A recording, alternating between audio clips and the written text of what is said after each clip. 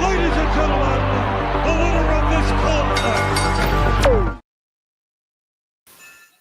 It is a fast-acting viral strain that infects the host immediately, and upon getting sick, the infected will become racked with coughs, sweat profusely, and start to get the shivers and chills.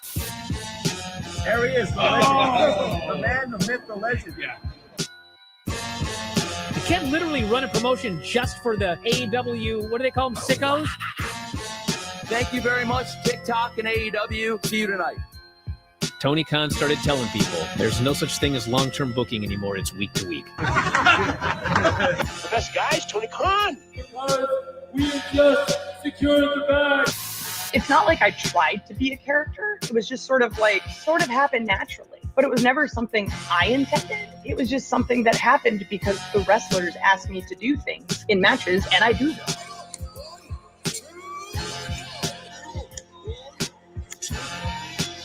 If you run a promotion just for the sickos, you're going to do 400,000 viewers eventually. Effing melts. You know that SmackDown actually went over and everything? Yeah. You know, What's the point? the point of SmackDown. What are you getting at here? That the DVRs didn't pick it up. Did they not pick it up? You know, mine didn't. Let's get into everybody's favorite moment, and it is called Dave Meltzer's Dumb Moment of the Week. What would you like to listen to in your ears? I'd like to hear the flute. Well, if you'd like to flaunt your flute, then we can find you a flautist. We just secured the bag. It doesn't help me. Okay, so complain, but I will complain. Let me out of my misery. And when I heard that, I was like, what? Thank you, fuck you, bye. Boom.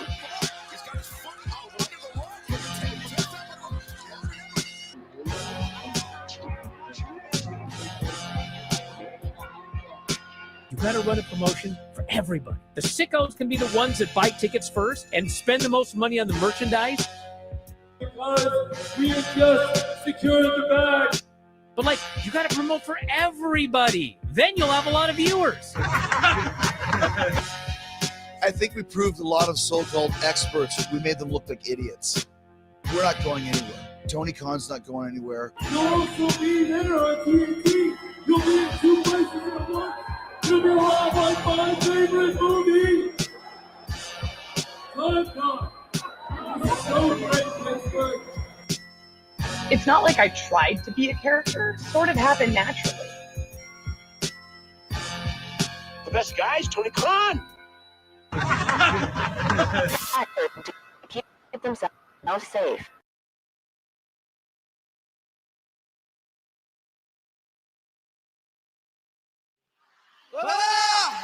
Okay.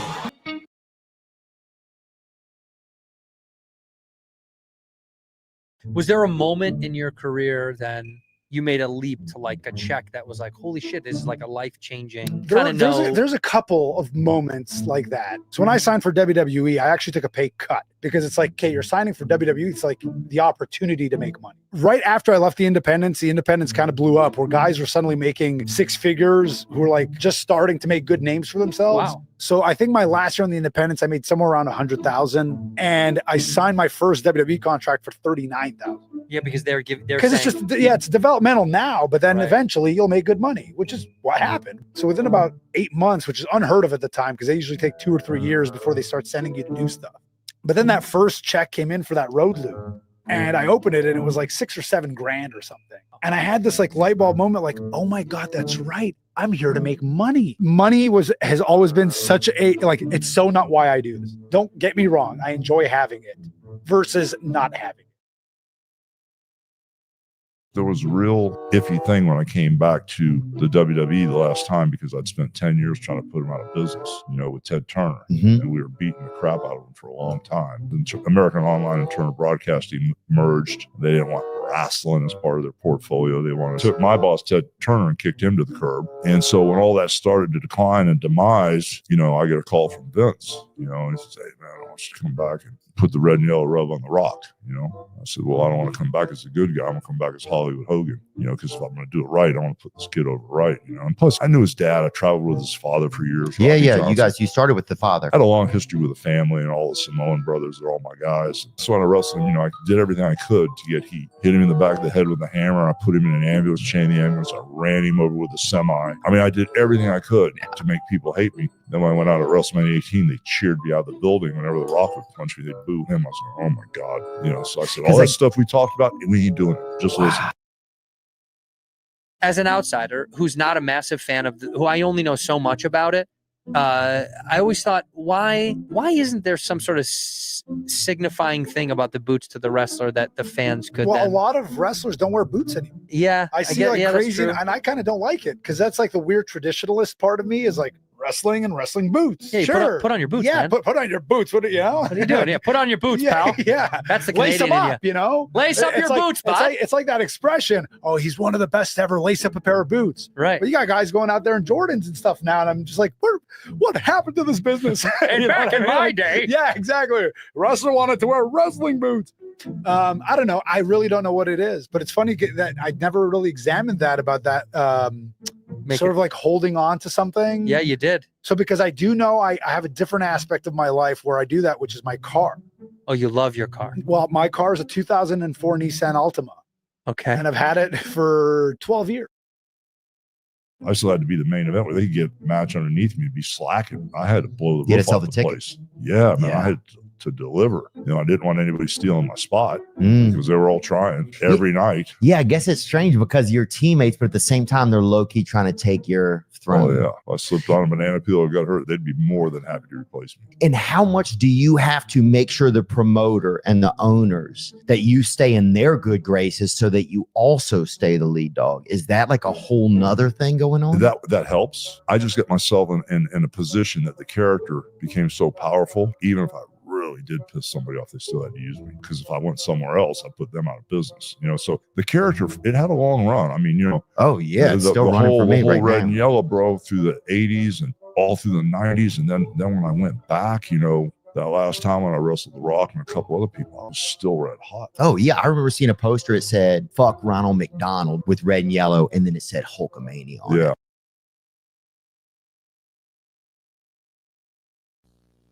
And Romeo, Romeo, wherefore art thou, Romeo? again, please.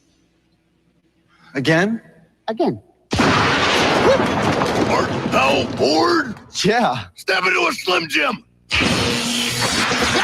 Turn to the spice. That baby juicy taste. Need a little excitement? Step into a Slim Jim.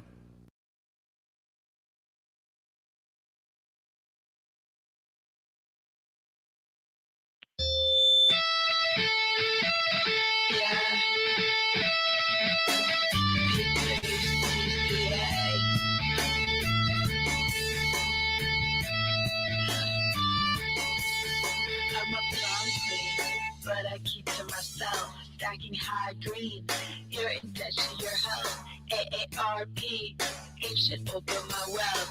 And my RP's getting dumber every day. Ha. Up in the gym, but I never need a witness. Tonic and gin, when I work it on my fitness. I'm Becca, I'm God. I'll make you wish you had this hot ride. I'm Becca, I'm God. I'll make you wish you had this hot ride. I'm Becca, I'm God. I'll make you wish you had this hot ride. I'm Becca, I'm God. Make you wish you had this hot ride. All natural, better give her her sense. They say Blondie, how you getting those abs? Hey Bobby, let me call you a cab. Long legs, I'm a woman, stem my eggs. Fertile, healthy, and stem my traits. Flowing free like the Thames, and my haters getting madder every day. Ha! I'm Becca, I'm God. I'll make you wish you had this hot ride. I'm Becca, On God, I'll make you wish you had this hot pad. On Becca, on God, I'll make you wish you had this hot pad. On Becca, on God, I'll make you wish you had this hot pad. On God.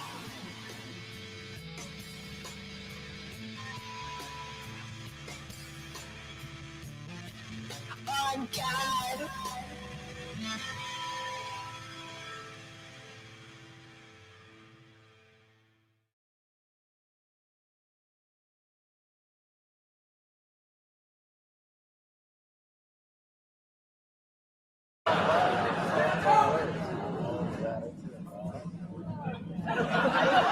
And now to the man of the hour. Can someone get him a vodka with Metamucil? Blonde, great in-ring wrestler, great on the mic, a womanizer, 16-time champion, but enough about Kurt Hennig.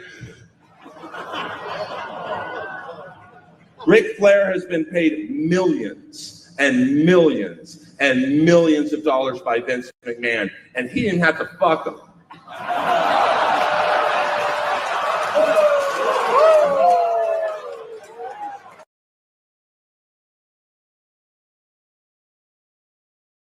To do? I don't know. What do you want to do? You boys a bit bored? Snap into it! Snap into a Slim Jim! Tag to the spice! Beefy juicy taste! Hey, nice! And deep! Snap into it! Need a little excitement? Snap into a Slim Jim!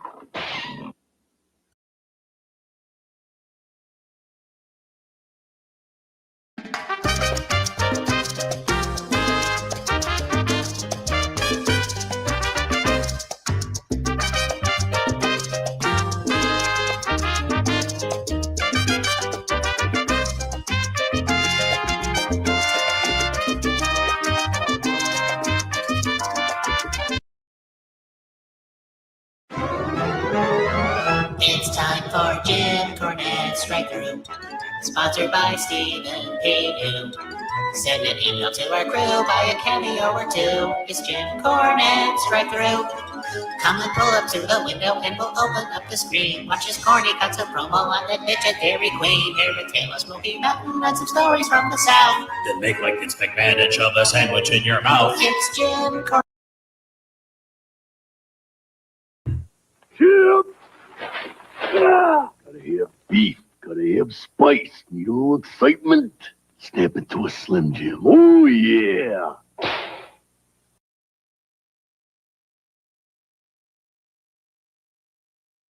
I tell actually other wrestlers this who are like starting to come up now. Just assume nobody knows who you are. And that's really the key to being a pretty good wrestler is just assume somebody in this crowd, not somebody, because it's actually a guarantee. If you're performing in front of 8,000 people, I guarantee you at least 50 to 100 people who are there don't really watch wrestling, maybe don't even know what wrestling really is. Just assume aliens are here from another planet and they don't even know what they're looking at. If you assume that, then everything you do will be coherent. You can't take it for granted that they know who you are, they know your storyline.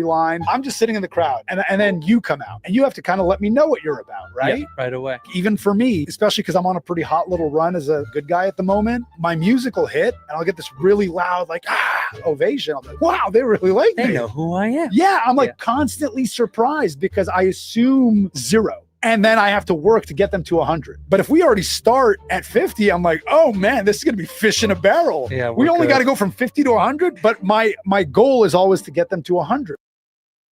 Number 40 on the call sheet. Oh, sorry. Who's number 1 on the call sheet? That's where we're at. 40 on the call sheet. New one? Curious. Go for it. It's pretty light, actually. What a drink. Yeah. Oh, man. What were we talking about? I don't know. Next time, make 2 at a time. Snap Basket was really funny how you would have that out and you'd kind of guilt people into eating junk food. I love it. And not touch it yourself. I'm going to answer this differently. I really get a satisfaction off of watching people eat food that I can't eat. Like Swedish fish. My all the endorphins are going. Bartender. I do need one more. Thank you so much. My cubano, hermano. Yeah.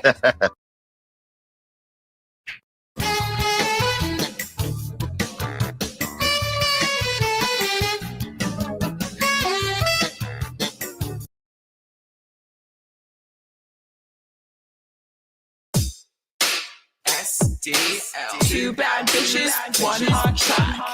B3CCA, bitch. Two bad bitches, one hot track. Hello, hello. It's that B3 flow. You said you know me? I think you don't. My friends are rich and you're looking hella broke. With Matt, I'm the real rough rider. Can't keep up, my arms must be tired. Slow-mo, super villain, Zack Snyder. You talk shit, but I know you're a subscriber. DSL on our lips cause we're naughty.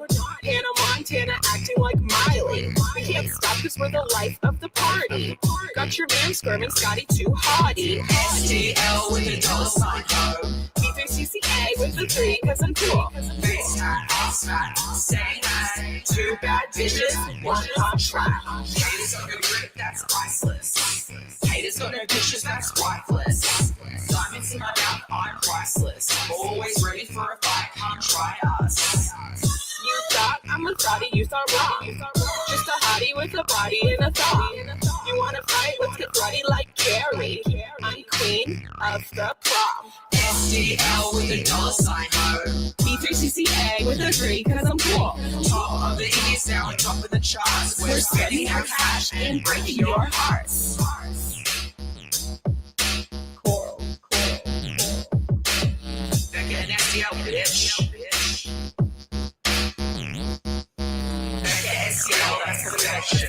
Me and Steph are the dream that's inception. Face fat, ass, big money, stay high. Two bad bitches, one hot track.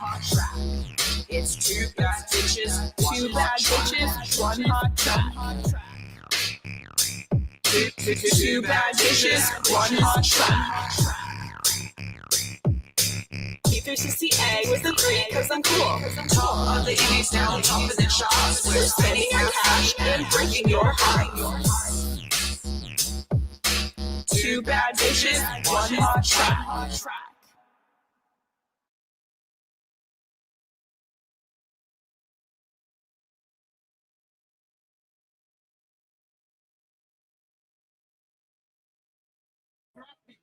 Ooh, what's happening, guys? Welcome to another edition of PWT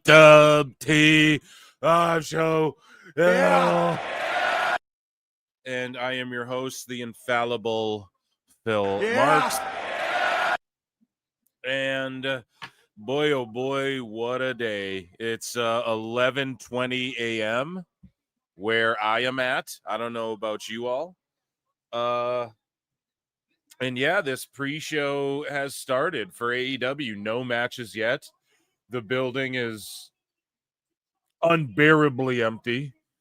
You have to assume if Tony Khan is only going to stick with his 9 matches that maybe he'll add a few more for during the pre-show. I'm sure he will or has or whatever. I watched Supercard of Honor this morning rather. And here we are. We're going to be spending the day and the afternoon and the evening together, folks. So welcome. I am happy you are here. How is everyone doing in chat? Over 100 people watching already. Didn't expect that. I thought there'd be 12 of you watching right now. So pretty sweet. Make sure you hit like, subscribe, all that good shit. Super chats are welcome. Memberships are welcome. Gifting memberships are welcome. I have a Patreon. Those are my plugs, okay? You get Patreon or membership. You get access to my bonus show every Monday, okay? There you go. That's my plugs. We're going to get into some stuff. I'm not going to lie. We got quite a bit. We got like an hour and a half, I think, till some real action picks up here.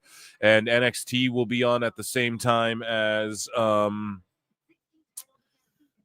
this All In here. Now, I'm going to point out one thing they're doing well. I'm going to point out, what should I do? Like, here's the thing. Let me just formulate my brain. Let me preview. So we have AEW All in Texas. Make sure if you're watching on X, you come on over to YouTube, the link somewhere, vote in our polls. What show are you most looking forward to today? I'm curious, right? There's also a leaderboard thing that they've rolled out that I guess I should be kind of promoting. So you get points for like activity and chat. Different activity gets you different points. I don't know. You guys can compete amongst yourselves if you're into that sort of thing. Maybe it's too early for that. I just keep getting messages about it, okay? I'm drinking a Das Boot full of coffee. I got water going, okay? That's what we're doing this morning. Had a half a bowl of Cheerios, okay? A little bit of milk. And points. Yeah, yay points. I don't know. I just keep getting the notifications, so and they got Madison Rayne on the kickoff looking amazing, looking incredible. Wow. Anyways, though.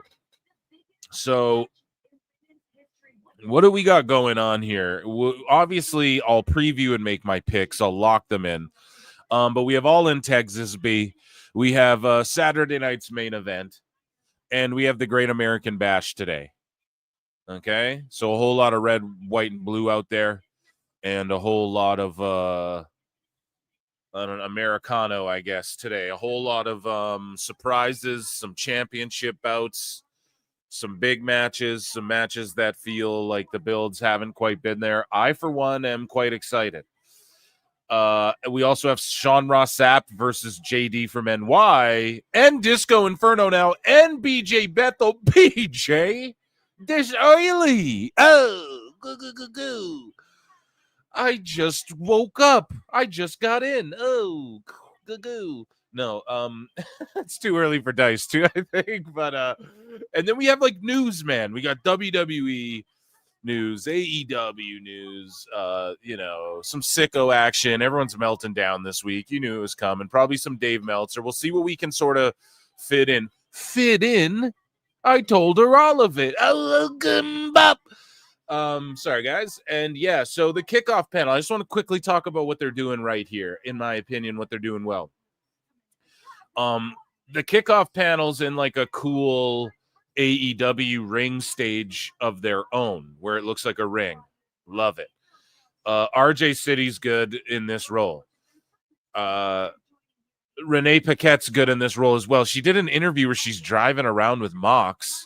And it's like, I know y'all are married, but it just felt cringe. Like, you're this Death Rider guy. I'm just driving downtown in Vegas, like in a ball cap on a regular day. And there's like people walking around and I'm not really this crazy guy. I'm driving a fucking a family vehicle. We have a baby on the way. We just had a baby. No.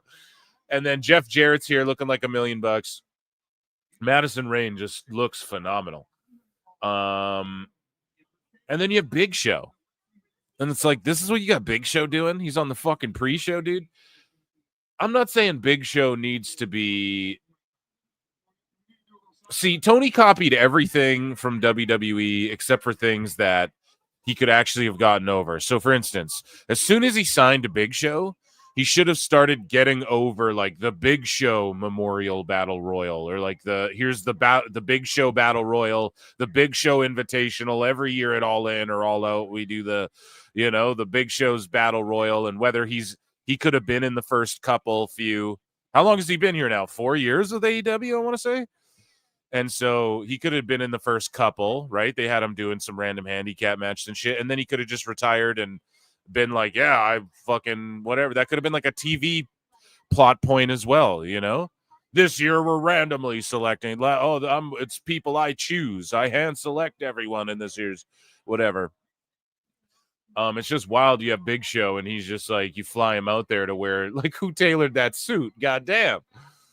And for him to stand there, like, look, he has to sit down while everyone's talking. And I'm not shitting on him. He's a giant, right? I'm not in no way being like, look at him, he can't even fucking stand over there. I'm not doing that. But it's just like, fuck, man.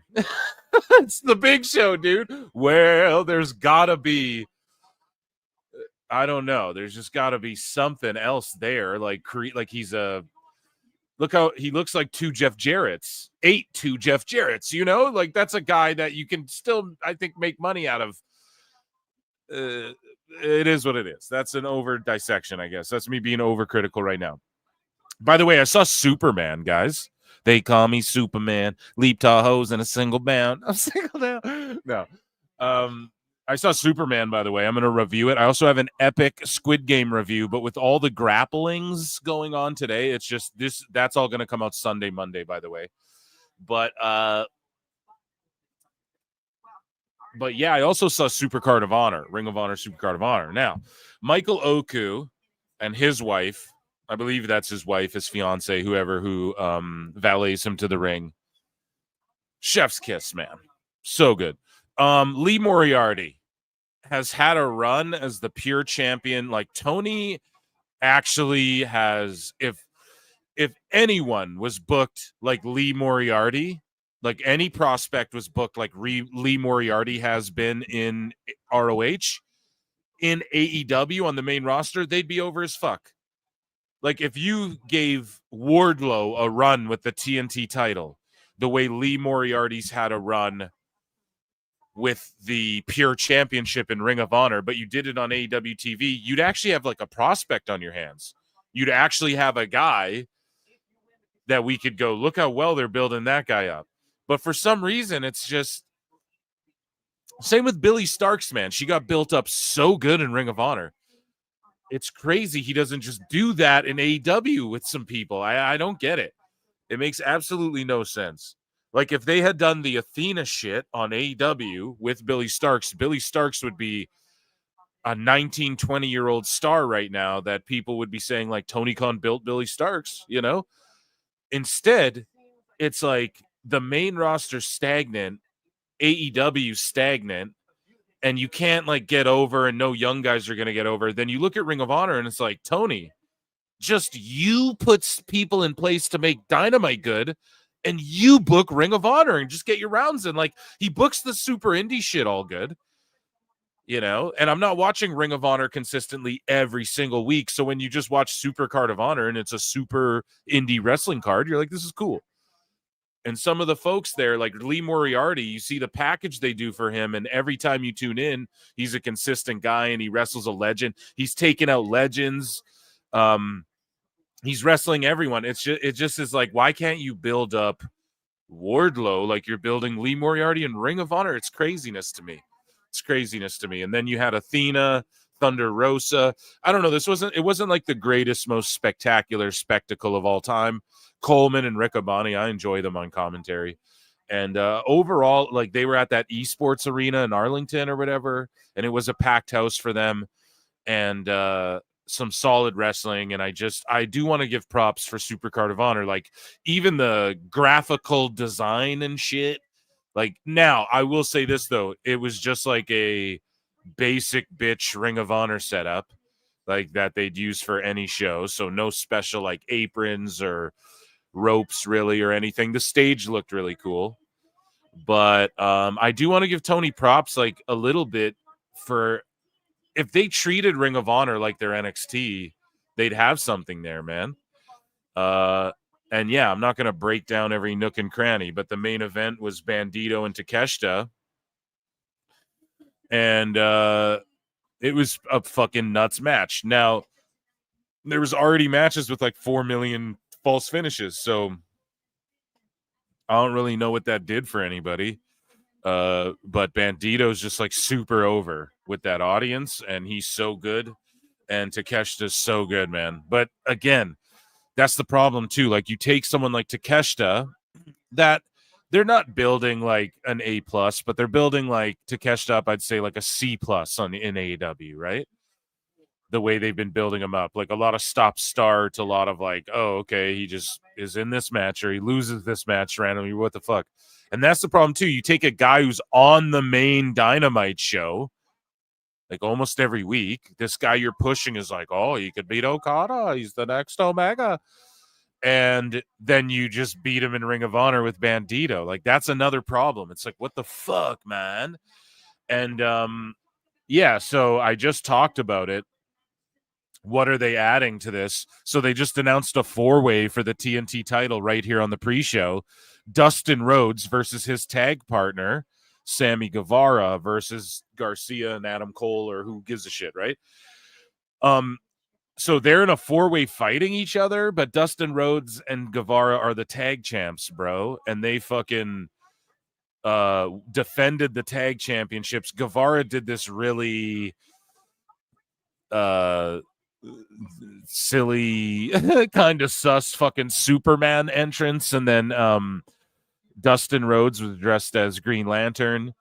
And I don't know, I popped for it, but then yeah, I mean their match is what it is. Dustin Rhodes, I mean, he's one of the fucking goats, Gold Dust. Even though he blocked me on Twitter, I'm not gonna pout over that. I'll always give him his flowers. But and goats, or did I say goat? Just like a legend. Like, you guys know what the fuck I'm saying, right? He's from multiple generations that his character lasted through, and he can still go, and he could still go when he left WWE. And you know, he holds it down for AEW. Who wouldn't? You're that age of your life, and this Tony's giving you probably more money than you ever made in your career any other year, almost. You know, maybe he had like a year or two where he got paid more, but probably not even. Because think about when he did his shit with Piper. Like, I don't think the business was booming then, was it? Or am I off of my timeline? I feel like that was sort of a lull. No, so I bet he's making more money than ever. You know. And yeah, so they're airing a Jay Briscoe thing because the internet's all like, oh, Jay Briscoe, like they're all talking about him again and stuff. And Mark Briscoe's like wants to really get over his matches to a new audience. I don't get why Tony just doesn't start like a fucking his own streaming thing, his own network, you know, put all this shit on there. Get rid of Honor Club. But yeah, it's when did Adam Cole get injured? Oh, he got injured again? Oh my God. So is that what the 4-way is? It was Fletcher, Garcia, and the Sons of Texas last minute because Cole's injured. Oh my God. Praying for him, and I hope he's all good. Okay. Now let's get into some excuse me. I have some things. I have a bunch of people who are probably gonna pop in and out of the show tonight as well. This link is going to get fired off to a bunch of people, and yeah, I'm pretty sure we're going to have a bunch of people running in and out today. So yeah, be ready to enjoy this one, and let's get into some newses. So what I want to get into first and foremost is everybody's least favorite segment. Oh, no, let me check in with chat. Sorry, chat. Have I not checked in with you guys? I'm sorry. It's early. The feng shui is a little off. Okay. Forgive me. TK Mark has been a member for 4 months. Dude, shout you out. Acknowledge me. Has Meltzer blocked you? Yes. Guys, TK Mark, like on X, he's posed as like a TK stan for like a while, right? And I think Meltzer sold for him. We've covered it on the show. Avid listener, PWT. Thanks for being here, buddy. 626 for 5. If you hit a super chat goal, I'll name our new Bichon Phil Marks. Alicia just said that doesn't work for me, brother, but do it anyway. I don't even know what the fuck you're talking about, little kid. No, I'm just kidding. Listen, you guys smashed the super chat goal last show or the Wednesday show. So if you want, I can set one, but like chat's got to be like, do it. I don't feel necessary, but you guys are welcome to super chat in or gift memberships or become a member or whatever. How about that? Okay. But yeah, shout you out, brother. And thank you for being here. But I don't know what you're saying. I'll name our new bitchin'. What am I not? I don't know. It's early. I'm sorry. What am I not getting? JJ says, I'm the juggernaut, bish. Let me in. Like fucking Bray Wyatt. Like the 2K Island mode that we're about to fucking talk a little bit about in some news as well, where they added the Bray Wyatt shit, but also 2K broke their fucking game, which we're going to talk about. And it pissed me off. My Jeff Hardy was all ruined.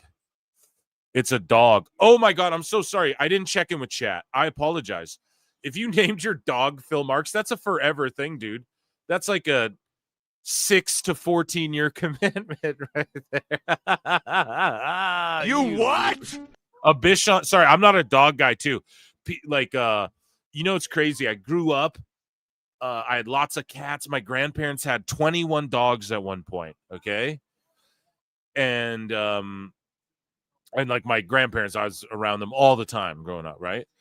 And I don't know any dogs. I know like German Shepherd. I know what a Doberman is, or like a Rottweiler, right? I think I couldn't even tell them apart, but I just know the name. So I don't know dogs and cats that well. People are like, "What's your cat?" I have fucking no clue, But anyways, 21 dogs at the. Oh yeah, hoarders. Yeah, yeah. There were a bunch of carcasses under the deck too. You should have seen it. No, it wasn't even hoarders. It was my grandfather trained dogs and shit. It's what he did, and he was good at it. And they like protected me, like in those videos you saw, But eventually they just got old and like a bunch of the dogs, but my grandparents, and they got old and sick, and it just they just stopped doing it. And sort of like this dog went there, this dog went there, this dog passed away, So The Dogs Under the Stairs. Have you guys seen The People Under the Stairs? That's a fucking amazing movie. But yeah, 626, a super chat goal. If chat says super chat goal to change his dog's name, then you guys get it. Chat gets what they want. But I'm just saying, I'm not gonna do that to you, bro. That's like a massive troll. You want to fucking dog lore, Wes Craven for life. Yes, an amazing movie. I Call Everyone Fool. And that's from that movie, and that's one I watched with my grandparents. So my grandmother showed me. She showed me all the horror movies and shit that I was too young to watch, But yeah, I Call Everybody Fool. I'm sure I say it on this show a lot, but Phil in his real life is calling everybody fool, and that is from that movie. How everybody's calling that little boy fool, Anyways, though, let's get into like some hot news and shit, okay? So we got off into the fucking into the Wes Craven lore, right?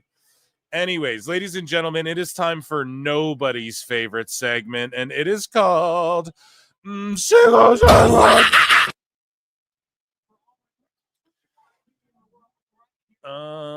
So Hurricane Helms called out Vince Russo. Now, I don't even know what they were going back and forth about because I got distracted by some other shit when I went to look into it, but I bookmarked this aspect. And Vince Russo's like, "Bro, was that your mic drop?" And he wrote it Mike Drop. Imagine a wrestler named Mike Drop who like cut really good promos. No. And then he's like, "Man, bro, I hope I recover from that, bro. I don't know if I can, though, bro." And Hurricane Helms is like, "If it hurt you that bad, then I hope you recover as well, because WCW sure didn't." Tried to do it like the Hurricane. I don't know if that was good. We're working on that one. And then, guys, we get into all this. Ricochet, SRS, BJ Bethel, fucking Disco gets into it. It's insane. So let's get into this here, and we're gonna talk about it, right? It's all out in the public. So let's see here. But Dax FTR, he goes off on JD, and I didn't cover this when it went down a month ago to the day for some reason, probably because Dax has me blocked and shit, right? But Dax is responding to this AEW Cero Miedo dude who's just like an uber sicko, man. And Dax like, "I think it's pretty common knowledge now with people inside and outside of the wrestling business. This guy's a fucking idiot.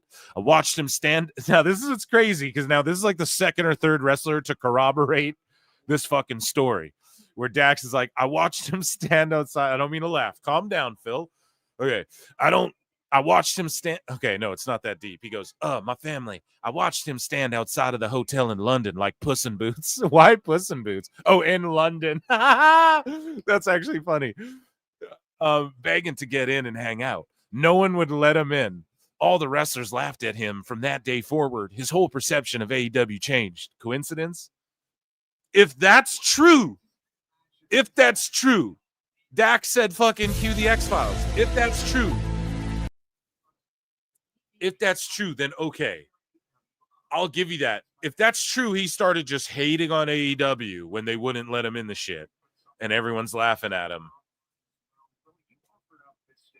Then that would make sense, right? Like maybe that was my ego's hurt, you know? But yeah, this is like the second or third wrestler now to sort of like corroborate that. And then he called him Puss in Boots. I don't know why that's so funny to me.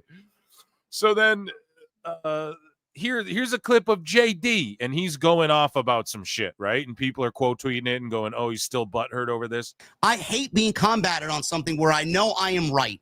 I told Sap personally yesterday, you have absolutely no grounds to tell me I'm fucking wrong in this situation when I had to go through with what I went through in March at House of Glory, when I had that fucking woman come into the fucking company and personally remove me from commentary. You're going to tell me she doesn't have power? Fuck out of here, bro. I fucking lived through it. Right. Here's what Sap's combating, though. He just said, look, she doesn't have creative control. And I am willing to bet that on a technical level, I bet Sap's correct about that. I'm willing to bet like there's nothing in her contract that says I get creative control over hog wrestling. It just doesn't work that way. But yes, she has pull. Yes, she has power. So did Hulk Hogan. So did fucking, right? We could name the list. So does Sting. If he said, I don't want that JD guy on this fucking, if Sting walked in and said, I don't want Madison Rayne on the pre-show for whatever reason, Madison Rayne wouldn't be on the pre-show. Okay. It's just that simple. Like there, and everyone in pro wrestling has a degree of creative control, period. Right. But where Sap is getting one over on this guy and he's raging about it, JD's raging about it is that, okay, this is what it is.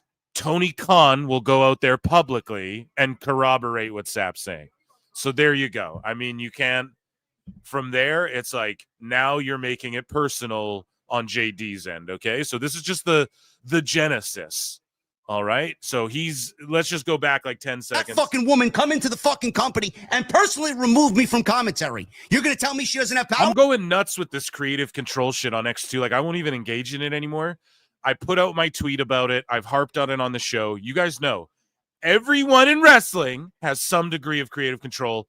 Mercedes 100% has more swing than the next person in that company. For Shirley is fucking down with, yeah, I'll take all these titles. For Shirley has more creative pull than other folks. 100%.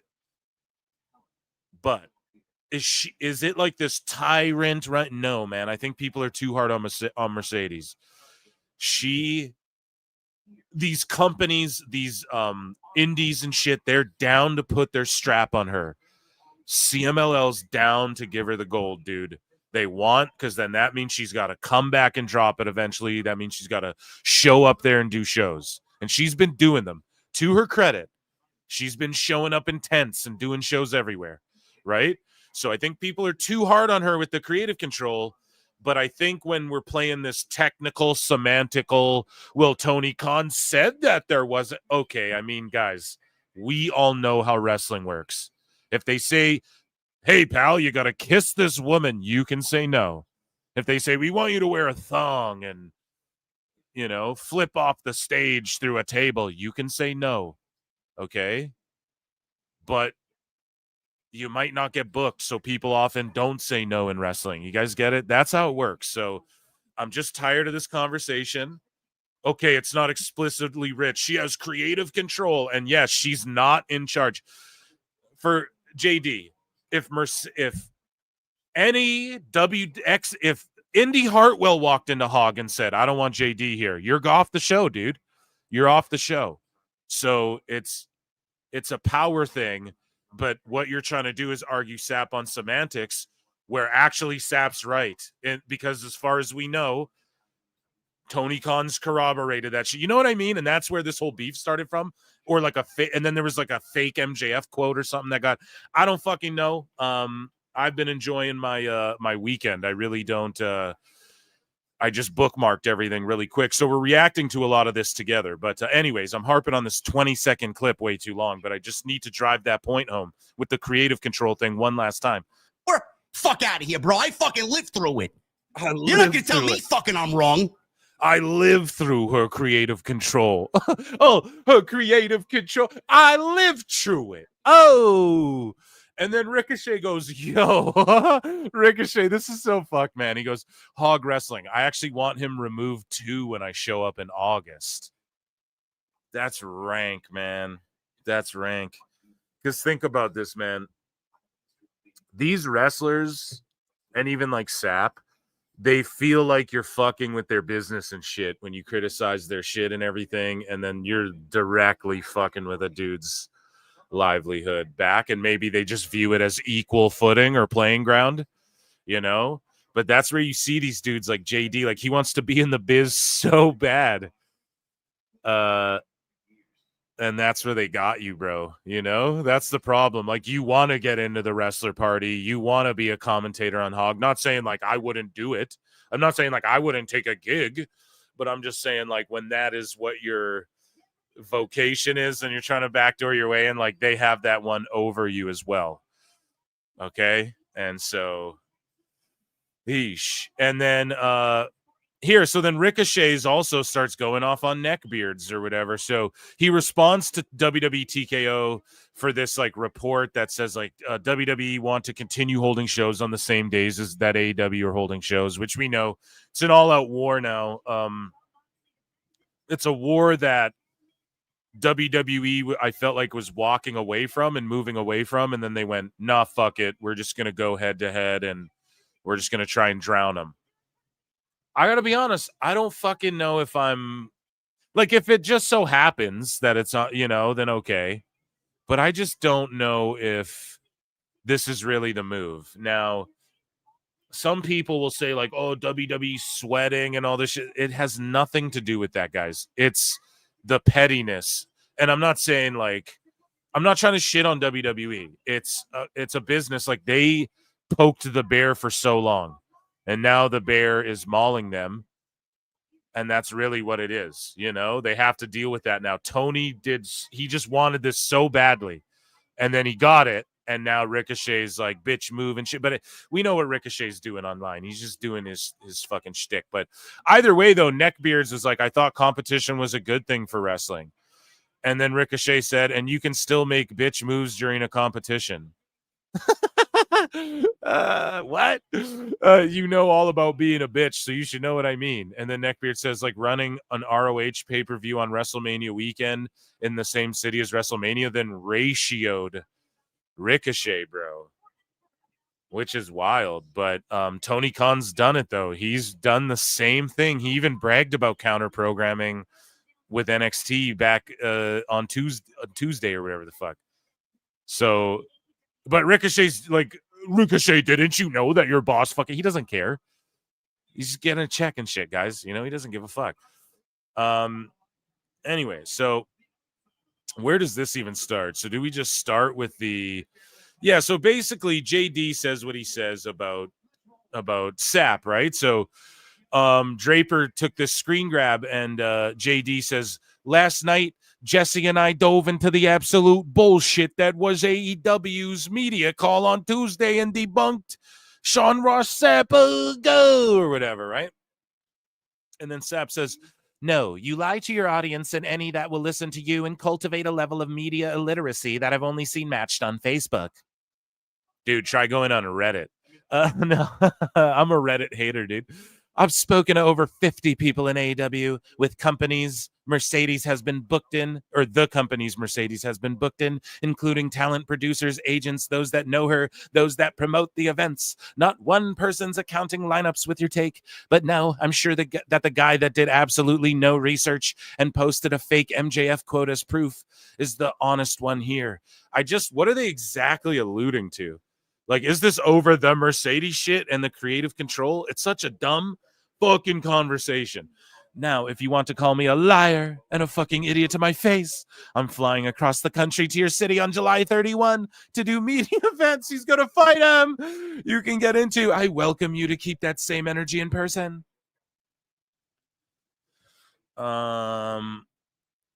Yeah. So they're like the ding, ding, ding. Where's the bell? It begins. They're in round 2 or whatever now. Fight, right? Round 2. Where's the bell, dude? Here we go. StreamYard changed everything up. Here we go. So then JD posts this. He goes, the beacon of professional wrestling journalism, of professional journalism. I'm sorry. It's early today, guys. It ain't even lunchtime where I'm at yet. Okay. Is Sean Rossap, right? The guy that everyone hitches their wagon to? JD, you, bro. Listen, Sap fucking a bunch of people hate on him. You know what I mean? And you hitch your wagon to his shit too. Like 2-3 weeks ago, JD was going, Sean Rossap confirmed that it was blah, blah, blah. You guys remember that? You guys remember that? He was freaking out on everyone. Fightful and Sean Sapp confirmed. So then now when it's convenient to him, it's like the guy that everyone hitches their wagon to. I don't know. It's true. But he is getting like phone calls here, harassing phone calls. I mean, who else could it be, right? So he goes, harassing me with phone calls while I'm in bed sleeping, one of which was a Connecticut number from someone he was with last night. So many people stuck up for him. Meanwhile, this is who he truly is. Fucking grade A trash. Oh. And yeah, my reaction to this whole thing, I quote tweeted it. It's one of these. And I was like, if Sap ain't trying to fight you, are you even IWCing, bro? Because everyone is melting down. I'm like, there's got to be a joke out of this, right? But I mean, yeah, everyone's gotten a fucking him in their DMs are calling them, wanting to fight them, man. It's just so. Jason G from the SAT says, "Bro knows JD ain't gonna fight him. Why flex?" So Sap's like, "Just a reminder, I'm in your city July 31st. Come say it directly to my face. Film it. Use it for content. Say everything you pretend you'd have the balls to say to anyone that you actually never would. Not your little bitch ass. I'll meet you for a slice. I'll meet you for a slice. Oh, come say it." And JD's like, "You're in Arlington, tweeting me on a Thursday night from work. Oh, go." Right? So there's a lot here, guy. I'm trying to get through it, right? So plot twist. Now, I think this was fake, but someone posted like, we have a lovely interview coming to the channel today where Timeless Tony Storm is broken, and then Sap responds to Sap. But I think this is fake, right? Like, people, guys, don't stop faking people's shit. Like, let people be like, especially Dave. When it comes to Dave, like, he's already like a cartoon character. Stop like making shit up. That, you know, just, it's already funny enough. Let it be. But I think someone was like, this is fake or whatever. So funny though. And then here, yeah, they linked up, right? So these two dudes beefing with JD, they link up and they're flipping the thing off. And people are just going fucking roasting this this picture so hard, dude. And then you know, JD's like, none of these people are real people. It's amazing how I have upset an entire fan base this badly. Oh. And so yeah, this guy, like, they have copy and paste. This is what I mean. Like, you know, they've studied this shit where they think like, and apparently when Elon came into Twitter, this was a big thing, was like the bots are way more than people really think. And just people using alts, having like 5 to 10 alts and shit like that. There's all this compelling data on it. Now, I don't know, whatever, you know. I'm not going to get into all that, but this is like copy and paste. So are they just copying each other's tweets, or is this the same person who runs both these? Like, it's likely just the same people, man.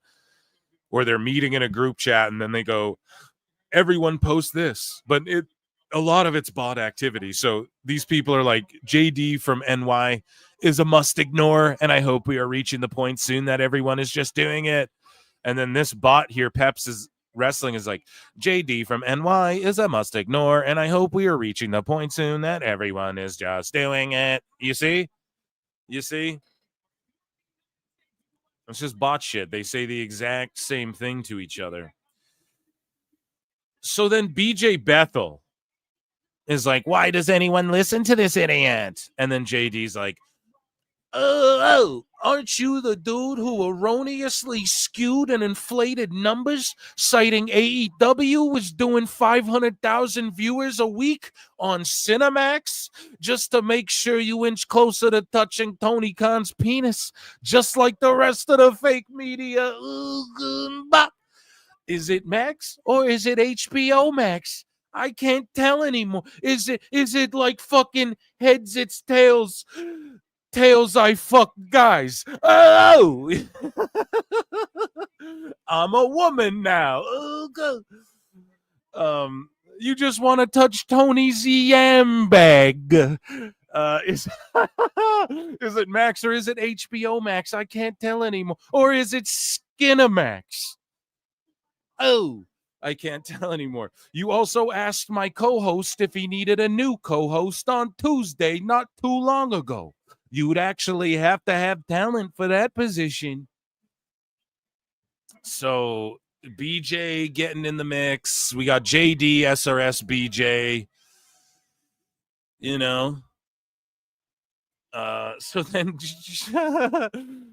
then what did Disco say? Did I not bookmark it? He said something about like Sap having burners or something, right? He responded to the fake thing. So I think that thing was fake that got shared around, right? Which obviously pissed Sap off even more, I'm sure. And so Disco shares like it's a fake whatever. So, or he said like, how many other burners does he have? Or is this fake? Does he have other burners? Something along those lines. Sorry, there's a lot going on. Can't remember verbatim. I thought I had a bookmark. But then Disco says, Sean Ross Sapp, so this is 9 hours ago. So what time is that at? Like midnight, 1 a.m. my time? I'm not sure. He says, Sapp is in my DMs using foul language because he was the subject, and I don't have a good Disco, guys. He was the subject of a joke online, and now he's melting down. He's calling me names. I am heartbroken. Like even Disco's got to deal with it. And then Disco says, the story here is that 50 people in the wrestling business so this is what he got upset at. The story here is that 50 people in the wrestling business supposedly have the same story. I think that is about as likely as God descending from the heavens tomorrow. I mean, that's a funny joke on wrestlers in the wrestling business. And then Sapp took it personally. And this is what I know from having direct conversations with Sapp. He just doesn't like not being taken serious. It's kind of sad, actually. You know, it made me honestly feel really bad. Like he just really is like, you got to take me serious. I'm super serial. And it's like, okay, dude, Jesus, you know, it's like, I don't even know what it is. It's just like this. It doesn't matter. But Disco just made like a funny joke about wrestlers. That's what this is. But then Sapp's taking it like he's attacking your sources or something, bro. Like, fuck. So it's like, you have to say what I say or I'll fight you. That's like terrorism, bro. You know what I mean? It's fucking crazy that this is like how, like, dude thinks he's going to control everyone, even people who were on WCW TV years ago, how they think and talk about pro wrestling and wrestlers, making an observation and a joke about wrestlers, never keeping the same story.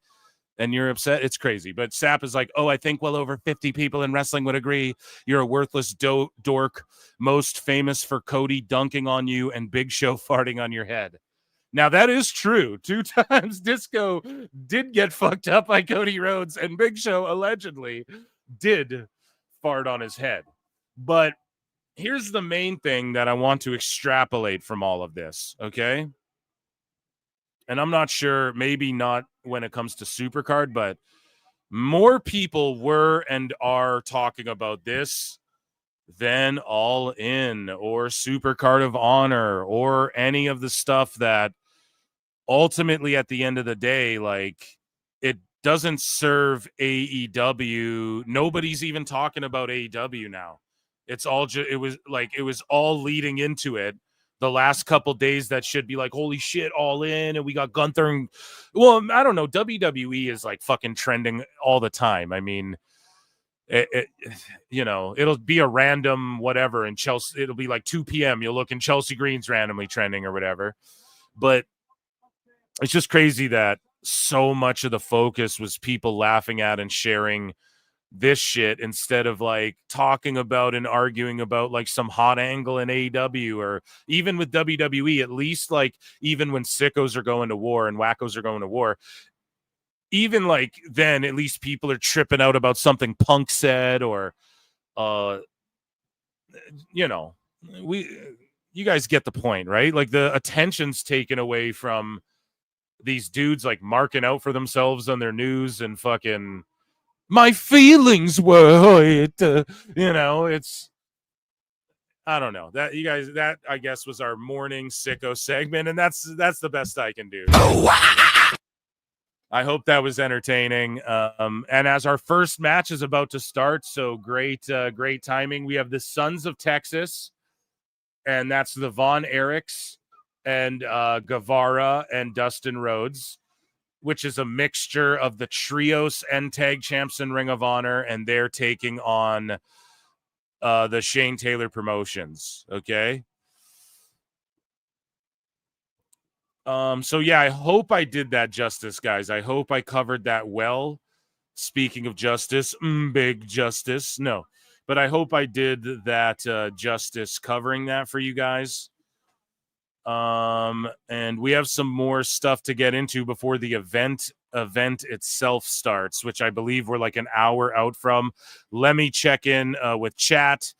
Blue-Eyed Boy says, oh, I finally figured out how to send Milestone. Nice. Yeah, dude. Hey. Always ask for a helping hand. We got you, dude. But thank you, Blue-Eyed Boy, for being a member for 4 goddamn months. What's good? Oh, 626 for 2 says Phil Marks feels bad for SRS. Gay. Oh, shit. No, dude, I always give people the benefit of the doubt. Look, I got a call from him trying to fight me. Fucking, you guys already know. I've talked about shit on the show. Like, even like 2 years ago, I got a bunch of DMs, and you guys, I'm sure, have seen on Twitter where I'm like, well, unblock me on here. We can talk on here and shit. And he hit me up on my other account or whatever. It doesn't matter. Listen, it's just, yeah, it's my wife pointed it out. She's like, you know, she's like, you have a fucking great life. This person's clearly hurting, dude. Like, at what point is it kind of like, this guy's, you know, fucking, it's just kind of like on the crazy side a little bit. No, it's like, yeah, kind of feel bad, you know? And I do feel bad for, like, I guess JD as well. But at the same time, like, he wants to be a commentator. He wants to be in the cycle with the wrestlers.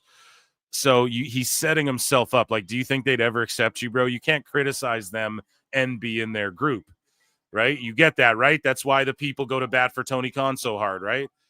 Like, that's been established. So I just don't like that. You can't let that hurt your feelings, or else they got you. Boom, they got you.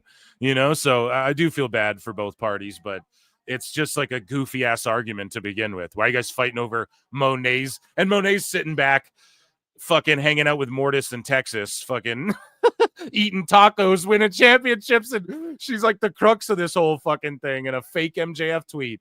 And that's the other thing with the fake tweets, man. I call it out all the time. Stop fake tweeting people, like with the fake shit. It's just not, it's funnier when you just let it be, right?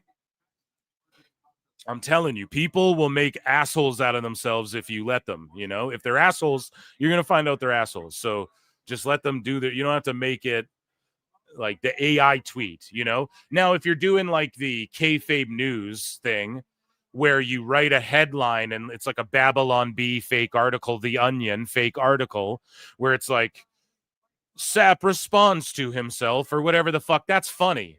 You know what I mean? You're still going to get probably a call and get spazzed on. But like then to me, it's like, okay, you're taking the piss. But when it's like an AI Photoshop or whatever they're doing, dude, Von Erich's in the house, man. You got to love to see that. He signed a Legends deal or something too, which AEW's doing Legends deals now.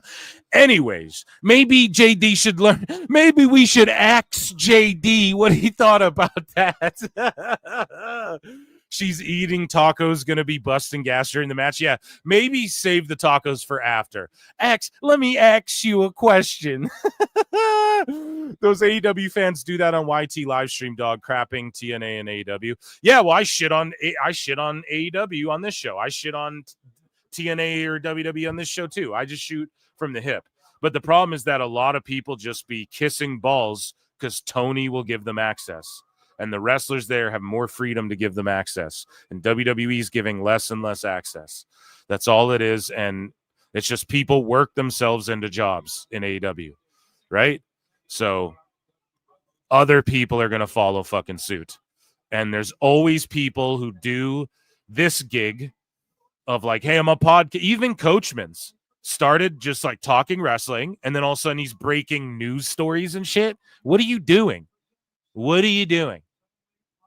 You guys get what I'm saying? Like, there's lanes to this shit.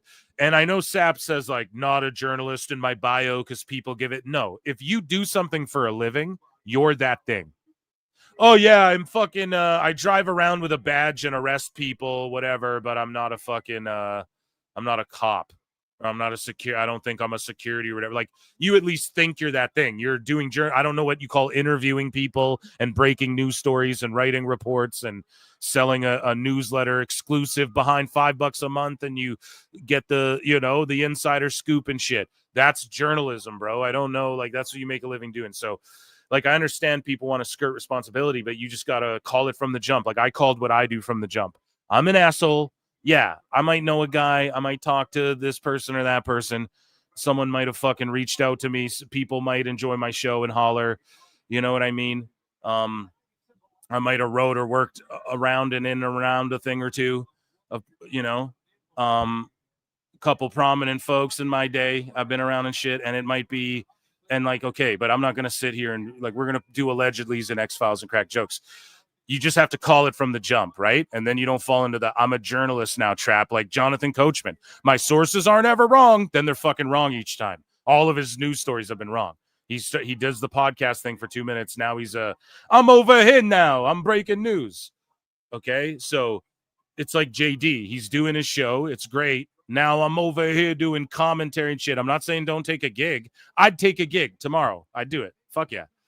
But it's like, now you've worked yourself into like you're trying to be one of the boys almost like in the biz. And then they got you by the balls when you do that. And you expressed it. It hurt me when I wasn't let into the after party with the boys. Now they got you, you know? So yeah, it's I don't even know where I'm going. I hope I drove that point home, made it clear. Phil feels like he's a Ledger Shades fan if he watches Tennessee Backyards Wrestling.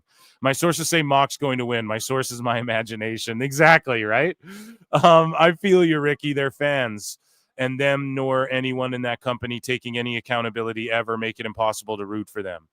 As cold as ice, I'm willing to sacrifice my love. Not me, you know what I mean? AEW does have a decent early crowd. Yes, but it is greatly tarped off in a lot of areas. And it was very empty an hour ago. It's starting to fill in. Listen, man, they didn't sell. What's the final ticket count? Can anyone get me that in chat? Please help me out today. There's a lot going on. I don't know what the final ticket count is, but I'll say there's like at least 5,000 tickets given away for this show. Still impressive. They did a house like this for a major event or whatever outside WWE. But again, just the way it gets touted as like, look at all these tickets distributed. Like the turnstile's actually going to matter this year, where they said, oh, it's ridiculous. And All In Wembley, they didn't, which I agreed with. I defended All In Wembley, the original one. I was like, look, it doesn't matter if there's 80,000 there or not. Like it's just carny, but like WWE lied about their attendance too. That's not what I care about. You know, whatever. The carny where they drew a huge house, good for them. Like who else could have did that, right?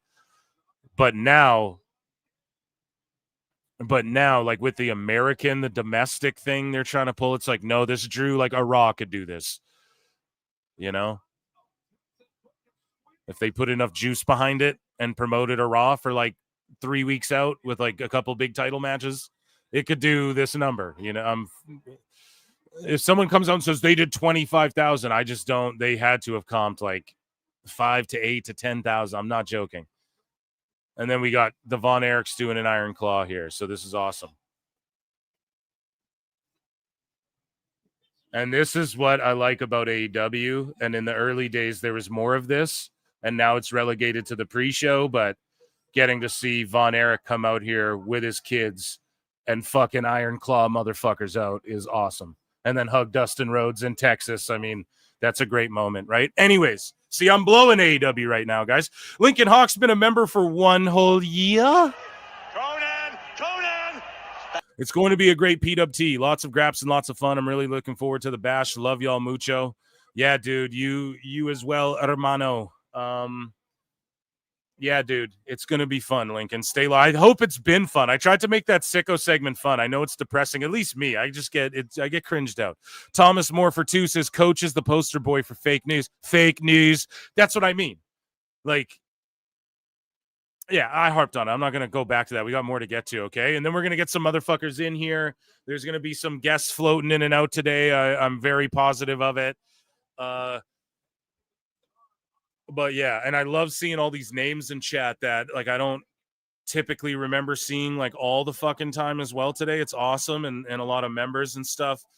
35 with the max numbers. Yeah, you got to add the 35%, brah. Okay, let's get into and we have 220 people watching.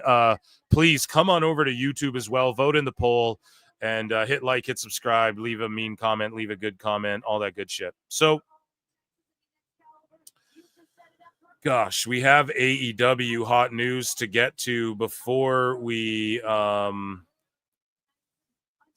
get into this PLE. The first story of which I thought I bookmarked it. Maybe it's, yeah, they like to jamble around and not be in the order you bookmark them. Elon, you got to fix your shit. Fix your shit, Elon. Fix your shit. Okay? So we got AEW news. Let me hit an Ichi Nisa. I gotta chug some coffee, guys.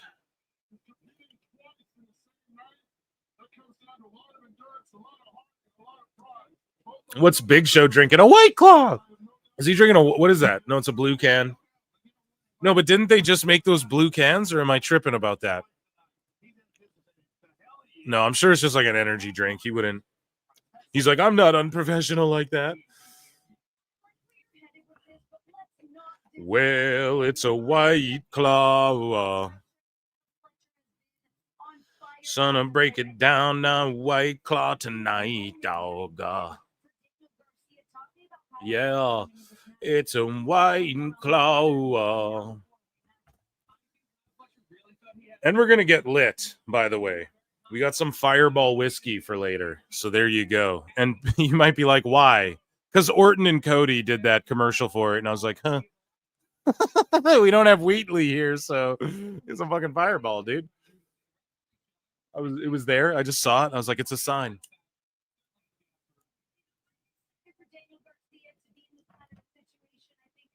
Ugh.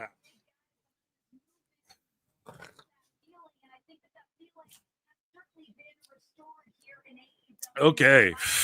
Wrestling's not fake! Okay.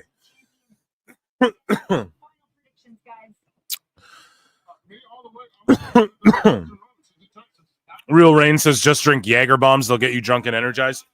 No, because I'll drink them till like I OD on caffeine. I did that before, but not like OD, but like I was ODing on it. Like I didn't go to the hospital or anything, but I love Yag, dude. But I can't, like, you have to keep that shit away from me.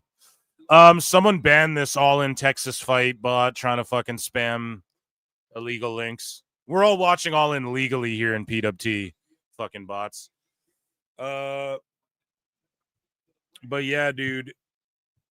The Fireball's just fun.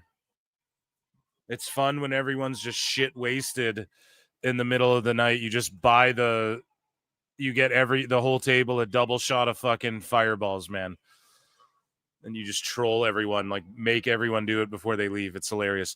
Did anyone else notice Charlotte Flair? Okay, let's get into some AEW news. Ichi Nissan da. Where is it, man? Fucking StreamYard. Here we go. Guys, Tony Khan.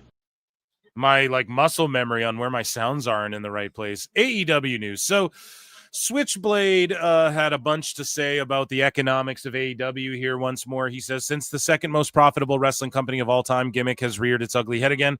Let's remind everyone that AEW lost an estimated $77.5 million last year.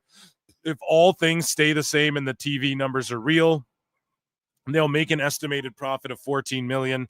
We've covered this ad nauseum. But yeah, just Dave Meltzer, like the second most profitable all time. If everything stays the same, which, by the way, Switchblade didn't factor in the residency shows where they're not selling like even 2,000 tickets. They're selling like 900 or 1,000 or whatever in like a smaller venue for cheaper.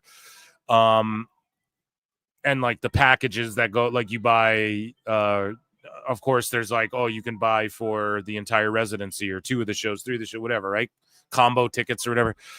He didn't factor any of that in. So if they add more of those this year, then that will lower the 14 million as well. But I say, okay, they're making 14 million. That's awesome. But Dave Meltzer can't do that. He's got to keep lying. Record profits. He's talking like they're fucking WWE right now. But Saraya talked about what she regrets about her AEW run. She says, I wish I tried harder when it comes to the wrestling side of things. No, I'm glad you didn't, because you'd have hurt yourself and got a stinger again, and who knows how bad the next one is, right? They never get better. They progressively get worse. So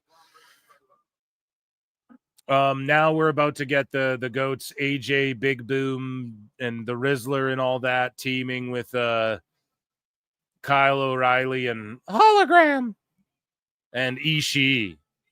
That's actually the match that's going on, and this is on YouTube, folks. And the Big Boom guy got the biggest pop of anyone.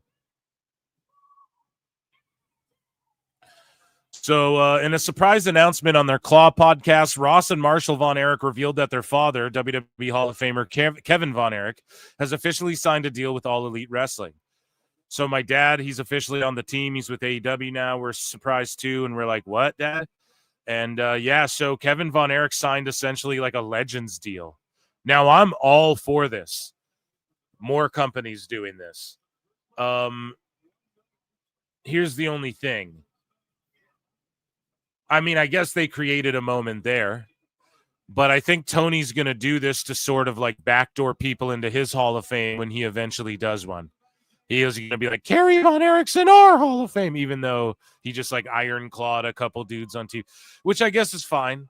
But because WWE absorbed everything when it formed, they're allowed to be like, well, this guy did this in the territories and whatever, because their lineage leads to WWE essentially, right? For the most part, like all of wrestling. And now I guess some of it can lead through AEW, but I'm just glad, like, if Legends are getting money and shit. And now this is obviously like an Owen Hart thing. We're going to put you in the next game and shit. Whatever. I'm down with it, I guess. But it's just funny how Tony, again, all the sickos are like, oh, what do you get signed to a Legends deal? And ga. And then, again, Tony does the same thing. Starts looking at WWE and what they're doing and going, that makes sense. And then what happens? Not a fucking word. Everyone just says good. Like I'm saying. So again, Switchblade brings up numbers in that. He says, we can now confirm, as I speculated my tweet below on March 7th, the most watched NBA regular season game in Max history between the Lakers and Mavericks did no more than 48,000 viewers on Max. The game also did 2.58 million and 4 on TNT and 444K on True TV. So listen, this is what fucking Max themselves posted. So this is how we know AEW's numbers aren't as high as they're saying. Just this simple. Because Mavericks, Lakers, LeBron Doncic, the highest viewed regular season game in NBA history on Max, got 4 on a simulcast on True TV, TNT, and Max. Did 2.058 million on TNT, 444K on True TV, and only 48,000 on Max. Now, just using Dave's logic, all the younger audiences skew this way, Brian. Everyone's streaming and cord cutting, Brian. Then there's no way that there's 500,000 people watching this shit on Max. There's no possible human way. And they're still doing the same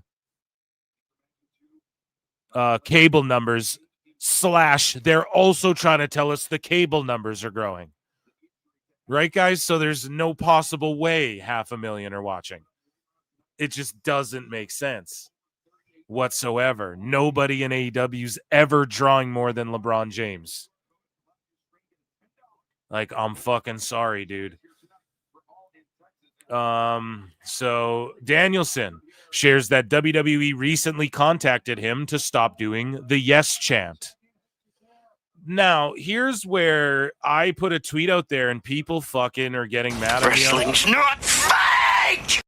They're not getting mad. You guys are all respectful and shit, and we just respectfully da-da-da, and then it's all good, right? But people were like, yo, listen, they're protecting their trademark. Here's the thing. Danielson didn't invent, and WWE doesn't have trademark pointing in the air and saying, yes, yes. Diego Sanchez invented that in the UFC. Danielson stole it, and then every sport started doing it.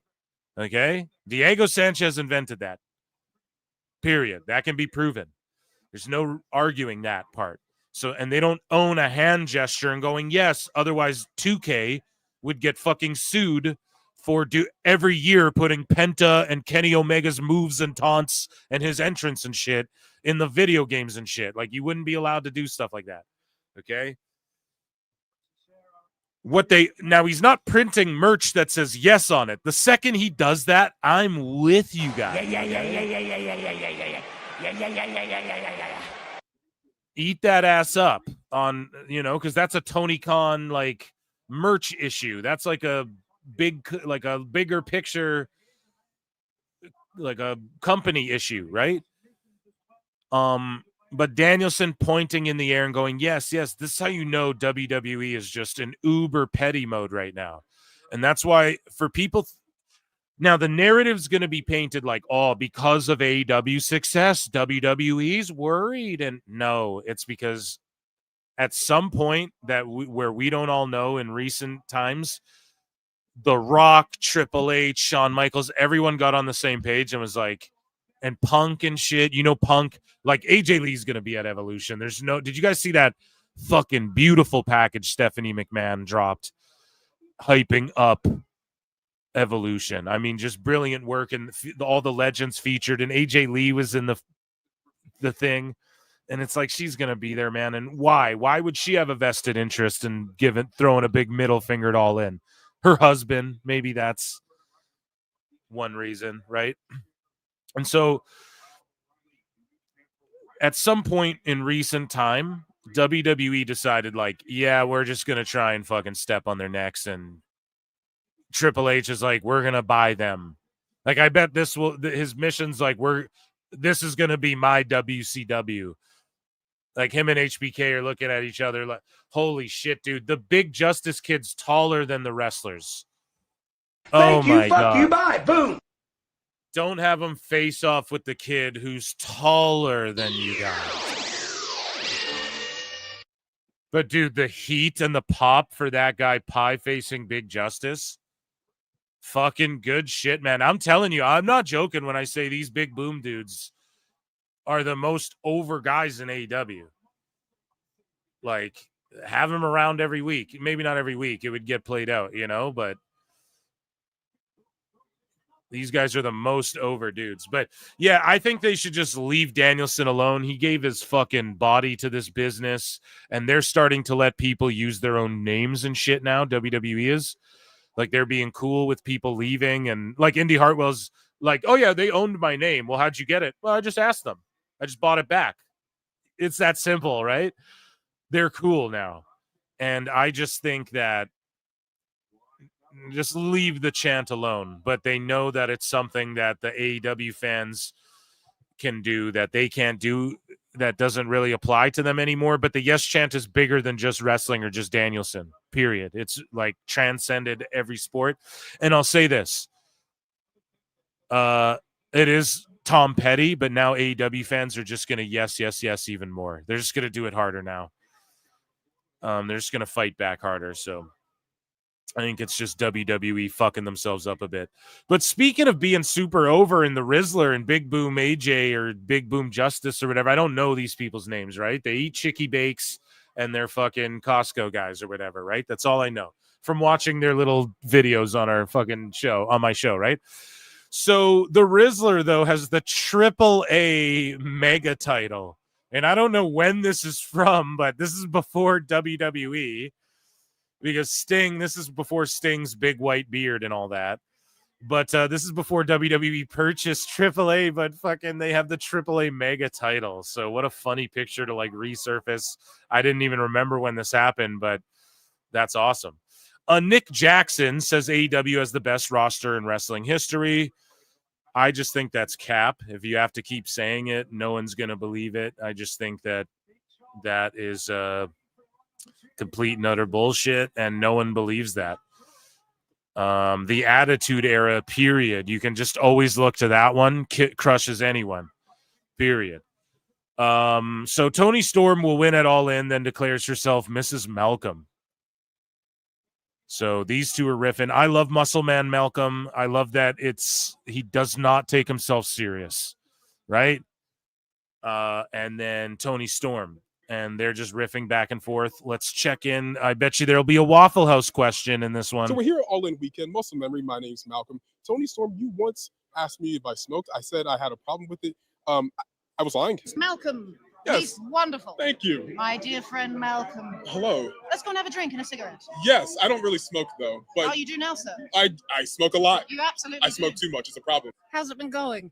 I said I lied. I actually don't smoke because I'm a good citizen of the U.S. No, you're like a Marlboro Red. Well, I don't even know that. A Marlboro Red, dude. Yes. We'd have to fucking what would happen to get Marlboros? It would be like one of our friends would go to their family would go on vacation to Mexico, or like a friend would take a trip to the States, and then their job was bring back as many Marlboro Reds as you could, and then they'd sell them to everyone at school. You know what I mean? That's how it was for us, because we don't have those in Canada, right? But those were like the cigarette. Like I remember if anyone got their hands on them, it was like, oh, dude, a Marlboro. It was like the coolest thing ever. And in the States, y'all are just like, they're throwaway cigarettes that people are like, oh, a Marlboro. You do. You know? No, I don't. Yes. Not that I smoked cigarettes, but in high school I did. I quit 21 or something. I quit smoking cigarettes, but yeah, it's in high school is the cool thing, you know. Sure do, Malcolm. I sure do, Tony. You're fibbing. Smoking ain't allowed in school. Smoking in the boys' room. I'm fibbing. He's always fibbing, isn't he? I'm a He's a yapper. cheeky one. I'm a yapper. We're here All In Weekend, Tony, and you are defending your title against Mercedes Moné. How are you going to beat her? By any means necessary, darling. Ooh, I like I might just smoke her out with my cigarettes. Tony, so good. It is. Well, this is Malcolm, and we go who way is? back. We? Yes, we go way back. We've got quite the relationship here. We do? Been all over the world together. I didn't realize that was the thing. Okay. Yes. Well, awesome. Yeah, dude, I love that. More guys like Muscle Man Malcolm. You guys will never get me to hate. People jumped all over him. Oh, why do you ask a Waffle House question? Guys, it's already not serious. Like, what did you want him to do? So Tony, they're not going to allow him in there if he's like, so Jericho's NDAs, are those still in place? They're not. That's not his job. His job is ask The Rock Waffle House order questions, right? Like, here's the other thing too. How many interviews do these assholes do? Famous people, sorry, not just calling them assholes. Okay, and Hologram's been dropped on his neck like 4 times during this match. All right, we gotta just watch that Hitchasera, okay? But anyways, how many interviews do people do where they get asked the same bullshit questions? So getting asked what is your Waffle House order? That's something that a lot of these wrestlers are like, I've never been asked that before. No one asks me that question. I just get asked the same mark questions over and over, right? If you guys listen to my interview with Ben Bishop, that's like what I was parodying in the first half, right? And yeah, I appreciate Malcolm for Being funny and original. So Switchblade says Meltzer still won't give up the fake max numbers. Let's remind everyone how fake they are. The 2024 All-Star Game, according to NBA PR, did 5.5 million viewers across TNT, TBS, True TV, and Max. That puts max numbers between 52K and 152K. Dave's estimate has Collision beating the All-Star Game on Max. The best guys, Tony Khan.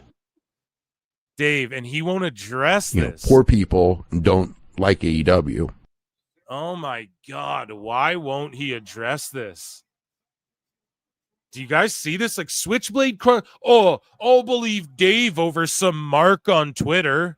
Why? Why? Dave doesn't even address all the fucking numbers, bro. Switchblade at least factors in everything and shows you Dave shit and then figures everything out. Jesus Christ, man. This is fucking bananas, dude. That Dave won't address this shit. So the All-Star Game, okay, their numbers did anywhere between 52K and 152K. Switchblade's giving you the absolute highest and the absolute lowest it could be. Okay? And this is what I'm trying to tell you guys. Once they hit the 100,000s, we're talking NBA All-Star games. We're talking beating the Lakers. No. Simulcast. And our cable numbers are growing. But year over year, we're shrinking. But somehow we are doing 5 times the NBA. Get the fuck out of here, man. Get the fuck out of here. Liar! Okay? Liar! Tell us what you know, you goddamn liar! So Wrestle Talk TV says that, and Big Boom AJ just got a win. They should be on the pay-per-view. I don't know why they don't put that shit on the pay-per-view. They're like the most over dudes in the company.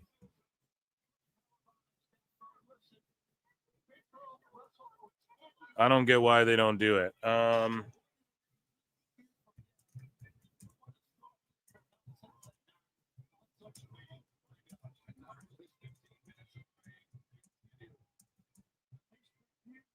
Here, I'm just tweeting about this match.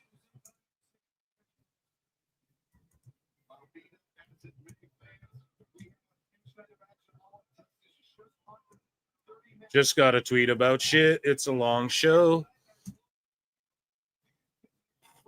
We bring the boom to your crew.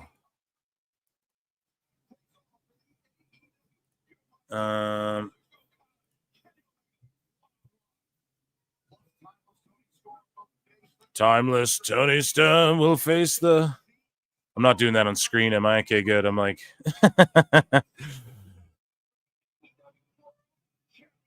And which one does this go to? I hope I linked the right one. Might have fucked up earlier. Sorry, guys. We're getting back to news, I promise.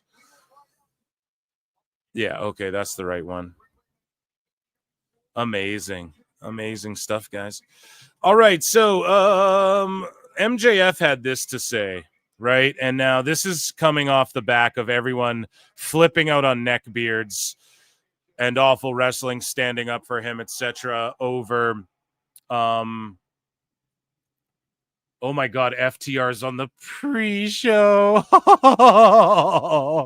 Oh man, do you see what kissing balls gets you, dude? Oh,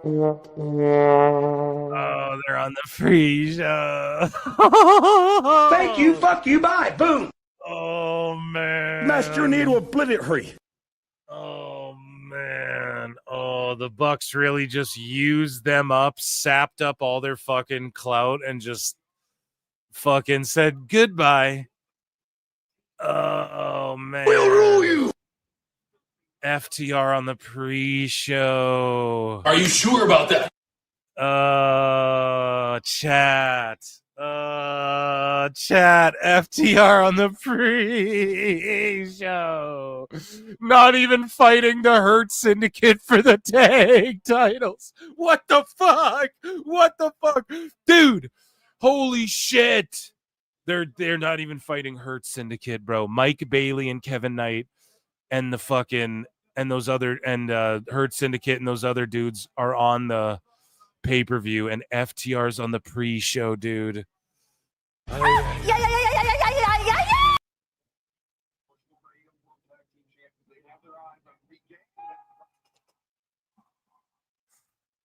And they're just fighting the Outrunners, man. And like, shout out the Outrunners, but god damn. That is wild. Sorry, I can't get over that. Like, man. How the mighty have fallen, dude.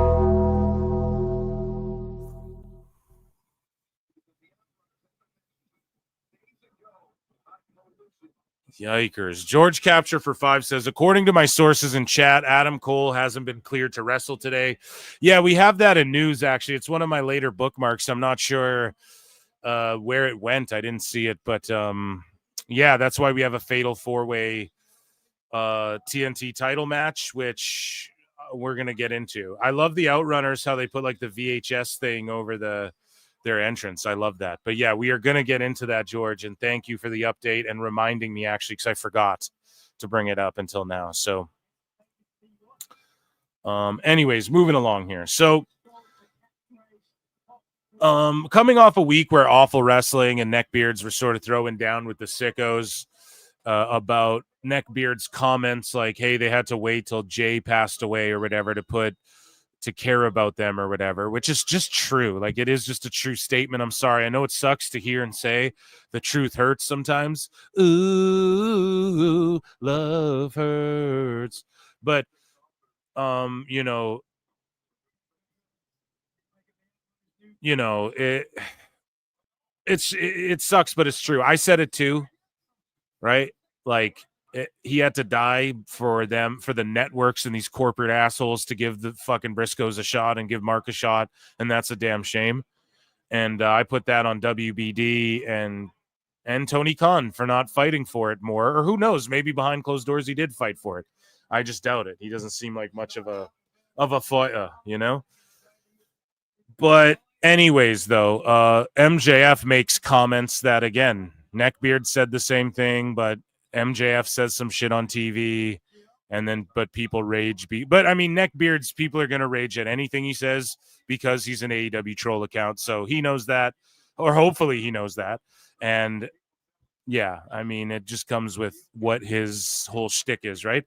But MJF is like, I would be willing to bet that if your brother was somehow able to be here tonight, I know exactly what he'd say to you, Mark. He'd say chicken. It shouldn't have been me in that accident. It should have been you.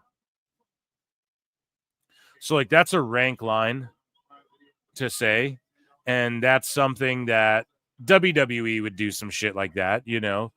And from MJF, it just comes across a little cringe because this whole shtick is like, I mean, right? Huh? You're fat. Huh? You know? That sort of sixth grader shit. But it does get heat on them, but heat on them for what? A fucking gauntlet casino battle royal or whatever the fuck? Like, this should have been the ambulance, like, shouldn't have did the ambulance match with Ricochet where you bled all over the place. Should have saved that for this show and MJF and Briscoe in a fucking ambulance match. And Briscoe goes, well, I'll fucking show you who be in a car wreck. When you're done with me, you're going to feel like you're in a car wreck, you know? That sort of fucking thing. And I'll put you in an ambulance. Like, I'm going to give you the luxury my brother didn't have. I'm going to let you live, but I'm going to put you in a stretcher. That sort of thing, dude. There's the money. Like, I just freestyled that right now. I didn't even think about that till right now. Like, come on, man. And I'm not saying MJF and Mark weren't spitting or anything, but this is all because they're in a fucking gauntlet match together. That, like, Darby Allin, like, someone else is going to show up in that thing and get a bigger pop than these guys. And it's unfortunate, man. Like, there's money on the table there. And there's heat with the fans with that. Yeah, these corporate cocksuckers. I thought that's the thing. Like, yeah, people raged on Neckbeards because it's all in week and he's like a fucking troll, you know? But at the moment, I said the same shit and everyone supported me. I was like, these motherfuckers wouldn't put the Briscoes on TV. And at the time, everyone agreed with me when I said that. And I'm a notorious AEW hater, right, chat? So yeah, Awful just said, think Jay Briscoe's wife approved. She told. I don't know, but it is what it is. I mean, it's wrestling. They're gonna work that shit. Nick Jackson had to say this. They praise John Moxley. They say, you talk about consistency and drive. You're talking about John. Even times, no, he's inconsistent, bro. Because sometimes he's phoning it in and blading on TV, and then sometimes he's working like, dude, I was watching like the best of TLC or whatever on the Vault, and the Shield versus fucking Brian and them, dude. Oh my, and Ryback and them. Oh my God, were the Shield so good, and was Ambrose so good, and they were so over, man. Like, fuck beings. What happened? It blew my mind. I'm like, what the fuck is Moxley doing in 2025? It just reminded me how bad he's become, but he can have good matches like him and Hangman. I bet it won't be sloppy. Like this will be, here's the thing. And I've said this in the past too, Hangman and Mox, when they're booked on a Dynamite, you're like, oh shit, they're going to have a banger, but they've wrestled 80,000 times. That's why it's just like, fuck, that's your main event of All In. And some people would say, oh, well, Roman and Brock wrestled 80. Yeah. And that shit, everyone booed it. Everyone was sick of it. Right? And everyone booed it. Brock fucking threw the belt at Vince. There's that infamous video because he was so mad about the reception. But Moxley, I guess they're saying he's consistent. I think he's inconsistent with the effort he puts into his wrestling. Personally, that's just me, at least in AEW. But John was always there to help guide the crew. I don't think he gets enough credit for what he's done to make AEW thrive. Moxley is the MVP, and he's always been the playmaker when we're down a few points. I agree that he's the MVP. I've said that in the past, too. He's there to carry the belt. When they need someone, he's fucking there. I'll be there. Like, they can rely on him to be the baby face or be the heel or go against the top guy or do a tag team against try and help get Eddie Kingston over. Like, I would say he's their MVP. And because he's actually over. And, like, you can hate on Moxley all you want, but Dean Ambrose was so over, and the Moxley shit was so over at the start that it's not like he tarnished his legacy. Like, maybe his draw power and shit has been diminished, right? But it's like a Jericho. You can't tell me that, like, if Jericho returned to WWE, everyone wouldn't mark out. If Moxley went back to WWE and called himself Moxley or Ambrose, everyone would mark out 100%. So, he's over and shit. And I agree with him being the MVP. I think he's like the most time world champion too. I think he's won that belt the most times. So former WWE guy, was in Shield, legit over, former WWE world champion, wrestled, the who's who, AEW world champion multiple times. I mean, yeah, I would say he's probably their MVP since the inception of AEW. Mercedes Moné says that she has more power and control in AEW than Sasha Banks could ever have in WWE. Well, it's not in writing. Well, I know that it hurt my soul. It hurt me. She kicked me off hog wrestling, Sean. Well, it doesn't matter because it's not in writing. Tony Khan corroborated. Oh, this is great. BJ Bethel. Oh, well, is that good, sir? 500,000. Should I say 600,000, sir? Right? And then Monet's over here like, Sasha wanted it all but she never got to hold it all. Mercedes Monet, the Sia is everything the legit boss wanted to be.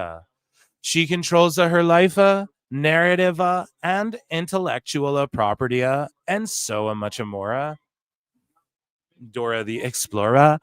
And yeah, that's what Monet had to say. She has more control than ever. And again, you guys want to see some creative control? I have an example of it. We have MXM wearing Ribera's Steakhouse fucking jackets. Because this show is just like, oh, all the mark stuff we used to mark out over the Ribera jacket lore, and now you can fucking order one on Amazon. So it doesn't count anymore. As Brendan Schaub would say, doesn't count. I go too hard on the Brendan Schaub lore sometimes. But anyways, the Ribera Steakhouse jackets, right? And then listen to what they say. MXM goes, because when we jack it together. Oh, I cleared that. Yeah, but the fact that they pitched that and you cleared it, like they for surely pitched that. Listen to this. Just listen to it. Because when we jack it together. What? And the crowd's kind of like, what? And even the commentary's like, what? And it's just sixth grader bullshit, man. It really is. And this is Ring of Honor, though, Phil. I don't give a fuck. What are you doing? Like, it's just immature sixth grader shit. If WWE did this, we'd have women writing fucking articles and shit about how, this is sexist, misogynist, SA company. Like, that's what they'd be saying. It's an SA company and they make jokes like this. Meanwhile, there's the same shit you could say about some AEW. There's AEW stories. And they're saying shit like this and no one bats an eyelash. Now, I don't want people to be... I want MXM to make these funny, sus little fucking jokes. But it's like all that, man. There's no level of maturity and there's no checks and balances. And this is where the creative control... It's not in MXM's contract they get creative control. But the whole point, as RVD said, of AEW is it's the boys for the boys. They're coming up with their own shit. Tony he just okays it all. No, I have all the creative control. No, you don't. Because if you said, Moxley, I want you to do this. I don't have to do that. No, I don't want to. Oh, okay. Well, get Edge to do it then. Like, that's how it works, guys. It's just that fucking simple. And I beat this to death. But yeah, there you go. Creative control. Hey, I don't care about who has creative control in AEW. I'm looking for where's the fucking quality? Wrestling's not fake! Where is the fucking quality control? That's what I'm looking for. Okay? Chat, when does, tell me when Great American Bash starts. I think in like 10 minutes. So Pac is still sidelined with an injury and can't compete. Gabe Kidd was locked in as the third member of the Death Riders last week, and as of last night, is slated to compete at AEW All In. Yeah, Gabe really killed his momentum with the Japanese fans, and now he's going to come to America, and everyone's going to shit on him for agreeing to do that Death Riders bullshit. But AEW's got him already locked up. Like, he's going there 100% once he's done doing whatever. So, it's unfortunate for him, man. He was really, if he had went to WWE with that AEW is pussies, bruv, New Japan fucked up, bruv, it would have got so over. It would have got so fucking over. It would have been crazy. Or if he had shown up in AEW and just beat the fuck out of I'm with no one. I'm Deadpool. I'm just fucking everybody up because I don't like AEW. That would have got over. But no, he just fucked it up. Suri is coming. You guys are probably like, who? But Suri is coming to ROH. And a lot of people, the AEW fan base, are like, Tony, please put her on Dynamite. Like, she's way above ROH level. But again, like, Tony Khan doesn't really give a fuck if you're like Persephone and Yuka Sakazaki and Mina Shirakawa were on the ROH show in a 4-way and Mina won the ROH TV title. And it's like, why are you putting all these wrestlers like Yuka Sakazaki's in your AEW video game? You have her here in America. Like, why isn't she on your Dynamite show? You have Mina Shirakawa, who's over as fuck. And she left Stardom now to sign. And Tony always does this. He tempts people like, oh, yeah, you're on Dynamite. You're in this other company, so come do a bunch of Dynamite. And you're on TV all the time feuding with our main champ. And now you left Stardom to come here full time. And now you're in Ring of Honor. He keeps doing that to people, man. So Suri's another one, but I just think she's happy to be in America. We're the kids in America. Whoa. So a fan lost $3,000 on AEW All In Texas VIP passes after Ticketmaster fiasco. So basically what had happened was AEW is selling these tickets. And of course, you guys know that Ticketmaster's canceling shit because they're resetting they reorganized the fucking layout and everything of All In. And so people got their tickets canceled. People were offered refunds. This person got ripped off of a $3K all-in VIP pass. And Ticketmaster's like, oh, sorry, nothing we can do. It's like that South Park meme. And it's gone. Sorry, you know? And then they were tagging AEW and Tony Khan and shit. Like, please, dude, like, this is criminal. Like, help get me a ticket or whatever the fuck. And like we have all the paperwork, everything, and Ticketmaster wouldn't do shit. Super fucked up that they would do that. But it is what it is, man. It happens to the best of us. It happens to the best of us. No, that is like borderline criminal, though. Fuck them. So AEW karaoke went down. Now, I might save this for like Monday or Wednesday's stream.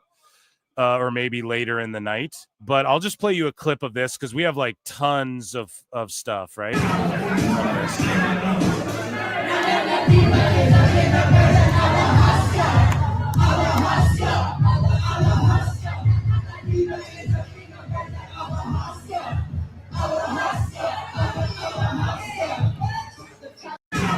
So there you go, Mina doing the damn thing.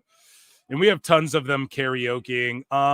HBO Max has not updated its live sports portfolio, plus no mention of AEW. So there you go, man. I think they are, from what Zaslav said, sports is not like a big thing for them. They even got rid of HBO boxing. Like, really think about that. That's fucking crazy. I know that was a while back, but if that's not an indicator. So I'm not saying they're going to get rid of all sports and shit, especially like MLB on TBS and shit. But come on, man. I really don't know. Like, where does the future lie for AEW? It's just like this redheaded bastard child that they hide away. So WSI, James Romero exposed another one. So Saraya got caught botting. Husey sent me a DM and he was like, look, dude, she stopped botting after people pointed it out. And she did. Her videos are getting like 2K views, like they're real views. And there's no shame in that, by the way. There's no shame in that. Your boy Phil, I do better numbers than people who are on AEW TV's pods and shit. Okay? Like, there's no shame in grinding, man. You gotta start somewhere. So don't be like, I know you were on TV and you wanted to appear like whatever, but like you're gonna get into some Brendan Schaub type lawsuit shit where you're getting fucking sued from fucking advertisers and stuff. I'm telling you, dude, don't play that bot game. But anyways, again, MVP, 67,000 views from 2 weeks ago, 2K likes, whatever, only 2K subs. There's just no way. There's no way. Like, for instance, I have more subs than this marking out pay-per-view. I've been doing it way longer. Pay-per-view, rather, YouTube channel. I've been doing it way longer, like, than these guys have. But at the same token, it's MVP, right? But it's not about anymore. Podcasting especially is not about, like, oh, man, I can get fucking Elon Musk on my show, or I used to be on TV. Check me out. No one cares anymore. No one gives a fuck. Right? Especially with podcasting. People do not give a fuck about that. It's about having a good show, being a good broadcaster, right? So, yeah, there's 39 comments, though. So, and again, I'm not shaming anyone. This is the game. These guys get roped into it. Oh, you're a face. Hey, I'm a podcast manager guy. I know how to fucking hustle. I know how to do it. If I had the money, if I had enough money to like hire fucking name a wrestler and then go, hey, I'd botch you out and shit. People are catching it, but this is what people were doing for years. I'd have done it too if this was 5-10 years ago. And I had the funds to like fucking, hey, let's build this celebrity a channel and work these sponsors into giving us hundreds of thousands of dollars a fucking year. Right? And yeah, that's why, I mean, you just build it, spend the time, look at Jim Cornette's numbers, right? That's what you can compare it to. You can go look at his videos with 66K views, look at his subs, look at his likes, look at his comments, and that's sort of what you should compare it to if you're a wrestler, right? because he's like the standard bearer in this space, I would say, as far as like, I mean, maybe you could classify him in a different space because he's ex-wrestler podcaster, right? So maybe that puts you at like a notch above, just like me, Phil Marks. I'm a smart podcasting, right? But the Dynamite ratings for the Go Home show were 637,000 viewers. Last year it was 691K. 2023 was 825K. And they lost to NXT again, who drew about 60K more than them. Matt Cardona announces that the rubber guys, the big rubber guys, have partnered with AEW, so he can't get a job with them, but his toy company can sign a deal with them. And yeah, these big rubber guys, they make really good dolls and toys and shit and good collectibles. And there's really a market for like collectability, especially since everything's a niche now, you know? So good for them. Good for signing that deal. Good for Cardona. So Nick Lopiccolo, I wonder if he's Namekian, had this to say. And he is a talent agent at Paradigm. And he's the head of sports group and co-head of content finance. He's the manager for, I believe, or the agent for CM Punk. A bunch of people, a bunch of big, huge fucking names. This Nick Lopiccolo is the agent for. And CM Punk being one of them. And I guess somebody exposed, not even exposed, but he's like a fucking notorious AEW hater, this guy. And he's a talent agent at Paradigm, right?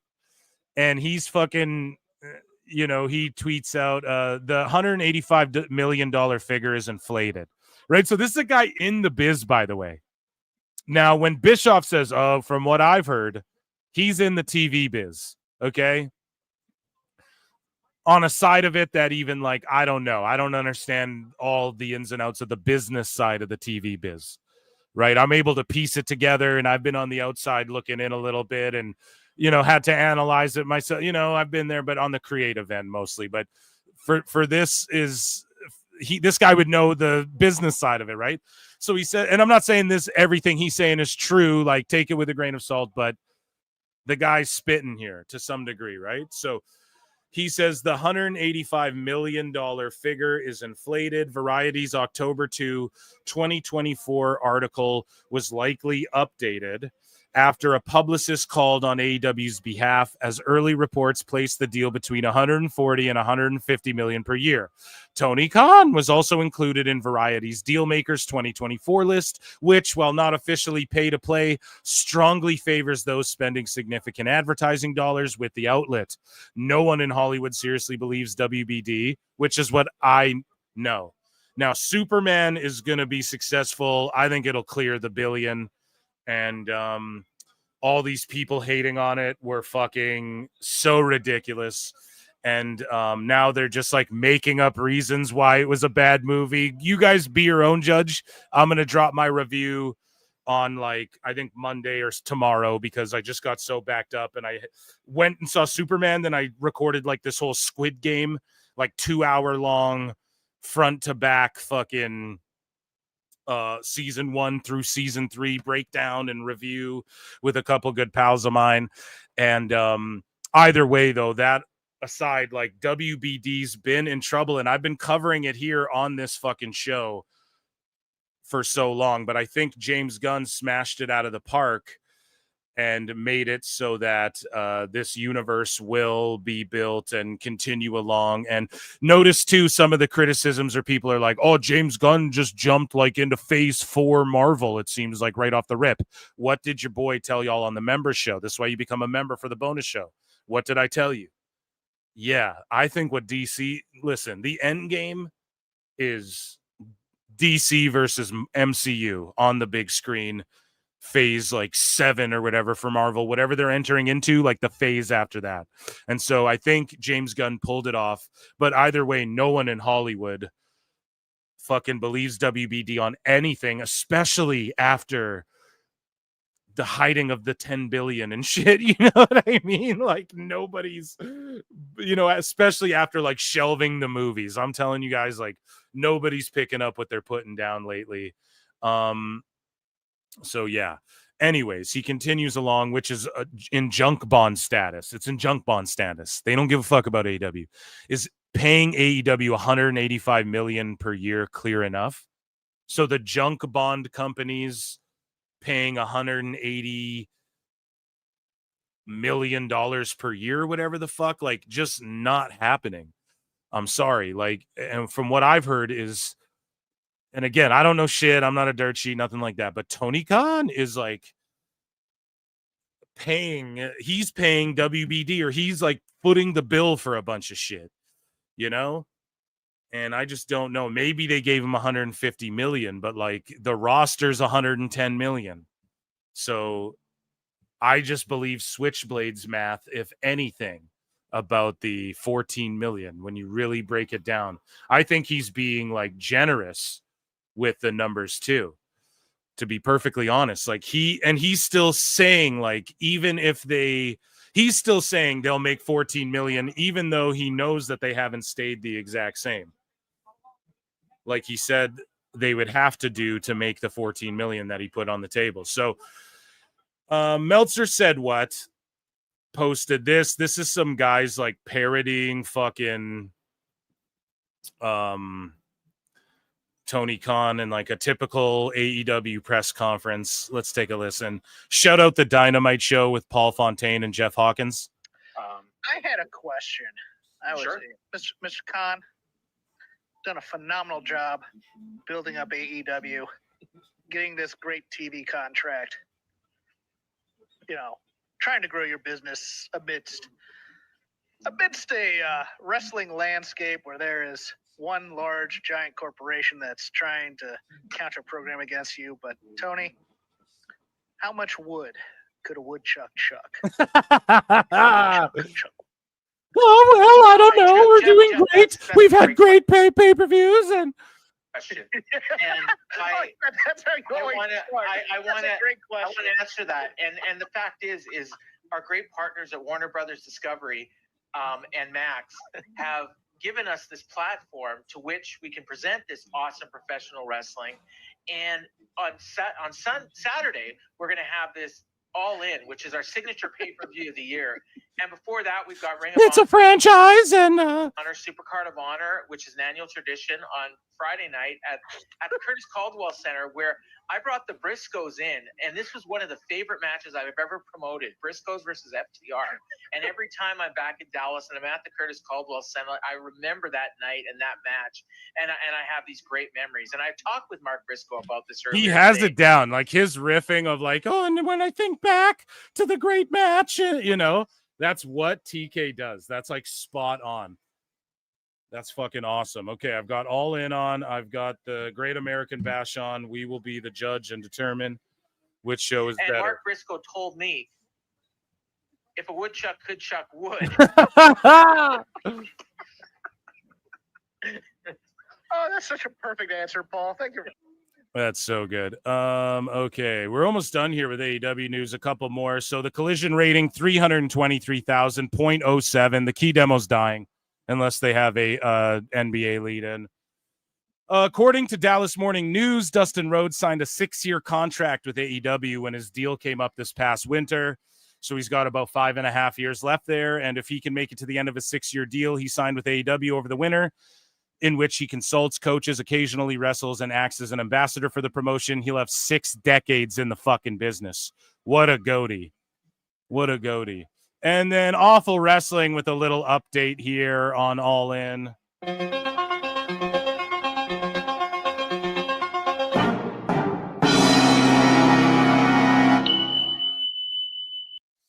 Now, looking at them panning through All In here, it's like they're at the Globe Life Field, and I'm just taking a look here, and they got a lot of people on the one side there, and Great American Bash is on. I like the aesthetic of the ring. I like the opening package. We are going to be going head-to-head here most of this day, so I will pull up the graphics for both. I have not locked in picks, chat, and I don't know how to do, what are they called? polls, but I'm going to figure it out. So if you're over on X, come on over and watch on the Clips channel. Okay? Sneeze and Spanks. And yeah, come on over and watch on the Clips channel.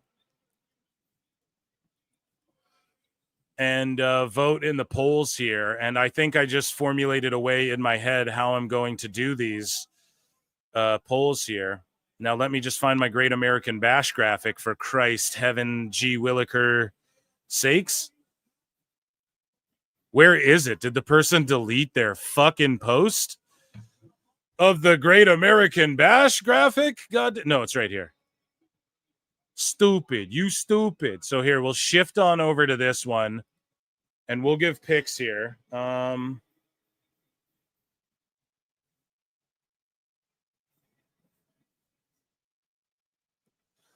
So this card here, Javon Evans versus Jasper Troy. Chat, I am picking Jasper fucking Troy. And I am picking on the AEW side. So what makes me think this? I think Javon's in that, in his position the way Trick was, where he was like winning a bunch and you're like, he could be the next champ. And then he even wins a title. And then what happens is with Javon, or what happened with Trick, is he was losing like strap matches to fucking Eddie Thorpe and stuff for a minute. And everyone's like, what's happening? That's what Javon's going to do. He's banged up. His ribs are taped up. He's going to lose to Jasper Troy. They're going to really put Jasper Troy over. I like the ramp leading to the ring, where it doesn't go to the floor. I put it over when AEW does it. And AEW has the Ops versus Gabe Kidd and all of that going on at the same time, because Pac was injured, right? So I'm going to put a poll in the chat in just a moment.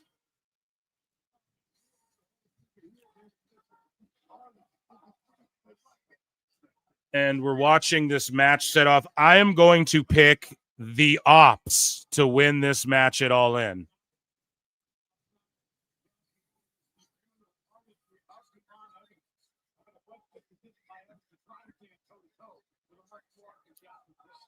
And some teases from Cross. I was hoping I'd get to WWE news, but there was so much to cover today, guys. So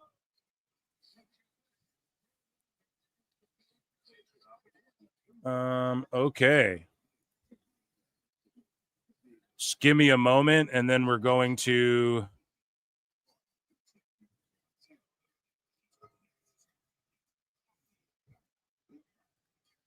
just doing some shit off air, off to the side, off to the side, off to the side,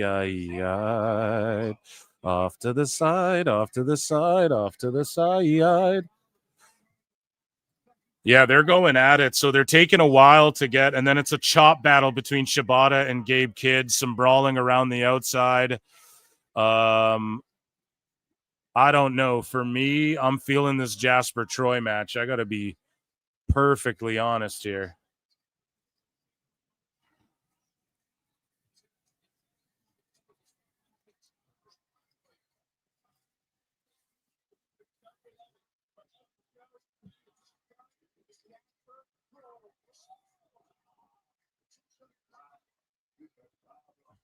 To the power. To the power.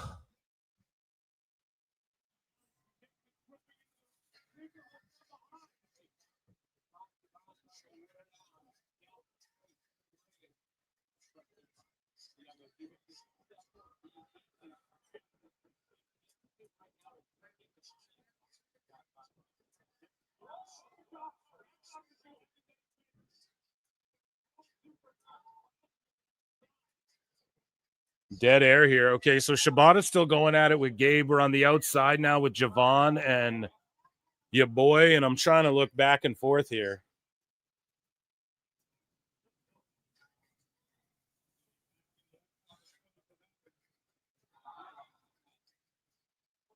Okay. Now,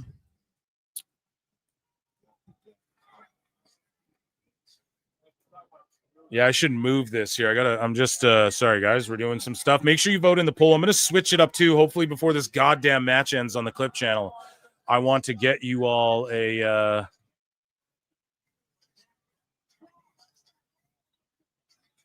a new poll in there. Okay, and I think that's, there you go.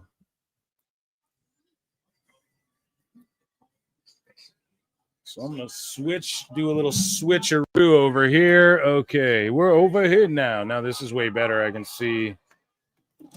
Oh, no, that was bad.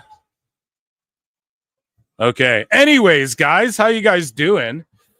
Okay, so I'm going to switch up the poll in the chat.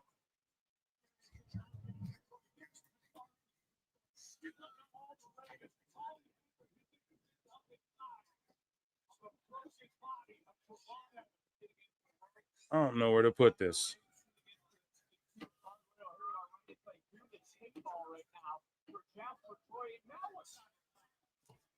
I should have hauled a whole ass other screen in this bitch. I'm just sitting here fucking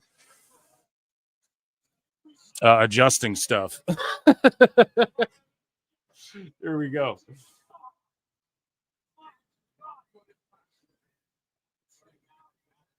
There you go. That's better, I think.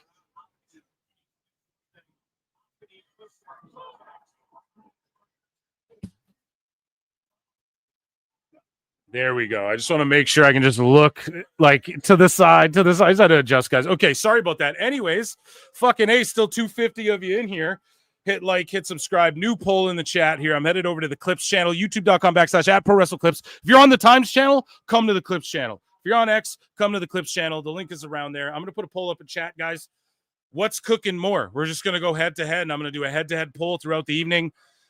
Hit the like on the Clips channel too, you sons of bitches. Jericho's here. He's here at All In. He's here in Texas. Oh, there's crazy bots in the chat. Make sure you guys are on that, mods. Thank you so much. Love my mods. Everyone show love to the mods. We are going to end this poll, and we are going to end poll. And let's see what you guys were saying here. What show are you guys mostly looking forward to? 61% said Saturday night's main event. 20% said the Great American Bash. 18% said All in Texas. That's on 150 votes. So, damn, you know? Here we go. I am going to put a new poll. Who do you think, what match is cooking more?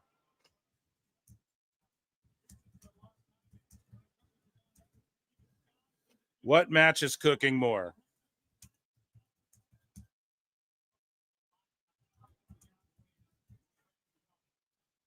The Ops versus Death Riders, or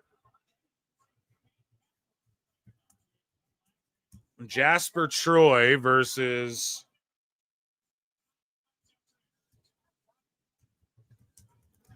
Javon Evans. Now, Georgie Porgy Grandpapa, if you can, keep track of the polled matches, like what we think is a better match. Now, guys, if you guys were midway through this match, right? Damn, we're getting hit with the fucking pay-per-view bots, man. That is fucked up. Fuck these guys. That's crazy that they're going so hard today. They're really trying to get this all-in show out there. Like, that's not a coincidence. You guys know what I'm saying? And thank you, George. You're crushing today. And if you can, George, keep track of, like, what we vote is better. Okay, and when I put a poll in at the top of a match, like let's say a match restarts, or let's say an AEW match is still going, and then a new WWE one starts or something, I'll try and keep up. Like we'll start a new poll, like what's better, Lola Vice versus Fallon Henley, or the Ops versus whatever type shit. But try and like give it a second too to fairly judge it, and we'll add 30%, and that's the true numbers, Brian. Then we'll extrapolate what's better. It means we're right. Okay. And Plinian, yes, thank you. Plinian's here too. Fucking A, dude. Yes, reporting in. So, fucking yes, help Georgie out, and also yes, keep track of the polls, please. All right, for me, if you don't mind. That would be fantastic. Now I'm gonna check in with chat, and then I'm gonna start bringing people into this show. Okay, so we're gonna have a busy day. Hopefully people float in and out, and if not, everyone ditches. All my friends are dead. You know what I mean? That's fine too. I'm a good solo act, I must say. But Steve Sanchez says always 30%. Will do. Getting the laptop up. Plenty, and you fucking rule, dude. Plenty, and check the other channel, please. Yeah. So also, one of you stay over on Times, one of you stay over on Clips. I think that's the way to do it. Although the polls on Times don't matter because it stays the same the whole time. Okay, so feck off bots. Yeah, they're really pushing this AEW shit. You guys know what I'm saying? Like, they're really pushing it. I just want surprises. From what, the AEW show or GAB? Right now, Jasper and Javon are cooking.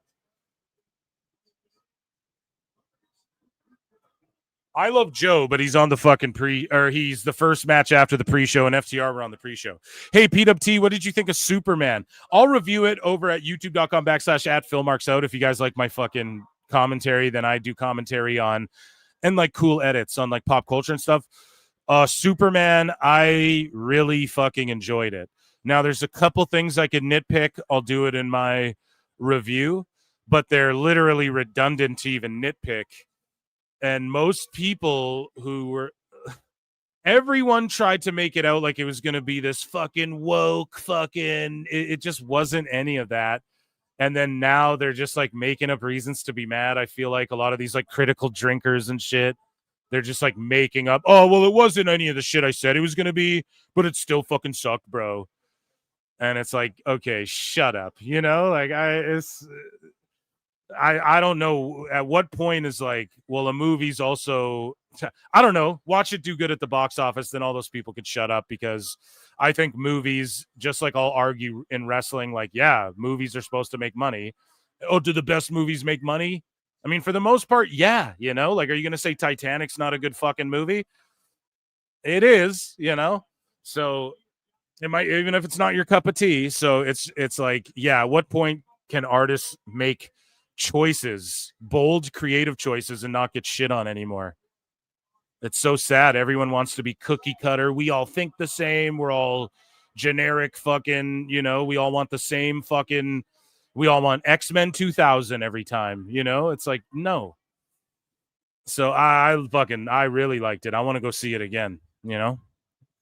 Husey liked it too, for the record, you assholes, just so everybody knows.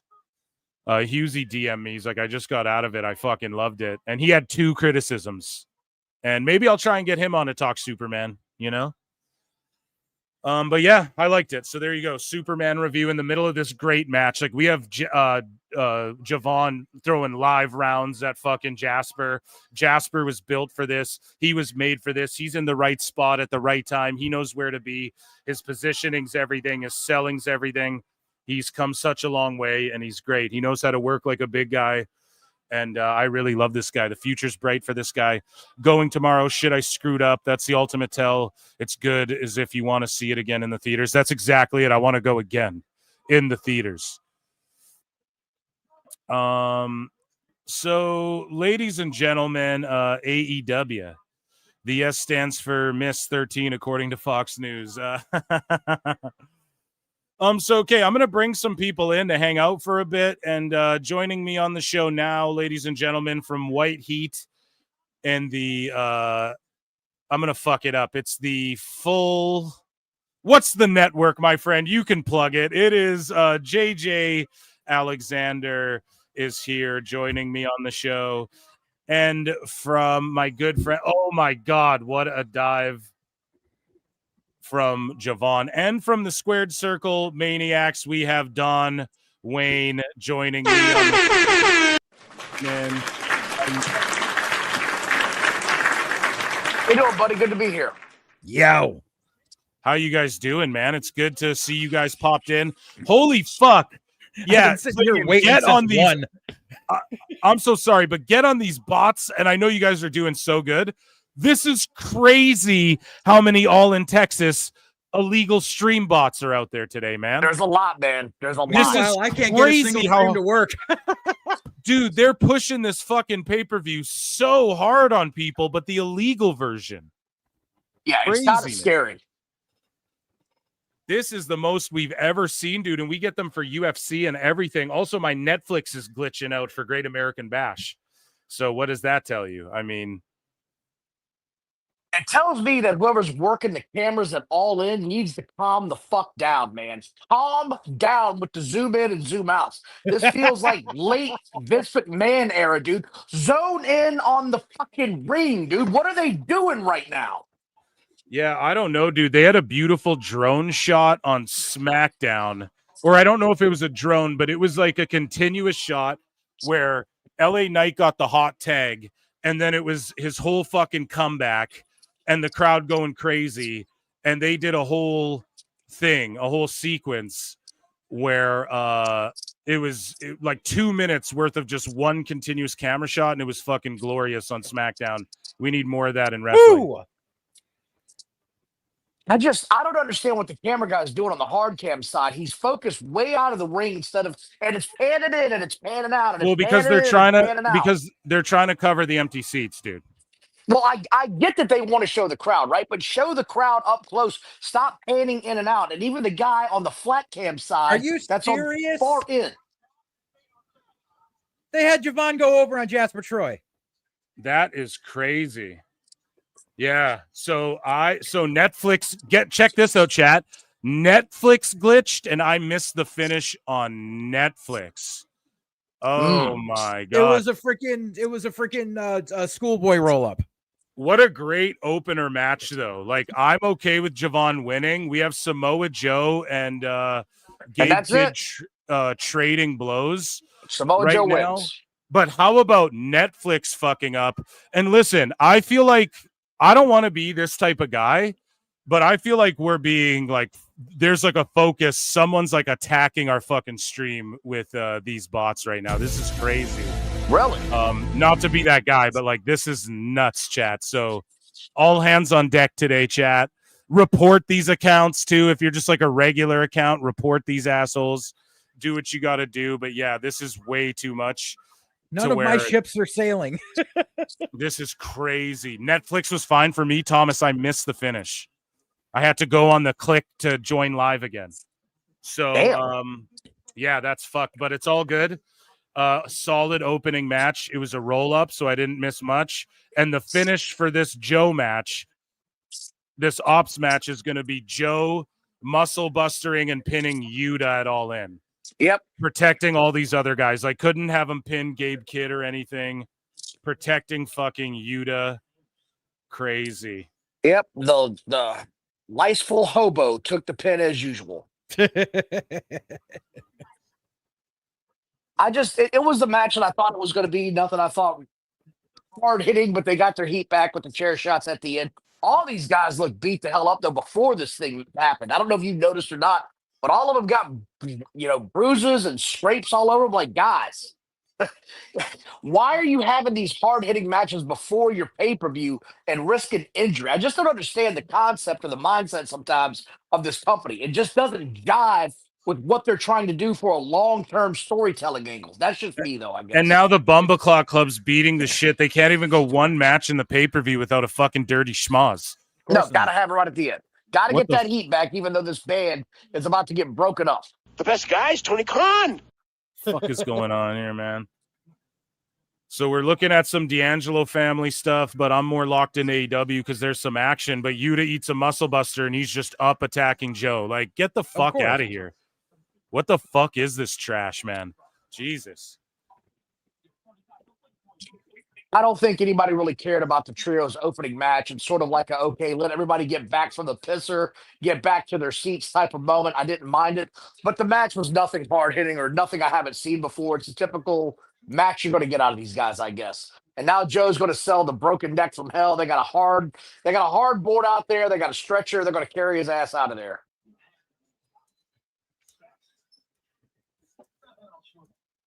So who knows where this angle's going? This might be their way of writing Joe off TV and bringing back the current version of the 1-2-3 kid without the charisma and let him take the trios title back. That's a possibility. Fucking trash, man. When I'm referring to the current 1-2-3 kid, I'm talking about the handsome devil, that dude. Yeah, well, Joe has to go shoot some more TV stuff. So I thought so, yeah. That's why he's gone. So we know that was going to happen, but it's just like, Yuta, why are you up? You should be written off TV after the Muscle Buster. Fucking asshole. Plinian, you can reactivate Ricky on your own. I can't. Oh, did you accidentally snipe someone? That happens. That's how Lucy got banned by accident from chat. And round of applause, chat, for our mods. All over that ass, you internet fucks. You bot fucks. I don't understand why they'd be coming after somebody for watching a wrestling program, man. It's gotten out of hand, and I think it started with SRS losing his shit this week. Just losing his mind, dude. He's a man child with the mindset of a 7th grader. I'll come to your town. I and mean, fight so you, is man. JD. Look, granted, I'm not a big JD fan either, but that mindset of calling somebody at all hours of the night and all the nonsense on Twitter, dude, if you want me to take you as a reporter, act the part. Otherwise, you're just another fan pretending to know information. Yeah, I mean, I talked about it for like a fucking hour earlier. I I'm gave my sure. thoughts. I mean, it's kind of sad. I'm just going to be honest, man. These, like, all these reporters want to be taken serious so badly, and they're not. The more they desperately want it, or like, okay, pundits and shit, and the more they want to be taken seriously, the less they're taken seriously. Whereas, like, I'm the fucking opposite, bro. I don't care if anyone, like, I'm just cracking jokes and talking shit here and there. I'm going to try and let your boy Ricky back, okay? Just give me a sec. I'm on it, chat. I sourced this through 50 wrestlers. No, you didn't. No, you did not. That never happened. God. Look how many bots we just fucking had to block out. What's his name? Ricky Day, right? Is it Ricky Day? So it's on the Times channel where you guys sniped him there. So it's not on the Clips channel. So if you guys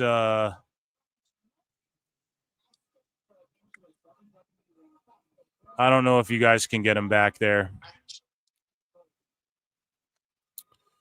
I'll try. I'm gonna try. Oh, Ricky, you're back. Good, bro. That's super good. Okay, I was on it, dude. I was on it too. We're on top of things. Yeah, look at all these fucking bots. Crazy today. We'll ignore them though, chat. We're not gonna like dwell on it. Just know it's gonna happen, and our mods are on top of it.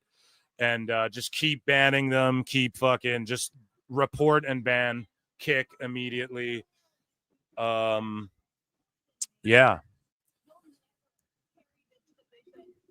Reported what I can. Thank you, family YouTube channel. You're goated too. I'm glad I don't watch AEW. This is too much. Yeah, they're just they're trying to bring our viewers to these illegal fucking sites. Now, I don't think this is AEW doing. It could be AEW fan doing, though. It wouldn't even shock me. It would not shock me. But yeah, I expect this more and more in WrestleMania time. This is why YouTube's cracking down on bots and AI and shit. It's gotten out of hand. All these companies. All of these fucking social media platforms need to work on this. Chris McCarty became a YouTube member. Let's acknowledge me. Guys, memberships are 99 cents. Memberships are 99 cents. You can gift a membership. Super chats are welcome. Hit like, hit dislike, leave a comment, retweet the show. I have a Patreon, patreon.com/prowrestletimes. There's over 100 exclusive shits on there. And you get access to the Member Monday shows as well if you're a member or patron. Go and check out my guy JJ's show, White Heat. Yes, please. And, Full Circle Radio Network. Yes, and go and check out the Squared Circle Maniacs with Don Wayne and John Bottles over there as well. And those are my plugs.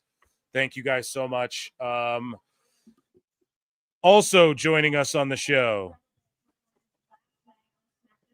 For some reason, I can't even see who the fuck it is until I add them. Ladies and gentlemen, Don Wayne, again, he's added twice to the show. So I'll remove that. Go. The stupid bot, man, the stupid. I hate Safari and all the apps sometimes because they want to interact with each other and they always screw each other up. No, that's like, all good. You really want to open the app. That's what you really want to do. Yeah. No, you're absolutely right. So we have Sol Ruka, double champ. and Zarya, and then their shit's getting interrupted by Dark State, like the MJF Devil Mask promos. Rabid Wolverine's LC Killer 17 for 2 says, I'm at the bar right now just relaxing. Nice. Allegedly. Go get some damn beer, you freaking moron. Ready to rumble? No, go get my damn beer, you freaking moron. Oh shit, man, that's so fucking funny. So we have them boys coming to the ring. So here we have the casino. Now, guys, give it a second. Don't fuck around and like start voting and shit until we give it a real shot here. I'm gonna start typing out the poll. Okay. So what is this match? The Cullen? The Culling. Yeah, but what is this fucking match? Is this a 4-way for the... Yeah, this is the women's 4-way, right? Or no. Sorry, this is the North American title. Sorry, this is the North American title. My bad. What match is cooking more? Face. And we will put in here... see, Sol Ruka versus what's her name again? Izzy Dame, right? This is Izzy Dame, right? Yes, it is. Yeah. I always forget her fucking name. Or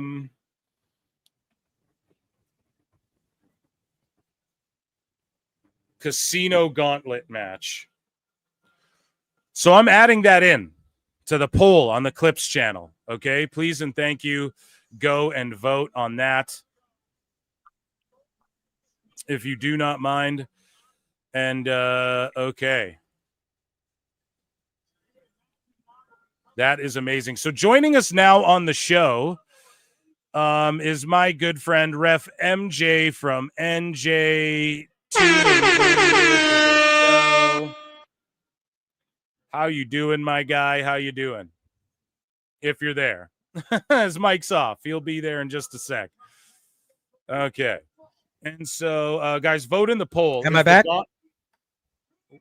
Yeah, what's up? Okay, my tab crashed and I had to reload. So no, you're good, brother. You're good. Okay. MJ, how you doing, man? I'm all in. Are we all in? Yeah, dude, we're all in here, dude. I'm all in too. You know what's crazy is that fucking Netflix crashed on me and I missed the ending to the Javon Evans fucking match. Crazy enough there, MJ. I'm all in at the bash. I think that's an appropriate theme for today. So you watch it on Netflix. That's right. Yeah, the Great American Bash. Then I got to watch the Saturday night's main event on YouTube, which is also awesome. And then I got AEW on this other screen, the pay-per-view here on the other screen. So, Phil, walk with me on this. You could have started on YouTube with 0 Hour, gone to Prime, then Netflix, then later you'll go back to YouTube. Damn, watching wrestling is complicated in 2025. Am I right? I mean, listen, in Canada, it's pretty goddamn easy. AEW, they make it frustrating to find. I'm going to be honest. But yeah, Netflix to YouTube, and I got some other shit pulled up here. I mean, I'm not going to lie. I like the fact that I can just watch everything WWE. And here's the thing, like, in Canada, we have Crave. We don't have like HBO Max and shit is a part of Crave, right? And AEW's not on there, but all the WWE side shows are on there, like LFG and shit as well. So I use Warner Brothers to watch WWE as well, oddly enough, in Canada. So I'm pretty blessed. Yeah. Hey, I sent you a note about so I watched the 0 Hour on YouTube, right? And I think we finally have triangulated. You know, I like my word triangulate. We drilled down to what's going on. 0 Hours on YouTube. But because they have this exclusive marketing promotional of the pay-per-views with Warner Brothers, they are promoting, or they did promote, going to Amazon Prime for the pay-per-view so that Warner Brothers can get its cut, right? We always talk about how they're taking their cut. And that's what's happening. It's that exclusive partnership is just going through Prime now. And that's what I've always told everyone. Like, the whole approach with WBD is, well, we can scrape off the top. We can scrape off the top. We can scrape off the top. That's what it's been for them the whole fucking time. They just take their cut And yeah, they're offering like $10 coupon codes if you order on Amazon too. So buyer beware, because you will spend more than $10 when you go to check out on Amazon with that $10 coupon. Yeah. now I don't know, is All In like packed to the titties? I mean, I think they're trying to hide all the empty seats on the one side there of the camera, you know, like They cut the behind- stadium in half. Yeah, it's been cut in half. They filled in that half of the stadium. It looks good until they do the stupid camera shots where they keep zooming in and zooming out. Here we go again, like a drunken monkey. Just cannot figure out where to get this angle, man. It's infuriating at this point in time. Either get this guy a mixed drink so he'll pass out and leave it alone, or someone get Tony Khan in the truck and let him know this is fucking the whole thing up. Oh, dude, look, finger shades in the fucking match. Somebody, Frank Bones says, what happened to Tony's promise that AEW pay-per-view would be available at a discount on Max? Oh, and Brady Mac for 10 says, for all the hard work you do for us, Phil, dude, thank you so much. Thank you. I really appreciate that, dude. Shout you out. I appreciate that, dude. But yeah, Frank, you're absolutely right. And Stinkashays in this match here. It is being discounted vis-a-vis Prime, which is just a stand-in for Max because they have a relationship. So they are discounting it $10 through a rebate that you then will spend more when you check out at Prime.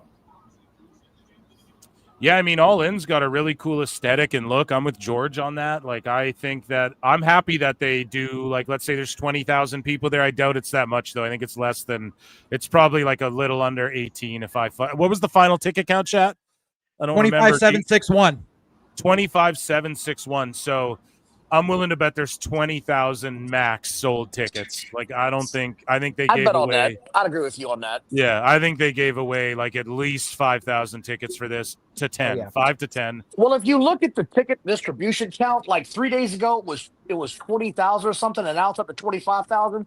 That's like WrestleMania 3 days before Mania kicks off this year. They go, oh, by the way, the last 3 days we've distributed another 8,500 tickets. That would raise eyebrows percentage-wise. But because it's Khan, everybody buys the bullshit fees. Damn you, Khan! Khan!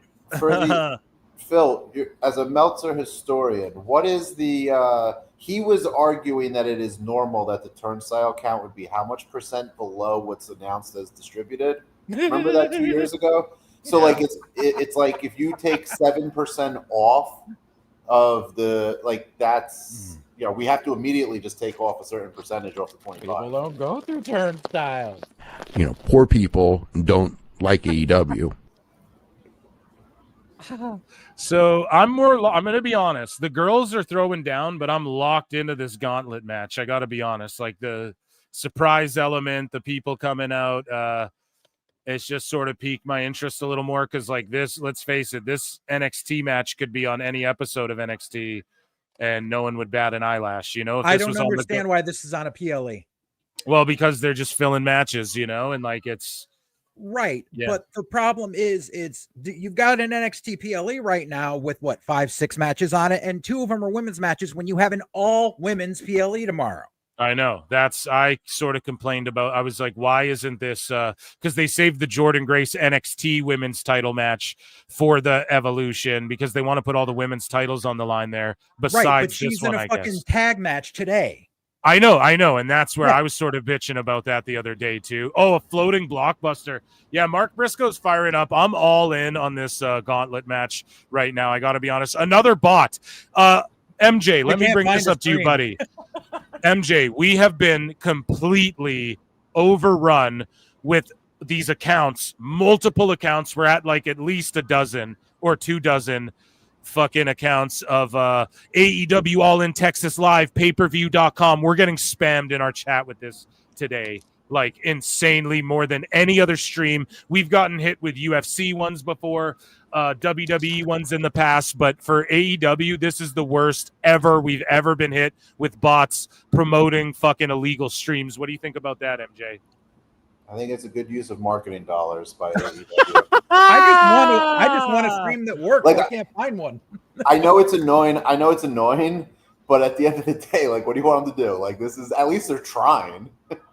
you ain't, what is it? If you ain't trying, you're dying. My You ain't usual trying, range you're thing ain't dying. working No, for shit. exactly. By the way, I have the quote here. According to Meltzer, it is normal that 80 to 90% of the paid attendance or tickets distributed would be the turnstile count. So if 25,000, what was the number? Who had it before? 25,761. Thank you. Times, let's be nice. 85%. So 21, let's call it 21,890. 21. Grammys, I'm a savage. Those who know.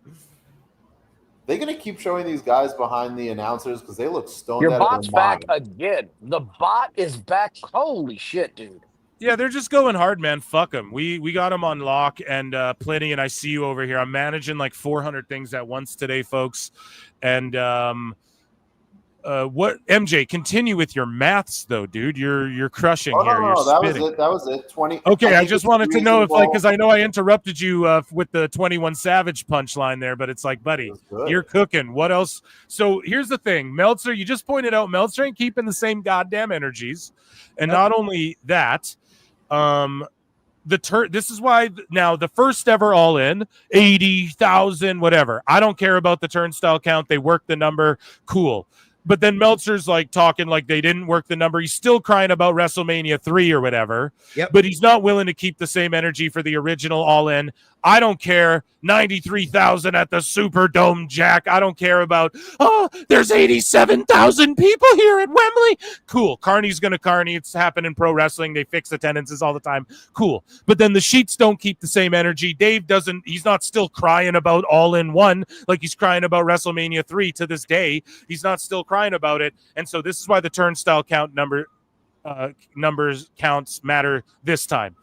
Because Meltzer's still crying about fucking Mania 93, and he's brought up, the turnstile counts for WrestleMania, whatever. He's brought that shit up recently about the real attendance was this. So I know that they distributed 25, almost 26,000 tickets. There's not 26,000 people there. And Dave, he's not going to keep the same energy. So I'm happy that you pointed out what he said in the past using his own logic. You know what I'm saying? We can, and this isn't to shit on All In. It's just, okay, we're shitting on Dave. We're pointing out where they're flawed. Just a couple of years ago when Mania was at the Dallas, Texas I was Stadium, just the going to Cowboys bring that Stadium, up. he was like, no, the turnstile was this. You guys lied. And the sheriff had to come out and say, hey, dumbass, the people coming in the bottom didn't have a turnstile. What the fuck are you? The sheriff said, what are you talking about? This is what we had at the gates. And he had to retract all of his nonsense, but he was screaming about the turnstile then. That's the accurate count. That's the actual count.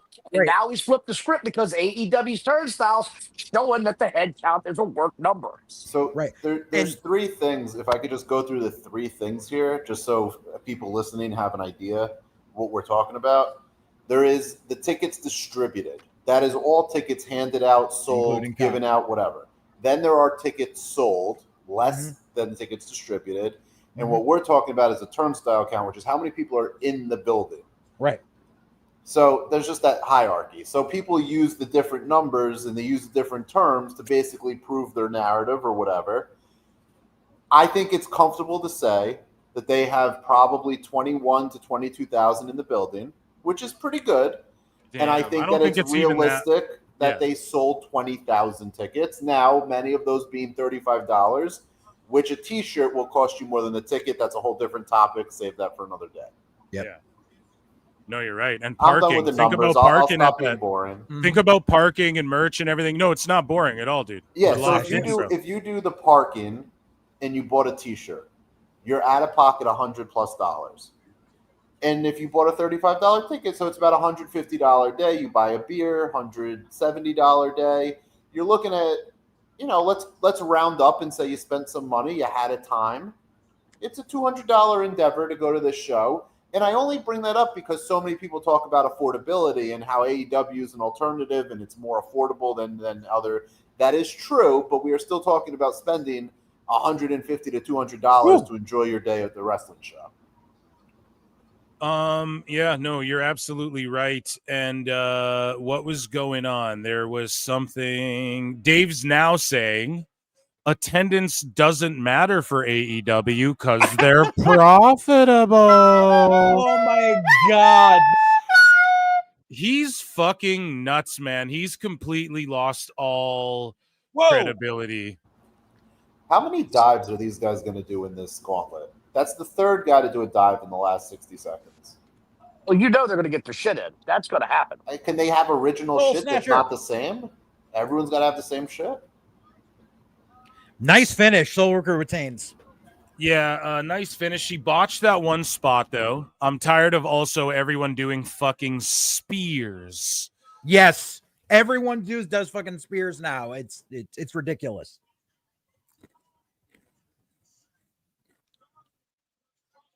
I do have a question. The casino battle royal match, is this not the dumbest idea ever made where anybody can win it at any given time, but you have a tournament to see who the first and second guy is? How does that make any sense? It doesn't. Phil's No, gone it over it doesn't. several times. No, it does. It does. It does. No, it doesn't, though, No, it bro. doesn't. Like you're no, You it want to doesn't. be an I'm a early wrestling booker, and I'm telling you, it makes no fucking sense. Listen, man. Listen, I've harped on this ad nauseum because like these matches are fun, but in kayfabe, here's the problem. Because I know what people say: you want to be early on in the match because the first two guys could pin each other.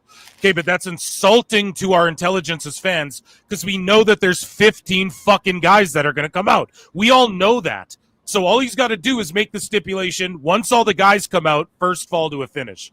But instead, Tony Khan insults his fans, treats them like little fucking babies, and they just eat this shit up, man. And this is the thing: I'm okay. I eat this up too.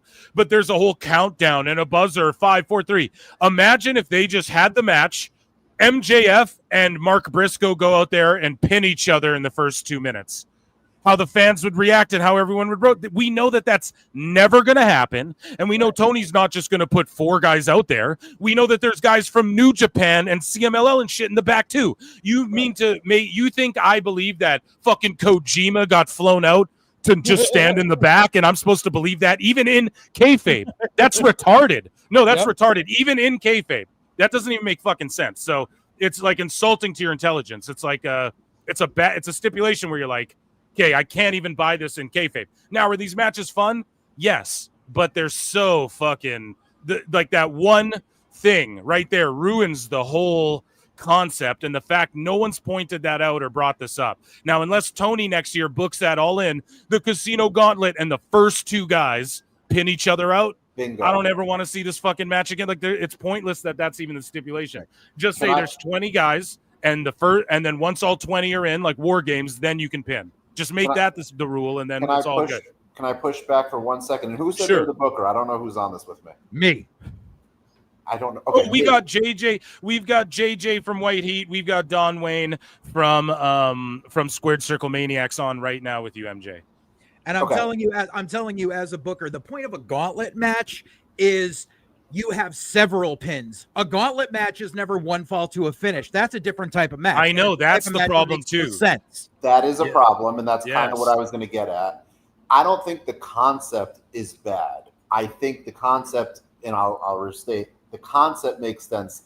The execution, because they have never done it where the first 2 guys, like, that's it. They've never done it where the third guy, that's it. They've never given the fans a reason to believe that's it. Now, when you get onto this kind of a stage, obviously we know there's going to be a lot of guys that have to get in the match and get on TV, get on the show. So I agree with you, Phil, that it is actually retarded because like it doesn't that just doesn't pass the smell test. Yes. However, the concept, which is not a gauntlet, and you're right in that. Right, it's a free for all. It's not a gauntlet. It's a free for all. But this is failure in execution, and that falls on the booker who seemingly doesn't think that this fan failure in execution is the tagline of AEW. It certainly is. It is one of them. Where the Brett's wrestle and where we fail to execute. Yep. No. And listen, you're what you're saying is fair, and I'm okay. I enjoy these casino gauntlets, but I just don't like the fact Tony can't just make that one fucking change. Here, Paragon, who's coming out? It's not Adam Cole because we know he's injured and not on the card. So it's Roderick Strong. Okay. It's got to be Roderick because Kyle O'Reilly was in the pre-show.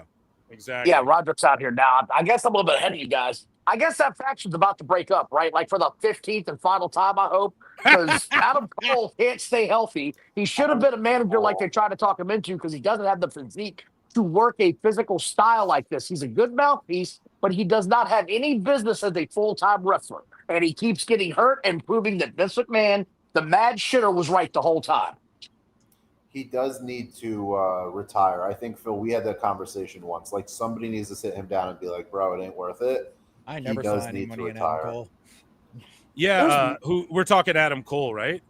Yeah, and there was there was a lot of money in him in a smaller time production, but when he's on this stage and he's asked to work this style, he is not put on the muscle like MJF has, like we've seen Darby do. He has remained scrawny, and he can't physically withstand this kind of a schedule and the level of which that they wrestle in AEW.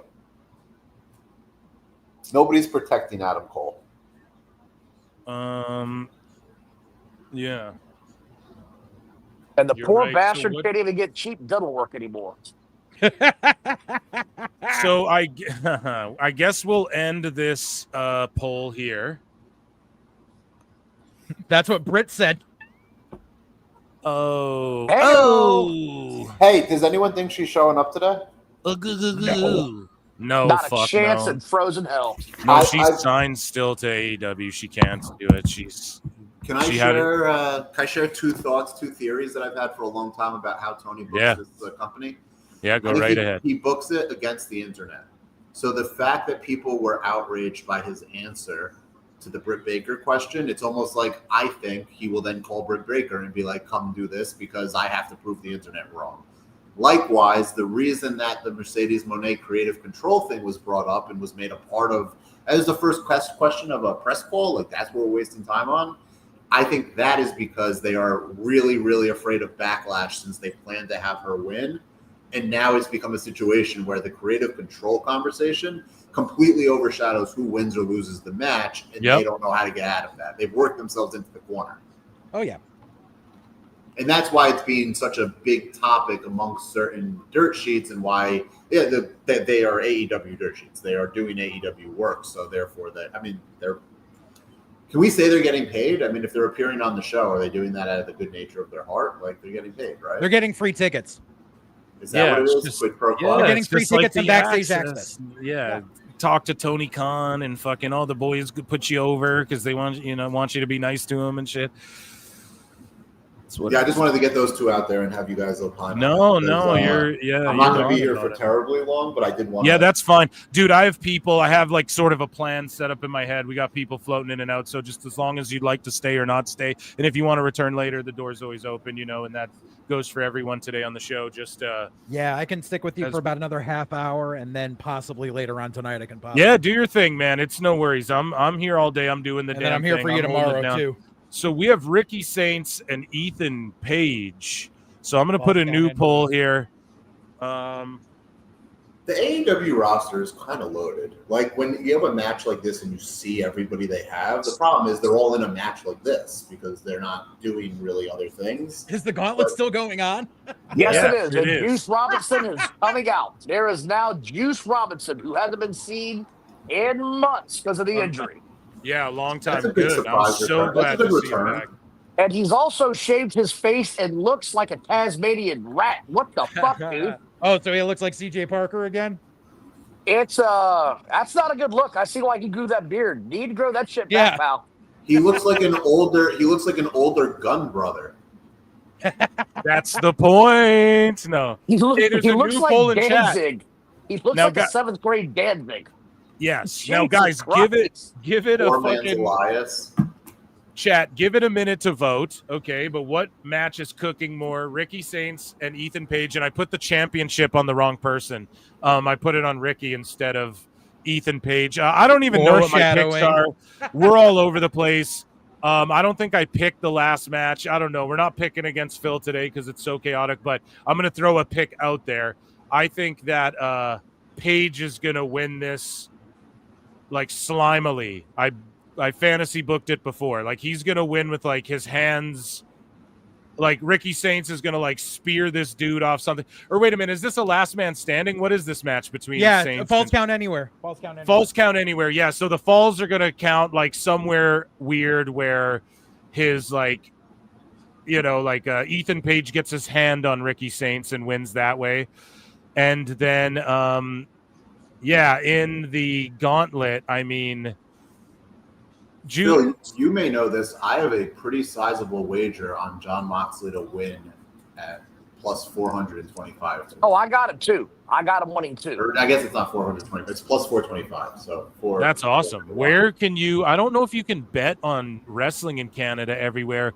Why does Juice though? He looks like a fucking mini Damian Priest right now, or something with no tats. Like, I don't know why this is the gear choice he went with, and I don't know.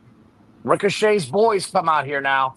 I don't Here know comes if people. Ricochet's boys. I don't know if people recognize Juice without the beard, dude. Like, just I don't know if the reactions are there for him.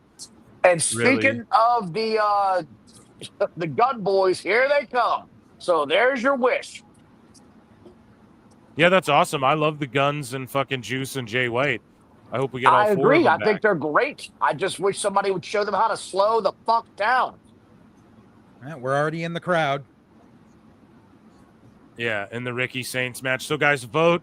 Now the Casino Gauntlet, I think it lost to the NXT match. And now we'll see if it loses to this other NXT match as they continue to go head-to-head. Yeah, I'm worried All In's going to go till like fucking midnight my time. It's going to be crazy. I can't get past Juice Robinson without a beer, dude. This is just good God. Lily. Yeah, I don't know just if I remember like his old it. NXT days when he didn't have it. So Right, but he at least had the dreads and like he had cool gear and shit, you know? I dig this. The Gates of Agony and the Gun Club are going to have a feud or something. It's something. Look at the crowd popping for who's out next. Oh, shit. And then, they're brawling all over the building. Yeah. Let's go. Oh, a Walls Now of Jericho. that is stupid as hell. All right, you talk about insulting intelligence. They're going to brawl all over the building. You can only win in the ring, and it's a gauntlet. So why would you leave the ring? No, for $2? brawling all over the ring is the Falls Count Anywhere match. Oh, I thought you meant that. Where is everybody in No. this? Listen, you're watching All In, right? Yeah. Yeah, he's watching All In, dude. So he's saying the pin is only in the ring. In the gauntlet, so why would anybody be flipping off the stage and going to the outside and fucking? You just don't want to win. Yeah, why? Like, don't you want to win this shit? Yeah, so that's what Saints and Page are fighting at the concession the stand. concept. It's Tupelo. Yeah, dude, it's Tupelo. And like, here's on NXT right now. So, but here's the thing with the gauntlet match. This is what I mean. It should be. Everyone, it's war games, so fucking weapons, anything goes, but it's not until the last person comes in the ring that you're allowed. Once they get in the ring, then it's fucking first fall. Just change the rule to that, And then do a real gauntlet, and then they're out. Right. Well, and that's but they want to try and protect everybody, and that's the fucking problem with doing a gauntlet, because a gauntlet, exactly what JJ said earlier, it's supposed to be you fucking get pinned, right? Like you get eliminated via pin. So, but you can, but like if the last person and still look good. Yes, I know. Also, it would be a different iteration of a gauntlet, because correct me if I'm wrong. A gauntlet, somebody gets pinned, then another person comes out. So it's always exactly. This could be a never-ending stream of people up to a certain number, and then a pin. You could have one can pin 4. And the 4's eliminated, and then there's 5, and then there's 6, and there's 7. You guys can keep pinning each other. I agree, dude. That's how it should be, man. Yeah, see, that's what it should be. Or even the one fall to the finish. Either way, though, we understand that it's not stupid in kayfabe. You know, then fighting to be number 2 might be worth something, or you want to fight to be number 30, or you want to, But if it's one, or if it's the last person comes in and then the bell rings and then it's the first fall, then when people go fighting off on the stage and around the arena, then it's like, okay, let's say you're number 5. And you're like, well, whatever. I have time to get out there before number 10 gets out there, you know? Yeah, I'll fuck this guy up over here because I got time to get back to the ring. And then at least there's some psychology behind that. It's the Royal Rumble, but instead of over the top rope, it's pinfall or submission is how you get eliminated. I agree, and it should be falls count anywhere. And then guys go brawl all over the place. And but it's we just fixed this match. I know, but instead they're just playing the whole like, oh, I want to be number 2 because I'm going to pin Ricochet in 2 minutes. Name a 2-minute AEW match ever. The average fucking minute's 22 minutes. Should I post the this fucking in a, Canadian show? You Phil, know what I mean? Should I post this in a graph and then have Tony copy it and use it himself? That would Do be it, great. yeah. Put it in an Excel spreadsheet and then send it to Dave Meltzer. Yeah, It's exactly. even easier. Just tell I don't Tony know to that watch people any realize fucking that Battle happens. Riot at MLW. Yeah, and that's what Battle Riot is. That's dude. what Battle And it's Riot like- is. Yeah, so I don't know that people realize that is what happened though. Oh, I do. I do realize that's what happened. He just ran with that bullshit. By the Tony's way, Goat year Boy's over out. year. Tony's year-over-year chart was actually mine that I tagged Meltzer and Tony in, and then they said like, "Oh, this is how we explain it." And so Saints and Paige are cooking, by the way. I want to say, like, Yeah. they're fucking brawling all over. This has been awesome. Yeah. Oh, fire extinguisher spot. Yeah. Goat Boy's out. This brawl. I'm sorry. This casino match is it's just one guy after another that just they're not going to win. So why are I can't buy into this right now. The guys are just laying outside of the ring dead like they've been shot in the ass with a dart. They're taking my pick for this gauntlet is MJF or Mark Briscoe or Darby comes back and wins the whole fucking thing. Or else Mercedes Moné uses her creative control and then Beast Mortis wins the whole fucking thing. No, just joking. But we have Ricky Saints like throwing the fucking gate on top of Paige and shit. Like they're throwing down, dude. This match is awesome. Phil, I don't know if you noticed, but about 45 minutes ago or so, the Mole posted a picture of Seth at the end of Mania when he cashed in the Money in the Bank. So I think we know how we're ending tonight. Well, how accurate is the fucking Mole though? Like we got a very accurate. Is he? Like I stopped chronicling it. I did a stream and I've even been accused of being the Mole. But I did a stream about the Mole. The Mole's put me over. Like he's like subliminally like put out shit with flutes and stuff. Like he likes a lot of my tweets and shit. And you know, we've chatted, we DM'd a little bit, you know? Yeah. But the thing is like early on, I know that he was pretty spot on with a good handful of things. And then I stopped chronicling it. And then, but like every now and then we'll bring a Mole tweet to the show.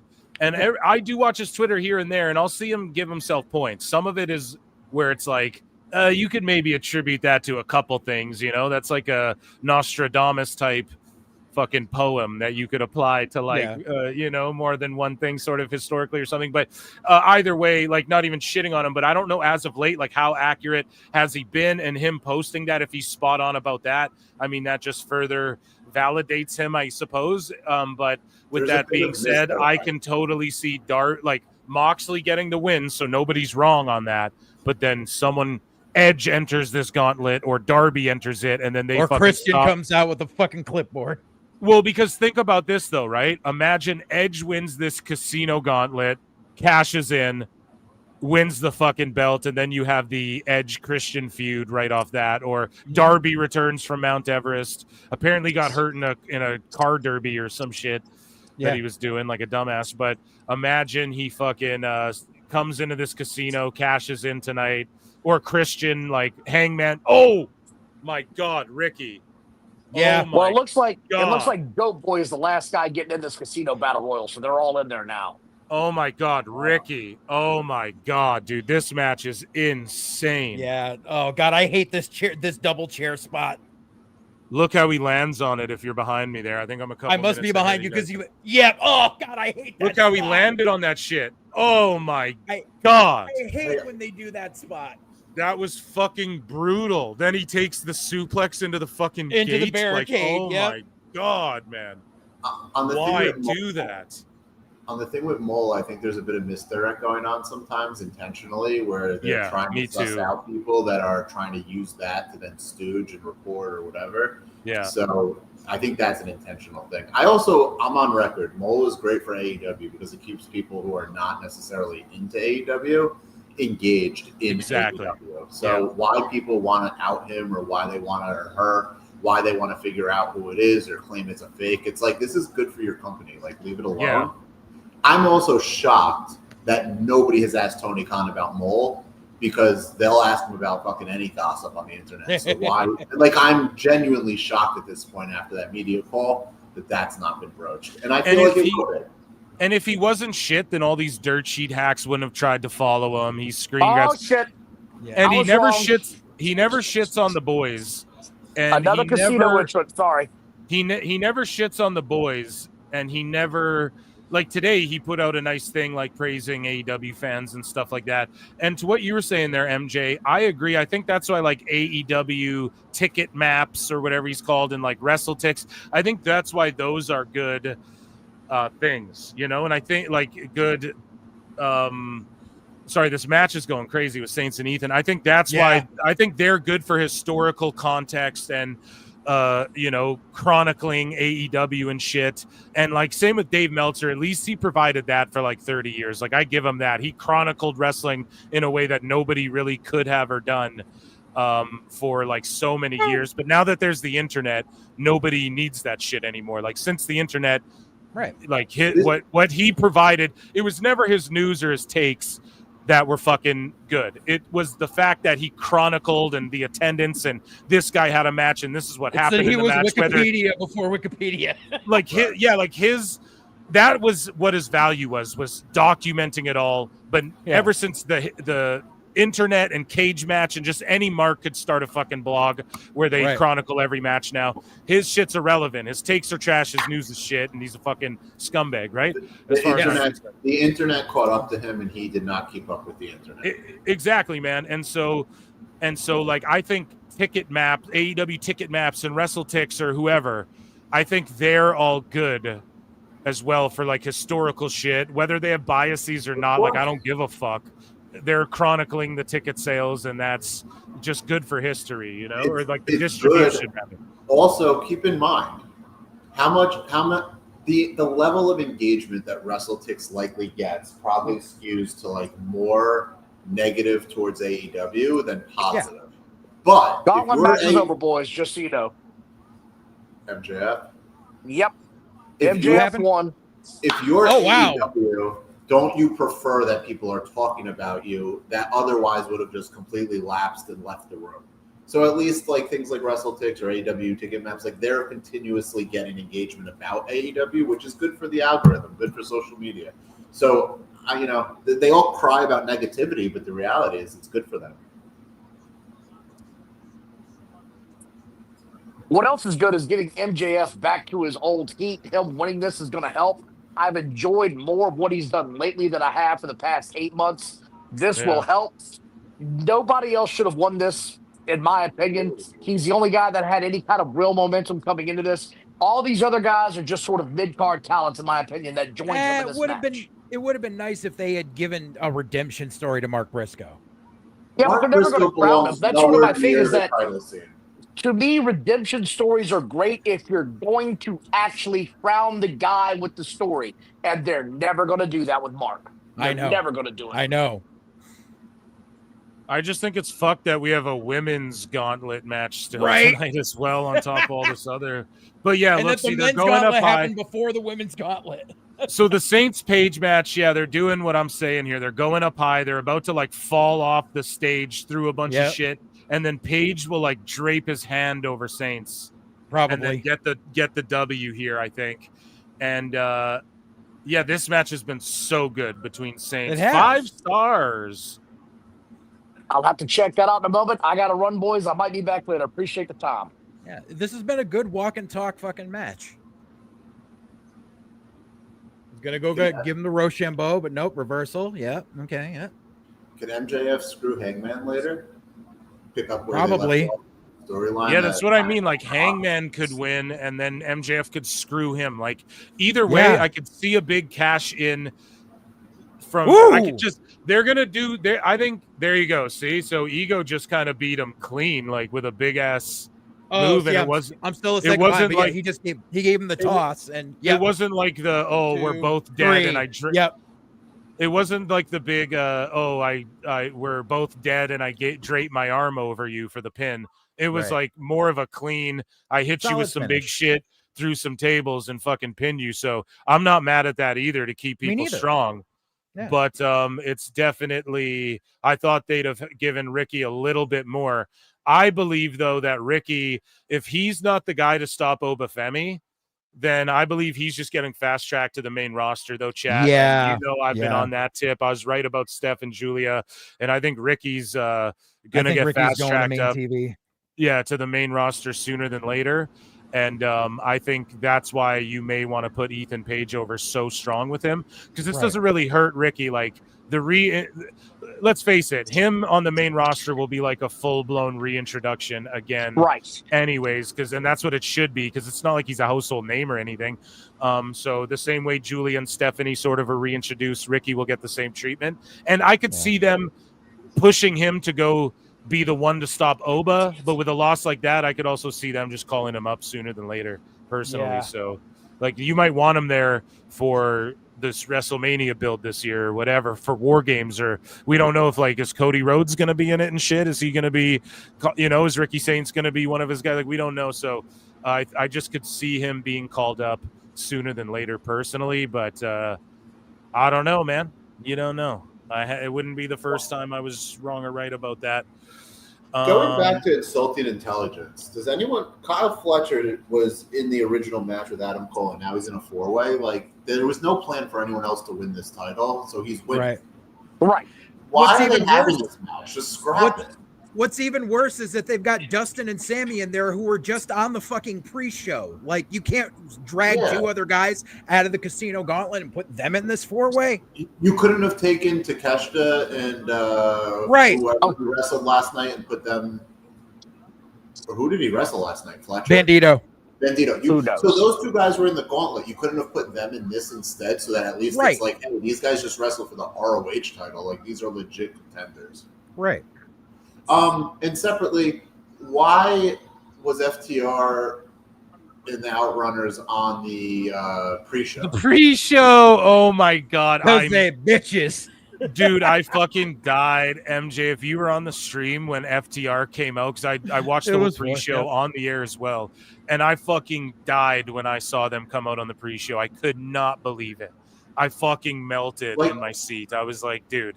How easy would it have been to just scrap this match for the TNT title that nobody cares about, and then have them in a #1 contender for the tag title match? Like, the winner of that match will get a shot at whoever wins the tag title match whenever, and that just gets elevated to the main show, because those are two tag teams that you should be heavily featuring to try to make a credible division. All right, I digress. No, you're right, dude. I'm chugging coffee, bro. So I'm here for like 10. MJ, I'm here for like 10 hours today, bro. Sometimes I'm gonna just lob it up to The other Bucks folks. don't want credible tag teams on the main show.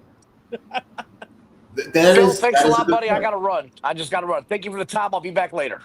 All right, Don Wayne, you take it easy. Guys, go and follow Don Wayne on @BustandMove, and Already do. and make sure you follow him on YouTube @SquaredCircleManiacs. He will probably be back. I'll say this about the All In crowd, and now I have it on a bit lower volume, but I'm just going off of what it looks like. They are there for AEW, opposed to like WrestleMania crowd that might be there because it's an event and they may not watch or know anything. An AEW crowd of this size is there because they are like legitimate sickos.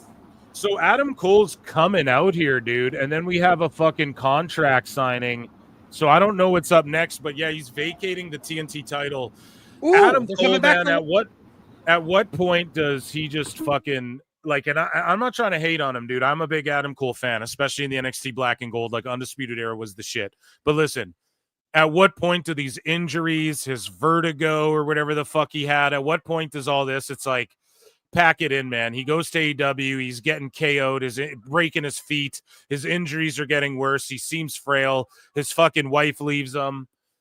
Or like, I guess they weren't married, but his wife, I mean, they were how long, right? Like his woman leaves him. What the fuck? Like, it could just be time to pack it in ring. No? Do you guys think? Yes. There you go. Yes. Simple answer. Simple answers are always good. Oh, it would be nice if they did the smart thing with NXT Heatwave.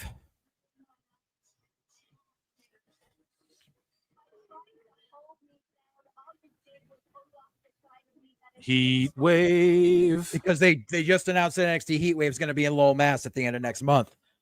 Smart thing would be like, I do not understand why still to this day Josh Briggs is still stuck in NXT, why he is not on the main roster yet. And like, I worked with Josh when he was training. Like, I love Josh Briggs. And if you're going to do anything, like they have his tag partner going against Obafemi today, like, obviously, he's not going to win, but you should rebuild and have Briggs versus Obafemi and Lowell and give him the hometown hero win. Like, if you're going to keep him in NXT, like, put the damn belt on him. So Elbu was underneath WWE and Triple H's post.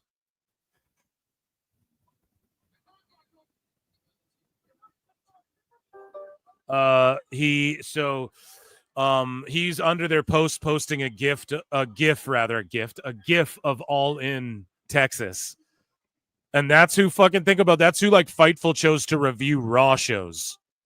Right? Yep. And then he's there fucking shitting on he's there like posting All In Texas under AEW shit. Now, Adam Cole's crying. He has to vacate his title, and he's like, I'm not thinking about retiring, but this could be it, dude. Someone in chat break down exactly what he's saying his ailment is, if you guys could, if we're getting any insight on it, because I have 2 shows going, and sometimes the audio bleeds over while I'm talking too. He's bawling his eyes out. Might be like his CTE.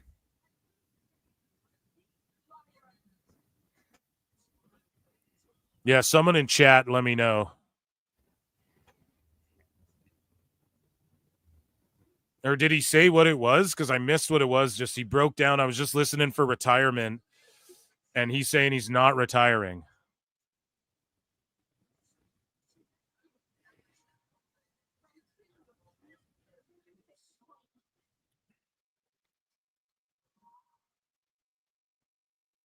Is there anything on Twitter or anything, guys?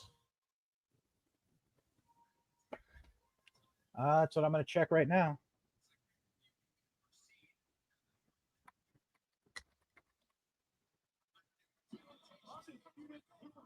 Latest.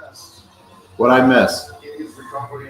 So Adam Cole's he's like, I'm not gonna retire, but he's so injured that. Oh yeah, I watched that. I took the headset down so I could actually hear him. That was legit. That was genuine. What did he say? What did he say the ailment was exactly, or did he not say? Did not specify, but said it will keep him away. And I mean, it's got to be CTE. Yeah, it's got to be like a post-concussion syndrome type, not CTE, but like PCS type shit. Right, like, yeah, exactly. Yeah, like post-concussion syndrome symptoms that like he can't quite shake. It has to be something like that. And that was legit. Like, that was a moment. Yeah, it sucks Bobby Fish isn't here to hug him either, but I think Adam Cole never returns personally. He's like, I'm not even going to talk about retirement, but I think he does not return. He should not. Like, he has to be protected from himself. Like, what is the end goal here for him? Was he going to be a world champion again? He's not. Like, just. And like the whole that this is what happens when you keep working super indie style on a television basis. Like, he should have never taken that bump with Fletcher where his fucking head bounced off the damn concrete. Which everybody then claimed was totally safe. Like they said, Hook didn't have bullshit. They keep doing this, right? They keep like Hook threw up in the ring. No, nothing happened. Oh, Adam Cole, that was a safe, protected bump. You don't know what you're talking about. And then you just see what happens like weeks later, and you're like, come on, like stop gaslighting people.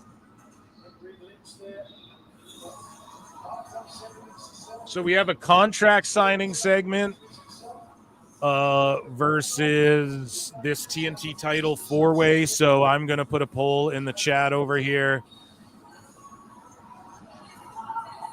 What did Kevin say that got deleted? Adam Cole is so thin, I want to send him 35 cents to help a week to help feed him. You don't mean that. No. Okay, so we have this segment going down. I'm going to put a poll here. Wait, whoa, who is this chick announcing in the ring? Ava Rain. Why is she announcing in the ring? Or are you watching NXT or All In? Sorry. All In, sorry. Oh, Oh, sorry. yeah, no. So is it Dasha or what? I don't know. Where's the Yapper Dapper?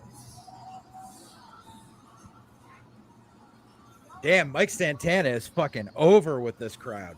Yes, and he's super over with the TNA crowd, and I fucking have been telling people, man, he might fuck around and win this belt at the He TNA should. PLE. Let him win the belt. Let Hendry finish. Hendry's contract is up like the end of August, like mid-September, and you know WWE is picking him up. So let Santana win the fucking belt, get the He big is hug. picked up. Yeah. It's like the Jordan Grace deal. He is already. Oh, yeah. He can go to the PC whenever he wants. He's all good. He's locked in. Santana too, no? What do you think that's well, for yeah, I'm sure Santana. I'm sure they got Santana already Santana as well. will get but, an option. But Joe Hendry, when his TNA deal's up, he's going straight to WWE, and they've given him all this TV time and access and shit. And that's, I'm sure they're probably working some out with Santana. Jordan Grace was the same thing. She was already locked in, working at the PC and everything, and then they fucking let. They even let her out of her deal early to do the Rumble and debut in WWE and shit, because it just benefits both companies in the long run. So, like Hendry's locked in for certainly going to WWE. Even if he portrays it as, I could show up anywhere. He's going to WWE, guys. I just think when his TNA time is done, he's not going to be in NXT anymore and like do an NXT. He's going to just debut on Raw or SmackDown is what it's going to be. So he'll go from TNA/NXT to the main roster when his deal's up, you know? This is so stupid. Dustin Rhodes is like limping to the ring. Like, why the fuck is he in this match? Right. Sorry. No, Phil, do you think there is a chance that John Cena versus Joe Hendry could happen at that UBS show, or are we too close to that date where it's just not going to happen? It's not going to happen. No. But I nice, would but it fucking not. I would, if you can get to the UBS arena or whatever, like, you don't want to miss that fucking show, dude. Like, I am willing to bet you're going to see some fucking big names show up there. And I'm not talking in a wrestling capacity fully, but like, there'll be some motherfuckers there and people in the crowd. Speaking of in the crowd, Carlos Silva, president of TNA, is in the crowd here at Great American Bash. What an awesome... Did you watch his interview on Ariel Helwani, MJ? Like, what a fucking awesome businessman who can just answer questions directly and isn't afraid to say, yeah, we have 21,000 people on TNA Plus or whatever, you know? Like, just a guy who can be direct, answer questions, be honest. It's a breath of fresh air. It's a breath of fucking fresh he, air, man. I mean, I know people gave, like, they all had this, they projected the anti-WWE on TNA when they did the whole change in management and what was going on there. At the end of the day, is that guy not a businessman? And that's who needs to be running these companies, because they are playing for millions of dollars. They are competing against millions of dollars worth of sporting outlets or content on cable, on networks, on streaming devices or streaming platforms. So, like, you kind of need a real businessman to front that in order to make shit happen. And TNA is a proof of that, you know. Yeah. It can't just all be fun and games and carnival rides for, the rest of the time. So Dustin Rhodes is working his second match tonight, and so is Guevara. I think, right? Yeah, so is Guevara. Yeah. And here's the whole thing.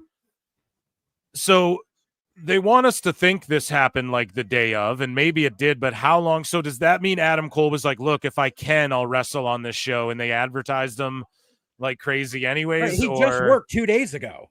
That's what I mean. So was it like a last minute? Oh shit, it must have been very last minute. Like otherwise I'd say how long did they know about his injury before they had to make the call that he can't go? But it must have been like a bump he took a few days ago that made him go, fuck, I can't go. So again, if anybody in the IWC is trying to be like slimy tactics or whatever, just don't buy in or bite into that shit. You know what I mean? Right. Because I think it was very last second. I'm willing to give them the benefit of the doubt on that. This feels very last minute. Yeah, because we got Rhodes working a double shot. Like, I just think Tony would have picked 2 other guys. Mortis would have been in this match if he had more time to prepare or whatever, you know? Right. But I mean, like, you could have thrown in Bandito and Lee Moriarty in this, and you would have been fine. Yes. So Santana's cutting it up, dude. Yeah. We believe. They love Joe Hendry. Oh, yeah. Tremendous heat on this contract signing here. Well, maybe not tremendous, but a good amount, what it should be. Again, though, a segment that could have been on an NXT show, though. Let's be Exactly. honest. Like, this is taking up valuable time on a PLE where you could have had a fucking match. Yeah, here's the thing. I don't know if Joe Hendry ever grabs that TNA title again, and I think he could be the guy to actually stop Oba eventually when he does come over, if they're willing to keep Oba there that long. But I do think Hendry should just go right to the main roster. But I do think Santana is going to win this belt, and I'll tell you why. He's super over with the TNA crowds too. Like, watch any of their shows, anywhere they go for the pay-per-views, he comes out through the crowd and they go fucking ballistic for him, man.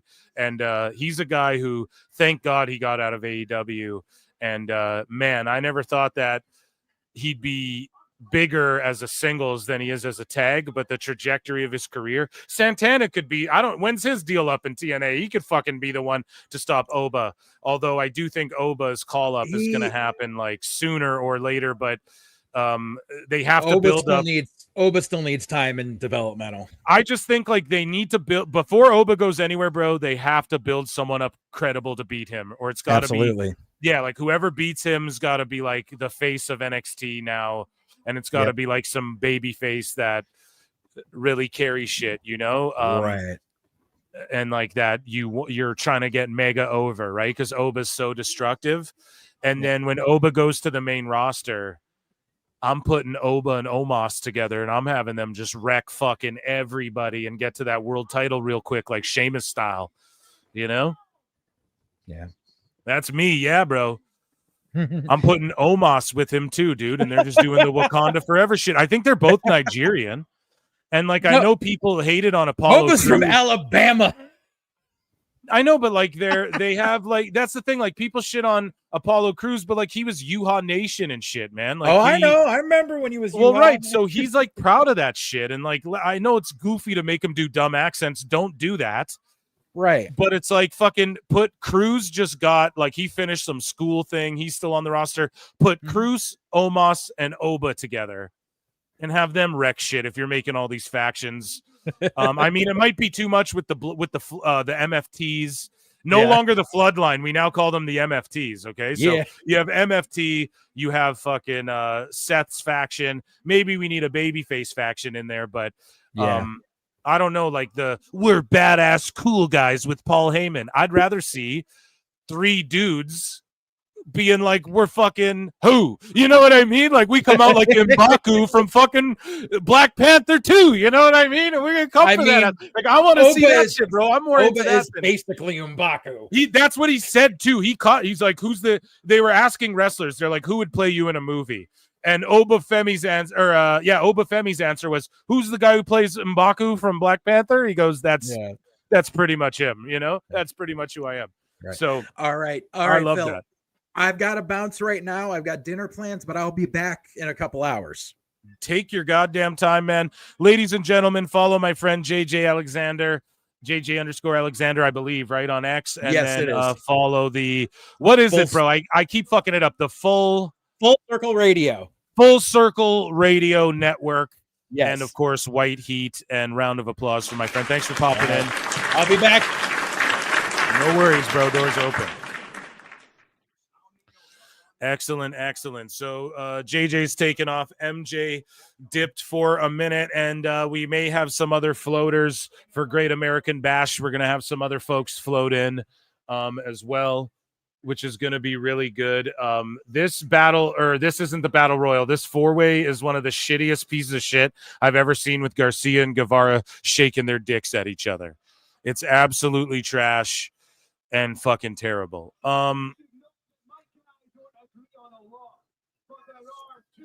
Inamura's gonna beat fucking Oba. I just don't think so. But what they're doing a great job of is building up people a little bit, or just like giving Oba compelling challengers to where it is a little like, well, he's gonna win, but at the same time, I want to see him wrestle Inamura. You know what I mean? Or Imanura. Sorry, I'm sorry if I'm botching his name. Yoshiki, I'll call him. I want to see him wrestle him. You know? Like, that's a match we want to see how it plays out, because it's compelling, the clash of styles and shit. And so he keeps having matches like that, you know? So it's really cool for Oba, and they booked his reign so well. And I think they booked it well off the back of like, oh, he's going to the main roster imminently. And then like, nope, here's just a super long reign with the NXT title. I love that. Okay, so that segment's over. This four-way, I mean, come on. Do I end that poll? This four-way's fucking trashish.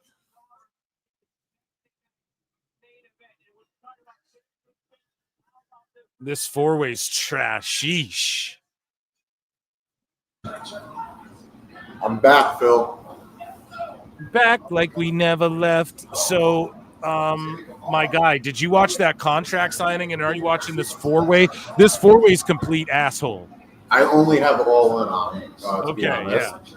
Yeah. Four-way is boring as shit, but every show needs a piss break. I'll give you one more number, and then I gotta go because I gotta get out of here for a little bit.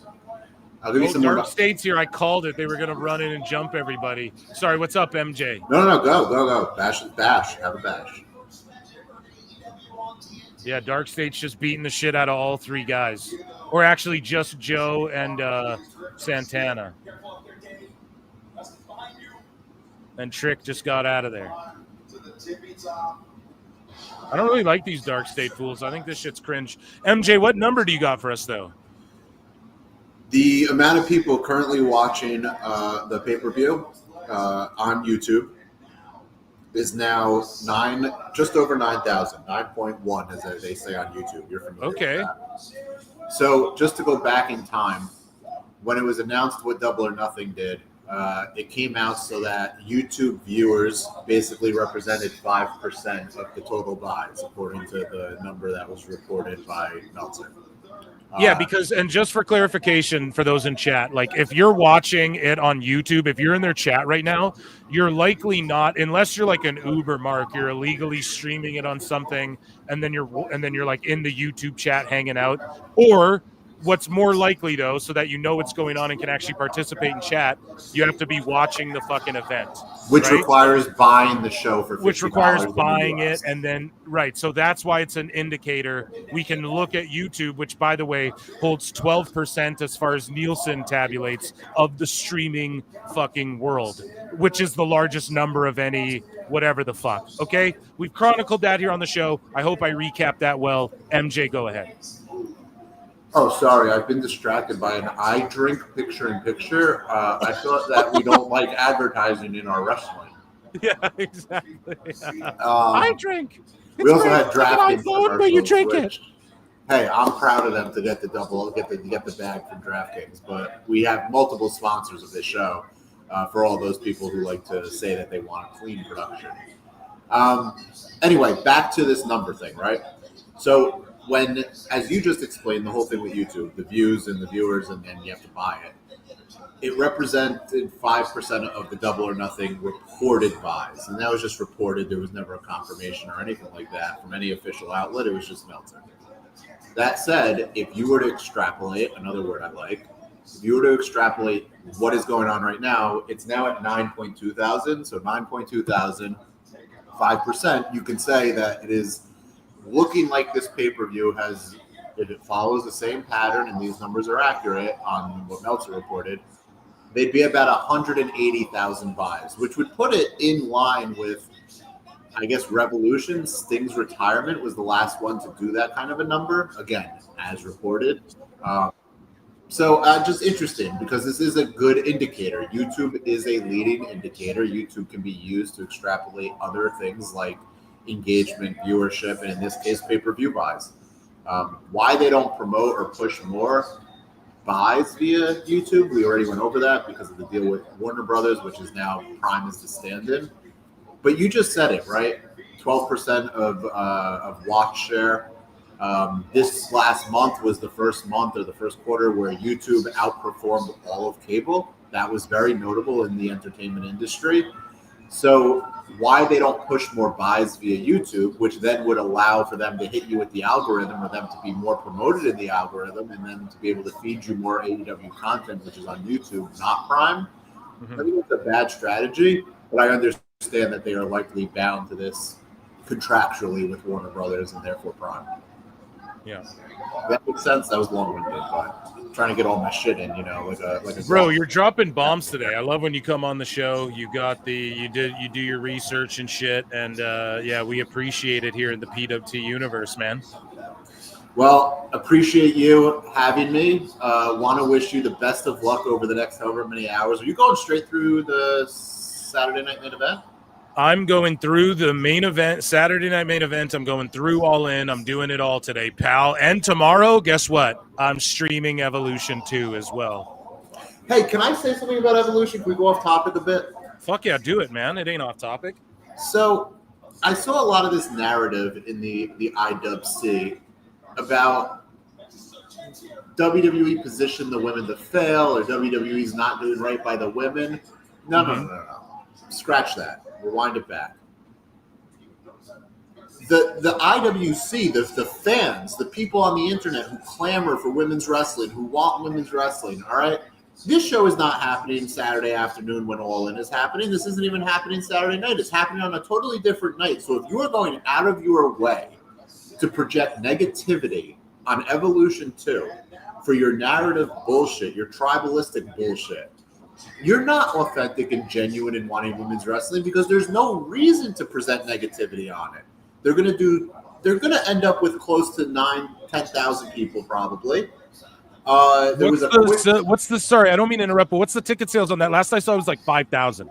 No, it's up over 6,000 at this point. Wow, so they're crushing. This is what I mean. How are you going to boo-boo an all-women show with not a shit? Let's say there isn't a shitload of build. Okay, they drew 6 fucking K, and it's going to be on Netflix here in Canada. Probably will be one of the top shows. And how is anyone going to boo-boo on this? I agree with you what you were saying, dude. And I'm a huge proponent of women's fucking wrestling, and I'm a huge proponent of women's tag wrestling and establishing that division and all that shit.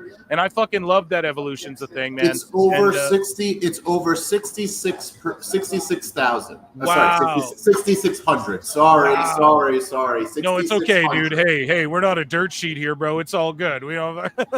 But 6,600, like that's amazing, man. For just an all-women show. Let's say there was shitty build. Okay, 6,600. You guys are gonna boo on that? Put your money where your fucking mouth is, you marks. Well, and put your money where your mouth is and support it, because the rush to shit on this was immediate. There was where's WrestleTix? Why isn't WrestleTix? It must be doing poorly. They were willing to say that it was negative. They were willing to say it's all WWE's fault. AEW is not pushing the women's division the same way. AEW, they don't have the stars, but they're also not doing an all-women's show. And at the end of the day, like if you truly enjoy all wrestling, support all wrestling, you want to see women be more featured, to go out of your way to cast slander on something that will likely end up over 7,000, I think it'll probably be 8,000. It's just insane to me, the levels to which people project and they perform online. And it's one of the reasons that I have completely pulled back from doing things as far as engaging with folks and trying to have conversation because it's not real. I don't think the accounts are real. I know for a fact some of them are not real. And the whole the fomenting of being negative is not real. It's bullshit. And I want to leave folks with a feeling that at least here, You're getting real. I heard you and Awful the other day. Oh boy, you guys cooked. Dude, and Awful I and Bliss know. the other night. Oh boy, did they cook. And you guys, people who, and I will even go out of my way to say JD, like him or not, fucking cooks. Yeah, And he does a lot of I times think too. Like he's- whether you agree with him, at least he has hot takes. Like I can't stand when people just have vanilla shit to say. You know. I will call him out for being contradictory. He will contradict himself 1 minute after the next, right? But at the end of the day, he is giving you straight up, like you can tell that's raw emotion coming out of him. And it's, you know, it is what he does. All this bullshit online is such bullshit. And I just think that we should leave them alone. I think we should, Kyle Fletcher did not win. Yeah, man. It's unfortunate. Fletcher's their guy. They should give him that belt and just run with him. But no, they're just fucking around more. And it's disappointing. To finish that thought, Yes. I think we should leave alone a lot of these fake accounts that, frankly, if it's not for the engagement they get with the hater, like it's just tribal warfare. So if you Yeah. weren't having tribal warfare, I do, bro. they'd be left to themselves. They'd be stuck in a box somewhere. Yeah, I We should stopped leave like them in a box. I stopped like talking about a lot of these goofs in the sicko segment, and I try and make it more fun now and talk about like actual prominent people, unless there's something so ridiculous that like I find funny or whatever. But I don't. But yeah, man, so like the AIR golds and all that shit. Well, we seen his DMs of him saying, "Hey, we should all engagement farm each other for more money off this app." Like you're a fucking clown. Like it's just all those accounts. I agree. We should just, and some of them own multiple of the same. They're just like the same person, and they're a sicko, you know. So it's like fuck them. Yeah, just leave them alone. That's what I've been saying for a long time. Without getting too deep into it, because it's not the time or place for that. We could do it separately. Maybe we can preview. I can preview some of the stuff I've observed, but there are certain outlets and certain organizations or groups that are heavily trying to influence discourse online for algorithms, for AI, and for their own pockets. And we should not lose sight of that last one, for their own pockets. And I don't think that they genuinely care about the audience that they cultivate in so much that they just want to make money. And so then you have to look through and read through it and say how much of this is real, how much of this is bullshit. And, you know, it's a lot of bullshit. It's a lot of bullshit. And this is a nice moment for Dustin. I don't know. Cool. Like, this title could be for old guys. Make it the 50-plus title. Well, my friend, and so Dustin Rhodes, well, before you get out of here, Dustin Rhodes won this title. He's crying. They're all applauding him. That's solid that he won it. And it's awesome in Texas. He had to pull a double shot to get it. And now he has the Ring of Honor tag title, the Ring of Honor trios title, and the TNT title. Why the fuck didn't Kyle Fletcher win this thing and you try and build a star here? By the way, and then at the end of it, you have Fletcher pin Dustin. And even though Fletcher's like a bad guy, you have Dustin fucking shake his hand and the Von Erichs come out and they go, you're all right, kid, type thing. And then maybe Fletcher shows a bit of like, maybe I don't need the Callis family because they weren't out here to schmoz shit up for me. You know? Man, let's do something compelling. But MJ, I want to thank you for coming on. If you want to float back in later, feel free, guys. MJ from NJ, some X error, some X, or at WrestleGraphs on X. Is there anything else you want to shill, my guy? No, never. I want everyone to enjoy what ultimately is a great weekend of pro wrestling. There's a lot of it, great talent. I think that's fantastic. Give you credit for doing this all day. You know, it's an interesting time to be a wrestling fan in 2025. It's always an interesting time, but more so than ever because of the internet and because of the way social media works. We saw the very, very bad this week. We see the very, very good this afternoon and tonight and tomorrow night. And at some point, hopefully shit gets sorted out and all the toxic waste can go away and the positivity can rise to the top. Not that I'm such a positivity merchant, but it's going to end in a bad place, and I'd like to see it go in a better direction before that happens. Well, ladies and gentlemen, round of applause for our friend here, MJ from MJ. Thank you for coming in. Dropping bars on you fools. Fucking amazing.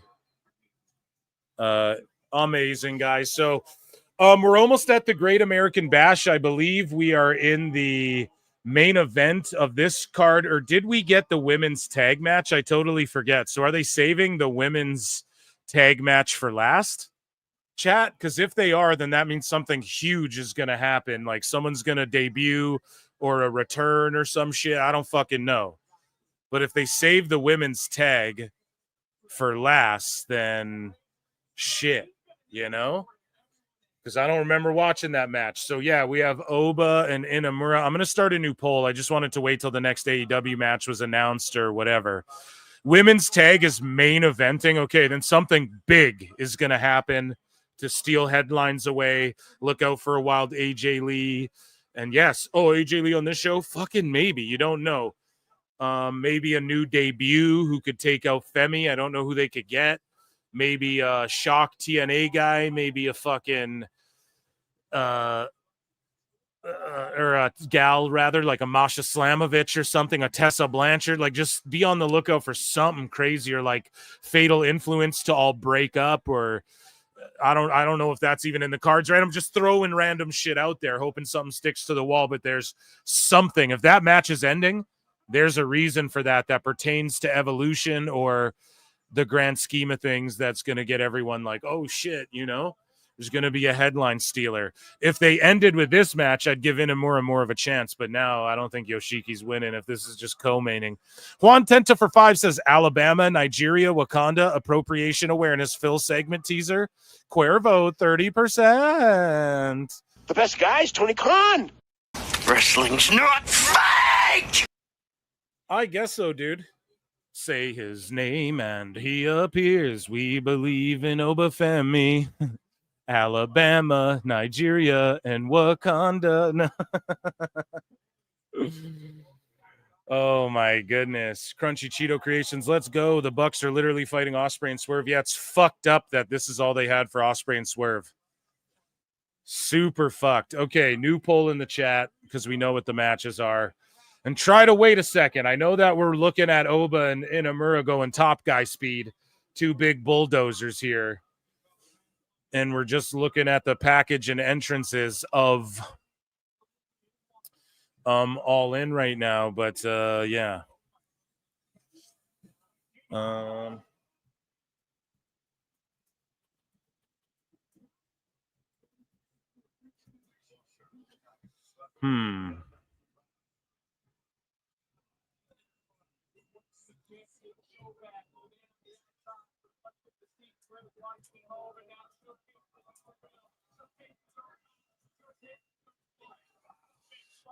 And then we have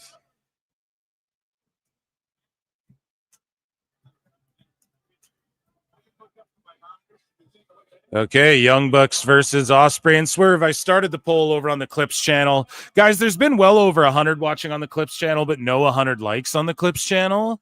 And if you're on X, come over to the Clips channel and hit that like button, please. Or Jericho's going to come in here at the Rabid Wolverines LC Killer 17 for 2 says,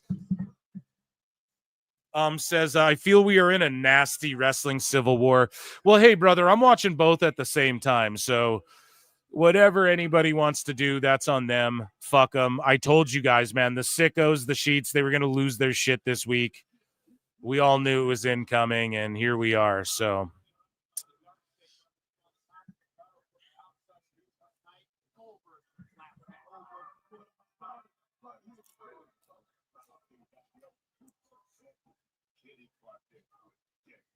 we're getting this big elaborate entrance for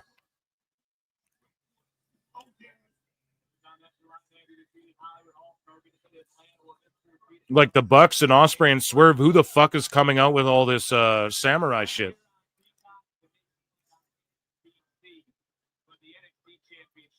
Talk about cultural awareness and appropriation.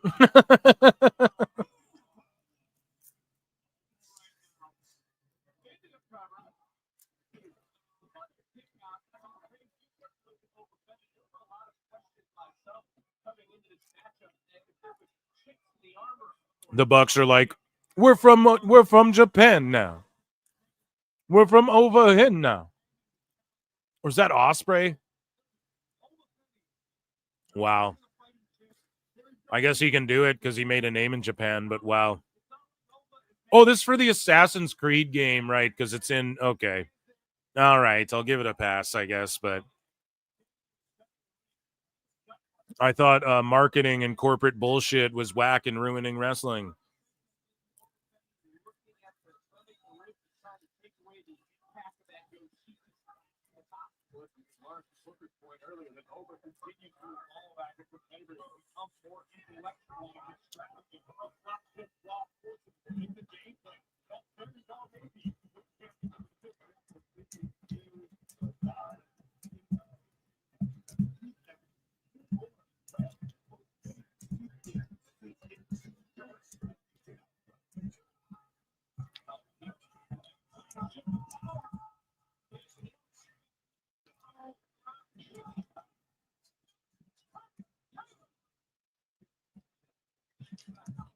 Yeah, Yoshiki and fucking Femi, man, they're cooking. Here we go. Britt Baker, heartbroken, baby. Yeah, you broke his heart. He's all fucking alone dealing with this shit. Heartless. Heartless.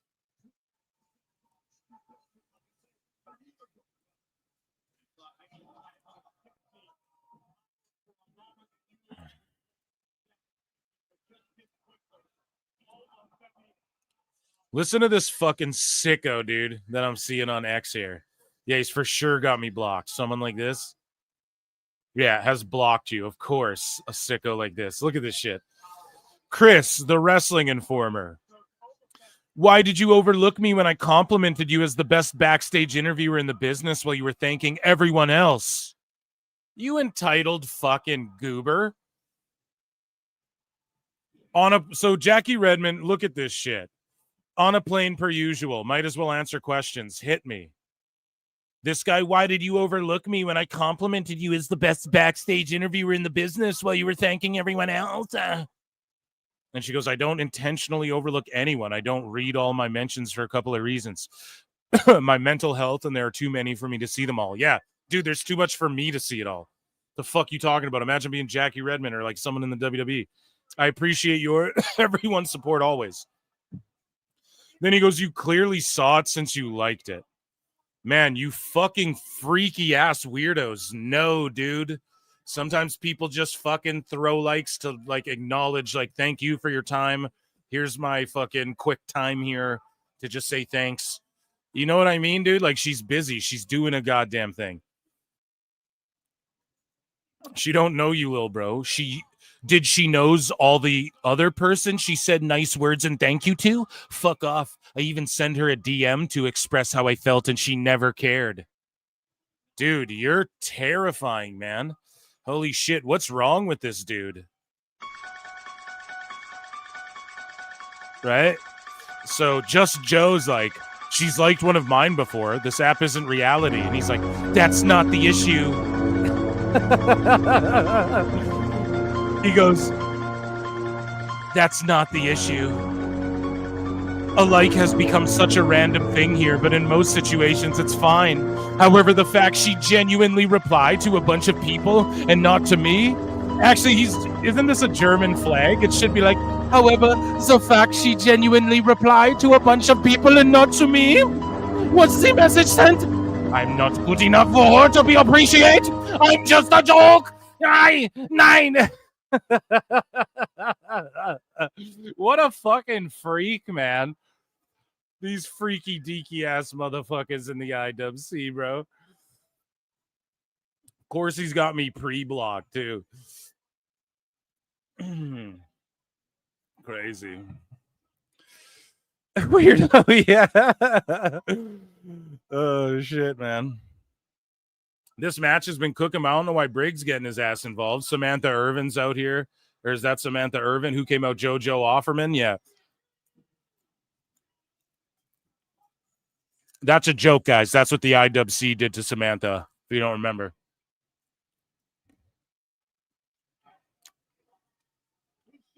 JoJo did a collision, and then they fucking... And then they're like, Samantha. They start hating on Samantha in the IWC.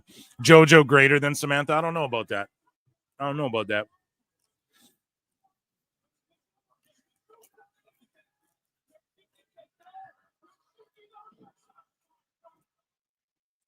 Yeah, Yoshiki's done on some bullshit.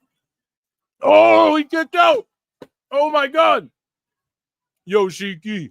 I think there's too much schmozzy bullshit in this match, though, and the crowd's kind of falling out of it in the Femi Yoshiki match. I know I have a bit.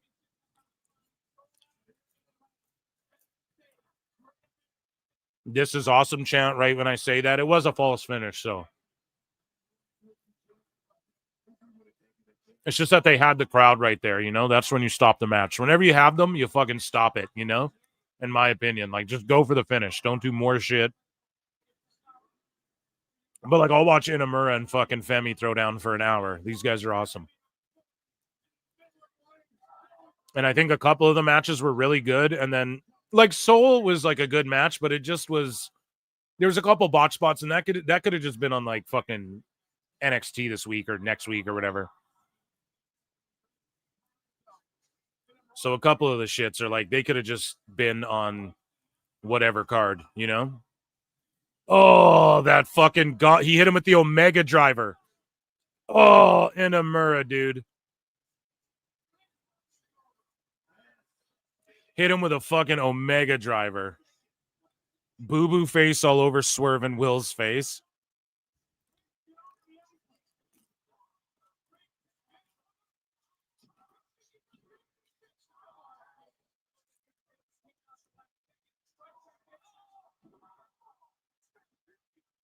Fall from grace. It's over. Oba defends.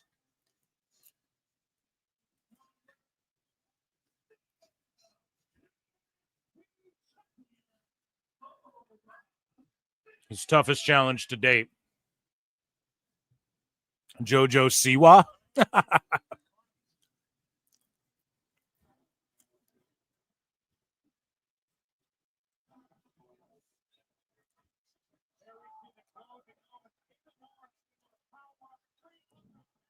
Yeah, Ospreay and Swerve should be in a feud against each other.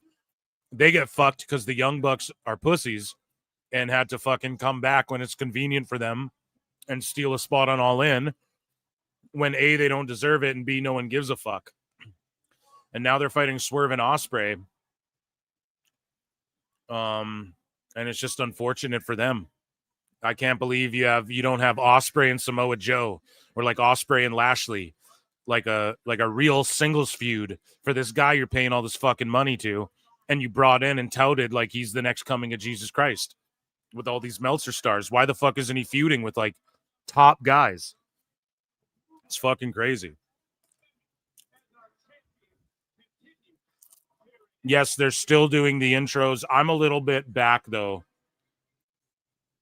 compared to I think Don when he was on. I can't remember who was way ahead.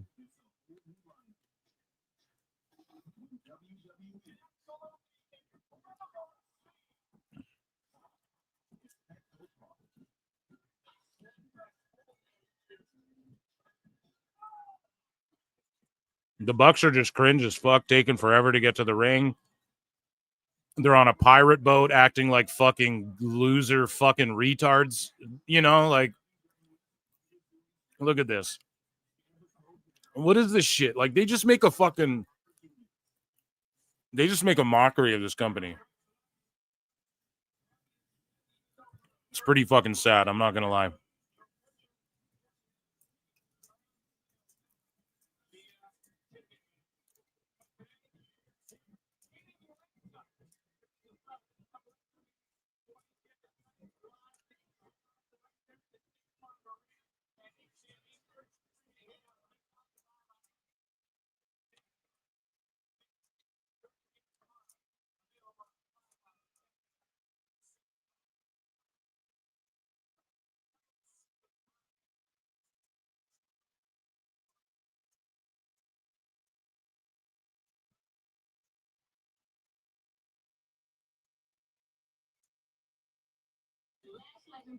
Just putting a tweet out, guys.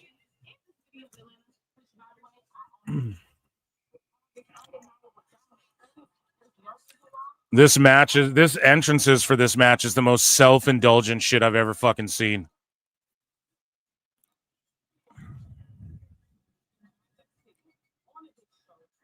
This is the worst entrance maybe in the history.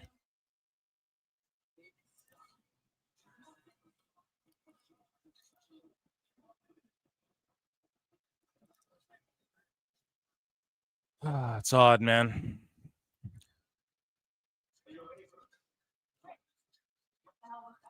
Yeah, that's awesome. JoJo was singing that entrance, though. I mean, I thought that was really cool.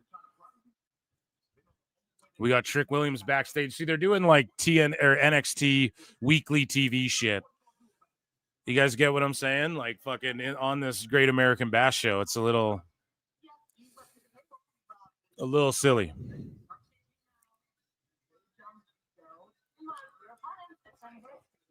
Oh, and it's Brock Lesnar's birthday.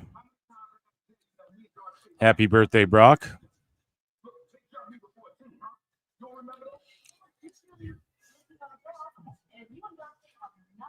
They're still coming out for me.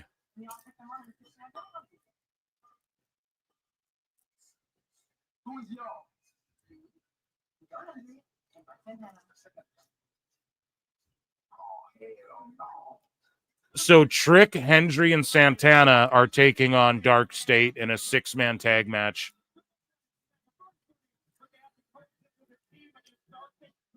Before Slammiversary, and they're hyping up Slammiversary. How fucking awesome is it hearing Corey Graves talk about TNA?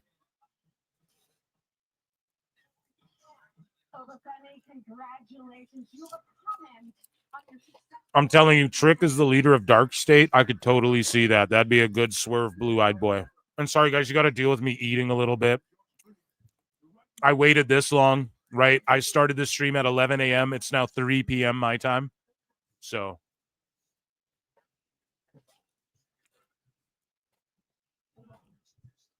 Sassy Girls, with these entrants for All In, we'll all be here until midnight. That's what I'm saying. That's what the fuck I'm saying.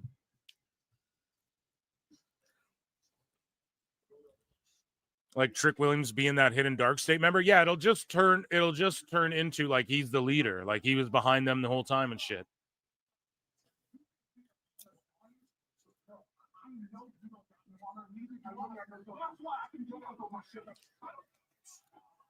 Oh, we're gonna get Briggs and Oba next.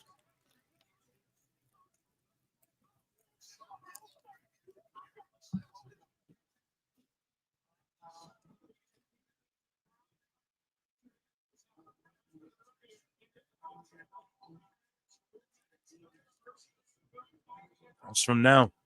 I don't remember you. $1 million from now.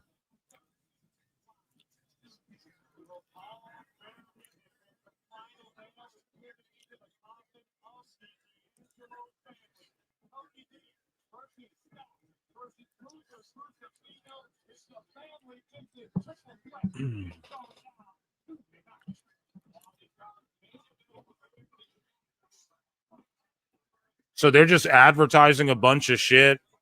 This Bucks match has barely began. They're still they're trying to treat it like this is some big showdown with two of the best teams in the world. This big epic battle for who's gonna be the EVP.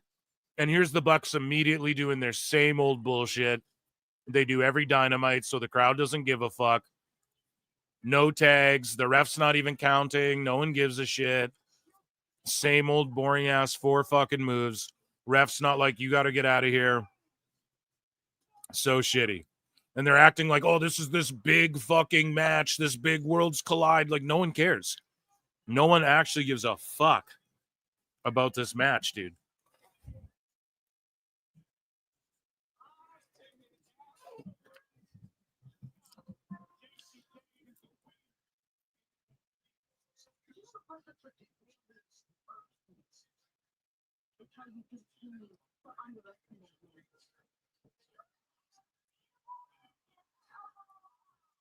So, chat, does Great American Bash start right after NXT, or is there like a little cool off period and then Saturday night's main event?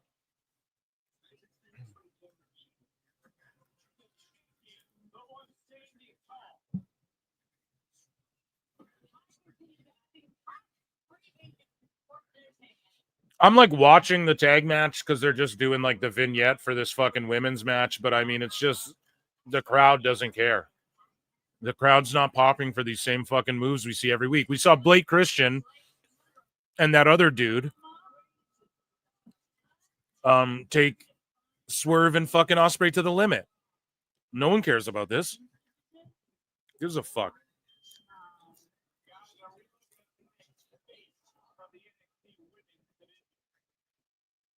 So SNME starts at 7 Eastern, so that's 5 my time.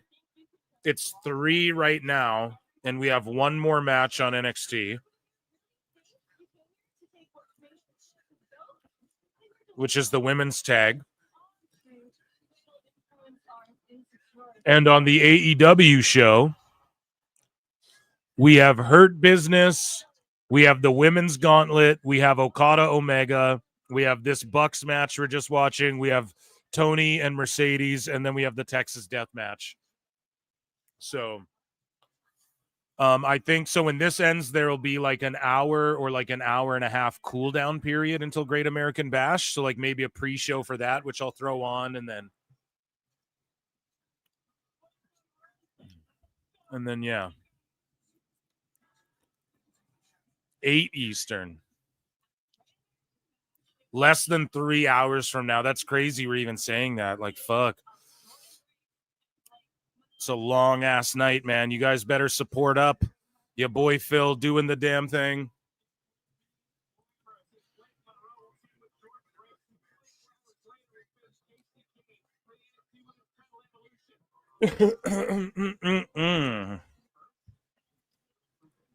Okay.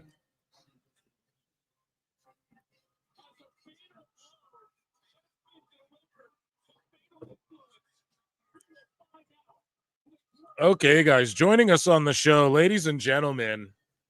Are you guys ready for our next guest? This is a big one. Where's my fucking sounds? Because this is awesome. You guys ready?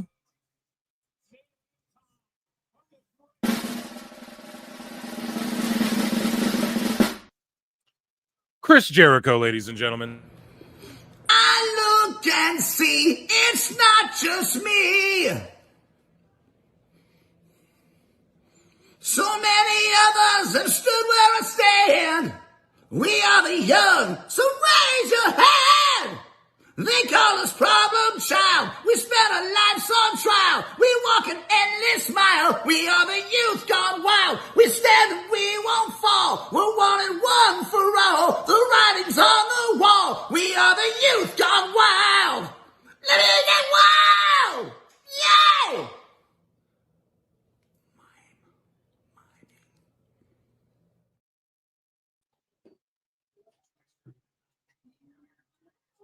You guys like that? Did I get you? Okay, here's Blake Monroe, her official like debut.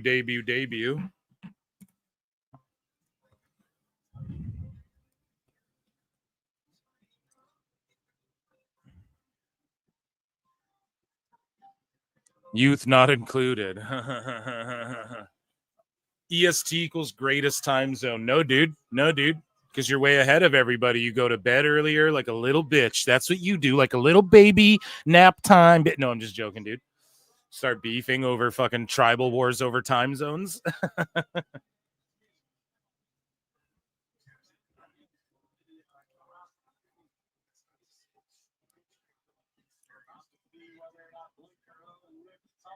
West Coast is the best coast. Yeah, some Biggie Pac action.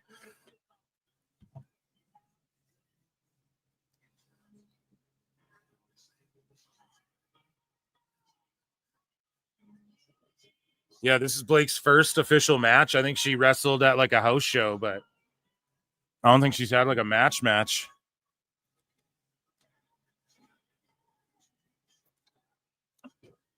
Biggie greater than Tupac. I'm with you on that one. I'm with you. I was always more of a Biggie guy, but I do love Tupac, and like he's one of the greats. Like Biggie was more lyrical and technical, whereas Pac was more of like a rap singer, you know, and his like harmonies and his messaging was a little more unique and like profound, whereas Biggie's like lyrical nature was more complex and technical in the way he'd piece like he had bars, you know, whereas Pac was more of like, I'm gonna fucking say some shit that blows your mind in like a different way, like a profound way, you know. So both for sure the GOATs, because of the impact they made in a short amount of time. That's why Jordan's a GOAT over LeBron. He did more in less time. It's that simple. He did way more in way less time, got out. Started later in the league than LeBron did, ended earlier than LeBron did in the league, and fucking did way more. So that's what makes him the GOAT over LeBron. You just can't argue that, you know? Oh, if they played one-on-one in 2025. Yeah, LeBron plays in a pussy-ass cupcake league where you can't even touch anyone. They used to beat the shit out of Jordan. Imagine if Jordan in his prime played in the rules now. He would put up 100 points every fucking game because you wouldn't be allowed to beat the shit out of him. He'd just be pulling up on everybody. He'd be dunking on everyone and getting fucking more and ones, which he already did, but he'd be getting fucking and ones. Like he would have 100 points every game, dude. So, and whereas LeBron could not make it in the old league, they'd beat the shit. Could you imagine Bron playing Charles Barkley and Shaq and shit? They'd beat the fuck out of him and he'd cry about it and not show up to half the games, which he already doesn't do. Or like wasn't doing till the NBA had to make a rule. Hey guys, your star players have to play when you go to fucking Memphis or whatever. So sorry, basketball talk, tag matches on, 2 tag matches, women versus men here. We got the ladies in NXT going head to head with Ospreay and Swerve in the Bucks. I wonder if something huge happens after this, then WWE, that's why these ladies go on last, which I'm inclined to believe that. But if nothing big happens after this tag, then my theory is, a little X-Files, that WWE caught wind of what time the Bucks and Swerve are going on, and so they decided we're going to put the women's tag on at the same time and have them put on a better tag match that people rave about more. I could totally, and I'm not putting that petty conspiracy theory shit past them anymore. I'm not. 626 for 5 says we are on the road to get Phil Mark's dog from the shelter. That's not his fucking name, Mrs. 626. Yeah, that's not his fucking name. It is now. Next time she says that 626, this is what you tell her. Shut up, bitch. No, I'm just joking. And then you tell her this. Smash your knee to obliterate. No, shout out Mrs. 626.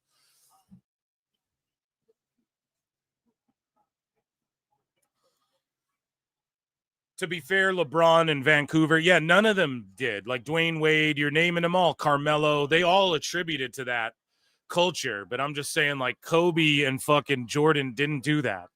They played everywhere. They played everyone. And they brought the best out of other people. Braun doesn't bring the best out of anyone. This I know. Ready?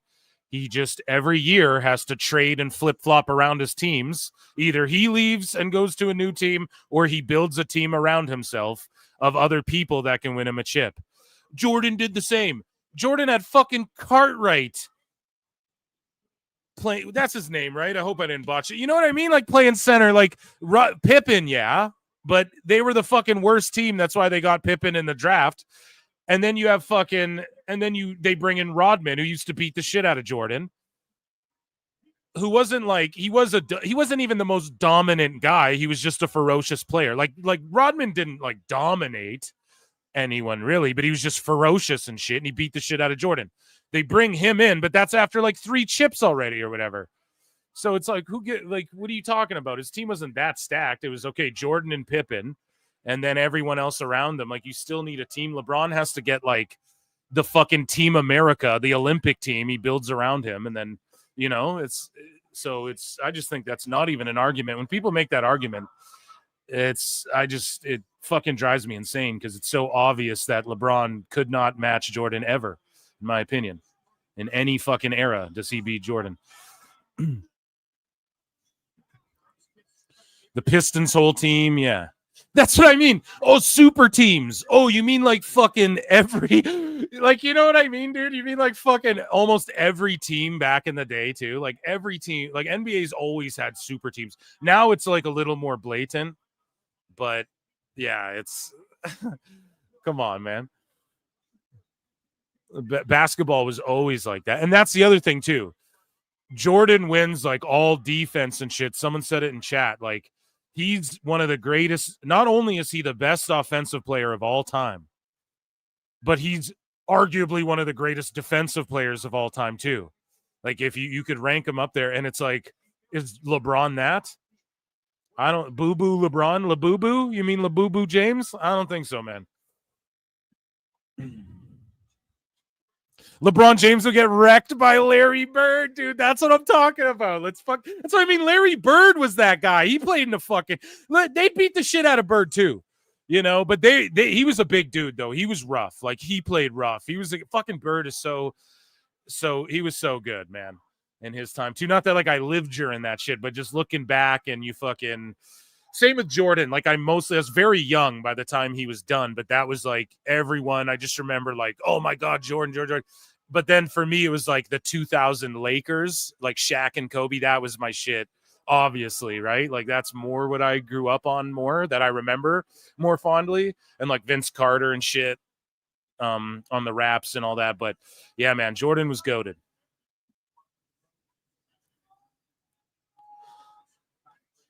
Parrish, McHale. Yeah, that Celtics team was a super team, you know? NBA was brutal. Now we're on NBA talk. 270 watching live. Sorry, guys. We're talking about this match. Sorry. The women are cooking, though. This match is great. Mariah May looks exceptionally good. She understands the WWE pacing and style. This Bucks Ospreay match, I don't care. This is the same tag match every time that we've ever seen in every AEW show ever. They have this exact same tag match. I don't care. The women are cooking. Okay, and we're seeing the dynamic between Fatal Influence, and they're doing well. The synergy's there. Nothing's too botchy. Jordan Grace is really coming into her own as well, the WWE pace. And her and Mariah May do make a good team, I must say.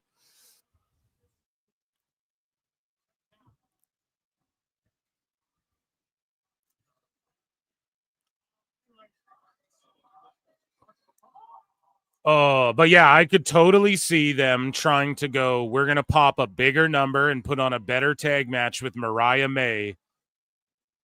I could, like, listen, if nothing crazy happens after this, then to steal headlines away, then they did this. And I'm telling you right now, WWE did this because they caught wind of the Bucks' tag match being on at this time. Just like a half honey, please, okay? With lots of ice. Huh? Thank you. Wife getting me iced coffee. Just such a babe. But yeah, so I do think that WWE could have done that. I put no pettiness past them, okay? Globetrotters would beat James. Okay, enough. Now we're getting to LeBron James would fuck the Globetrotters up, dude. He would fuck them so badly. Yeah, Phil, you order your wife around like a man. Well, she fucking respect. It's not about ordering around. She's just we're more of a traditional couple, okay? And she just fucking loves me, dude. And she respects me, and I work fucking hard for our family. What are you gonna do? Not get me coffee? Like, come on, you know. So there you go. She'll tell you. Just like someone breaks in the house. What? Hey, babe, go fight them. No, it's gotta be me who deals with that. So it's like, you know, it's fucking. So maybe that's old school. I don't know. But yeah. I know you're just busting balls, but it's a long show. We got to jump into every corner here. The Washington Generals would handle LeBron. Okay, now we're just getting stupid.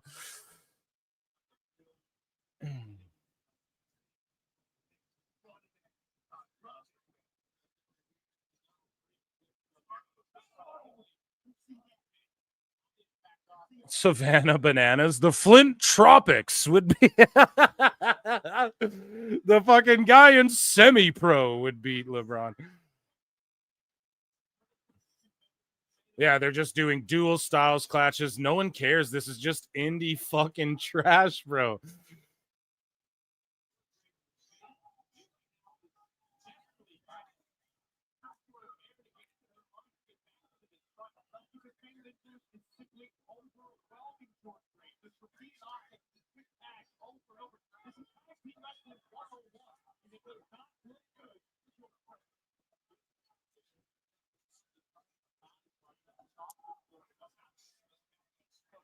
The Dallas Cowgirls would beat me. Didn't Cena play for the Bananas for one day? Hilarious thing. Phil, everybody was hyping all in. Yeah, it's just boring shit you see on Dynamite. I'm actually going to tweet that out.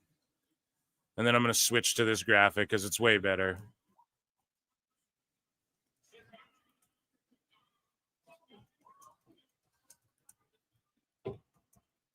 Thank you.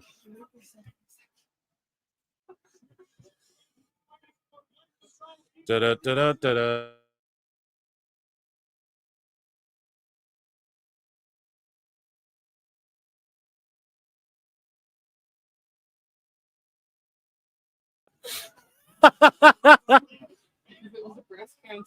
Oh my god. My wife's over here popping me. That's fucking hilarious, hon. Oh my goodness. Oh my god. Okay. Here, I'm just putting a tweet out. The women's tag match is amazing.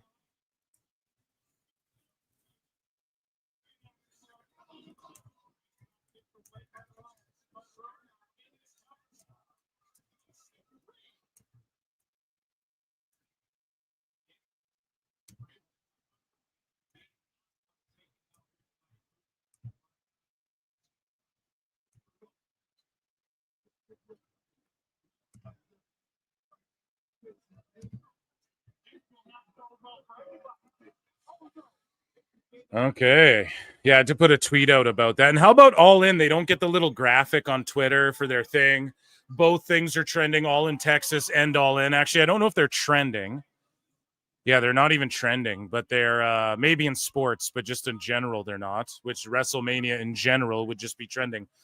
And then also, like, they have All In and All in Texas. They should have made it like AEW AIT or like just AEW Texas or something.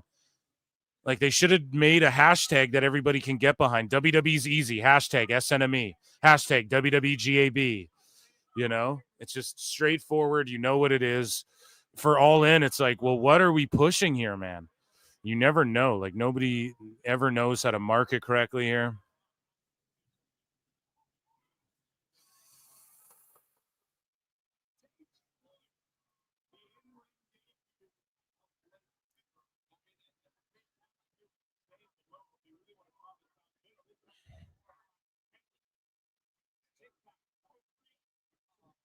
What's the crowd chanting? You kicked out? I just don't give a fuck. No. You're Jay Long. You're saying hashtag NXT JB. No, it's actually this event's called WWE Great American Bash, and the hashtag for it is hashtag WWE GAB. And you get the little emoticon next to it or whatever. So it's actually because I thought it would be that too, but these PLEs, even though when I go on Netflix chat, so okay. Let me explain this. So if you have Netflix, you're watching WWE on Netflix. If Raw goes down, I go and find Raw. I click on it. I play it. Obviously, SmackDown goes down. NXT's on. I click on this NXT thing, and then all the episodes are there, but it just brings you right to the live one. Let's say Night of Champions goes down. They have all the old ones on there, and then when the new Night of Champions goes down, they change the graphic, and then you click on it, and it goes to the current one, right? Etc. For the NXT PLEs, they don't make their own graphic and you click on the Great American Bash. What it is you just click on the regular NXT show, even though it's on a different day. So I'm just pointing that out. Now, I don't know if that makes sense for you guys, but you get it, right? Like, it's not like there's a graphic NXT Great American Bash, da-da-da-da-da. This is just included on, like, the episodes of NXT. You guys get what I'm saying? So I'm not sure why they do that either. But, yeah, interesting to note. And it's cool that they got the NXT logo in the middle of the canvas, too. I think that's really fucking cool.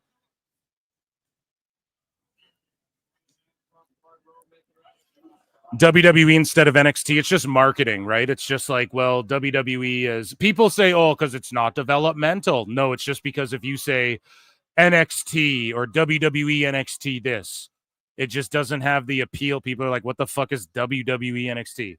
Doesn't have the appeal of just WWE Great American Bash. You know, WWE Vengeance Day. Like, it just doesn't have the same appeal.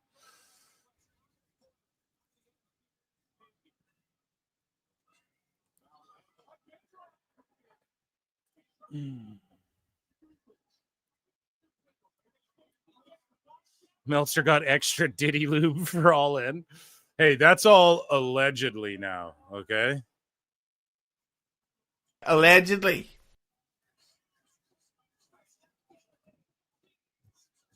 There you go. Masha, I fucking called it. Blake Monroe gonna lose her debut. Jordan a little sloppy on that fucking...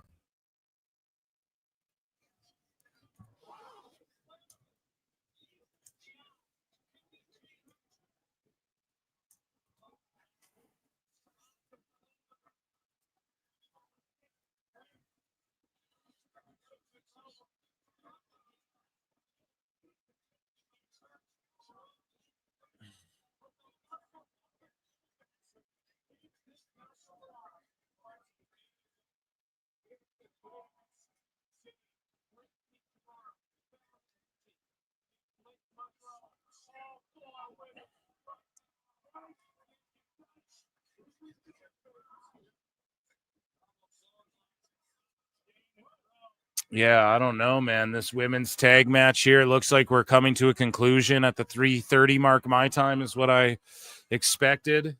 And then we got Swerve in them. They're probably halfway done this match. No, it looks like they're coming towards the end as well. So Swerve's protecting Ospreay. Like, they didn't build this brotherhood bond or like, oh, it's so crazy he's protecting him or nothing. Oh, he protected him on Dynamite once. Yeah, I know, but like, this was so rushed. This is like a month build. Fuck.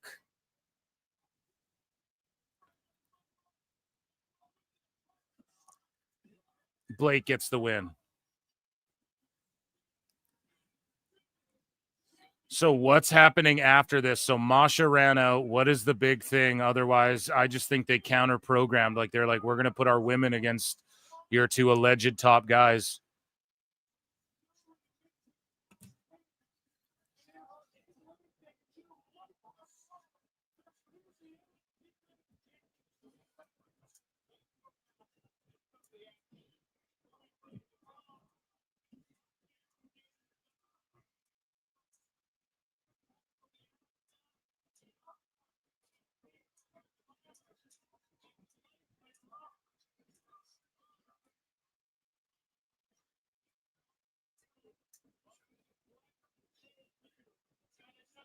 Yeah, right. The Bucks and them are still kicking out of shit. They had the crowd right there.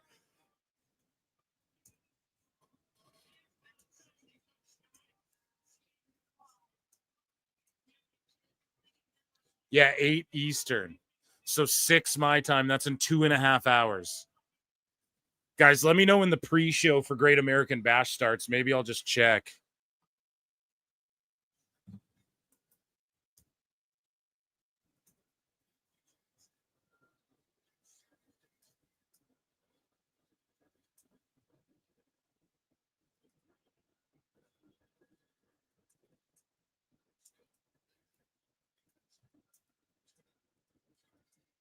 Finally, the men's match ends. So these guys are the EVPs. What a shitty company, man. Holy fuck. I don't mean to laugh, but like, come on, dude.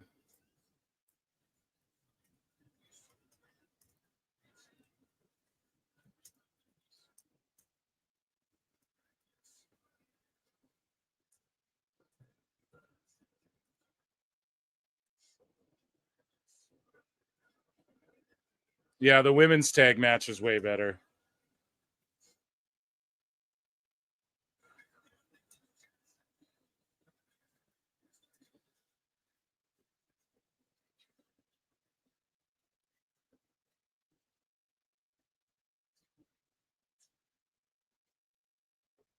Man. What a crock of horse shit this has been.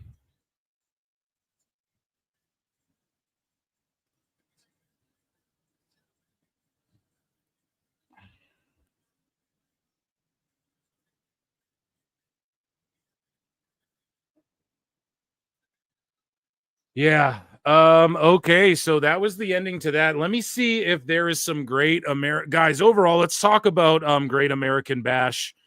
So Javon Evans got the big win. I didn't see that coming over Jasper Troy. I thought that was a dumb move, but I mean, they're both young and on the come up, and Javon's got some seniority over your boy Jasper Troy, at least for now, right? The North American Championship, I expected Ego to walk away. That's why it's false count anywhere. You keep Ricky Strong in that.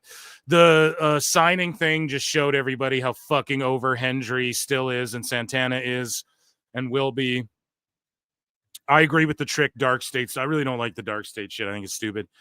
Sol Ruka is fucking incredible.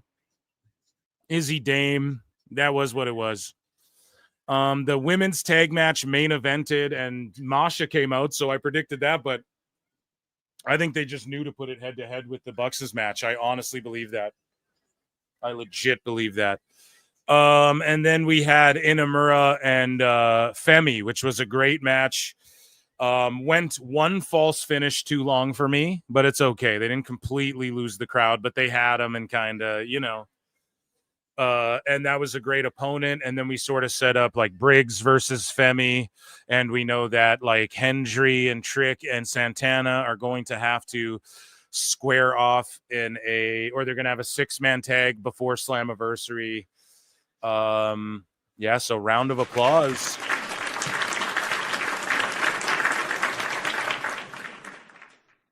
I give Great American Bash, I give it a solid B+ for a show. I give it a solid B+. Okay?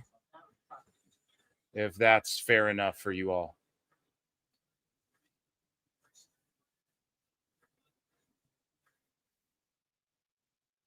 Now, where is here? I'm going to look up WWE and I'm going to see if they're doing a pre-show for SNME, right?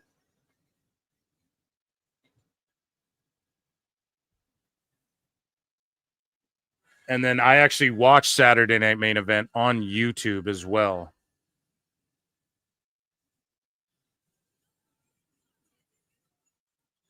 Where's their live? Is there a pre-show or a countdown going on, guys? Nope, not yet. There is no pre-show for NBC TV, right? But I'm just wondering if on YouTube, if they don't do a Saturday Night Main Event countdown because there's a fucking 2 hours where All In's going on. And they're just going to let All In do shit. Now, UFC is on as well.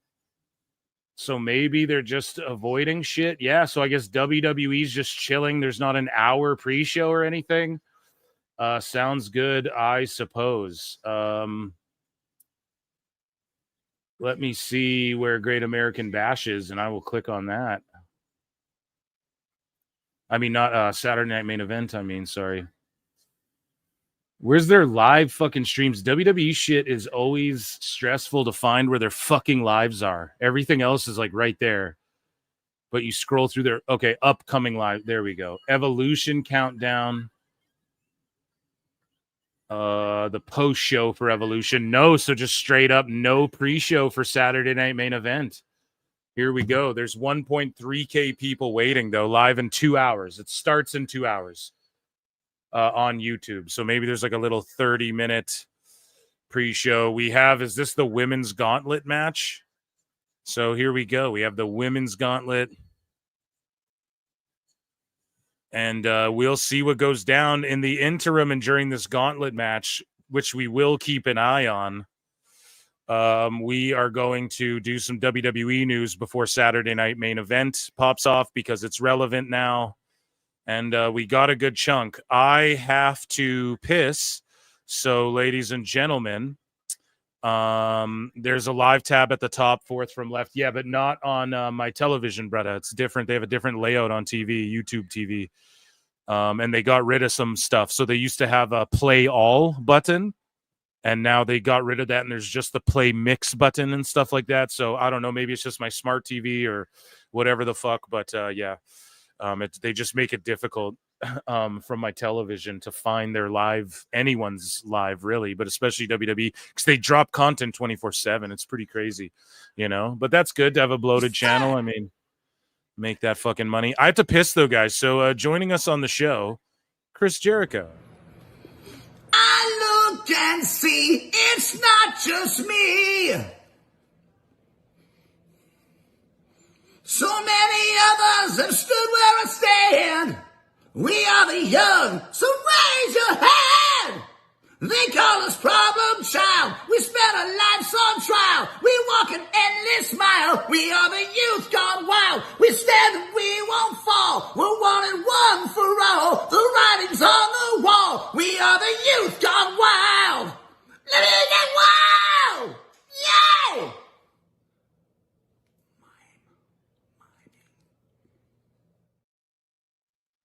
Oh yeah, that's right. If you're just tuning in, I'm going to bed. Night PWT chat. Night dude from across the world and shit. Get new piss music for the love of Christ. 626 for 2 cents. I'm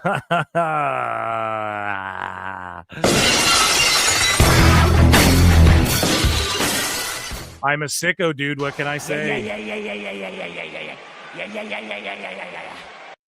I like torturing you guys, man. Ladies and gentlemen, hit like, hit subscribe. If you're on X, come on over to youtube.com/@ProWrestleClips, where we're voting in polls and all of that. Guys, become a member, gift a membership. Super chats are welcome. Become a patron, patreon.com/ProWrestleTimes. Leave a comment, all that good shit. That's what I'm shilling today. And yeah, appreciate the shit out of you guys. We're going to end this poll. 88% of you thought that the Obafemi match cooked more, and I didn't even put one in for the last tag match. And it's been a busy ass day, but you're a sadist. 85 likes. There you go. So I want to put a poll, like, who do you think will win the women's gauntlet? But like, we don't even really fully know anyone who's in it. So there's no point in doing that. Just to be honest.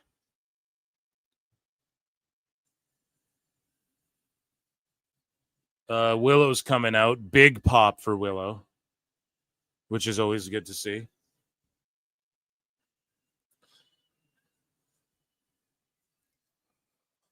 And yeah, we got some fucking time until this next WWE show, this women's casino gauntlet. I am locked in for. We're going to get into some hot news. Just give me a sec here.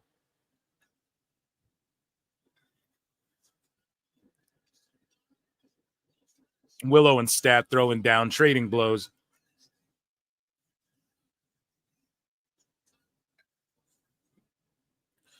They're throwing down. Oh, the split misses that crossbody. It's crazy. We got to sit through another one of these casino fucking matches, dude.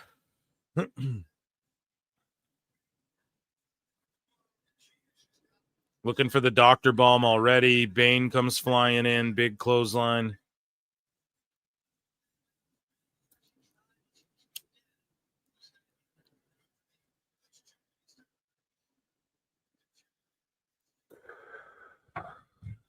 So how many matches are left on this AEW card? We got the women's gauntlet.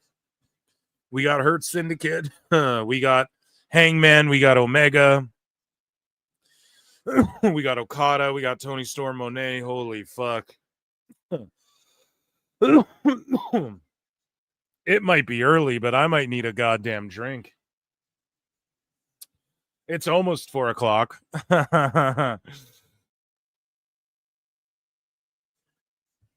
It's almost 4 o'clock, I suppose.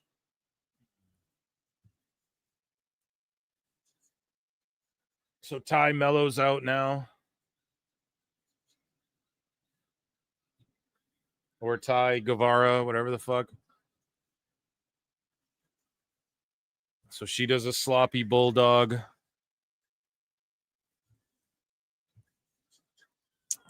Crowd doesn't really seem to care. Okay, ladies and gentlemen, it is time for WWE.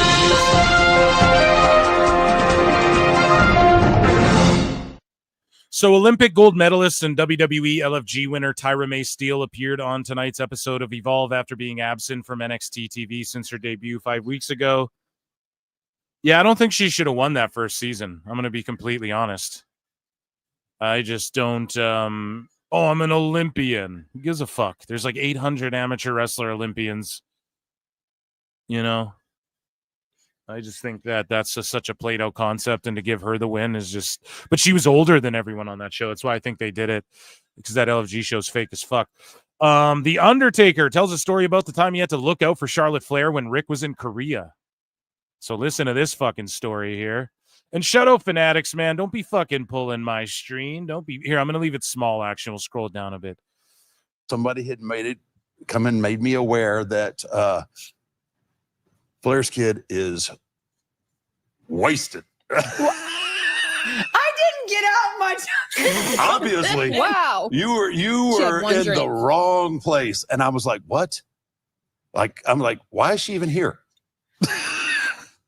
And I'm like, oh, "Okay, this is not going to be good. Where is she?"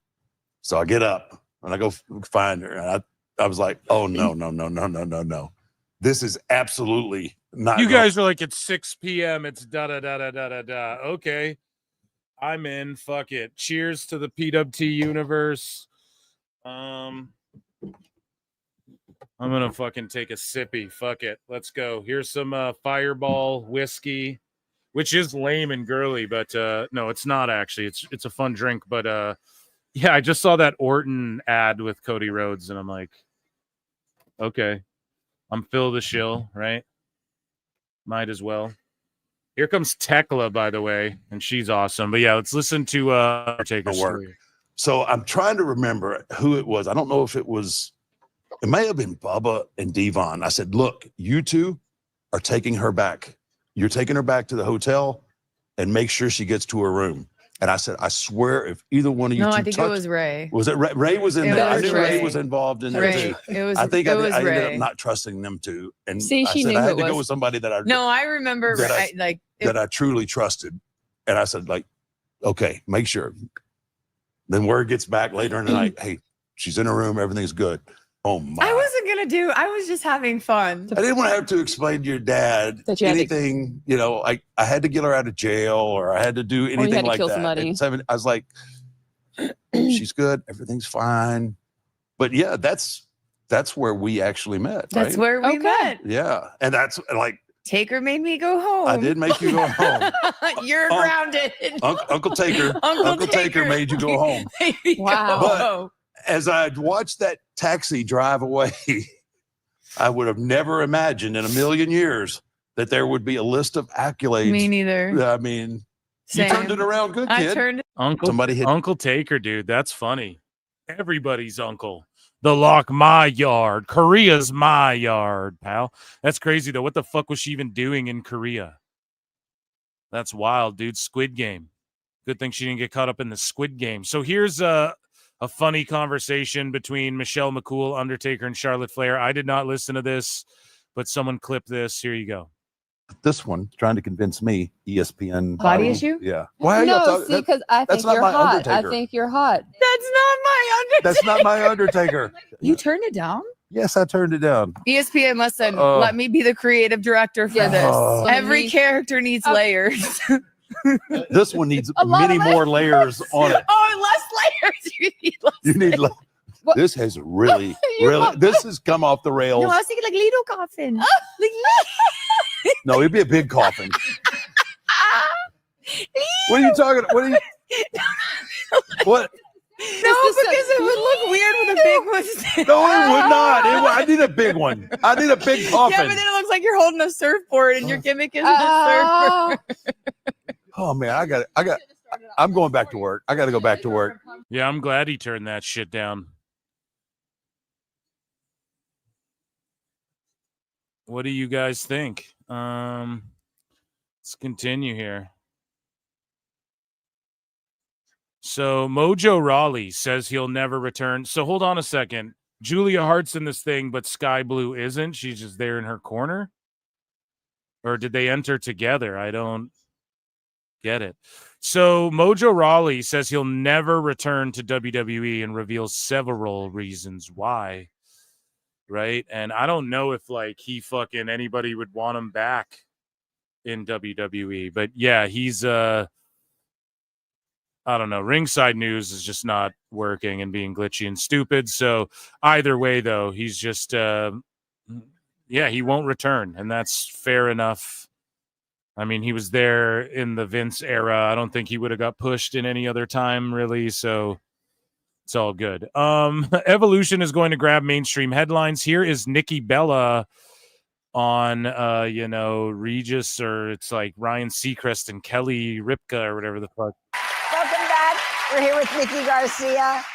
WWE Evolution. It's this weekend? Yes, this Sunday in Atlanta. So everyone go buy your tickets. Yes. Tune in to Peacock. Yes. Yeah. So what are you nervous about? What are you looking forward to? Well, it's incredible because the first Evolution we had was history making. It's an all women's PLE. And so for it to come back 6 years later is incredible. I main evented the first one against Ronda Rousey. And so to be back and be involved is just, it's a dream. It's really cool. And last night on Monday Night Raw, I announced that I am joining the Battle Royal.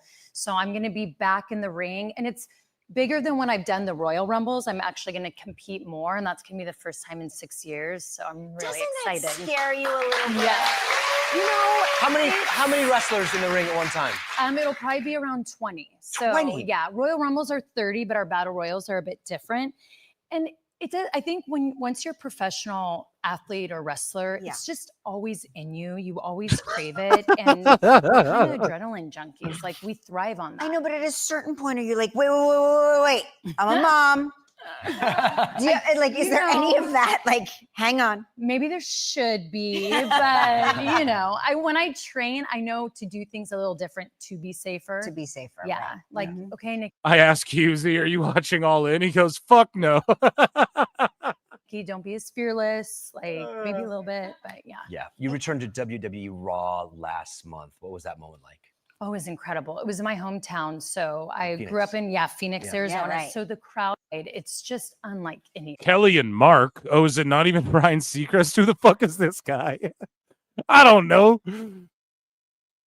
Yeah. Jesus. Something's happening to you, and she needs to come into the ring. Yeah, Pop's like, Yeah, and see, this is why Nikki Bella, like, all the dumb shit people want to say about her, like, she's fucking mainstream. Okay? So she can get on shows like this. Not everyone can. Trish Stratus revealed she does feel the build to Evolution was rushed herself, and she tells Sam Roberts this. I think it's, I mean, unfortunately, yes, it is. This entire card has seemed to be a quick turnaround as it is, unfortunately. And I get it. There's like 7,000 events a month, it seems like. But I think there's a little bit of a built-in storyline, luckily, for Tiffany and I. I think, I love the fact that we had this, this connection. And I think I think it's, I mean, unfortunately, yes, it is. This entire card has seemed to be a quick turnaround as it is, unfortunately. And I get it. There's like 7,000 events a month, it seems like. But I think there's a little bit of a built-in storyline, luckily, for Tiffany and I. I think, I love the fact that we had this, this connection. Yeah, so she's not too giant on it. Here comes Mina Shirakawa. The person that taught Cody Rhodes how to tie ties was SmackDown general manager Nick Aldis. This is a real story. Tie when they realized that my version of a knot wasn't really acceptable. Yeah. You know who taught me? Who? SmackDown general manager Nick Aldis. Not Teddy Long. I thought you were going. You went to Teddy Long. Yeah, that's why I went. No, I was tying a tie, like a single knot, just throwing it in there, kind of haphazard. Young businessman like. Windswept, dashing, all that stuff. But he was the one who actually said, hey, you're going to. Yeah, when Nick Aldis came out on SmackDown on Friday last night, and he's like, we're going to have a tag team match. He should have thrown a playa in there. He should have done it. Be in some big rooms here. Let me show you. Because he's British. Because he's British and formal and handsome and big shouldered. Yeah, he's a like a real man. That's a man right there. That's a real man. That's a man. About to bring it full circle. You want? He's a man. Here's Lola Vice's entrance in AAA, ladies and gentlemen, teaming with Mr. Iguana. We have a lot of highlights from that shit against Santino Marella and La Hiedra, I believe. She protected herself in AEW. Don't get it twisted. She really protected herself. But listen to the pop Athena gets, and they didn't build her up. fucking clown show. Anyways, Saraya, they will use her as commentary. They'll use her as fucking a backstage role. She can manage a faction again, be a GM, be the GM of Evolve. Why? Somebody said this in chat earlier. Why is the GM of Evolve a nepotism hire? Someone explain that in chat, because I don't understand like who she married to or whatever. I forget her name. But anyways, Saraya says, I was never open to the idea of wrestling again because I just assumed I wasn't going to do it. So when me and WWE parted ways, I was like, what the fuck am I going to do with my life? I can't wrestle. What the hell am I going to do? I was a little stressed out, but then within a couple of weeks, WWE is calling me again to come back. Hunter was the one that called me, and then AEW called me at the same time. So I was just like, well, what the fuck do I do? Who do I go with? And then WWE is like, if you want to wrestle again at some point, we can check your neck and we'll keep that coin in your back pocket. And I was like, okay, then I was just going to do a GM role there. So I was like, okay, that sounds great. But then AEW called me and they were just like, we'll sign you, brother. And I was like, okay, oh, we'll sign you and you can wrestle. No like further medical background check or any type of shit like that. Fucking bananas, you know? It's pretty wild that that's the case. So Fred Durst, it's all about the he said, she said bullshit was there at SmackDown. By the way, also Logan Paul did a tremendous segment with Jelly Roll and Randy Orton and all of that. And that was just a fucking brilliant segment, I thought. And yeah, shout out Fred Durst, who was there watching that. Saraya also had this to say. She named Rhea Ripley, Natalya, and Mercedes Moné as possible dream WWE matches in the future. So do you guys think that Mercedes and Saraya have talked about both going back to WWE one day or what? But yeah, those are her dream opponents. Even Rhea as a tag team, she said that people have been like, oh, Rhea's a tag team and Rhea's an opponent, etc. Thunder Rosa out here, by the way, fighting with Athena, who they had a match at Supercard of Honor last night. So Daniel Cormier and Michael Chandler and Laura Senko were in the house at SmackDown for my UFC fans there. They were sitting by Fred Durst and them. Ariana Grace calls JWoww a trashy girl from Jersey Shore in a heated exchange. Now, it's funny because that's not even JWoww. That's like the Angelina girl or whatever. But again, Ringside News is acting fucky as fuck. So I can't get on their site for whatever reason the way I want to. I don't know if it's because of VPN that I got or whatever. But yeah, either way, they had some sort of heated exchange with JWoww. I don't know. Could be working an angle. I could see TNA doing that. They've worked with fucking Jersey Shore people before. Maybelline, maybe it's Maybelline, has been named the first ever official cosmetics partner of WWE. Maybelline will serve as the official parenting partner of WWE Evolution. What a perfect match.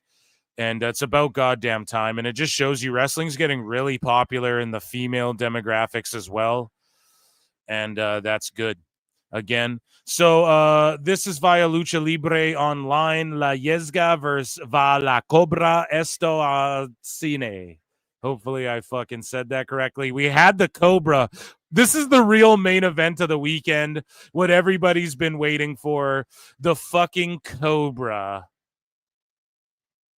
versus the snake, dude. I mean, the iguana, dude. So the snake.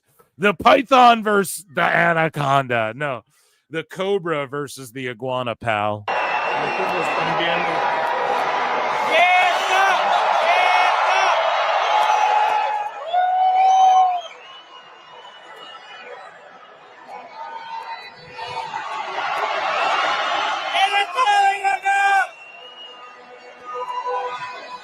Dude, they threw down.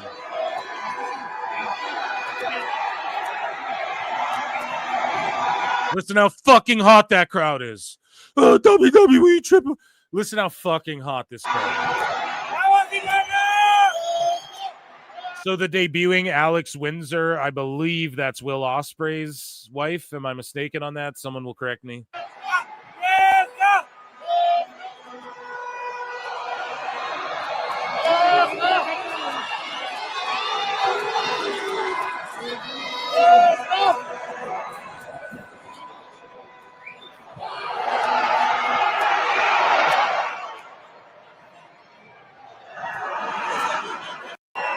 Damn, that's crazy. Listen to how white hot they were for that.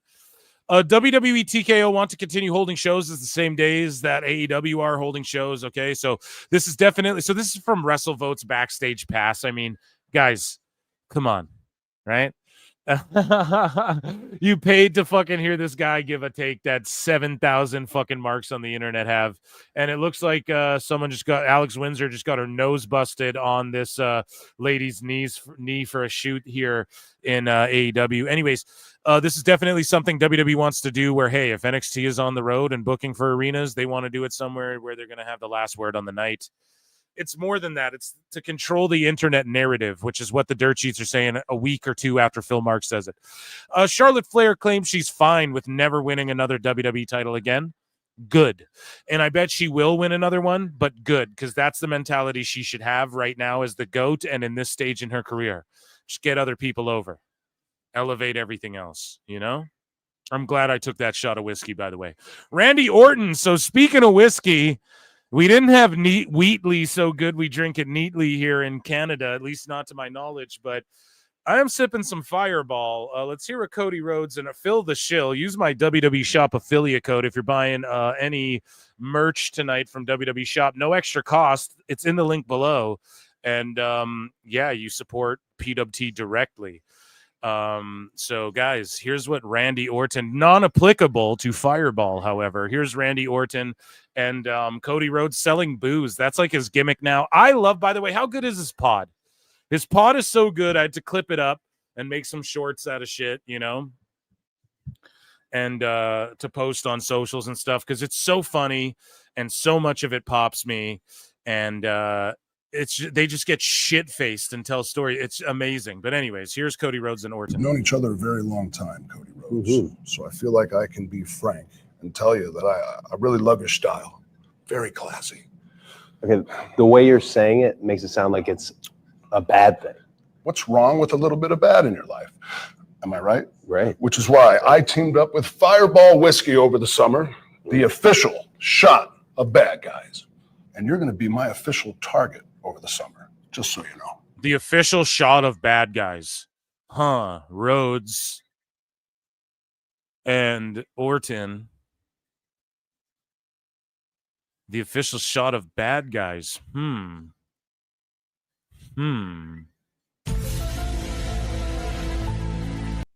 Ricky Saints lost. And I think he might get called up. And Cody Rhodes tweeting a lot of 444. He's doing that Nick DiPaolo. 444. Over the summer, what are you saying? You're going to try to prank me? I wouldn't say so much as try to prank you, Cody. I'm committed. As a matter of fact, that reminds me, I got something for you. Hold it 1 second. Hey, Cody, could you sign this for me, please? Of course. Oh, I got it. Don't worry about it. Yeah! Was that meant for me? Not everything's about you, Cody. Go. Just...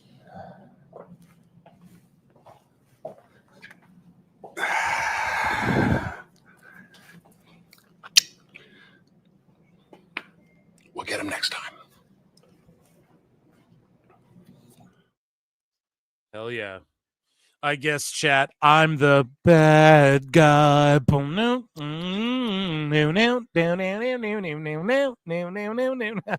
Copyright strike that, YouTube. Phil's rendition.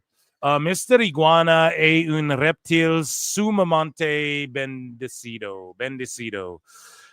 So here you go. Here's more from that match, and I bookmarked a bunch of it because it's pleasant. And I'm sorry, this women's gauntlet is pretty slop. Not trying to shit on these ladies. I don't know. Like, that power bomb shit was pretty dope, I guess, but they're all just standing there. There's a lot of just like clear communicate, set up spot, communicate, set up. You guys know what I'm saying? It's overly, yeah. Oh, watch this, by the way. So first off, Santino, I mean, Mr. Iguana is about to live out like pretty much everyone's dreams here.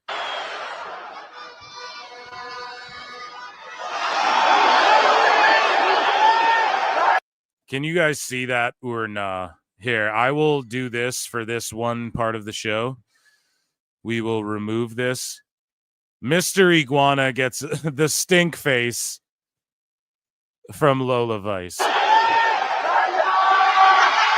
And listen to the crowd pop. She's laughing. I mean, I know he wasn't worried about that one. I know he wasn't like Rikishi's gonna stink face you. You're like, I might want to fucking hold my breath. I'm sure he's all good. I'm sure he's all good. Iguana's so over, dude. Look how over he is. Going viral for this too. So over. So over. He's up there with Dom Mysterio right now as far as like dog.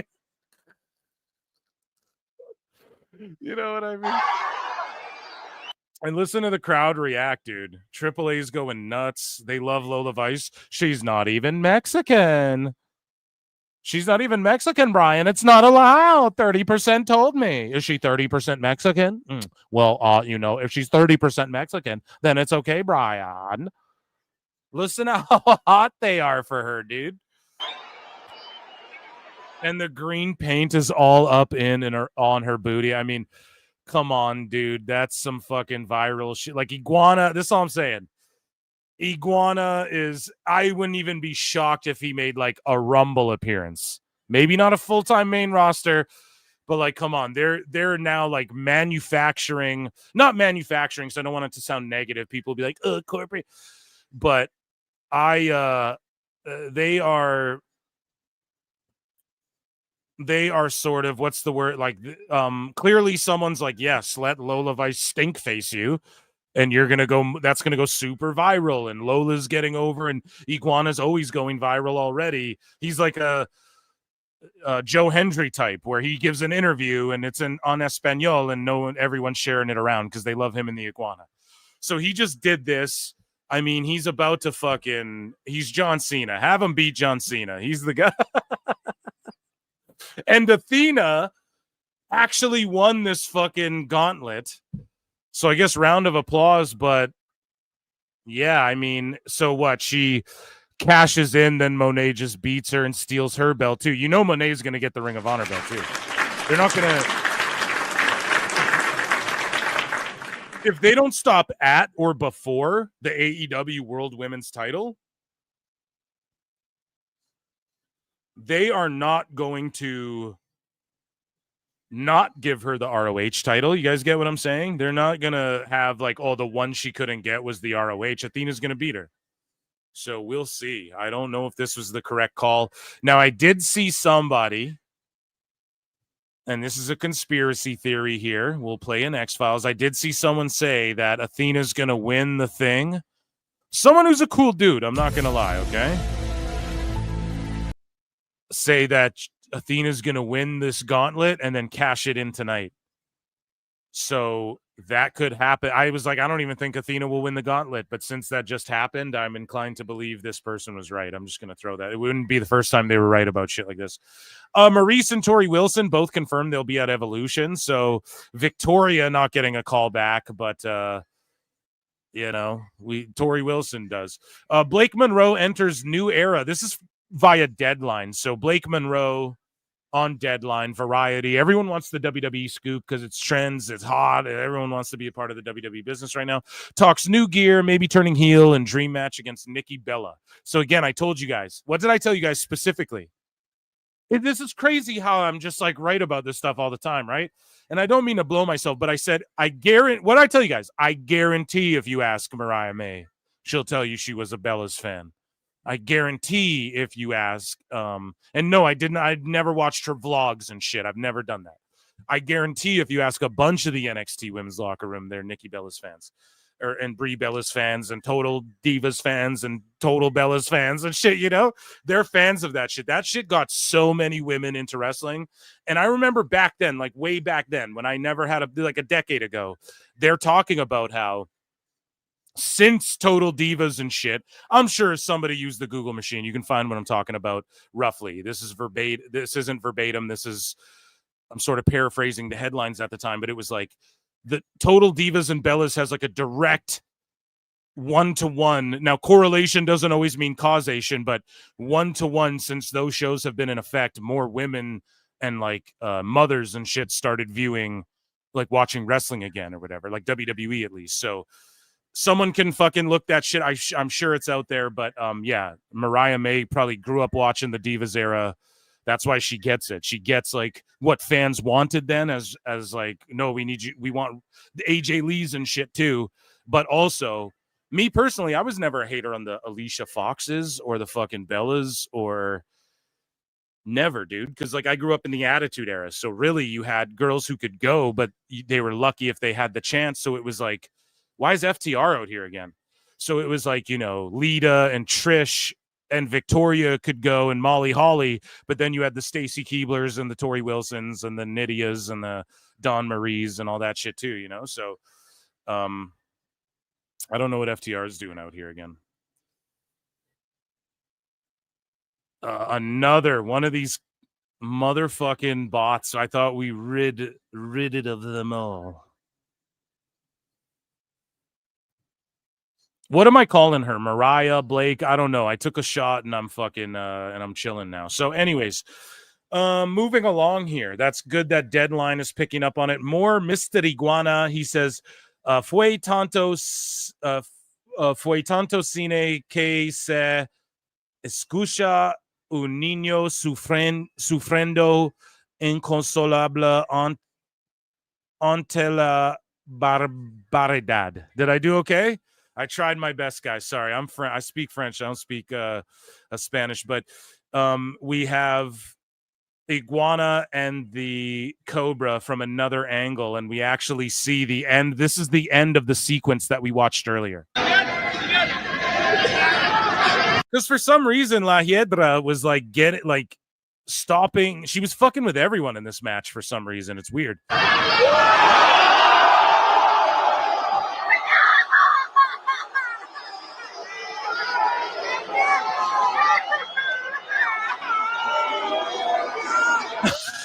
Fanning off the lizard.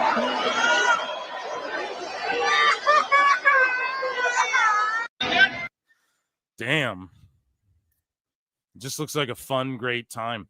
Vince Russo says this. Oh, it's a long one. Should I do it, guys? So just announced another AAA match with Lola Vice. So Lady Shani, Fabi Apache, Lola Vice versus La Hiedra, Flamer, and Mara Villa. Okay, shout out Fabi Apache. I don't even know who you are, but shout you out because that's my shit right there. So, yeah, Lola Vice is all over AAA. They're going to make her a star. Speaking of Blake Monroe and Nikki Bella as her WWE dream opponent, she says, I have a ton. Since I grew up watching WWE, the person I would pick has just come back, Nikki Bella. She's my mom's favorite wrestler. Oh, fuck. And that hits personal to me. So that's rough, dude. So I feel like I need to take her out. I need to be my mom's favorite wrestler. She's part of the Bella Army. I've lost her, but maybe if I beat her, my mom will come around. Damn. That is wild. So we talked about earlier how WWE Games, they put out a patch 1.18 and they fucked up everyone's cause. Create a wrestler, CAWs, right? So, or create a superstar, whatever you want to call them. So if you have custom logos or like images, they're all deleted. So they put out a patch that deleted it. Now, they got a hot fix, patch 1.19, that apparently fixes this shit. Right? The problem is a bunch of people turned on their Xboxes, or their PlayStations or whatever, because it affected everyone. So it unless you didn't turn on your shit for the last 2 updates, it fucking deleted all your stuff. And like I went and looked at mine. My Jeff Hardy's fucked up. Like I'm gonna have to re-download some folks. I'm pissed. And they need to get their shit together. And check this out. I went on My Faction like yesterday. I had like 20 minutes. I'm like, I'm going to it was like Kevin Nash's birthday bash or whatever. So I'm like, I'm going to complete this. Right. So I choose Kofi Kingston. I go into the match 2 or 3 times in a row. And guess what? And I'm not lying. This is on fucking God, on Becca, on God. You know I'm not lying. It's on Becca. Okay? I wasn't controlling my guy on my faction. It was computer versus computer. How does that even happen on my faction mode? Like, how it's a one-player thing. Like, how does that even happen? You shouldn't even be allowed to play if there's no connection. You know what I'm saying? And instead, my guy, I had to reset my whole shit. My guy was being controlled by a fucking computer. I was like, what did they do to this game? They just broke this game. So, I don't know. This new patch, hopefully it fixed it, but I'm going to have to re-download some motherfuckers. I'm heartbroken over my gold dust because that legit took me like 2 days to get fucking right. And I didn't even look at him because my heart will break. Hopefully he's all good.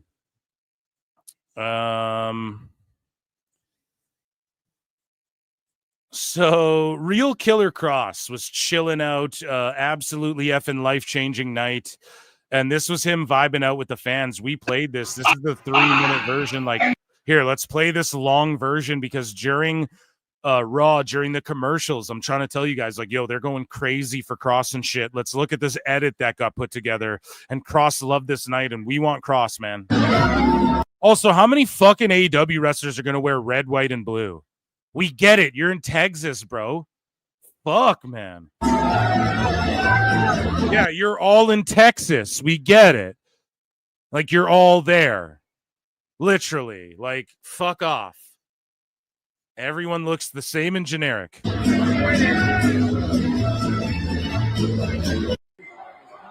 we want Cross!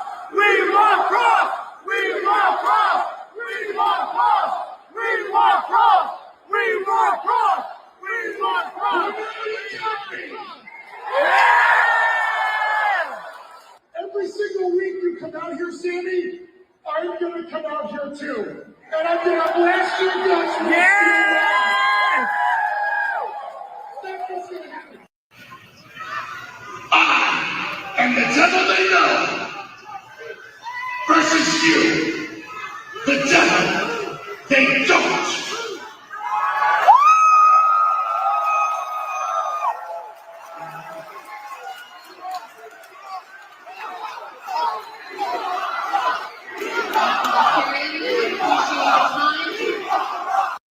Dude, Cross should beat Gunther and be the world heavyweight champ.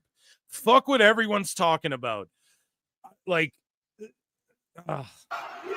this is every building, by the way, that they go to. Every place they go, he's getting reactions and people freaking out like this. Have him be world champ. I'm sorry. I'm a Canadian. Fuck Sami Zayn and them. Love Sami Zayn. Fuck him. Is he here? No? Then fuck him. You know, let's get Cross as world champ. With Sami Zayn. Thank you again.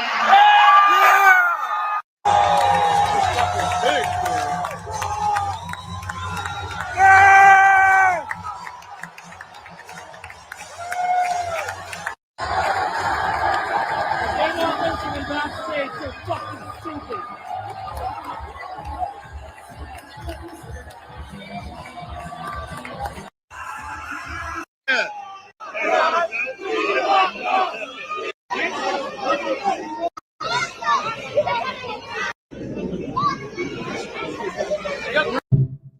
Just getting mobbed, man. He's him. He's him. So, ladies and gentlemen, our last bit of WWE news, and then I'll put a poll in the chat here. Vince Russo says, I have been saying, excuse me, that wasn't Vince. Here's Vince. He said, bro, I have been saying this for weeks, months, bro, let me tell you something. For months and years, bro, based on my experience, bro, and the honest to God truth, and bro, let me tell you, it has clearly made me the enemy. Bro, under TKO, the WWE, bro, the World Wrestling Federation, bro, has made money their number one priority. From outrageous ticket prices to becoming content creators who will provide their content to whoever will pay for it, they have completely bastardized the product. No, bro, this would have never happened under Vince McMahon, bro's leadership. Guilty or innocent, Vince really did care about the fans first. He never would sell out or water down his baby for a Slim Jim logo on a table, bro. My point, the WWE product is not a good product because they don't have the time needed to make it a good product, bro. Look at this weekend schedule, bro. Bro, there are so many shows and so many masters to serve that they are lucky to just be able to fill their contractual obligations. Vince McMahon once said to me, he said, bro, it is all, he said, bro, it is all about the nuances, the little things.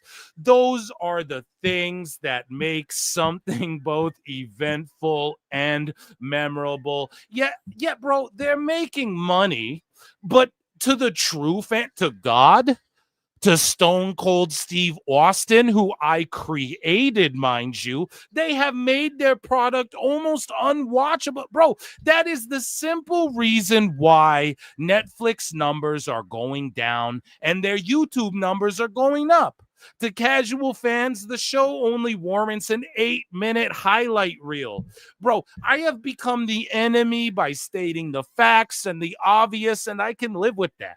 My goal when I got into the business in 1991 was to get as many people as possible to watch, a company that I both grew up on and loved. 34 years later, it still is.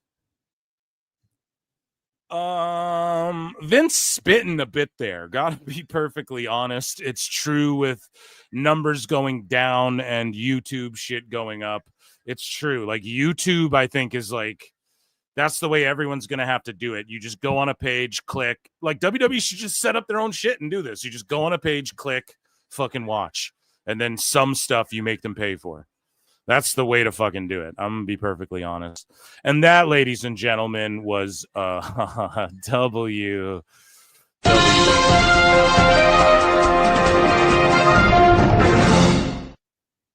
Are you not entertained? Was that good or what? I don't know, guys. We have fucking break down some news for a little bit. Here we go. AEW, all in Texas B. I'm going to put a poll in the chat. And let's see here.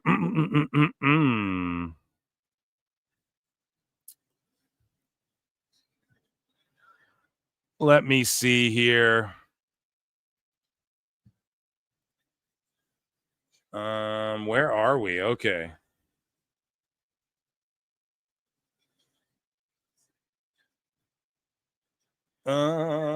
Who do you think wins the AEW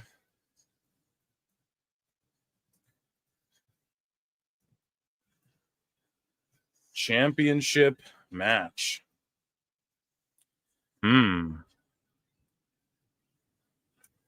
Hurt Syndicate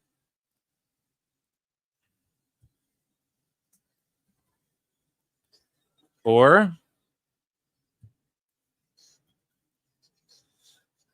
Mike Bailey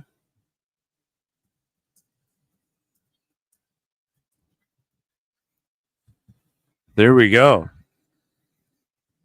Okay, you guys vote on that poll. Amazing shit, pal. We've been doing great tonight, chat. You guys are amazing. Over 300 watching. The viewership's been growing here, too. If you're on X, come on over to YouTube.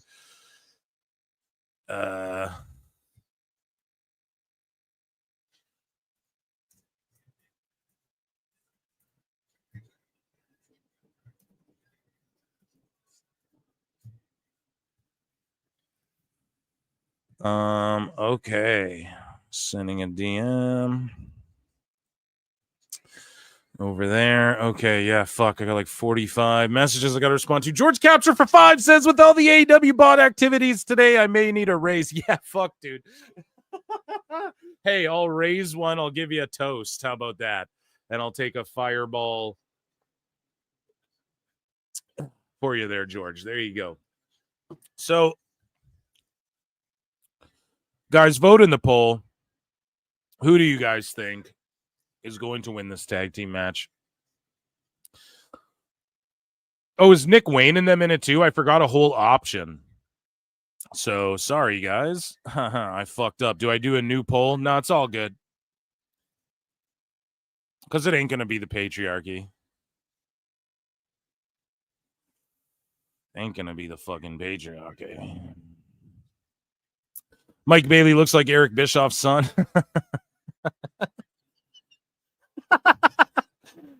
Your poll is a spoiler. Yeah.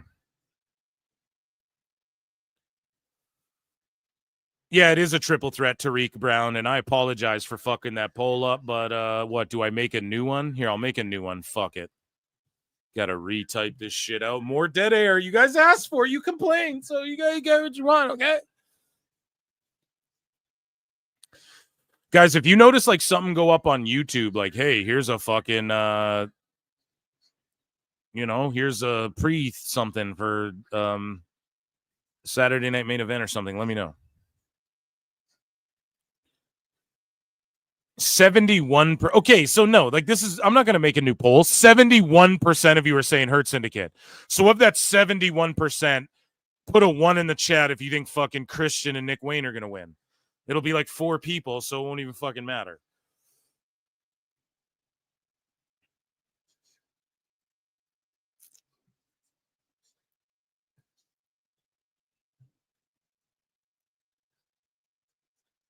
Yeah, 0%. I don't see 1.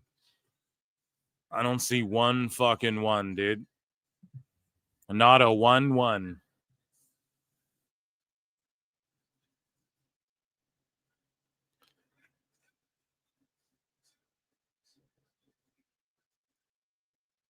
And then like the Hurt Syndicate are wearing Cowboys colors. Like, why don't they fucking, why doesn't everybody coordinate? Like, everyone's coming out in Texas gear. Like, come on, man. Someone be original. This show's on life support at this point. Yeah, I'm fucking bored waiting for a Saturday Night Main Event. Thank God Saturday Night Main Event's on. In when, though? Like an hour and a half? So how many matches are left on this?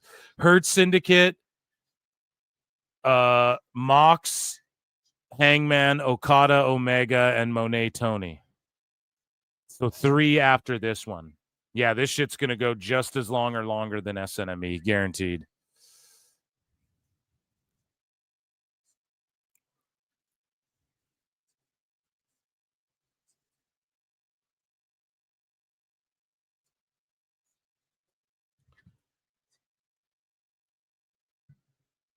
It never ends. It never ends. It never ends. All the things that I used to say. All the girls that got in the way. Yay, that's every AEW match. All the things that I used to know has gone out the window, right? That's every fucking AEW match. Everything out the window and just forever.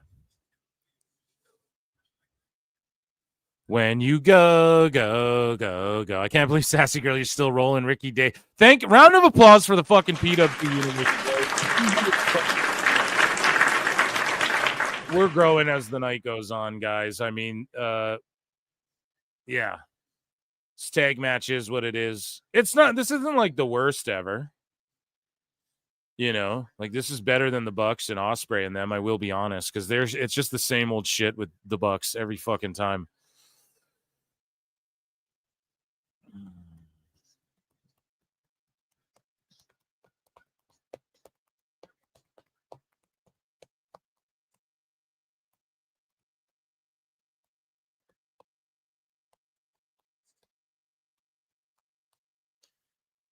Okay, so Mike Bailey getting worked over in the corner. I'll do commentary for those of you who aren't watching at home.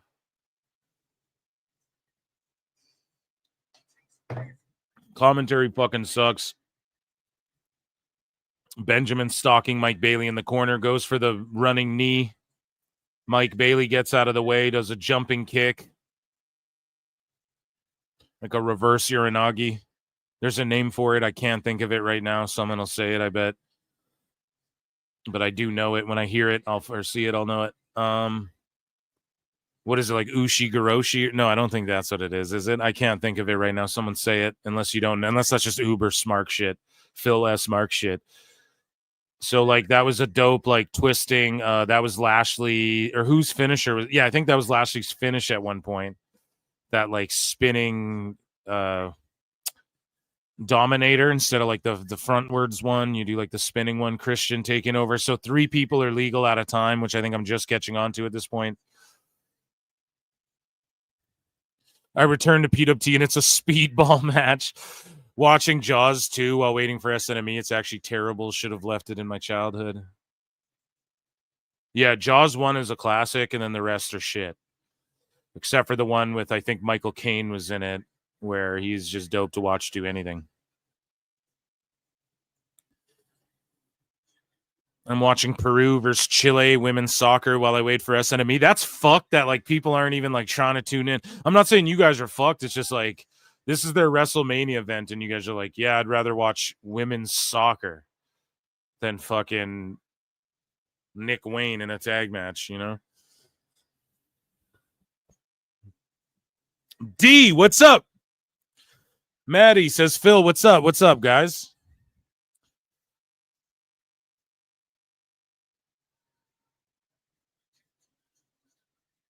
Okay, so Kevin Knight, Nick Wayne. Benjamin's back in. Standing double.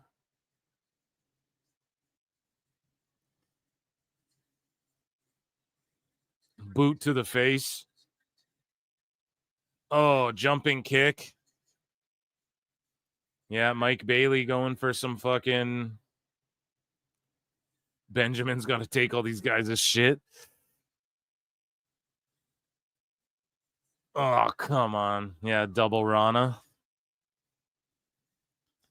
Crowd a little burnt out because, like, what the fuck, you know? We've seen everything tonight other than blood and guts. Like, hey, I'll give them points. MJF's just out here in a fucking corner after being in a fucking battle royal or whatever the fuck that was, that gauntlet shit. And then here's the thing. There hasn't been, like, gore and blood and hardcore. We're going to see, like, tons of blood in the main event. That's why. How many people do you think actually purchased it on Prime? Whatever Dave says, minus 30%. And I'm not kidding about that, because he takes what is verifiable and then not even verifiable. It's still estimations, but then he adds 30% because of Prime. No one bought this shit on Prime. No one, dude. And Dave's going to come out. I promise you, he's going to come out with some shit that says All In trended higher than Evolution, whatever, in Google searches. And then we'll look up the analytics again, and it'll be for free links for All In.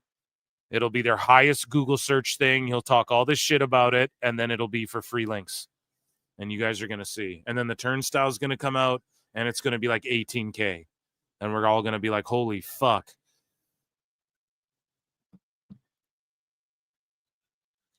And it's just going to be egg on Meltzer's face and all these fucking shilly goofballs who take themselves way too seriously.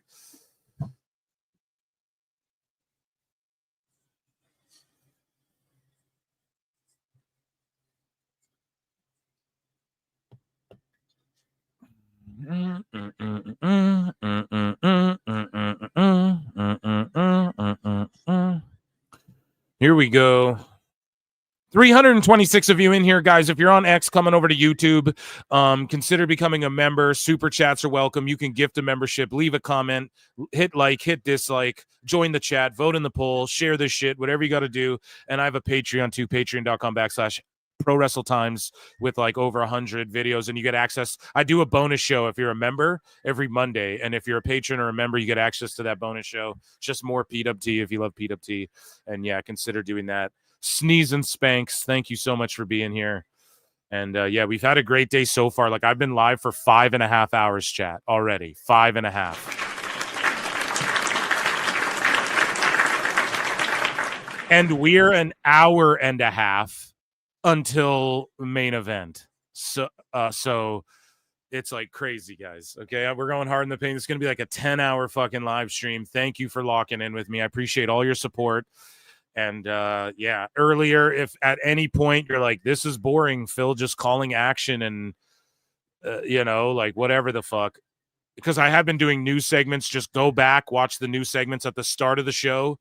I did like a whole breakdown of the fucking SRS, JD, BJ, Bethel, Scrap, and Disco is in the mix too. And you can just fast forward back when you think it's time, if that works for you too. Here we go. The Dragon Whip. We saw a crazy dominator from Lashley on fucking Nick Wayne. That was crazy. Crowd pop. But you see a lot of people walking around. It's just they've seen people are sitting down while dudes are flying around. They're in the moment where they hit your move, hit your move, hit your move, and no one cares. No one's popping because they've seen everything already. And this is where Great American Bash and SNME take the cake, and this is where Tony Khan needs to do better as a fucking booker. Like, this match doesn't even need to be on this card. If you don't have something better for Hurt Syndicate, don't have them on the card. It's that fucking simple. You have Lashley out there fucking selling for Nick Wayne and shit, dude. If you don't have something better for them, don't do anything. They're gonna doomsday device this guy. See, and he hit his head on the apron, man. Like, Nick Wayne's gonna. So he's a kid in his career. Like, he doesn't need to be doing that. You're gonna end his career before it fucking starts being marks, man. Fuck. Ugh.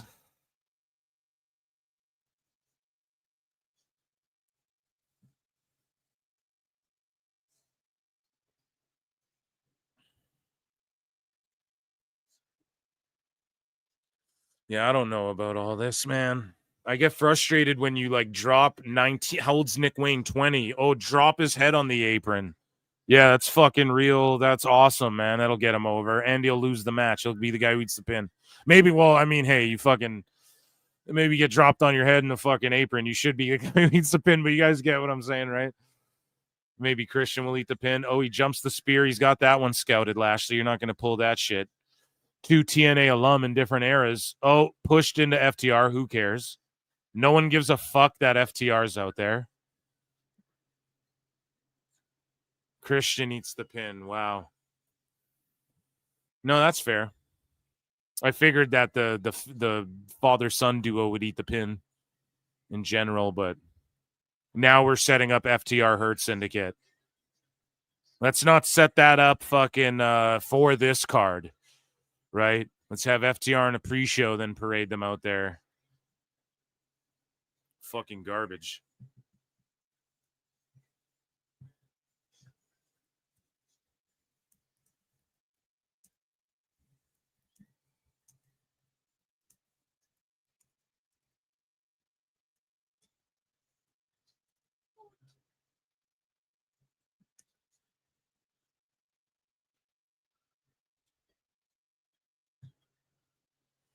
Yeah, I don't know about all that.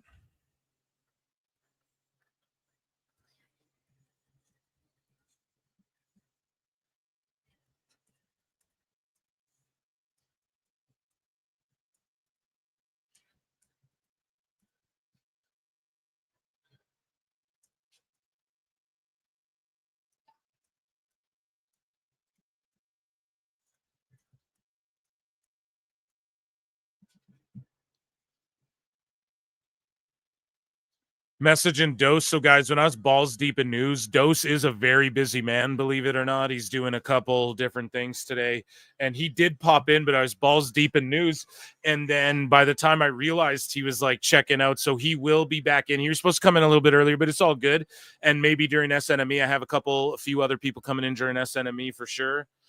I'm assuming, and I'll fire some links off if you guys are listening for that and soon. If you don't got one, and some people may return as well. And yeah, tonight's a fun evening. We're just in a lull here now. We have everyone arguing with FTR. Who cares, man? 95 likes. Give George 5 more likes. Do you guys want... Listen, convince me. Do you guys... Will we get 5 more likes? It helps the algorithm.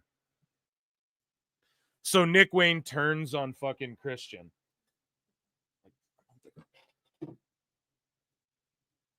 So Nick Wayne just turned on fucking Christian.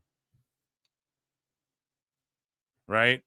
Get it up to 5, or I'll play Jericho again, or someone fucking convince me not to someone convince me to or not to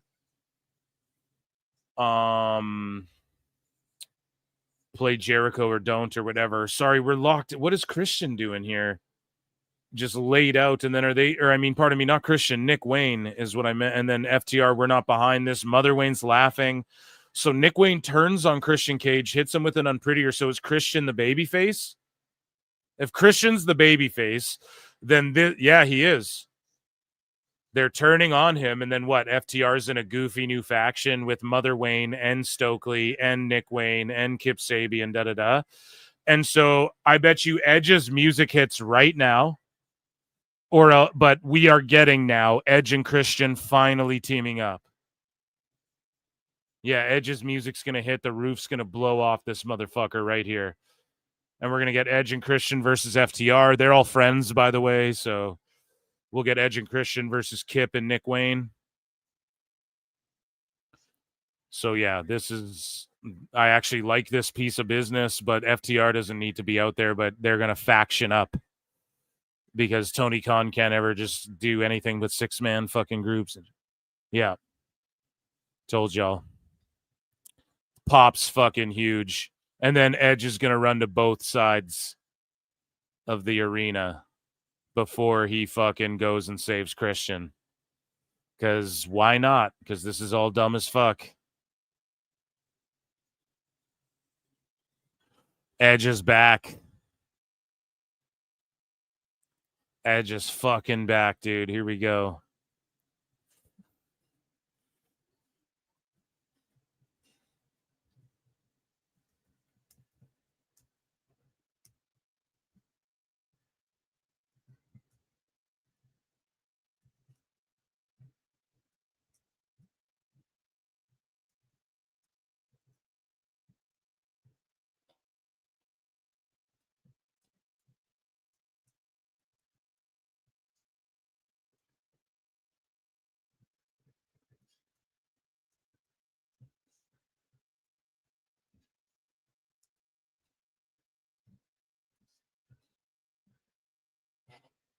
Yeah, at least we get this. I'm just sending a tweet out. Like, at least we get this a year too late after it should have already happened, but it's all good.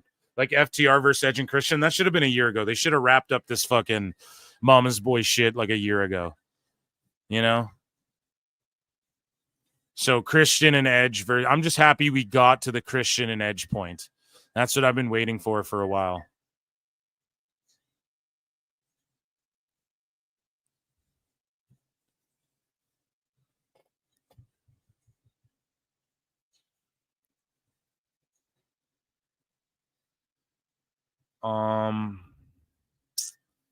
Yeah. I hope they hug. Huge pops.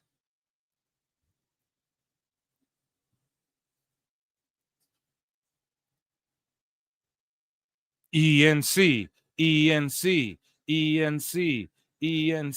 Or I guess there's CNC now. Cope and Christian. Cope and Cage. Cage and Cope. Cage and Cope sounds like a diner. You said find yourself. Yeah, now Christian's going to have to tell a story. Tell us a story. Yeah, I love it. I fucking love it. I love that they're finally together. Like, this is too late. They should have already put together. So I know for a fact that Tony Khan, I don't know if any sheets reported on this or not, but Tony Khan tried to get Devon to wrestle in AEW. He wanted the Dudleys together, but only as if it was the Dudleys. He had the Hardys, and then he just procured Edge. So I know what he was trying to do. either the old TLC one last time, or he was going to try and do them with the Bucks as well, or FTR as well. In like you know, one of those fucking things, TLC things. So at least we're getting this now, because they should have got the Hardys versus Edge and Christian one time off. That should have happened one time, like just a Legends match on a fucking card. Like they should have, you know, the Hardys should have had the AEW tag titles at one point. I know Jeff fucked that up. I'm not putting that on AEW. I'm just saying, like, it's always a little too late. You know, it's just a little too late. TK dislikes Bully Ray. I know now he does, but he wanted.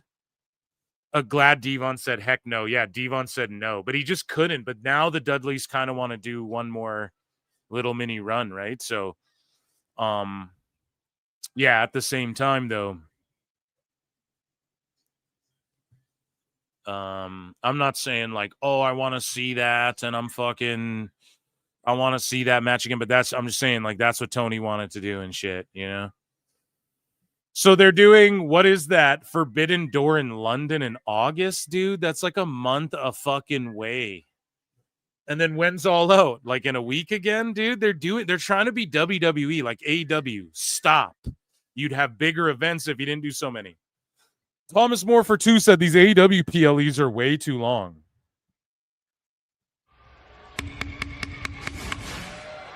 Ladies and gentlemen, I'm afraid I've got some bad news. An hour and 20 minutes until the next fucking SNME, dude. We're fucked. We're locked in. Thomas Moore, stay locked in with me, buddy. TK's ignorance is why AEW is in the damn shape it's been. It's in. Yes, I agree with you, Bobby Means. Busted open, had to keep Bully off the show. Chat's crazy tonight, and I love it. And the viewership's growing and growing throughout the evening. So, or the day. I've been up since I got up at like 10, and then I've been on the air since 11 my time. So they even botched the promo poster. Chile 2-0 women's soccer. There you go.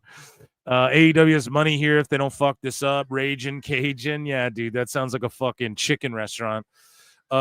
He should go say F yourself again. Hate to say it. Edge is not that entertaining anymore. Well, they're about to cook. Him and Edge are about to cook, hopefully. Edge did a Penta. Yeah, I better not hear no crying about Jeff Hardy or Penta. It's the Cope. All right. Scroll back down. Completely inept. So this is Women's World Championship, more prestigious than the TBS Championship. Yeah, it is, bruh. Of course it is. There's a Ragin' Cajun restaurant in Los Angeles. Yeah, what did I call it? Cajun Cope and what did I say? Cajun Cope or whatever the fuck? Whatever. Don't matter. New poll in the chat. Who do you think's going to win?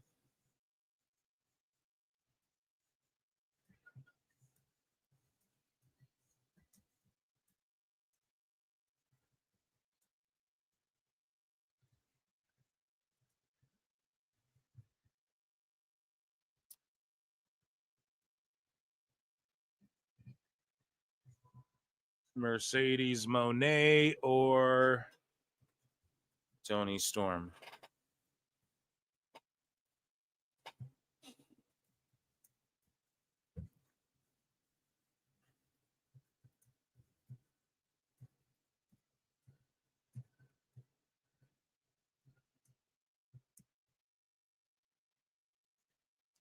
The CEO.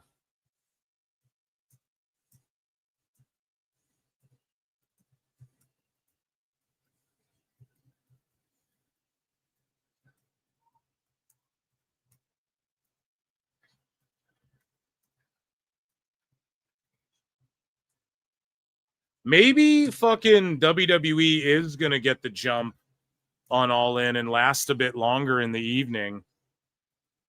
There was also a UFC as well. I think if I switch to UFC right now, like that's what I'm saying. They don't give a fuck. TKO. They're like, you know, our UFC's killing everyone in the fucking ratings or whatever. Maybe it's not. I don't know. It's Derek Lewis fighting. He's like the knockout fucking king.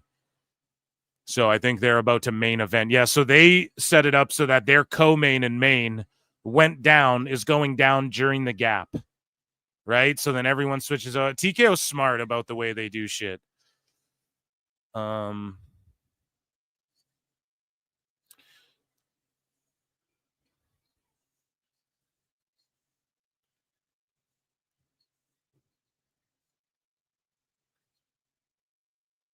the Sia Ia Oa. Sia Ia Oa. Sia Ia Oa. Sia Ia Oa. So, chat, tell me about the leaderboard points. Do you guys see those? I don't know what the fuck that is. They're like, oh, there's points. Like, tell me about it. What do you guys see on the YouTube end? What are these points about? What's going on? Julian Floyd says, what culture S their own D's right now? Yeah, dude. They've been S-ing D's and A's for a while. There are so many different types of sports on today, it being Saturday. True dat. True dat.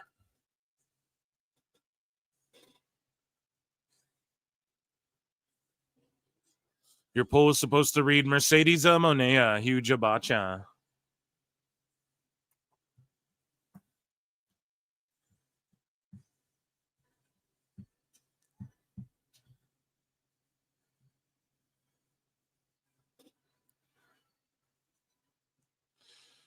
I don't know nothing about points on YouTube. Me neither, bro, but it says that there's leaderboards and shit. I'm like, well, how do you activate it? And then they're like, it's automatically activated. A friendly chat competition, cool, but like, what does it look like on your end? Like, is there a fucking... Here, am I not seeing it when I click on this thing? I'm just redacted. Let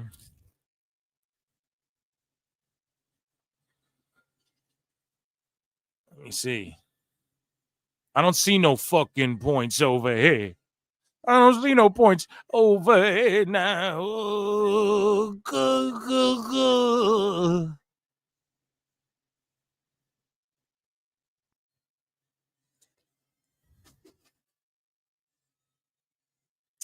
I just don't see it, George, but it's all good, man. You guys compete amongst yourselves.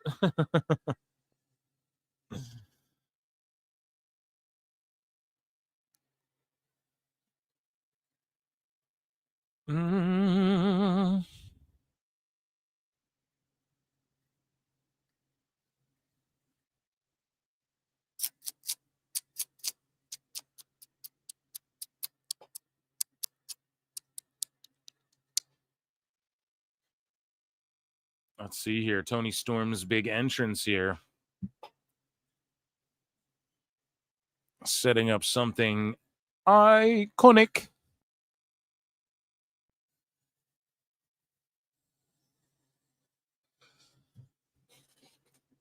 Oh, man, we're going to need a shot for this one, I think. No?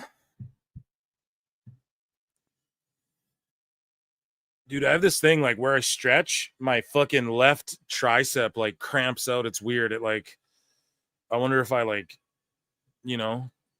pulled it or something and just haven't realized until, like, whenever I stretch it, like, locks up, like, into my elbow and shit.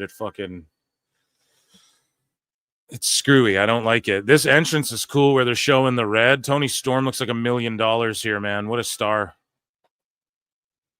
Now, someone said Athena's going to cash in and win. I just don't know. But then if you think about it, let's say she cashes in, wins, and then they do like a double title or like all the belts. Athena, your belts versus my belts. And then Mercedes wins the ROH and AEW at the same time.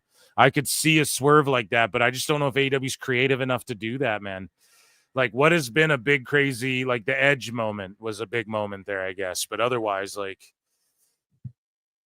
it's all just been fucking match. So, but thank God that it's not like a, hardcore match, then anarchy in the arena, then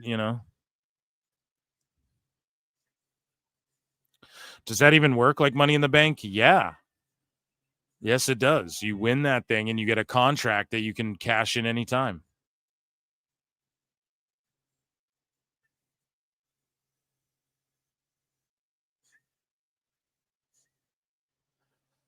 And Aubrey's out there, dude.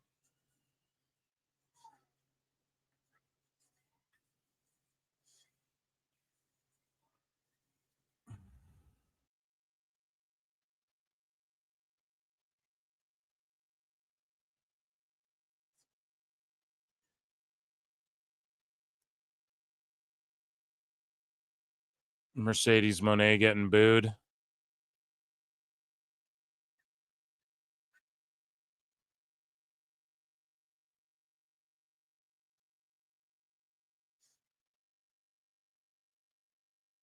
So here's Tony painted up. She looks like $1 million. Thank God she didn't wear blue and red and white like everyone else. So Christian used his up a while ago, lost in the 3-way he put himself in. Oh, right, with Edge and Mox. Thank you. Because I was like, does he still have his? So thank you for updating us on that, because that just slipped my fucking mind. Judas in my mind. Kenny D, AEW is still fucking on? Yeah, bro. We still have Monet Storm that's about to start, Okada Omega, and then the Texas Death. So SNME starts in 1 hour and 10 minutes. You know what I mean? So this card, I bet, will sort of wrap up as SNME's like got a match done. You know? Like there'll be one match done, and then this shit will wrap up.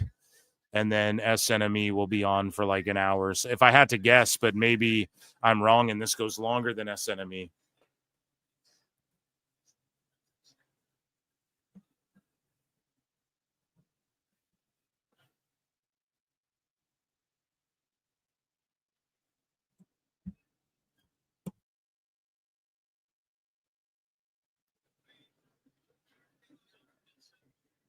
I think that they don't want people to think Monet's like all Monet Hogan.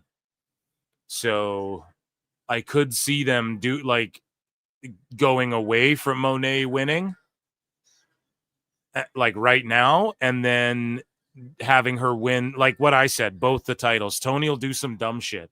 Like what I said with Athena sounds dumb, but that's what Tony would do. That's why I said it. You know, like she cashes in, has both the Ring of Honor and the AEW titles out of nowhere, even though she's been in Ring of Honor, and then now that'll just be your champion on TV, whichever it'll be like, what the fuck? But then and then Monet wins it like 2 titles versus 2 titles or something, and then she wins them both on the same night. Because this isn't even title for title. So if Monet loses, she doesn't lose her TBS belt, you know? And they can still get there. And if she gets the AEW world, they're not like Tony owns the Ring of Honor world. Of course he's going to give it to her. So 30 minutes for this. Yep. 60 for Okada Omega at least. They're going to go crazy long. And then 45 for Moxley Page. Yeah, it'll be some shit like that. Plus the 20-minute entrances. Yeah, this shit will go as long as SNME if they can help it. Dustin Hogan now, the new belt collector. Yeah, dude, he's got all the fucking belts, dude. He's got all the fucking belts.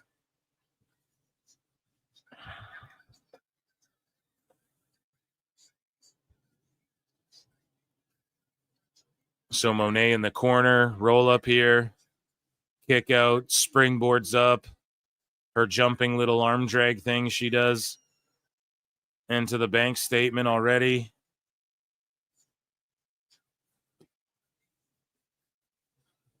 Tony getting to the ropes. Oh, no.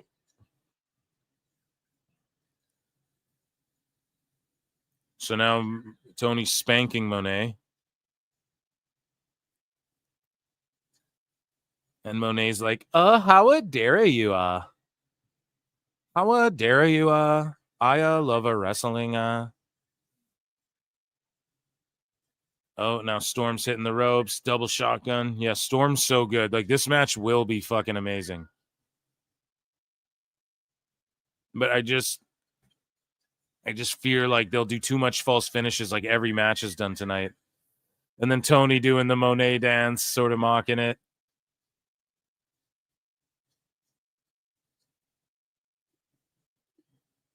And then Tony Storm starts wiggling her ass like twerking, but like she can't really do it.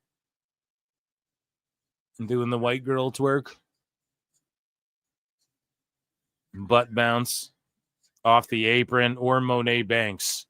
Storm is amazing, agreed.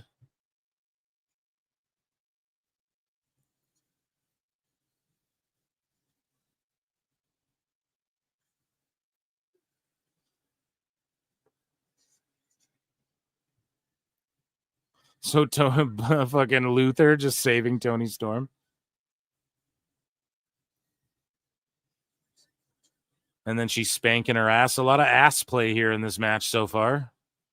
So like Luther just helped her do a move though off the apron. Like, shouldn't that be like, if I just help you do a superplex, isn't that a DQ? You know?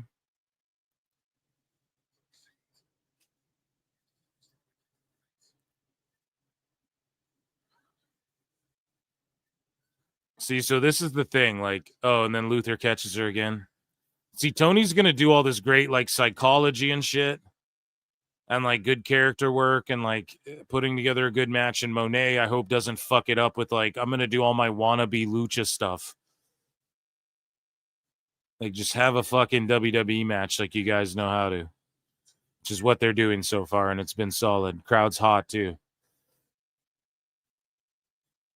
Now she's holding up the women's world title. Okay, I don't think she's winning that thing. I don't think she's winning it tonight just off that right there.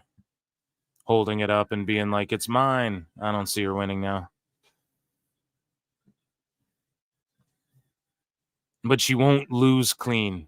It'll still be some Hogan type shit, but she'll get there and it won't be by beating Tony, right? Like it'll be by beating someone lesser than even. And so I could see that being Athena. Honestly.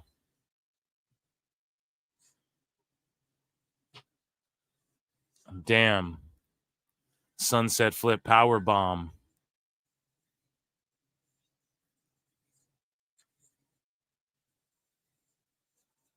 Sunset flip bomb into the buckle. Yeah, Mercedes is going off, dude.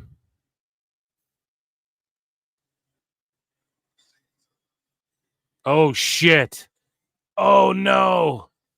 Oh, a bomb on the outside. And Aubrey's all over the place.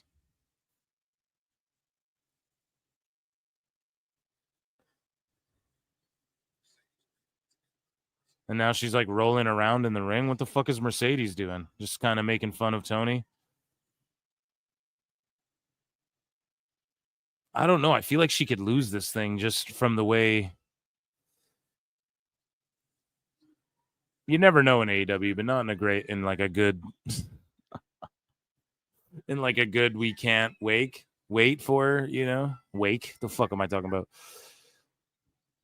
Can't wait for what's to come. It's like, just don't fuck this up, please, you know?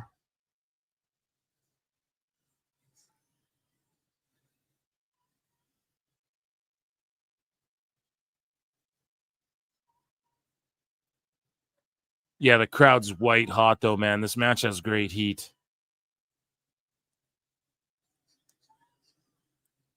Now, like whether you love or hate Mercedes, like I'm super intrigued by this match because if they somehow don't give it to her, that would be crazy. Running Meteora. Aubrey with her shitty, like way whipping behind her head to the other side of her head counts.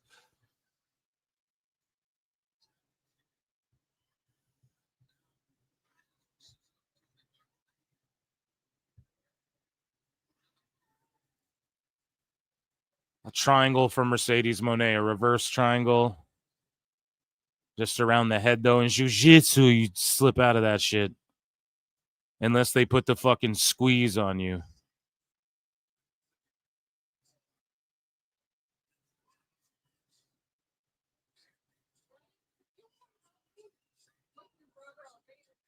Oh, my God. Like a toe hold into the fucking rope.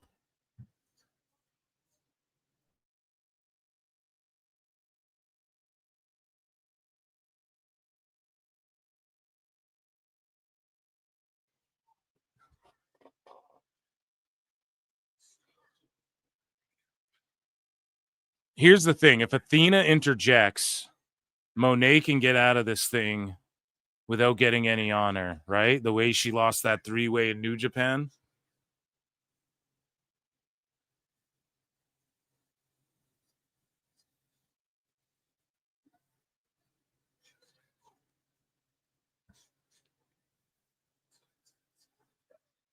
She might get her. Luthez. Big punches.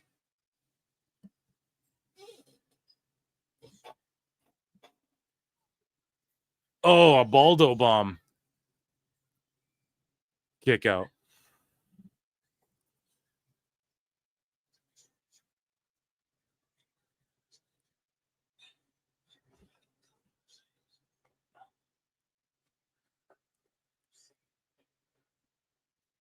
Fisherman Buster. Here we go. Kick out.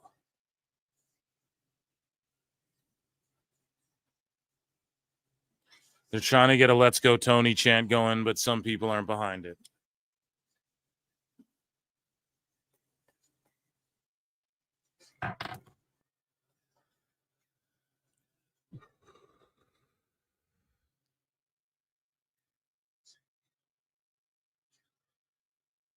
Arm breaker. Double knee arm breaker.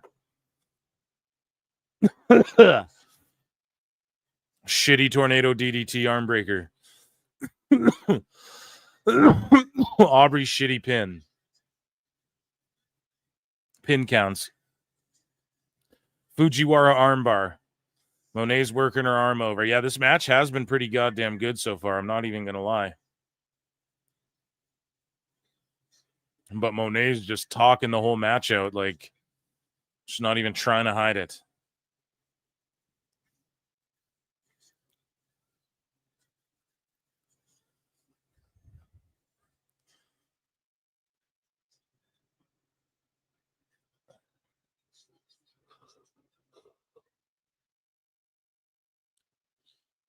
Tony Storm, Tony Storm, Tony Storm, Tony Storm.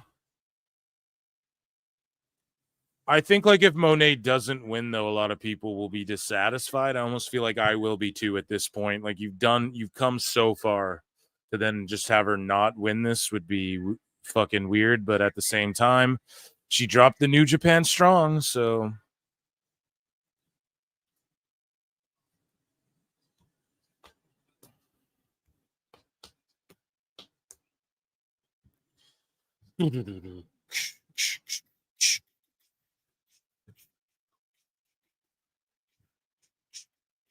Oh, so the prelims just started. Okay, so they didn't time it for the main events to be in there. So that's awesome. Brutal fucking nasty head kick to start the show. I'm going to have to watch the UFC after, but that was fucking brutal, man.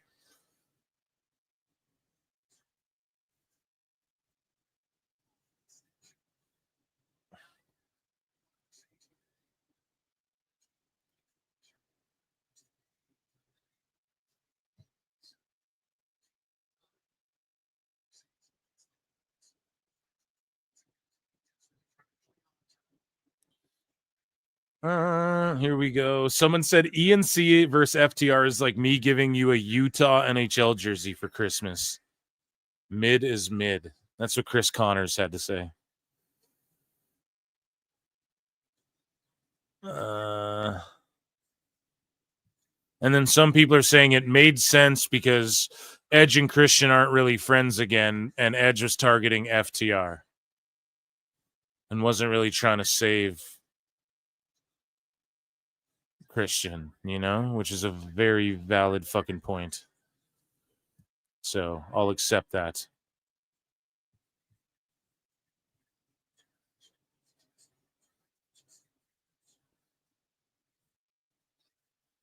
Mercedes' Waco gear has the name of everyone.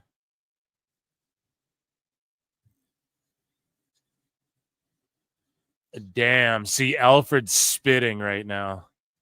Alfred Konuwa is spitting right now. So he says, this is what Alfred Konuwa has to say. He says that friend of the show. I'll have him back on to talk about the fallout of all this shit. And he says Mercedes Moné is wearing the names of all of her victims on her gear. So on the cape she walked out in, it has all the names of everyone she's beat leading up to this match. And he says, reminds me of the Undertaker's entrance when all his victims had their own casket the night they ended the streak. Damn, dude. Damn. They're doing it. Monet's going to fucking lose. All the Mercedes Hogan people are going to have to walk that shit back. I've been consistent this whole time about stop giving her shit for this creative. People are too hard on her. Like, okay, if she's cringe or whatever, I'm not talking about that, but just the creative control stuff. Everyone has a degree of it, whatever. I've already beat this to death. I'm not going to talk about it more. But if she drops it, and if this motherfucker was right, that I saw saying Athena's going to win and then cash in tonight, that I'm going to pop. But the problem is that y'all fucked up because that's not how you do it. Like, she's been, then you only do that if she's been on Dynamite this whole time. But it's just like, oh, you're the hometown. And then what? She just fucking loses again or whatever, like loses transition champ, whatever. And I could see Monet. I could see them trying to preserve Storm and having Monet beat Athena again before that title. Before I see her beating Tony clean and shit. I don't know. Don't you guys? It makes sense. Hey, don't get any on Mercedes or Tony, really. I don't fucking know. But yeah, spoiler alert, that could be what's happening.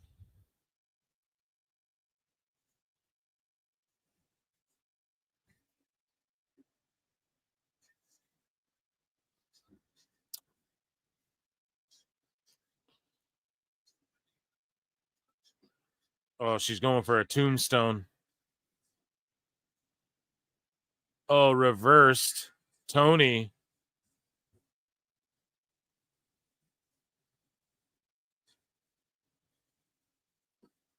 What did Monet do? She like twerked on. I don't get it. So was that supposed to be like, oh, I'm shaking my booty on your face to get out of the tombstone? Is that what that was supposed to be? I don't really get what that was supposed to be.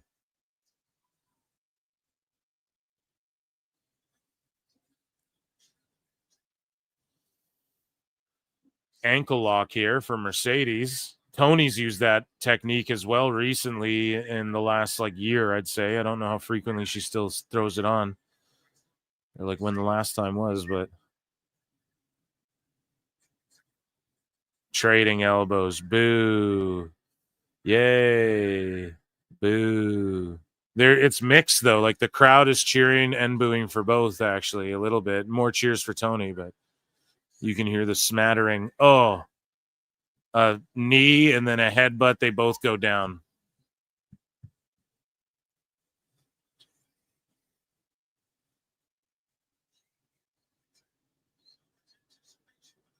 The commentary fucking sucks balls.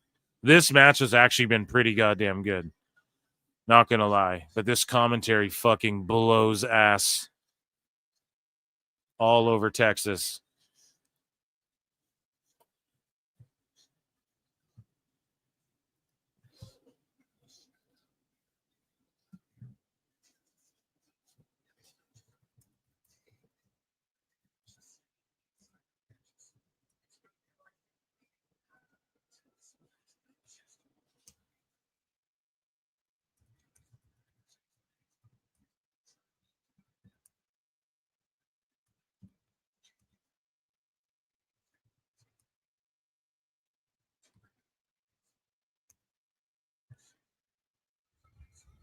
Yeah, I had to tweet that out. The commentary's so fucking bad. But these two are cooking it up, man. Oh, she started biting her cooch, is what it was. Oh, I get it. So what I thought was Monet, what I thought the technique was, or it's not even a technique, I guess the move was that Monet like clinched her thighs together and like was twerking on her face. What happened was Tony Storm started eating her out, and then she fucking, so that's pretty wild. But it is what it is. I mean, and yeah, we have color in this match. That was like a decent false finish, like with her finisher there. So yeah, this match wrapping up sooner than I thought. I honestly thought that, well, maybe not. Maybe there's another 10 minutes from here, but I thought it was going to be And this fucking move sucks. Like, first off, it looks like shit. It doesn't make sense. Nobody can really take it. And then, like, properly, Tony took it better than anyone, but everyone's busted their noses on it. Like, the moves hurt a bunch of people. A fucking Tony driver. That was sick. After Monet, like, made out with Tony. So, gay? No, just kidding. But it is what it is, right? The HLA, AEW loves the fucking HLA action, you know? Let's be honest, they love that fucking women making out and shaking their titties and all that stuff, which, hey, I'm not mad at it. It is what it is, man. I got to look at Inamura's little booty cheeks popping out while he's fighting Obafemi. I mean, that'd be something for the fellas, too. You know what I mean?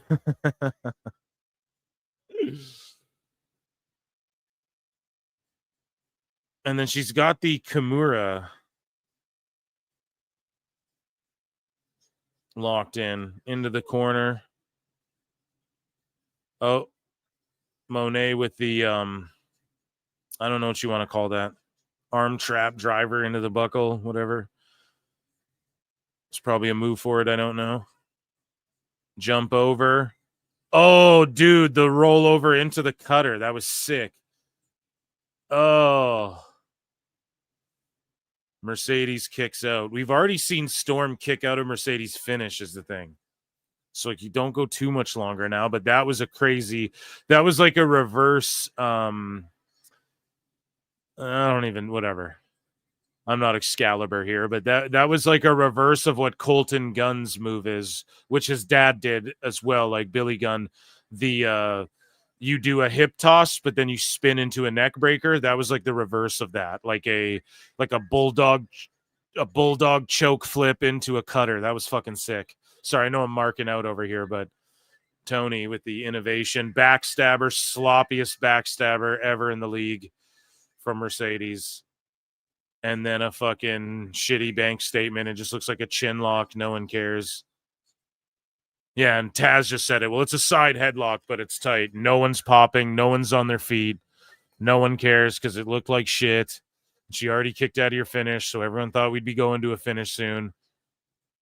Reverse into a crippler crossface with the arm trap crippler style.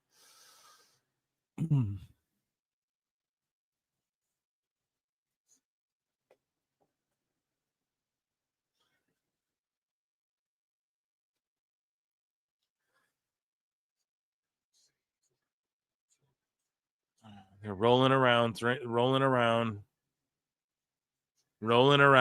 into the fucking pile driver. Oh, and then a second one. Oh, a third Storm Zero. She just might beat Monet clean. Monet kicks out. Get the fuck out of here. Had the crowd. Now you don't have the crowd. Oh, a crossface.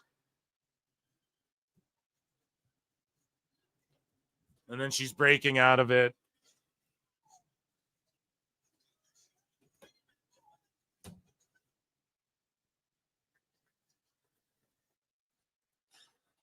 You will not get the crowd that hot again for the finish of this match.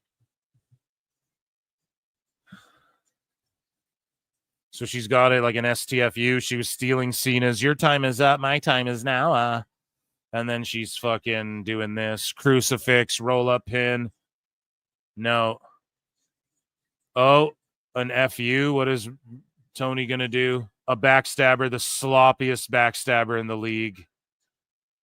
Just looks terrible. Tony just powers up and butt splashes her. This match has lost the plot and it's shitty and it's completely fucked up and they fucked up.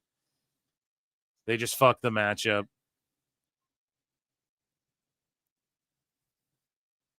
They just fucked the match up.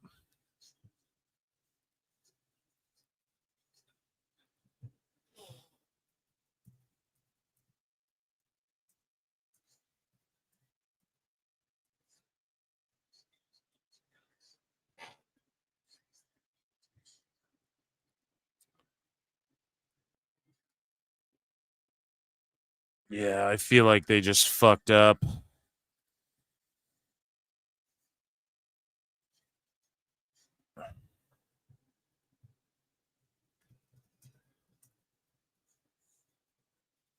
Wow. She did it. Oh my God. Oh my God. See, dude, there you go. No Athena cash in. Thank God, because that's not the time to do it. But Monet won't put over Athena, but watch, Storm will do it. Because she's a fucking real one.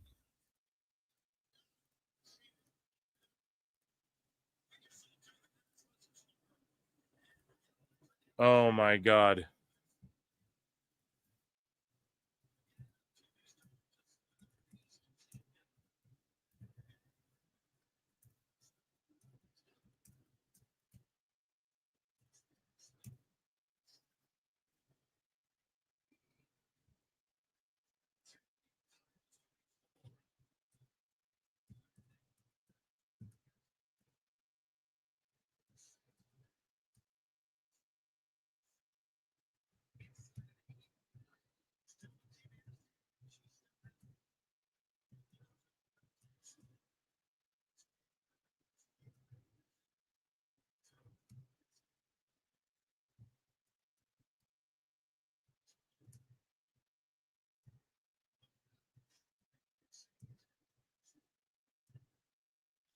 Yeah, I don't know. I'm just slicking off a tweet. I'm just soaking it all in, guys. I haven't even looked at chat and I couldn't tell you how long. Just because I wanted to give this is is Storm gonna win? That's amazing she won. That's amazing she won. Now she had to the trip just got sucked out of the match a bit at the end. If they had when they had the crowd there with the triple pile drivers, I think that would have been the perfect time, but instead they had to just super finisher it. I will say this with almost 400 of you watching, that was one of my favorite matches of the night. They just went again five. I'm talking the night in general of everything we've watched, NXT and everything today, whatever. But I will just say they just went sort of like the Femi match. They just went a smidge too long, man. It's what the fuck? You had the crowd. They weren't as hot for that as they were for the triple pile driver spot, and you could have just pinned her then. What difference does it make to then go up, to then you eat a butt splash and then pile driver off the middle? What does that do for anybody? That didn't do shit. I also think Monet's going to take a bit of time off, and then she's going to come back. And I don't think this is done, though. We will see her collect the rest of these titles. It's what MJ said earlier in the show. He called it. They don't want to keep being accused of her creative control and forcing everyone, right? They don't want that to be the narrative. And yeah, there you go. If again, even with Mercedes's creative control, it's not I said it before. You can go back on the show. I said it's not like she's not gonna fucking ever lose. If it makes sense for her to lose, it's a negotiation. It's not like she's back there going, I'm winning, and it's not like Hulk Hogan. Well, that doesn't work for me. It's not like that, I assure you. But yes, does she have more pull? Yes, they pay her all this fucking money. If Ospreay wasn't so Stevie Richards explained it really well. He's what I've heard about Kenny Omega and Ospreay and some of these guys is that they're way too giving, and they shouldn't be. And they are. Ospreay, I don't know if I want you be champ, bruv. No, it's all good, bruv. You be champ, bruv. Yeah, Blake Christian, walk around the rope for 4 minutes, bruv. It's too giving. And if Ospreay right now was hey, I'm not doing this fucking tag match. Well, maybe not with the EVPs, but if he was no, I want a big title match, he'd fucking get it too. He just doesn't do that shit. So Monet's going to fight for what she wants, but ultimately, everybody, I mean, the programming's becoming predictable even because of the Monet shit. And everyone's been roasting this, and this just shut up a lot of IWC people who, again, are just going to go, oh, well, they just did that for this and this, but it still doesn't negate the fact that they did it. They had her fucking lose. So there you go. She lost clean, and it was to Tony fucking Storm, which is the right move because Tony's been there. Like, she just dipped out of work from WWE and then showed up in AEW as soon as she could. You know? So she deserves it. You know, she is very much an AEW person through and through in my mind as well, even though she came from WWE.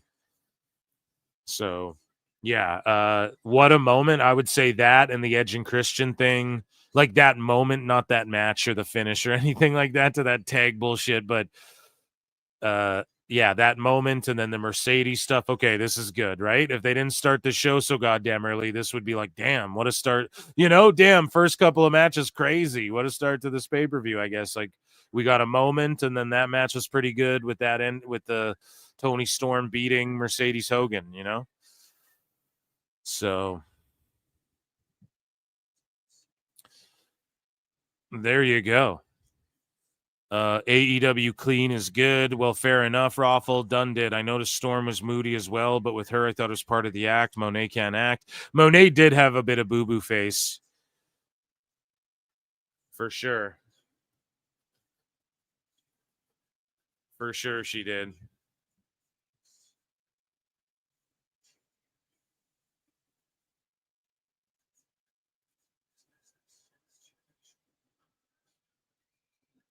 And yeah, Britt Baker owning Elbu today as well publicly. People are like, oh, the fact that Elbu made up that fucking bullshit about Britt Baker cheating on him. And dude, here's the thing. People know where that rumor and shit comes from too. And it's bullshit, man. It's just bullshit. And yeah, she just called out Elbu publicly too for making some shit up about Adam Cole after all this.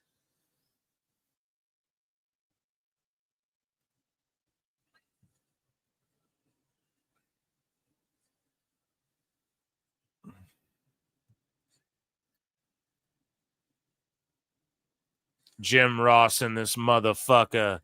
Jim Ross in this place, dude. Let's hit some air horns.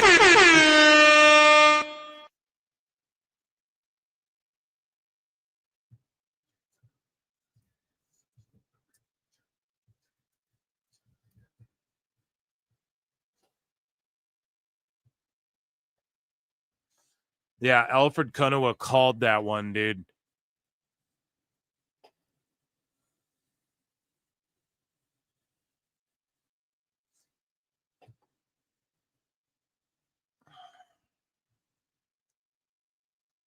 Yeah, Elbu just getting roasted today.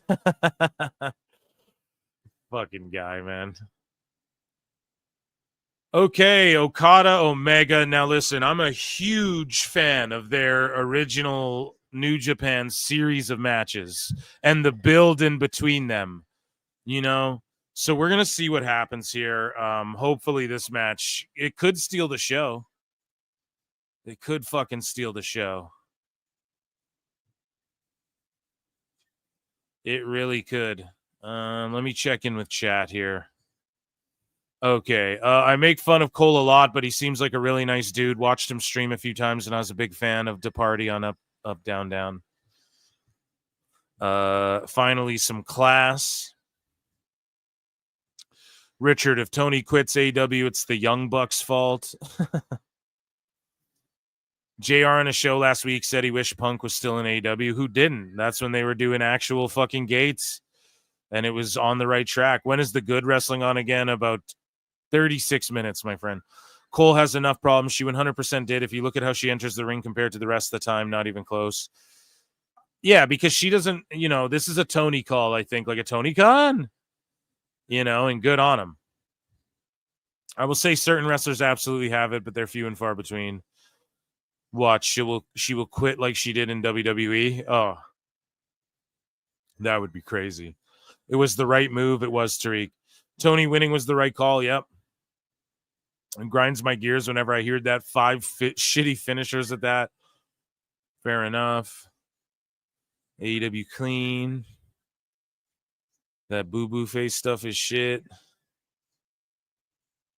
No, she did have a bit of it. Like, her energy coming in seemed a little And then her holding the belt up, I called it. I was like, she's not winning it after she does that. There's little nuances. If you watch wrestling long enough, you can just tell when people sort of have that, like, or she did that to get the visual image, but she's not going to win it. It's like touching the Stanley Cup before you get there. You don't do it, So she fucking grabbed that thing, like not during the match. During the match, no. Like beforehand, okay, you hold the belt up, whatever, but it just something about it just felt like she was losing. Jimmy B for 5 says, just got out of rehab and I say no, no, no. And I'm ready for some wrestling. Well, goddamn, kid. Acknowledge me. Don't go back to goddamn rehab. Just promise us that, okay? Sometimes in life, you got to be a hoe. But congratulations, everyone. Round of applause for Jimmy B getting out of rehab. He said no, no, no. And try to make him go to rehab. Okay, so Kenny's coming out to like Game of Thrones or like Star Wars or something.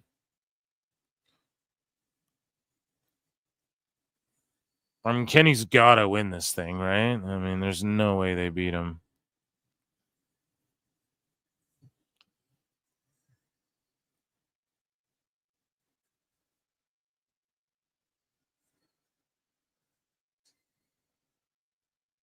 Who's singing Kenny's shit?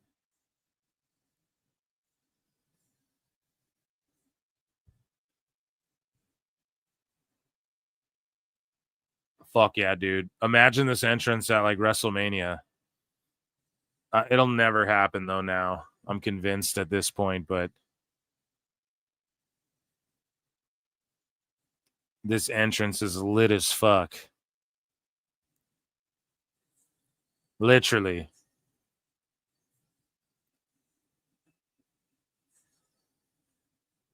The one side of the fire isn't lit that well, but it like on the Omega symbol, but it kind of works because he's the one-winged angel, it fucking sort of, it just like it fits the vibe, man. I don't fucking know. Kenny's wearing some like bone saws ready, right?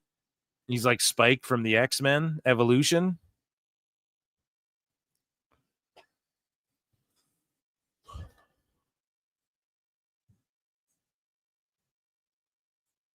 Okay, Omega, just go to the ring. Don't stop now. Like, this entrance was so good, but now you're just fucking around talking to fans. Like, get out of here.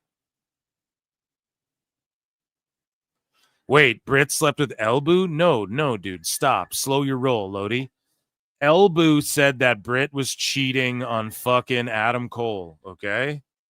Which it's nobody's fucking business. But no, she wasn't. And people spread that rumor way before Elbu said it. And he just said it because it's a rumor that was around for a while there. And he said it way after it was already like, nah, that's not really a thing, So he's an extra asshole. And then that happened. And then Adam Cole's like pretty much retiring and they just broke up and people were fucking, I don't know. He's just a dickhead.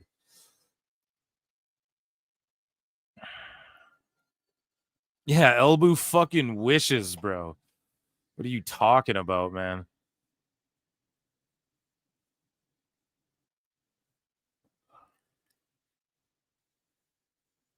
Do not aggregate. I got bitches in my DMs, bro.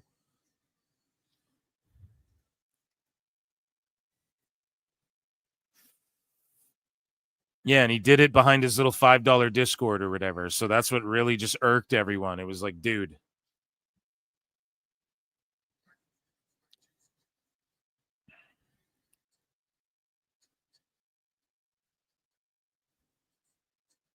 Here we go. Mega versus fucking Kenya. Winner takes all, except for there'll be 3 belts. Triple Crown champion.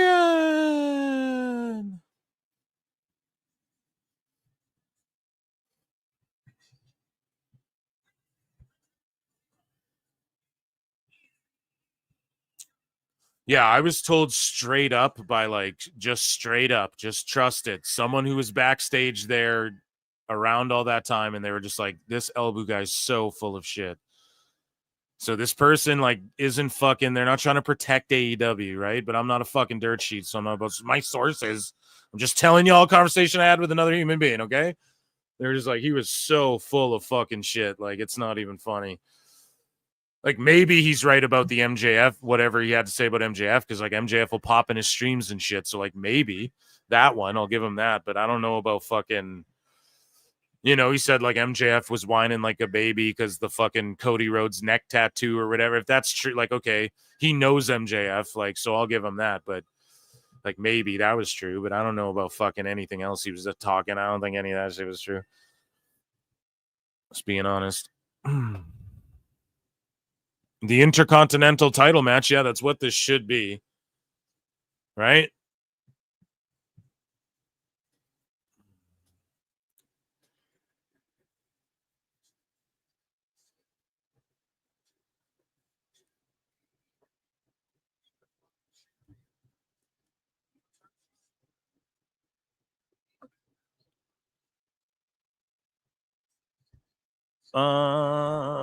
Here we go, man. Here we fucking go. And fucking JR on this thing, man.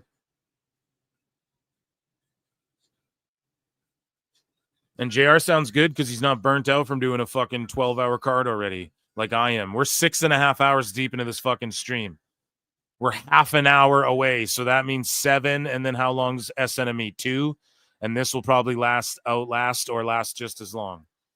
Get ready for this to be an hour-long match, and then the main event to go 30 to 45 or some shit. Okay.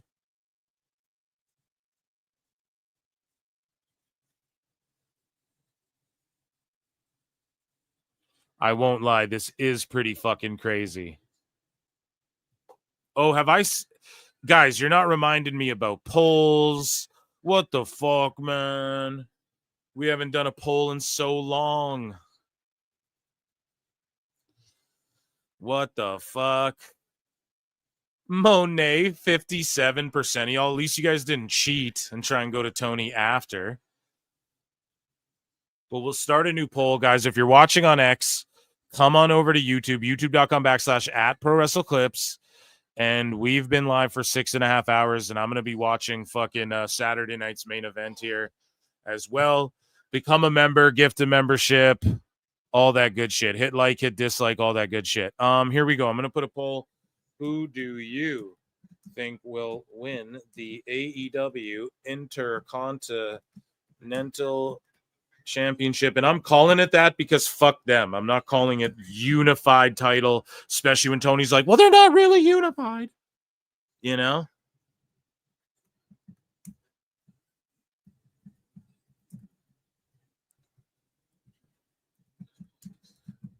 Yeah, we didn't really do picks against Phil this weekend either. It's all good. There was just so much wrestling. It's more about comparing what's going on head to head, you know? So either way, I pick Omega to win this one. You guys go ahead with that. Michael Driard became a new member, upgraded his membership. Yeah, I figured out that people are upgrading their memberships, and I'm like, I thought you had a fucking thing. So thank you. Very, very, very, very, very much. Round of applause, ladies and gentlemen.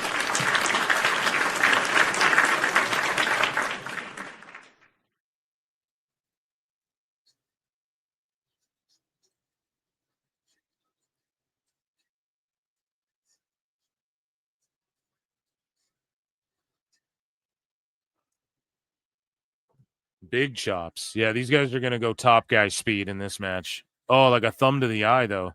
It's cool because in the Omega Okada matches, though, they were both like babyface, but I don't know. They both kind of did heelish shit, and Omega was on like a meteoric rise. It's just cool to see like this match, I guess, but Okada is distinctly a heel in this one.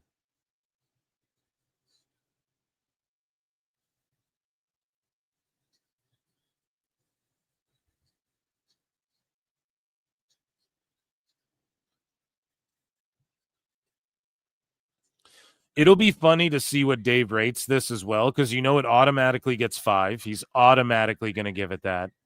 But like the meme, it's 6 or 7 in the Tokyo Dome. Like that will become a real thing. if he doesn't give it 5. Or I mean, if he doesn't give it like more than 5. You guys know what I'm saying? But this is an automatic 5 just for the 2 guys. Chat, I want to see 5 stars in chat. Stars in the chat, please, ladies and gentlemen. Stars in the chat. Best guys, Tony Khan. For all the stars. Dave Meltzer's just going to be oozing fucking stars by the time this one's done. Poor people don't like AEW. Brian.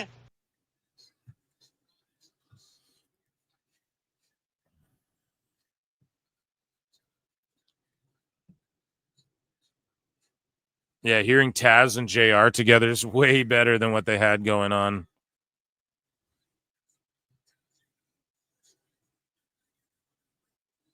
Five booms. Yeah, dude. Booms or stars. You guys can pick. Stars or booms. Show me in stars or booms what you think Dave will give this match, guys. There we go. Here we go. Look at all the stars and booms come in. Booms are allowed too. All the stars. We got all the stars. They're coming in. They're coming in. They're coming in. All the fucking stars, dude. That's what I'm talking about. JR sounds different. Yeah, he's fucking 90 years old, bro. He's not that old, but like, goddamn, man, he's old, dude. He's beat cancer 45 times. He's beat cancer more times than Meltzer will give stars to this match, you know? And I mean that with all the respect in the world. A fucking fighter and a legend, dude.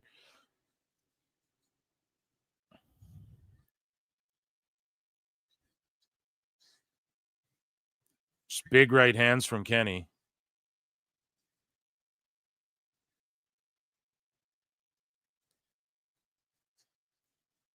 Oh, yeah, just working the stomach, doing the Gabe Kidd match.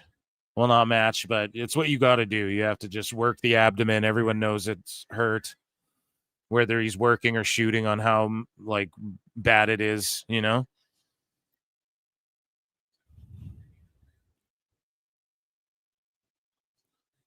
What time is it where everybody's at, too? Or, like, just on the East Coast, I guess, what time is it? I think 7:30, right? So that's the latest, I guess it could be. So, yeah, 7:30. Unless, like, you're on the other side of the planet or something. But in the Americas, right? So, I mean, and we're 20 minutes away. So, SNME will start at 8 for the East Coast. And then we'll go for 2 hours. So, till 10 o'clock. I don't know if this pay-per-view will last till 10 o'clock at this rate, unless they give these two an hour. Now, I don't know if Kenny can go a goddamn hour. That's the thing. Tristan, 9:37 a.m. Well, it's fucking good for you, dude. What time did you get up? 5? You ain't hype. Gifted 5. Pro Wrestle Clips. Oh my God. Acknowledge me. You fucking rule, dude. You fucking rule. Everyone, round of applause for our guy here. You ain't hype. You ain't hype. Gifting 5 Pro Wrestle Clips. And thank him, whoever got them. You get access to our bonus shows. You get access to the bonus shows on Mondays. So amazing.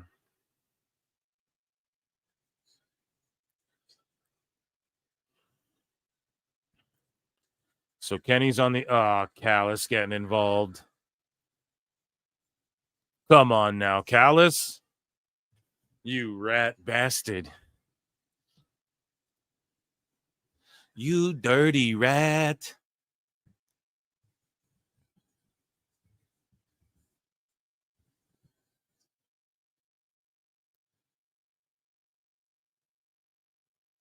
Yeah, and this UFC card's going crazy, by the way, guys.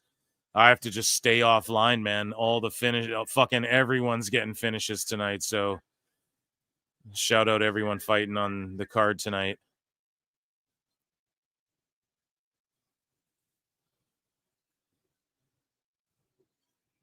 Oh, yeah, and I guess we got a Harley Cameron return tonight. I just totally forgot.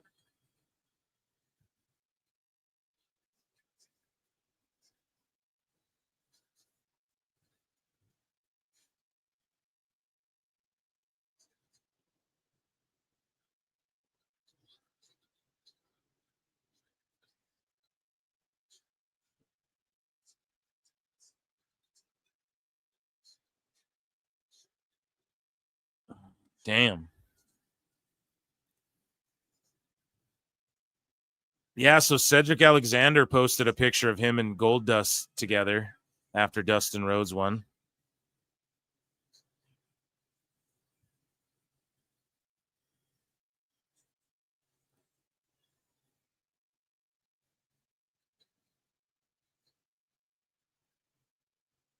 So WWE, guys, in WWE news, they brought back Brock Lesnar, the Beast flannel shirts, and is selling on the site for the first time in 15 months.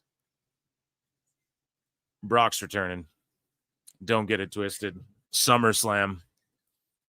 Let's fucking go.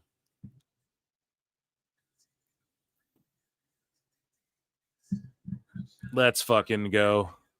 The Beast incarnate. Achoo! Bless me. Excuse me. Gazoon tight. Yeah, Brock coming back SummerSlam. They're selling his flannel again. There's no way that they don't. And what if Brock came back tonight? What if Brock came back and F5 the shit out of Gunther and Goldberg or some shit? Like, it could totally go down. And if they're selling that flannel, why? I'm telling you, like, they're going to do... So, like, Masha Slamovich showed up. That was one of my predictions. I thought they were going to do something crazier, right? On Great American Bash. They didn't, but it was a decent show. This Saturday night's main event, something crazy has to happen. I'm telling you, they're not just letting AEW slide on, like, oh, we're just going to do a show at the same time, but we're not going to try and, like, steal the fucking headlines. So... yes, like maybe tonight, maybe SummerSlam, who fucking knows? Maybe Brock versus Goldberg 4, whatever the fuck it'd be, 7, whatever, however many matches they had. But we're gonna see some crazy, even if it's not Brock. But why are they selling his shirt again? They're not doing that unless there's something going on, you know.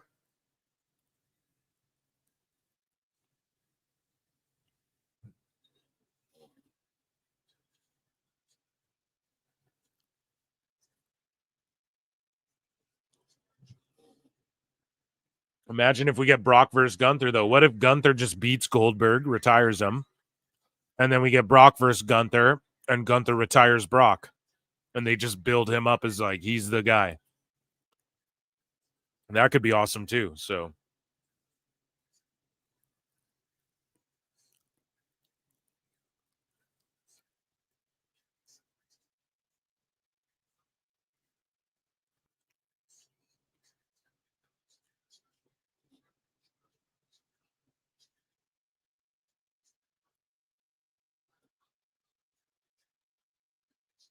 shoulder tackles in the corner.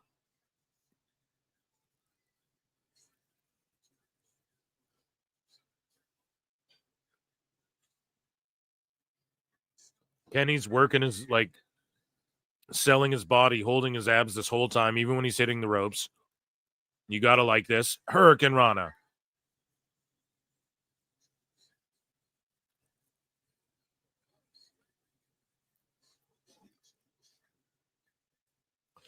Is CM Punk on the card? I say AJ show up tonight, but I don't think she would be. No. I think she'll be on Evolution. Evolution, her return, Monday Night Raw. They go, AJ Lee is here. And then AJ Lee builds a match for SummerSlam or something like that.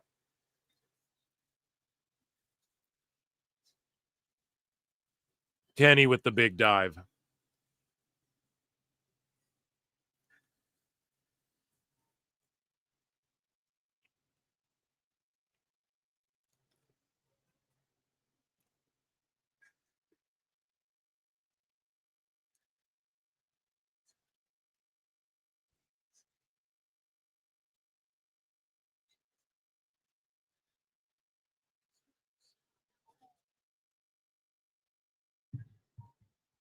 Yeah, Kenny and Okada, like, I mean, they're doing solid, but the crowd's just sitting on their ass because they've seen so much already tonight. Oh, that shotgun drop kick.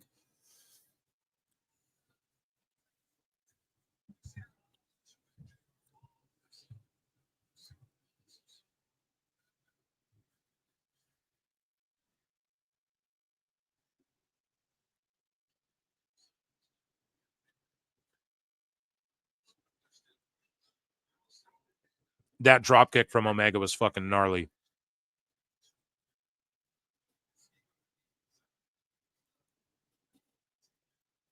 Carter's got him up. F you. Hits him with a fucking attitude adjustment.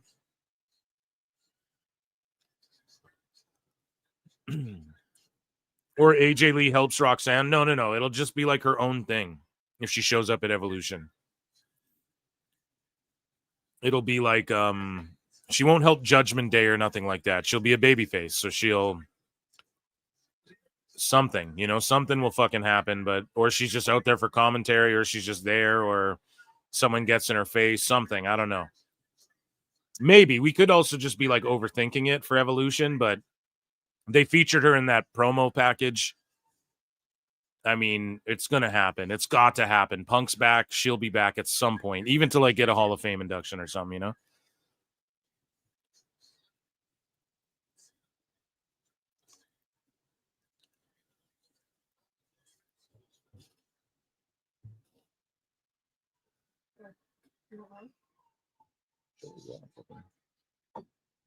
Would love some. Thank you.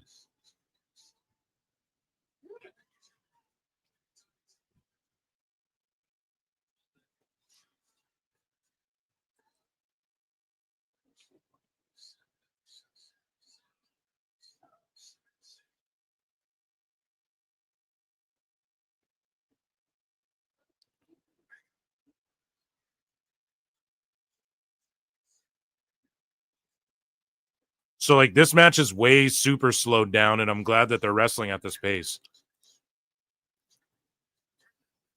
But the crowd's just a little dead. Like they're popping for the big moves, but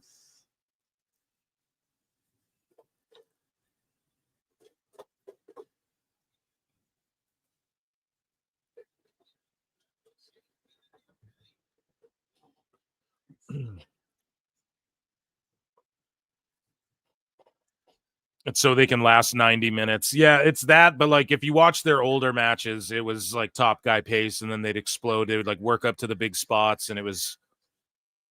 So yeah, I'm not boo-booing on this match in any way thus far. I just think the crowd's a little more dead than they should be for this in America. Oh, big German.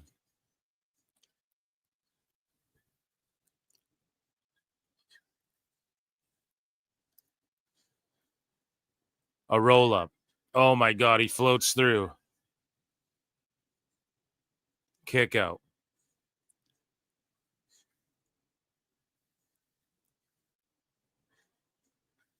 Oh, Snapdragon. Great counters.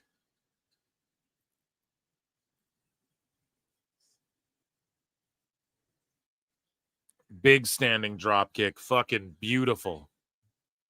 Brutal.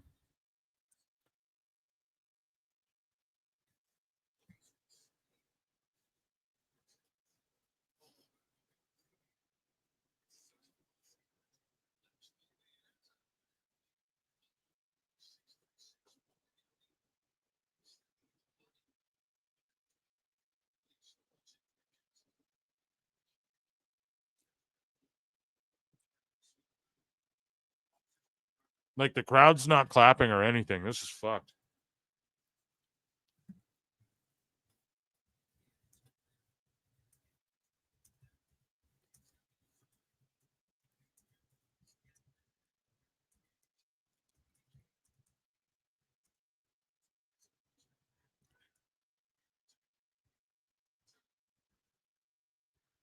And they're just talking about New Japan the whole fucking time.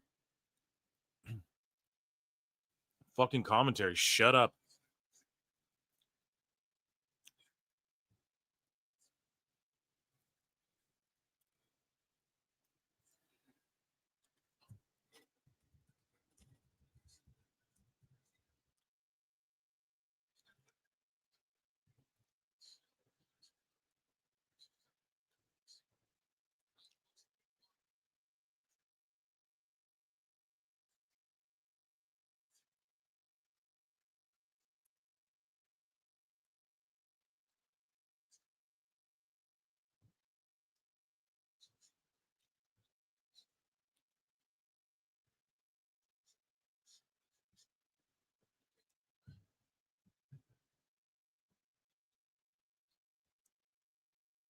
Alfred kind of was flexing his 2 tabs. He's like, I have 2 tabs open to cover both things.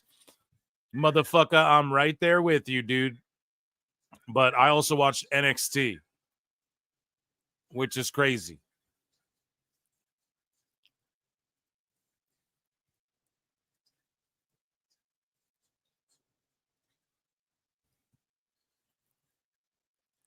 Mr. Okada. Oh.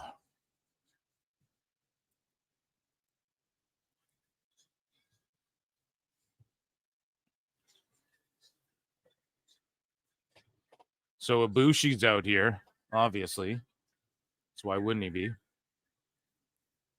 And that was like a sit-out fucking gut buster. I don't know what that was. Some Bam Bam Bigelow type shit. But, like, not really.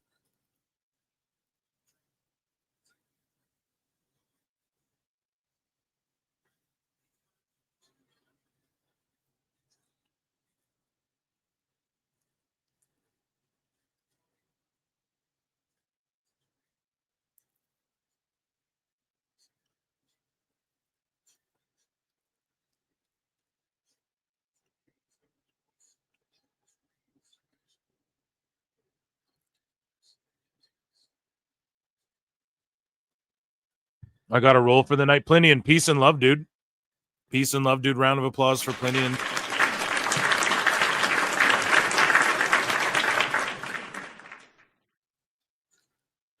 with all the stopping all of the fucking bots earlier. Appreciate that.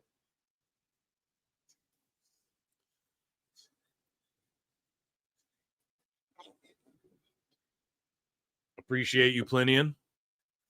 We will see you. I'll DM you or something.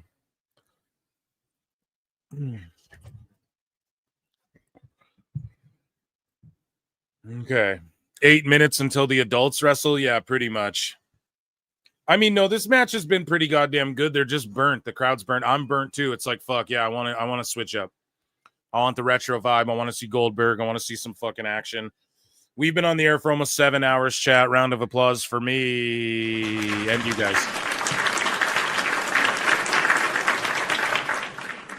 Yeah, safe travels, Plenty, and take it easy, bro. Safe travels. Just message me when you're back or whatever. How long is All In so far? It started at 11 a.m. if you want to count 0 hours. So, and it's now almost 6 p.m. where I'm at. So it's been 7 hours. All In itself, though, 5 hours already. So this is what everyone hated about WWE. But AEW does it, and it's like, my beloved.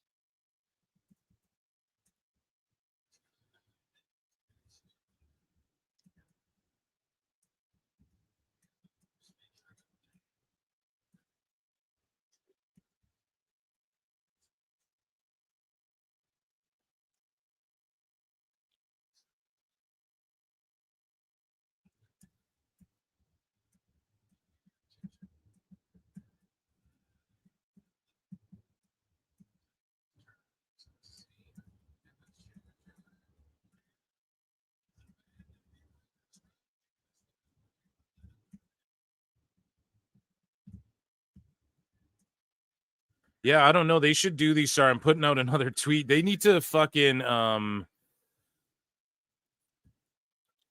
they need to make these shows like 2 nights. They need to make All Ins 2 nights. Or like do All In one night and then do All Out the night after and start doing it that way. Even if they're in different cities, like across the country from each other. Just do All In one night, the next night do All Out and make it like your WrestleMania, you know, and then maybe you can invade 2 cities or something. And then it would be unique. It wouldn't be like All In night 1, All In night 2, right? It would be like All In and then All Out. I think that would be way better. Then you can just, because the crowd shouldn't be this burnt for this fucking match. Oh, he threw him off the top. Big pop. And then look, they're all just going to be sitting in 2 seconds. And like, it's not that big of a reaction, like past what it should be. Yeah, that was cool. They're already over it. Now they should be clapping. But instead, they're just sitting. So throughout the evening, there's been about 6K or something was the peak on AEW's YouTube. There's 25K waiting for Saturday night's main event on YouTube, let alone how many are on the cock. So Kenny D for 2 says, PWT always there when I need it. Much love. I'll be there, yeah, in the moon and the stars in the sky. I'll be there, yeah, for better or worse. Yeah, dude, I'm always here, man. You got it. I got your back, cuzzoids. I got your fucking back, man.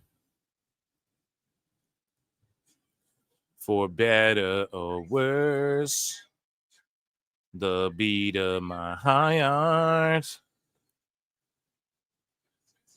And I swear, yeah, from the moon and the stars and the sky that Meltzer throws in the sky for this match, I'll be there. So I'm just butchering this song for everyone. I see 28. Yeah, I'm at 29. So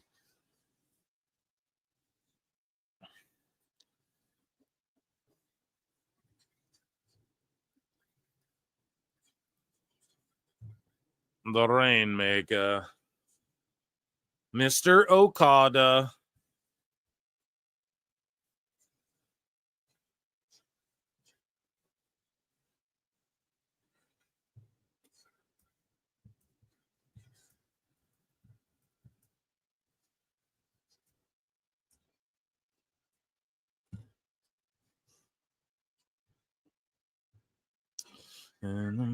Okay, a false Finny. I'm waiting 2 minutes and then I'm getting my attention's diverting. I'm sorry. Like, I hate to even be that way or be shitty, but it's like I'm ready for some fucking SNME. Do a shot for SNME. Oh, hell yeah.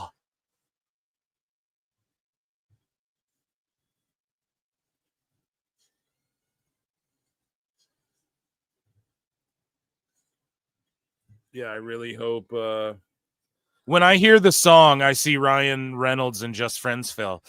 You know what? That movie filmed in Canada as well. A great film. I really love that film, as a matter of fact. Even though it's kind of just a goofy whatever movie. I love it.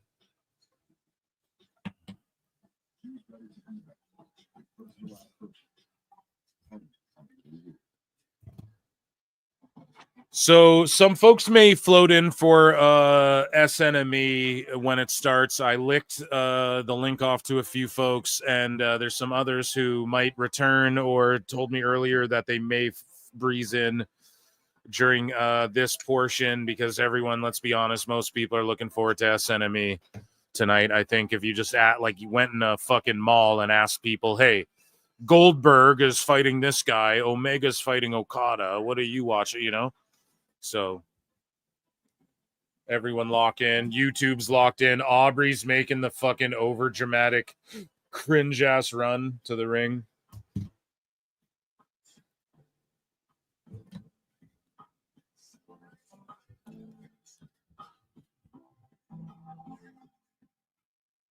Oh, one-winged angel. No, reverse ripcord lariat. Boom. The Rainmaker. Omega kicks out with Aubrey jumping 7 feet in the air before each fucking count.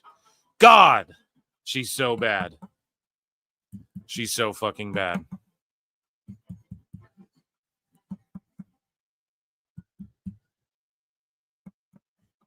Here we go. Okay, the Federation. The Federation. Okay, let me check my stream. Ladies and gentlemen, joining me on the show, the top mod of the top pod, who's been putting in work tonight, helping out, getting rid of all these fucking bots, which I really hope you I'm blowing up the spot here, but I hope you still do that while we're fucking, because I'm locked into the grab.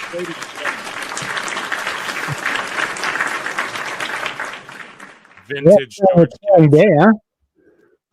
Dude, yeah, I've been on the air for 7 hours. Going into 7 hours. Yep. Going into 7. So it is amazing. Aubrey galloped to the ring. Okay. Come on now. Peacock just started. Yeah, me too. I'm on YouTube watching this, and it's Tessator talking as Omega and Okada trade blows back and forth. Dude, that 2 hours breezed by in between events. I won't lie. When I saw it was 2 hours, I was like, oh, fuck, I'm going to be fucked, dude.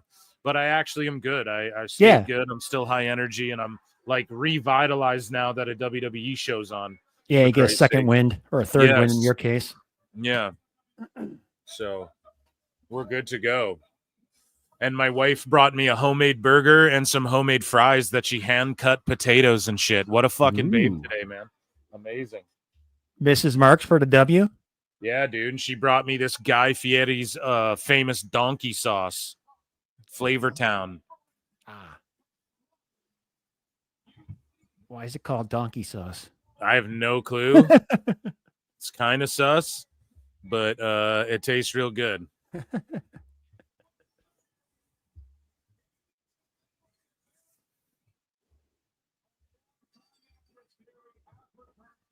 What do you think the opener is going to be? Oh, shit. Yeah, the belts right as this shit starts.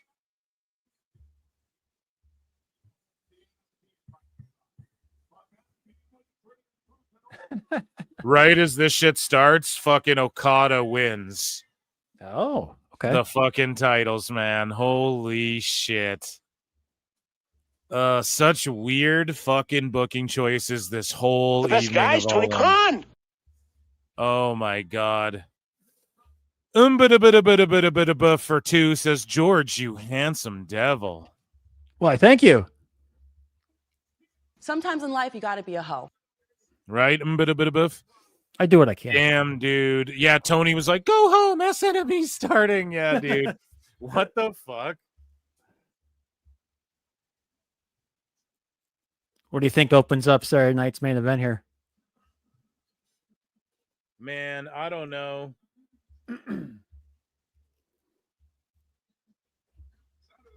I honestly don't know. I gotta be honest, but I'm just excited for all this retro aesthetic shit. You know what I'm Yeah, saying? that's my favorite part. That's why I'm here. Yeah, this stuff is spectacular, man. You ain't hype says see you all in 1 hour and 57 minutes. What? You're not watching SNME or you're gonna go watch it? Yeah. Yeah, I love this intro. Yeah, I love the beginning, dude. Omega just loses fucking clean. What a goofball, man. He's way too giving. He should have been like, no, I'm winning this. You know, like, fuck. Yeah, probably It's would have been. crazy, bro. It's fucking crazy. The choices tonight are just like, okay.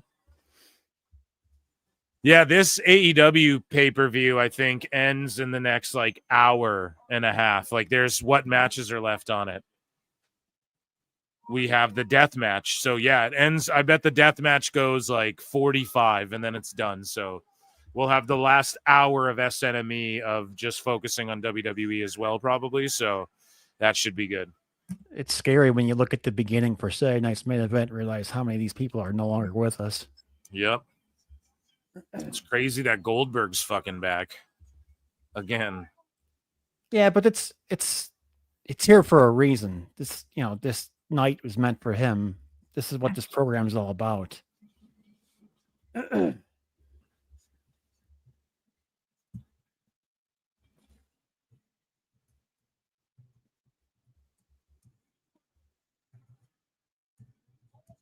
just hope it doesn't go too long. That's all. SNME? No, Goldberg himself. That Oh, match. yeah, I don't think he can do it.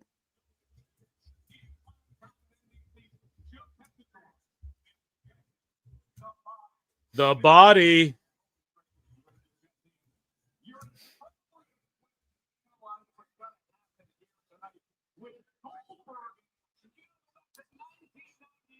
$19.98, dude.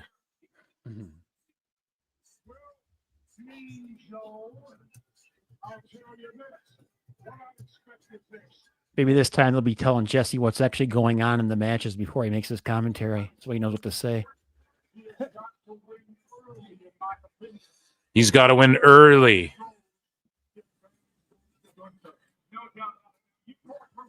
Yeah, do you think they open with Goldberg to try and be like, fuck Tony Khan in his main event? Possibly. Wouldn't surprise me. Let's go with that. That would be fucking crazy, dude. We'll see momentarily. Oh, man. They got that arena packed for a Saturday night's main event, dude. Oh, yes.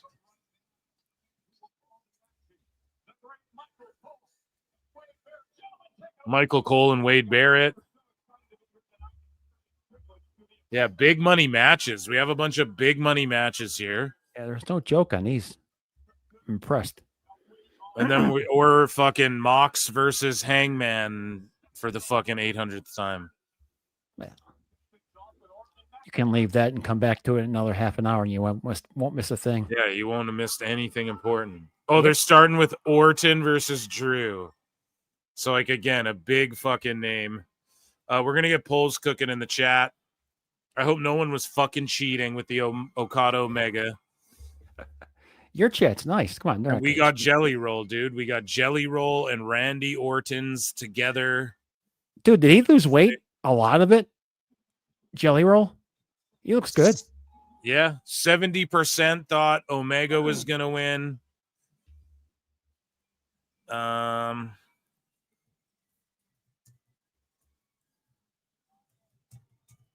What match is cooking harder?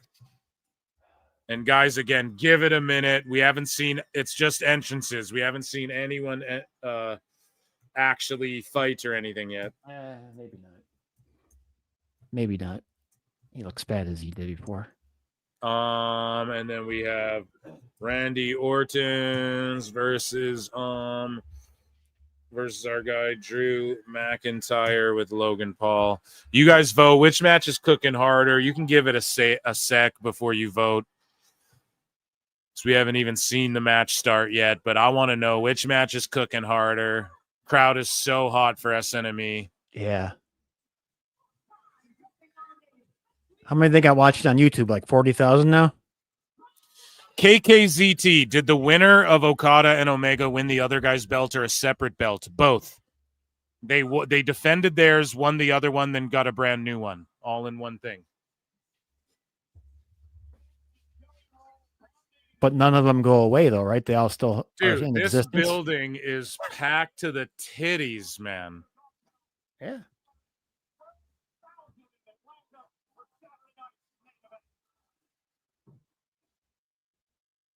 Wow. What a Packed crowd. to the fucking rafters.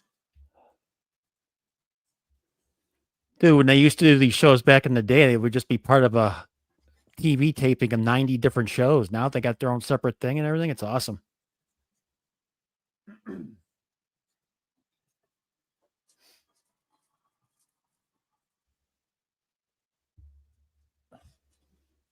Who you picking here, Phil?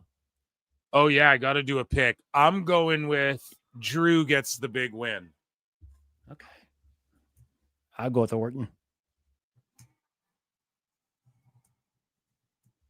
Randy's lost an awful. Well, so is Drew. Okay. Well, yeah, you're right. You might be right.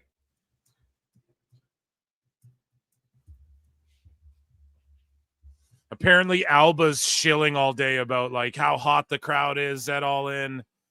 It just doesn't feel that way. It lulled out after a while, man. I'm just being honest. Like, They can only take so much. You know what I yeah, mean? man. Like, how much wrestling you gonna fucking watch before it's like, okay, we gotta settle here, you know? I think I agree with your idea of having 2 nights. Yeah. And then you Might call be it better All off. In and All Out. You already have them right there. You do them a week apart, anyways. Do them back-to-back nights, even if they're in different cities. It would be better if it was all in one city, but okay, you can't sell enough tickets. Then 2 cities, 2 shows, All In, All Out. We're on the East Coast. We're on the West Coast. Oh, the world is here for, All In, All Out weekend. We hosted 2 cities and blah, blah, blah, blah, blah, and shit. Like, that's the way you fucking do that. Then it'd be like 3 to 4 hours each show. Yes. Yeah. Way better, man. Way more effective. Like, Maybe offer like a discount when you buy it. Like instead of $100, make it like 60 for both or something. When you like buy that. both, yeah. Well, Amazon will give you $10 off at least. Okay, we're doing a shot for this first fucking match. All right, I'll do some iced tea.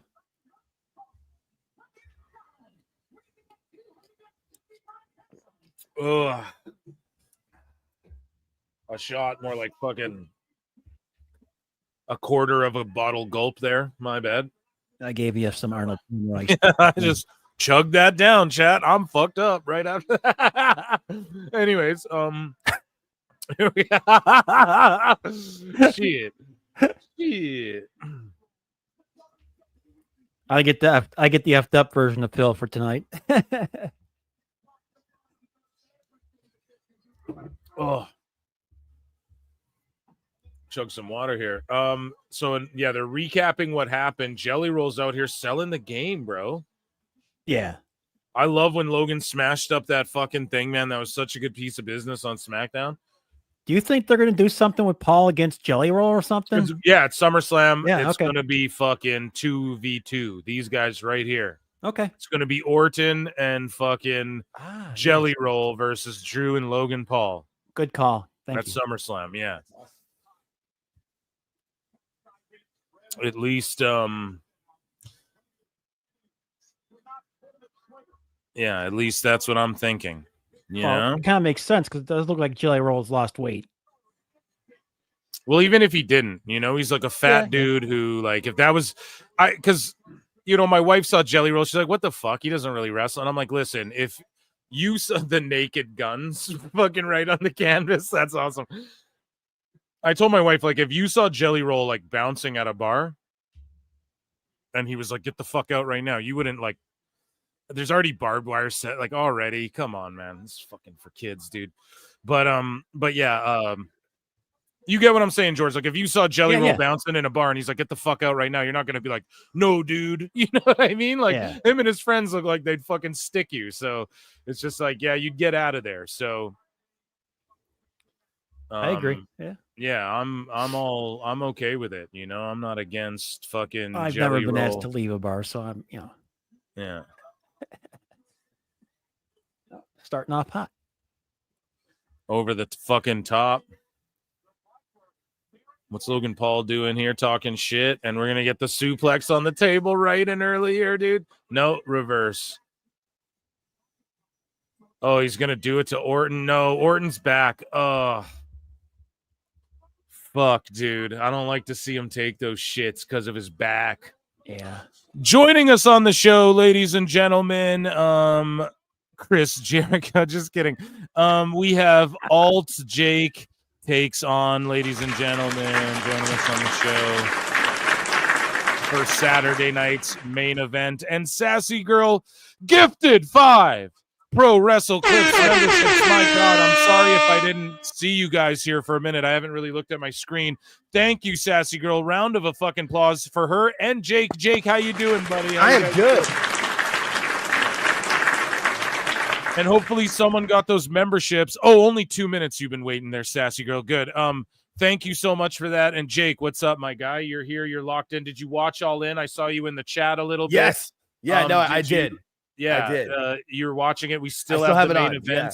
Yeah. And I do. SNME, man. I'm fucking excited right now. They're already... I'm getting a YouTube commercial right now. Are you guys in commercial break? Yeah. I got a Pizza Hut commercial. Yeah. Okay. So they're running ads. Let's see if the YouTube, if they have it synchronized, which I'm sure they do, where the ad breaks will be, and like if it's specifically the same. And if I had YouTube Premium on this account, so I have it on my other account, my Phil Marks Out one, but on this one, my PWT one, if I have Premium, do I just skip? If someone has YouTube Premium and is in Canada and watching this, tell me, does it just skip all the ads? Like, what are you looking at? I would assume you get ads because I have YouTube Premium for the NFL and I get the ads for the NFL. I was gonna Yeah, say, so like if like I just got 2 Mike's Hard Lemonades in a row, just YouTube, and then now another Bud Light ad. So like y'all tell me, is there just like music playing or what? I would probably think it's ads too, because we have the premium. Oh yeah, so look, I got to ads. skip it, and it says WWE Be Right Back, and I'm just looking at a screen that says WWE Be Right Back. So There you fucking go, guys. That's kind of shitty, but it's fair, you know. Better Mox than and a commercial. Hangman are about to kick off. Sorry, what were you saying? No, I think that's better than a commercial. But no, I was thinking because I know here in the States, if you have like the premium version of Netflix, you still get commercials during Raw. Yeah. So I'm assuming they probably. But I'd rather have a we'll be right back no, screen though. On Netflix, bro, I get zero. Right, for international, yeah. I know you guys do, Yeah. but I'm just saying for the States, For the States on Netflix, on the highest tier, you still get ads. Still get the commercials, yep. Whoa, wild. They're just caking, dude. Yeah, but that's even like if you have Spotify Premium, like I was listening to the Cornet pod earlier or last night, and I had to listen to five minutes of commercials, and I pay for Spotify. I'm like, the hell?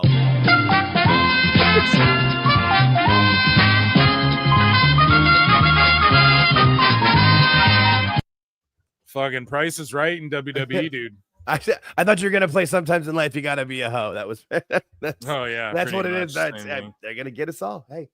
So Mox They're and gonna keep Hangman just fucking trade and blows. Mox is like, "Come here, man, hit me with your punches." And then now we get back to Orton and Drew, which I'm way more locked in for. Yeah, we're not back yet on my end. I am. I got Orton punching Drew. So yeah, they're attacking Orton's lower back as they should. Oh yeah, George, I heard you talking about Jelly Roll. I'm pretty sure he had one of the stomach surgeries, if I'm not mistaken. I thought I heard Makes that. sense. He looks good. Yeah, no, totally right. Shit, you can afford it. Either that or like Ozempic. He doesn't have Ozempic face yet, so That is very true. He doesn't have the sunken face. Yeah, but he definitely looks. I mean, if you look at the SummerSlam clip from last year when he chokeslammed Austin Theory, he's definitely like 80 to 100 pounds bigger in those shots. Just believe that he's on Ozempic, like 100%. Yeah. I'm trying to be nice, Phil. No, I know. You know, yeah, well, whatever. I'm not even going to get into it, but I have mutual friends with Jelly Roll, actually, believe it or not. I do. Cool. Yeah, so nice. He'll tell you, he's admitted it. Like, he wasn't a very good dude, but I mean, like, from what I've heard, people he's friends with, he was a good dude. Like, he said it on Joe Rogan. He's like, he's like, people from, oh my God, Moxley's just getting gorily stabbed to death in the head, and he's bleeding everywhere. He's getting stabbed in the fucking head. What the fucking fuck is this stupid fucking shit, man? Wow. You can tell Phil's been on for a minute. He didn't give a fuck. I love it. It's true though. Like, come on. Like, why? Just how long has this match been going on? 4.5 minutes, and he's already gushing blood. Like, Jesus Christ. Just sad.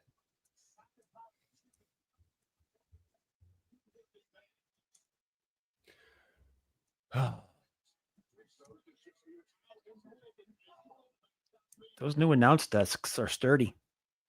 Oh yeah. Just ask JD McDonough. No, I'll be happy once this all-in match is over and I can switch it back to my TV. It's like I can get it back to my TV with Peacock. Yeah, I watched it all up until now. I'm just licking off a tweet shitting on Moxley right now. Good. You should. No. Yeah, I've had all in on most, and I've watched portions of it, but it didn't just also. I just tweeted out, chat, and my panelists. I said Moxley's getting stabbed in the head while Orton and McIntyre work top guy speed with two mainstream superstars. Right. What are the Rizzlers fans supposed to buy the pay-per-view and be into this? What the fuck, man? God. With their plushies? Yeah, like, bro, you rolled the Rizzler out on the pre-show. Why? Because you hope that it goes viral and people go, "Oh, I'll buy this." Yeah, and then you've got Hangman with fucking barbed wire. And then meanwhile, you look over Logan Paul and Jelly Roll, two mainstream household fucking names. And you got Drew and Orton looking like $1 million, both fucking 6'4", 6'5", working top guy speed. And like, what is this garbage you're looking at on the other fucking show, dude? I can't even believe that's fucking asshole, dude. That drives me nuts, man. Yeah, it is a really ridiculous juxtaposition when you look at it. Mox has got barbed wire on Hangman's face. It's fucking night and day looking at these matches, man. Yeah. Like, what the fuck? Now, at least All In, they didn't do like a million death spots before this, right? Like at least they the whole saved it. card. Like before, they'll just do hardcore, and then they'll fucking do like a normal match. Then Glass Perry's getting glassed out on the pre-show. RKO out of nowhere. 3 Orton. I'm 0-1. I'm 0-1. Orton got the W. Hell yeah. Hell yeah. Yeah, I called one. Woo. There you go, Georgie.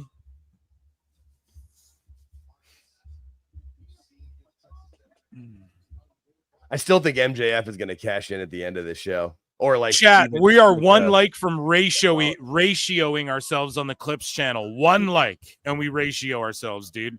91% are fucking into this Orton Drew match, and then Logan Paul knocks out Orton, and then Jelly Roll's gonna get involved again. Watch, this is where we build to SummerSlam. Great call. Phil. Phil, why would they? Because celebrities in SummerSlam, bitch, and it's 2 nights. It makes perfect sense. Yeah, you're selling out buildings 2 nights in a row. Yeah, he's a mainstream superstar. Like whether you like whether it's we're fans of him or not. How many Americans has he sold? Oh, and then Moxley has a barbed wire chair. It's just great juxtaposition. Jesus Christ. SummerSlam's in New York, right, guys?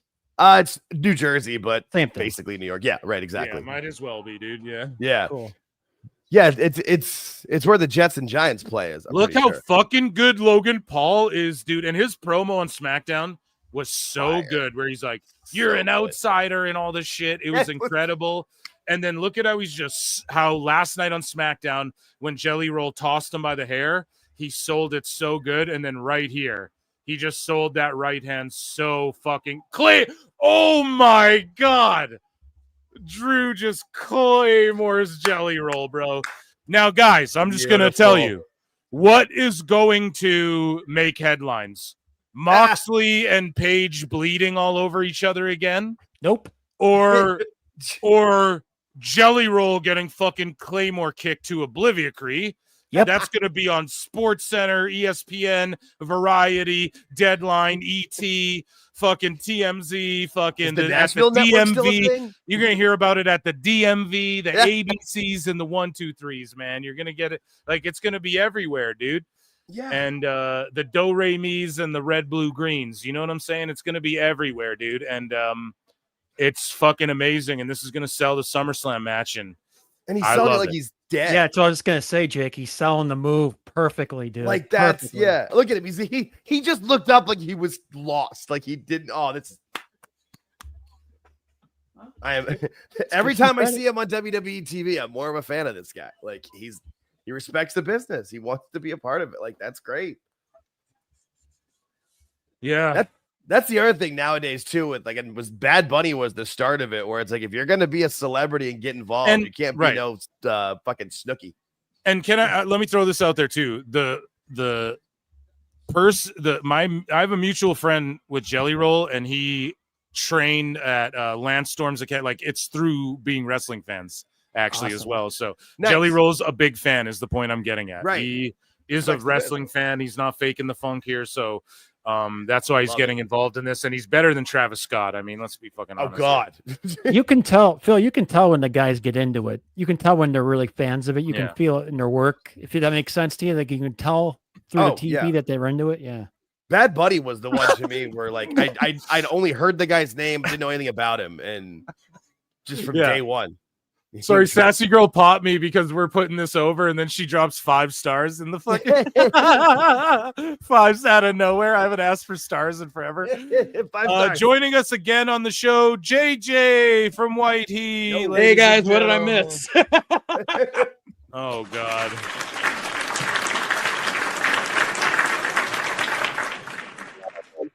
We'll let you figure out which one. Yeah, no, Moxley was getting shoot shanked, and Shoot we've shanked. had a great opening match. Yeah, I was Pretty watching. quick, too, by I the was way. watching the entrances on my phone on the way home. I was just like, "Oh, I guess I'm not missing anything yet." Yeah, but Hell yeah. the Orton Drew match, it was short, but it was everything it needed to be. And like Phil said, it was setting it up for SummerSlam. And Yeah. God, it set it up Perfect perfect. It's a TV Yeah. match. Oh, it's already Imagine over? Shit. Yeah. Imagine putting a great TV match on fucking TV. Imagine that, dude. Right. Well, even Fuck. when Very George and I were innovative. previewing it on our show the other day, we were talking about it's more of an advert. You know, they're putting it on network TV. It's the matches are there, but it's more of a spectacle to show you what WWE is about. Promote the big shows coming up. They got Evolution tomorrow, SummerSlam. Oh, Well, God, I and think Mox has a Crown bucket Jewel of is broken next. glass. Mox has a bucket of broken glass. Oh, hey, my Sailing the High Sea server actually works, so I can actually put Moxley on the screen here now. I don't know if that's better or worse. Worse. Yeah, I was gonna say yay. Yeah, no, I'm just glad my wife's not in here. What are you watching? No, I'm not. Right? No, even my wife, who has no idea about wrestling at all, knows the clear difference between WWE and AEW. Yeah, like if your wife or someone comes in and sees you watching it, you Yeah. change the channel. Right? Just like, oh, sorry. It's yeah. I see a pile drive onto glass. Nobody wants to see it. Why is there glass in the ring? Because they think they're being different than SNME's going to be clean cut and fucking. They got way more done in just that little bit of time. Yeah, just remember what Saturday night's main event was supposed to be in the first place. It was just getting people back into the program. Right. If you're a Right. Labs fan or something, get you back in there, promote what's coming up. Yeah. Get you into, it'll catch you up on shit. You know, Video packages and big Yeah. stars. That's what it was all about. Yeah. Why is Mox flexing? With his noodle arms. I was gonna say, hey, we can't see it, but the flexing is definitely an air quote. Jesus. Yeah, no. And then I don't know if you guys saw, but like when he got up, he put his hand directly in the glass and pushed and stood up and like didn't react to it. Like, Yeah. right. It's Like, come fucking on. and then they're just trading punches. Like, Yeah. it's corny, bro. It's just Yeah. corny. Like, Dude, I dropped a glass today in my kitchen and it was clean it up and right. Like, yeah, shit. people are loving my tweet. Moxley's getting stabbed in the head while Orton and McIntyre work top guy speed with two mainstream superstars. It was, I mean, the juxtaposition was just out of control of watching two men who are like 6'5", 6'6", almost 300 pounds, and these two goofs, right, with a barbed so wire goofy, chair man. and broken glass. It's so goofy, man. And this is their main event of their biggest show of the year. Yep. That's it. They didn't have to put. Yep. That's the beauty of this too for WWE. They didn't have to put Gunther Goldberg first. They had Logan Paul, Jelly Roll, Randy Orton, and Drew Right. McIntyre. Like 4 fucking big Yep. names, man. Yeah. And Like- they just keep showing the replay too of Jelly Roll knocking out Logan Paul and getting kicked in the head. That's gonna be all over sports. Yeah. So it's just I gonna was go I was so viral. I was too busy enjoying dinner with friends, but did fucking Kenny and Okada go like an hour?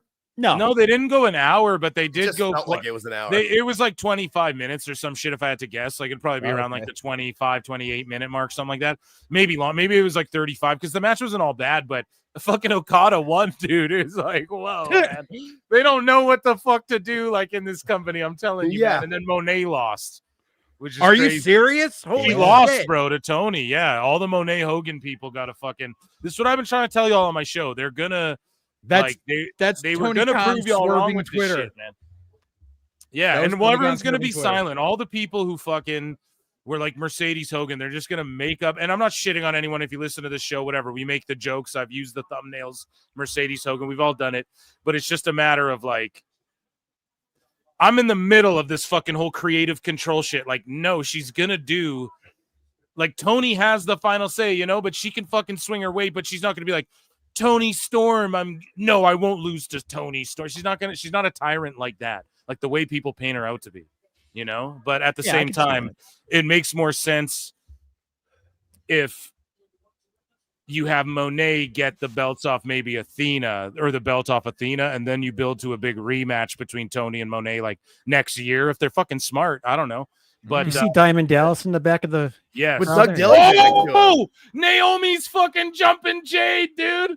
Oh, It's shit, on there's site, bro. We Ah! outside, bro. Holy shit. I must be behind because I'm seeing Rhea in the crowd right now. I'm with you, Meanwhile, JJ. Moxley's fucking doing a barbed wire trick.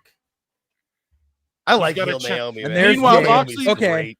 Moxley's got a Jade. Chinese finger trap, and he's gonna fucking like do a pull a rabbit out of his ass. It's always some bullshit. Fucking, you got two ladies brawling here. Oh, and it's there's more- the Naomi attack. Okay. You got two ladies brawling here, and it's more legit than anything Mox and fucking.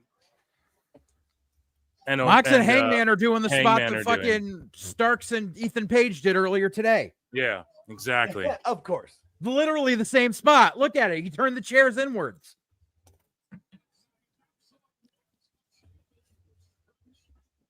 Yeah, Jade and Naomi's way more real. It's the same fucking spot. You can't tell me they weren't watching Great American Bash on fucking Peacock in the back 8 hours ago. It felt like yesterday at this point. Right? Oh shit. Jesus, So Naomi's fucking crazy. So this will be the match where Jade can actually do. We talked about this, Jake. This will Yeah. be the match where Jade can actually do something. I think. Yeah, no, and I and I would assume it's gonna be a the rest of tomorrow. Yeah, no, that should be fun because it's what's the stipulation? No holds barred or something. That's what it is. Claws Something like come that. anywhere. Yeah, It's a walk and talk. Yeah, so she can actually Hide her negatives. Yes, exactly. Exactly. It's yeah. And Naomi's a really good ring general. Oh shit. Oh, Absolutely. God. And then we get it up, and they look up, and the first thing I see is the close up of Mox's arm with the glass. Oh God. Just God, why? Wait. Oh, yay, Wheeler useless. Wait. Shh. Nick Aldis is introducing someone. Special guest referee. It'll be Bianca's return. That's what I think.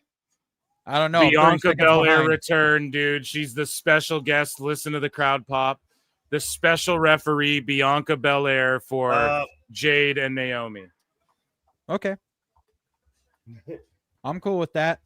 Yeah, no, that's a way they can see, where Bianca's loyalties lie, and if they want to flip her heel, that's a perfect spot to do it. Yep. Yeah. I'm not saying they will, but if they want to. But the opportunity's there. Right. And again, the difference. You have Bianca coming out on one channel and Yuta on the other. Or at least to plant seeds. But no, Jake, you're right. I just tweeted that out. I was like, Jade and Naomi is more real than what Mox and Hangman are doing. And I like hardcore shit, but believability is key. This isn't believable what Mox and Hangman are doing with this fake He just glass. took a fucking Death Valley driver off the apron, threw a table to the floor, and I guarantee that's not the fucking finish. Yeah, and when it comes to Naomi and Bianca and Jade, their brawl looked so fucking real there with Naomi and Jade. Like that fucking right hand she landed was crazy.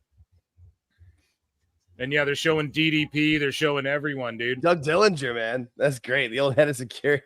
Yeah. My man. Might I say now Bianca, Claudio's out here.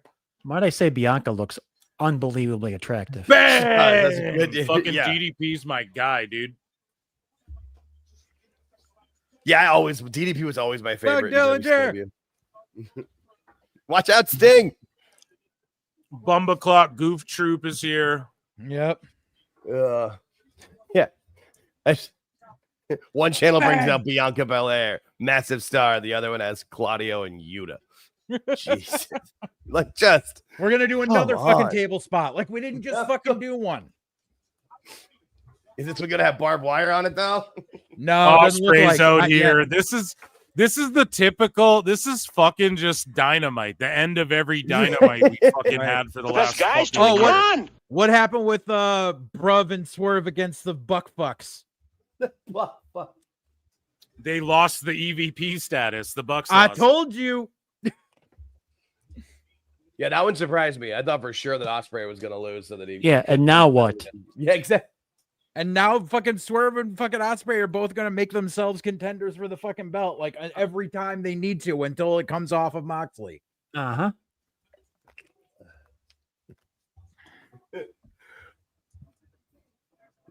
Yeah, no. Ishii just gave the end of every Ishii's out there. Why is Ishii out there? Just send them all out. Who's left? Who hasn't gone home? Run out there. It'll be fine. Fucking hell. So another neck break in a chair spot. Oh, you mean like they did to Joe earlier? Fucking hacks, man. Fucking hacks. Zero creativity, zero originality. It's fucking just uninspired trash. Wait a second. Why is she helping the fucking Bumbaclots? Is that not Gabe Kidd? That's Oh, it's Gabe Kidd. Oh, Gabe Kidd. I only saw the back. Listen, you have two. Hey, you have two fucking fucked up eyes, so you get a pass, dude. This is true. I literally had injections in my eyes 48 hours ago. So okay, we'll give you a pass. We'll give you a pass. We'll give you the pass. But from the right angle, I could see what you were seeing. I caught it. I saw a bald guy hunched with a t-shirt and shorts. I was like, with a t-shirt and short, looking like a schlub because nobody in this company knows how to dress. Right. Yeah, here we go with another fucking table spot. Oh yay! New poll, Phil. New match. Chekhov's tables all around the damn here ring. we go. Yeah, this match should be fun. New poll in the chat there, Phil. Yeah, I got you. Okay, buddy. You told me to do my job, so that's what I'm doing. No, I know. Thank you. I'm just kidding. Oh man, yeah, this fucking match is fucking garbage. Jeez, we way ratioed ourselves on the Clips channel, man. You guys are fucking goated. Round of applause for the PWT universe, man. Way fucking.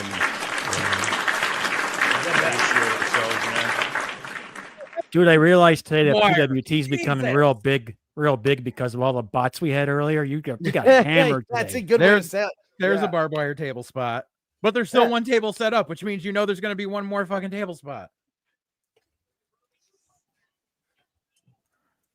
Yeah, it's a good point, George. The more bots you have, the bigger you. Yes, dude, it was unbelievable.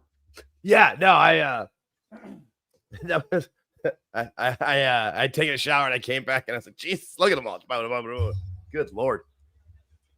And all of them promoting the fucking illegal pirate streams. That's the best part. All of them, yeah. Everyone.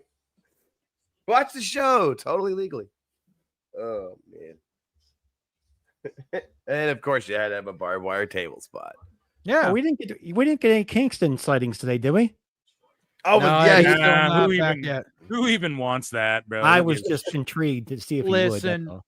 Eddie's. I've known Eddie for many years, and while no one really likes how he looks now and everything, I will tell you this: Eddie Kingston has a great mind for the business. His execution for his own shit, not so great, but he has a great mind for the business, and he would make a great backstage agent.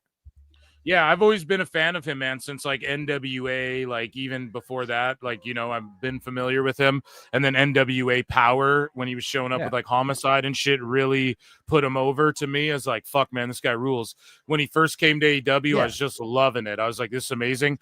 But it's just that he is fucked up because AEW lost the plot and fucked everyone up. You know what I mean? So it's just he got caught in all of that. Yep. And I agree too. He got a little sloppy shop. He started making good money. And no offense to Eddie, but all of the Claudios and Danielson heats are real. And you know that, JJ. Like they told him in the past, bro, you need to work harder. Like, what the fuck is the deal? So in AEW, he starts making that money. And of course, he's gonna right back to my old ways. You guys know what I mean? Like you're gonna just like kind of fall off a bit. I get it. So, but I don't like hate him, but like I get when he's like he's one of these guys who's like, fuck that company up there in Stanford. But it's like, bro, you tried out for NXT, you never made it, and you've never been there. So shut the fuck up. They offered him a contract as a backstage agent, and he didn't take it.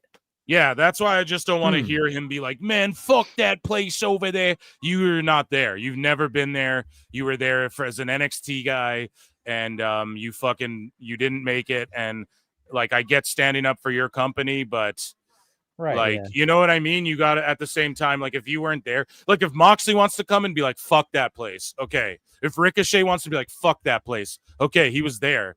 But Eddie, like, you never even like won a tag belt in that place. You know what I mean? Like, shut the fuck up. They offered for him to be a trainer in NXT, and he looked at the money, and he got an offer from AEW at the same time for way more money, and he decided he still wanted to be on TV. Yeah, and I don't blame him for that. But so JJ, would he be a good fit like in TNA or something, or NWA or something like that? What do you think? Oh Okay, yeah, I mean so- he's but he did some what do you call it? He did some time in TNA back in the day. Just no one He did remembers some because it was time. during the He did real. some time.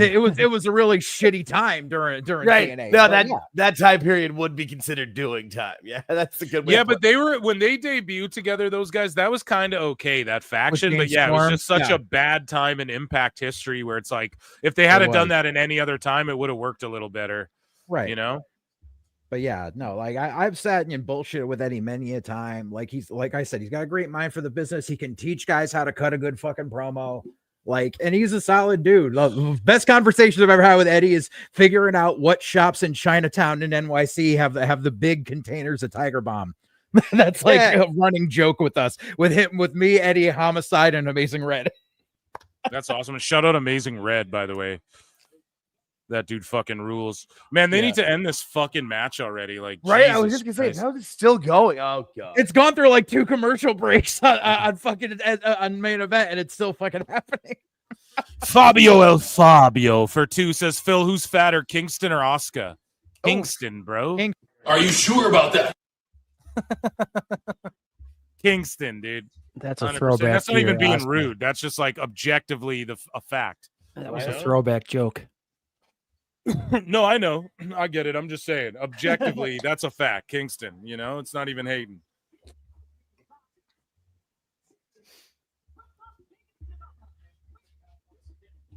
So who are you picking here, Phil? As far as I mean, we got Wheeler Yuta walking around acting tough on one show, and then the other show we have like guys Who's a Jimmy group working of guys tonight? who look like they will all actually beat the living shit out of you and could. Oh, it's Jimmy So- versus Solo tonight. That's right. So I am going with Solo retaining, obviously.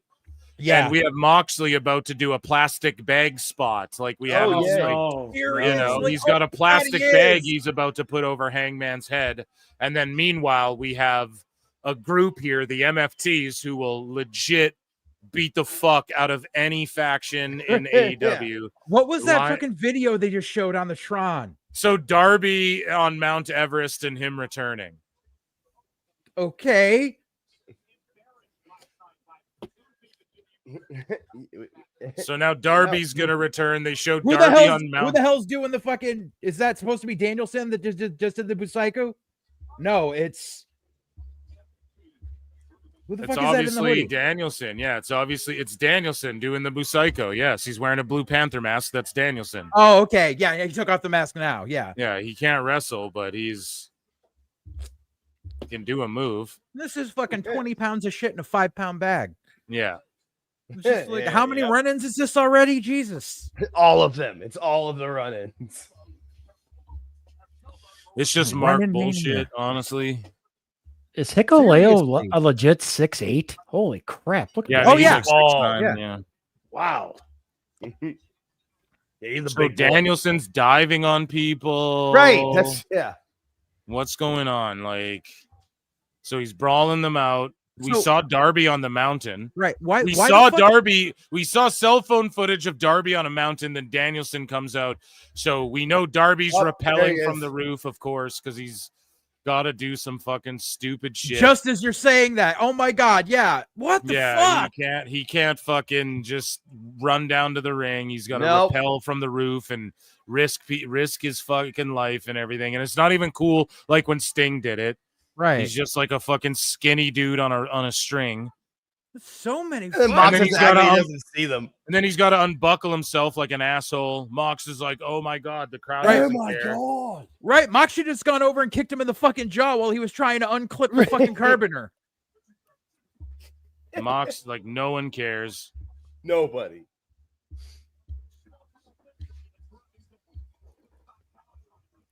And then Darby goes up, coffin drop onto all these Buckshot folks. lariat. No one cares. And the crowd. No goes, one gives a shit. And now You can't- they're still fucking going. You can't blame the crowd though. They've Oh had, no, not at all. yeah. No, I'm not. No, blaming this them. show's been going on. I'm not. for I'm not so saying long. everyone's blaming you. I'm Fucking just- terrible. You know what I mean? Yeah. I'm This surprised the show, crowd's still. including They're 0 still hours going later, like on the 1 apron PM. and shit. What the fuck? There's the next Finish table this spot. match. Jesus Check off Christ. table, man. Oh, well, we need our last table spot, you know? It's really gonna sell the other 32. Hangman's knees break the table. Not you can Right? So stupid, man. Fuck. Oh God, are we gonna do the Rocky 2 finish where they're both down until Hangman gets up at the 9? Moxley does love his Rocky references. Oh, God. That's what they're doing. They're doing fucking Rocky 2.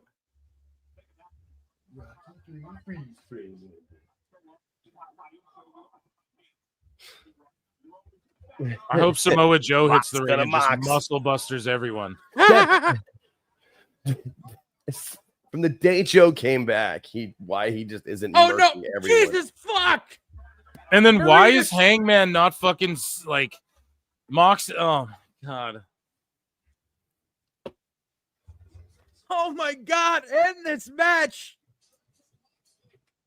Oh God, and here's the Bucks.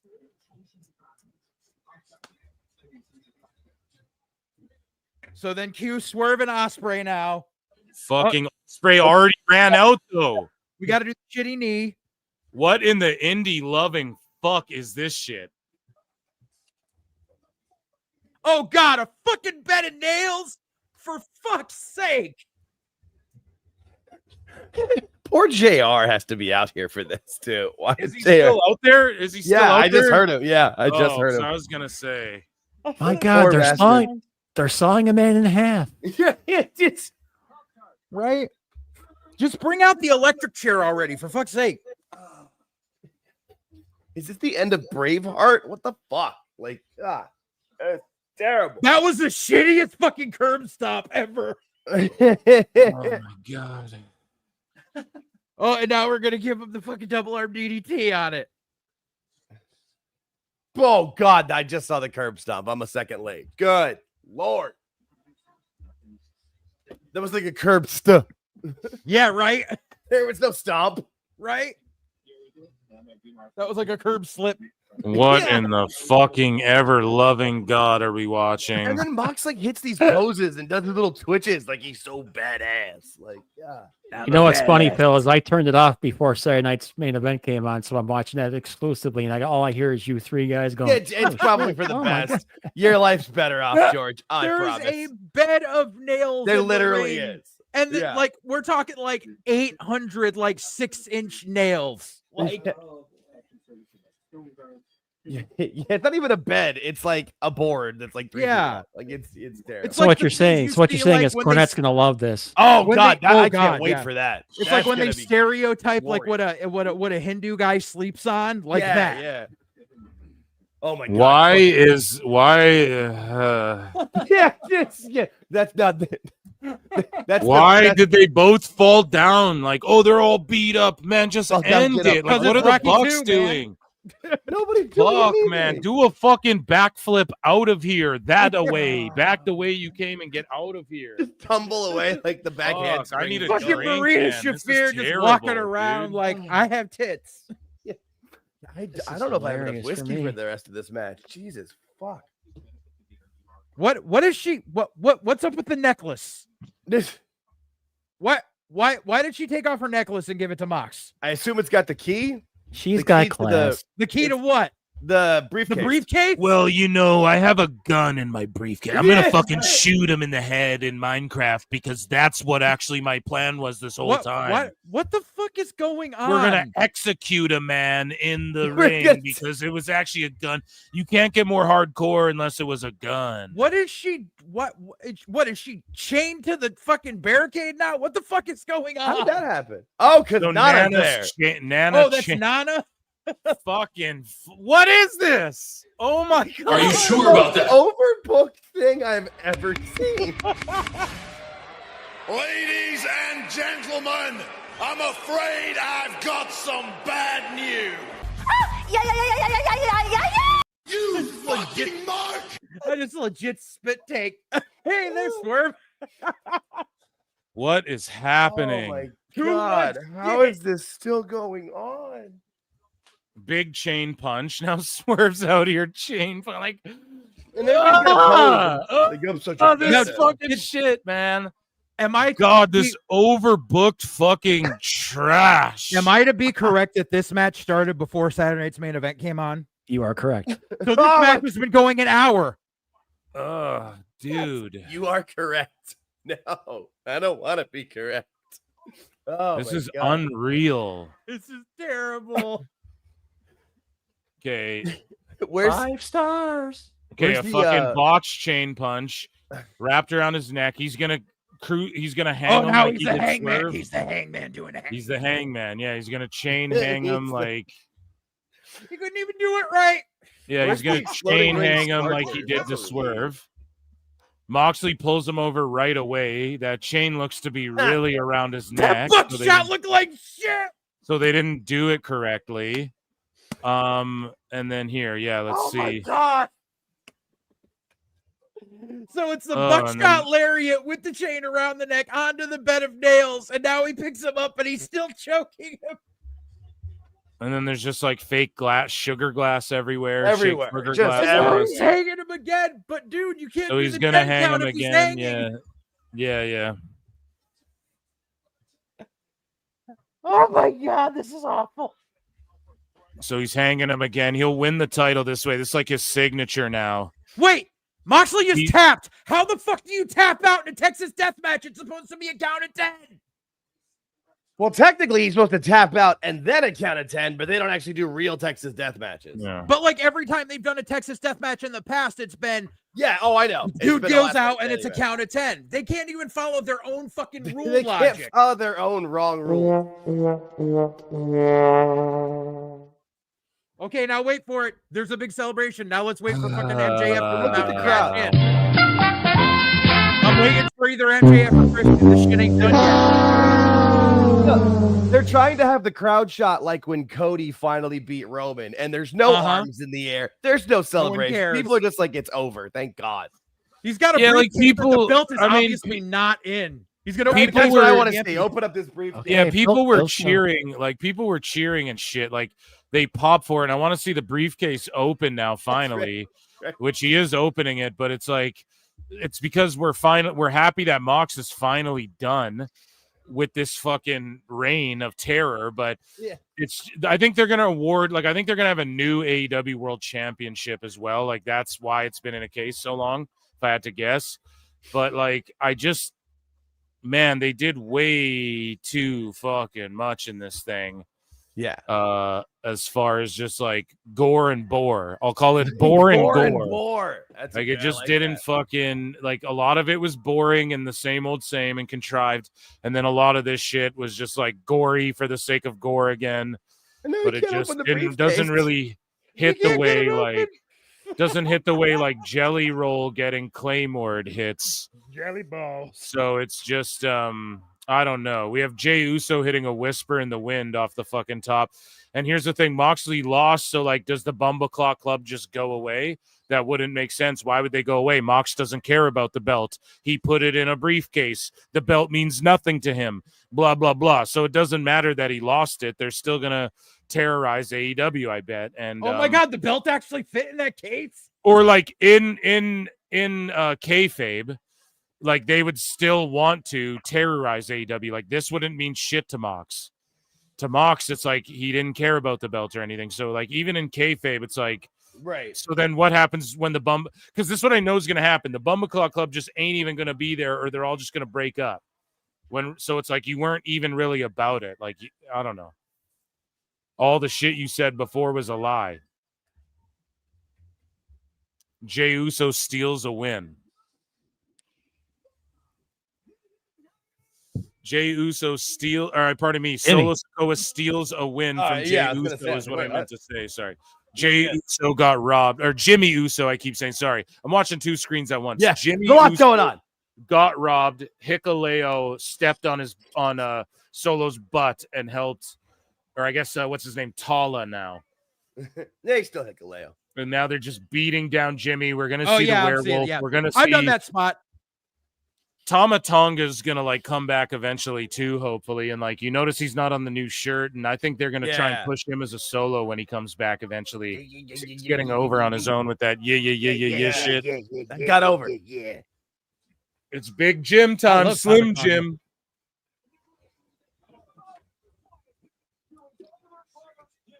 Yeah, like this is your big triumphant moment, and yeah, the fans are Too celebrating. much but not Myro, too much really. celebrating. Send out MJF to fuck this whole thing up. Yeah, where is MJF to just finish this off? Like that's what we need.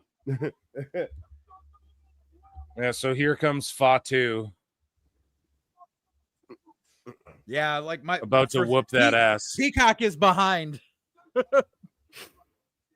it's funny. My GR Métis stream is behind, but my Loa. Peacock is like right up, right where it needs to be. Oh yeah, the crowd's so behind Fatu. Super kick to Loa, who doesn't even bump. Big Yeah, Fatu ain't splash. even run out yet. Solo's in the Splash. celebration spot. Hip Here comes shot. Fatu. Hip shot. Oh Down yeah, behind. doing the boogeyman. Yes, Hit him yes. with the boogeyman, dude. Do the Here comes boogeyman. Tala. Holy shit. Holy shit. Holy shit, dude. Oh, Tala man. and fucking Jacob. Let's go. Oh, Give yeah, me that man. match. Let's Hell yeah. go, dude. Yeah, sign me up for that. That'll be the match before Jacob gets at Solo. Man, and I told y'all, go back and look at Hikuleo in AEW. He looks all skinny and shit. And then Yeah. look at him here in WWE. Right. He's all Top guy swolled shape. up, man. He got all meaty and shit. That's where he was.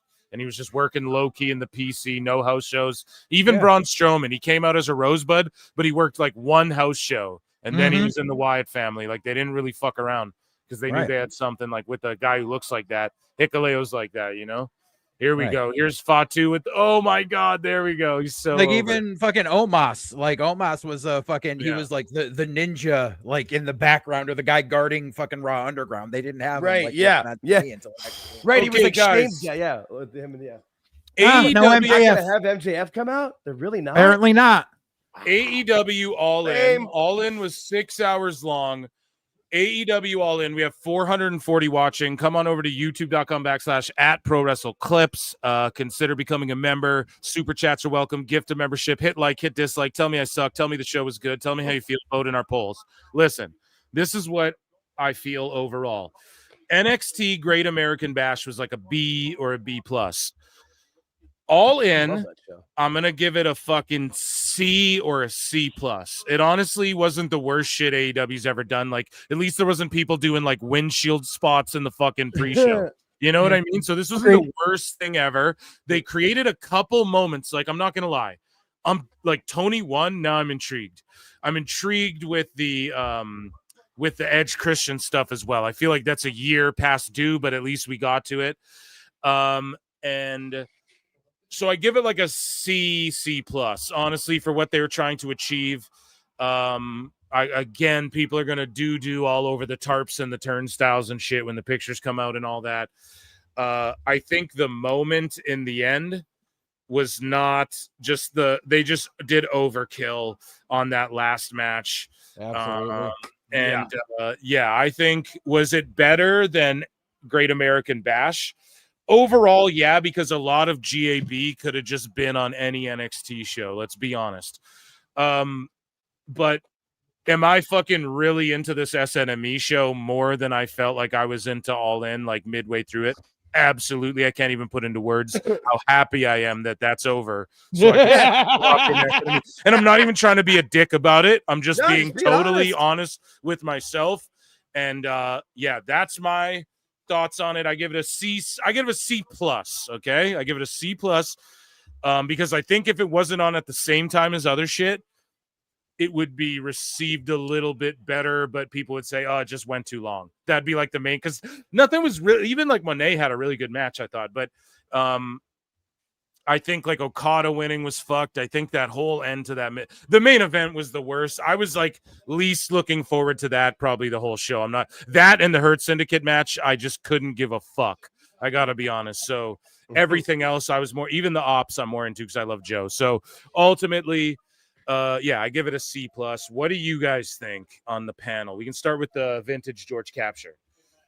I would agree. I gave it a C. I watched most of it except for that last match because I was watching this, but I actually enjoyed the main event. He's like, fuck this main event. I couldn't do it. I knew what I was going to get. And then you guys, listening to you guys was all I needed.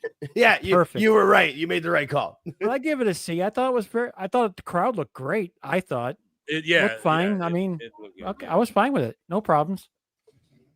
Yeah, a couple good moments there too. What do you think, JJ? My opinion is not applicable because all I saw was that main event, and that was ass in an ass basket. Okay. And then Jake, did you watch like the majority of the event? Yeah. Or Yeah, no, I watched most of it. There was some of it that I just didn't, like I couldn't care too much about. But I mean, I'd probably say this C- or a D for what I watched most of it. I didn't really watch like the Bucks and Osprey and Strickland because I didn't really care about the Bucks, but I watched most of it. Maddie says I gave it a Hep C. It got a Hep C plus. That last match, definitely somebody got. Oh man, so that was fucking AEW All in Texas, their WrestleMania show in the books. Round of a fucking applause, I suppose, as we lock in for SNME and see how they're going to try and steal the headlines away. Speaking of headlines, ladies and gentlemen,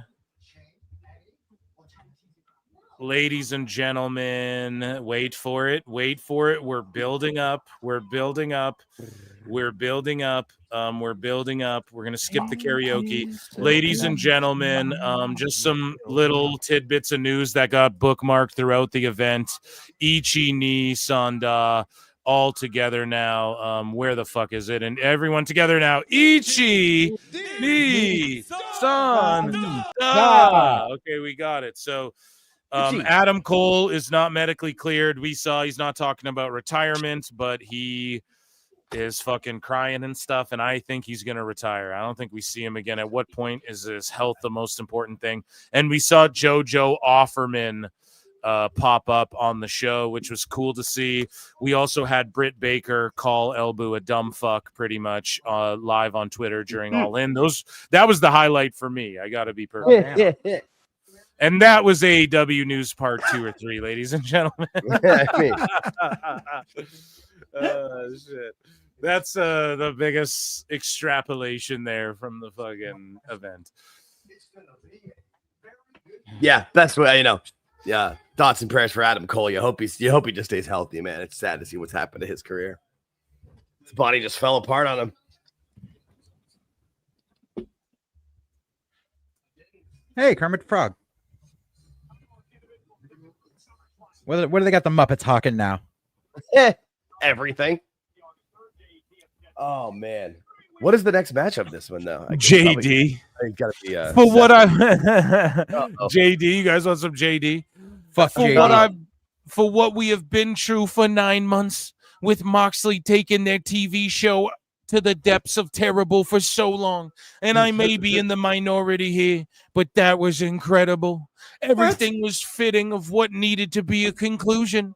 Darby Allin's inclusion was a complete botch and a waste of time. He was almost a non-factor. Then how can you say that, but then say what you just said a second ago? In the same sentence. Everything was very fitting of what needed to be a conclusion, but Darby's inclusion was a complete botch and waste of time and was a non-factor. So then how did you just say the sentence before? I'm over here now. I've called for Adam Page to be the man, and he is finally the man again. Tremendous main event.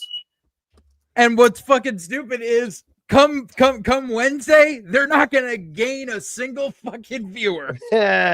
No. Oh man, what a fucking redacted ass thing to say. Whatever, guys. 434 tapped in. Make sure you follow my friends George Capture and Alt Jake. You can check them out on Spaces and YouTube at Alt Jake Takes On, and you can also check out my friend JJ on White Heat on the Full Circle Radio. Network. You got it. Sirius XM podcast network. Greg Opie Hughes. And we know the whole fucking everything you can throw in there. Howard Stern too. It's on that. No, but you can catch it. Look for my friends on YouTube. Make sure you check them out. Make sure you guys like, subscribe, or whatever you got to do. We got Randy Orton and Jelly Roll right now, and they're gonna fight at SummerSlam. So, is it SummerSlam? I thought they were gonna make this for Crown Jewel. Nah, I think SummerSlam they're gonna do Jelly Roll, Logan Paul, Drew, Orton, all that shit. We have the Yeah. Steiners on screen too, and they're in the crowd, dude. The fucking Steiners. 45 times more over than their fucking kid ever will be. Yeah, dude, their kid's pretty over. Nah. What? One-dimensional meathead. Whoa. Strong disagree. Yeah, hard disagree. So If here his last comes, name, if his last name weren't Steiner, no one would give a flying fuck. yeah, about but his it. last name ain't Steiner. It's Breaker, dude. And You they- know he's what gonna I mean. Yeah, but he's gonna main event fucking WrestleManias. It'll be Yeah. him and Fatu and him and fucking some of these dudes late. Like it will be. He'll be the next Roman Reigns. Like he will. No, he won't. Yeah, dude, he will. He'll have a No. run like fucking. He'll hold that I will belt for bet like you a 4 Coke years, that will not happen. 3 years, 5 years. I'll bet He's you a gonna have whole 8 ball of Coke. Yeah, Say, he's gonna have he's 2 definitely- years yeah. of like a crazy reign. He's gonna be like, since Roman Reigns, we haven't seen a 3-year run with the titles. It'll be some shit like Nope. that. And Yeah, people, yeah, I that's think why- so. That's why I don't even consider this group a Seth Rollins group. It's a Braun Breaker group. The whole point is to give him as much knowledge as possible. Triple H knows that kid's a star. So who's with me? Is everyone just already over? all in, or- I just feel like I'm over it already. Thank God if it's you done. weren't, You know, if you weren't that main event, I forget how JJ said it, but it was crap in a crap bucket or whatever. Like however you Ass said in an that- ass basket. ass in an ass bath. Yeah, that was it. Because it was so, not only because it was so bad, but then they just kept making it worse. How many run-ins can you have? And I get the idea was they were trying to copy Cody from Mania 40 with all those run-ins. But you know who ran in that match? Fucking stars. Undertaker, But the Rock, oth- John the Cena. other- For fuck's The sake. other fucking issue is every fucking big AEW main event is that it's 85 run-ins with a whole bunch of weapon Especially with spots, a whole bunch Moxley of as table champ, spots. yeah. Like even when there's a fucking cage match, there's people running into the fucking cage. Like the point of a cage match is to keep 2 people in the fucking cage, and that's it. I'm just so happy that AEW didn't try to go, we're going to start before and outlast WWE. Yeah.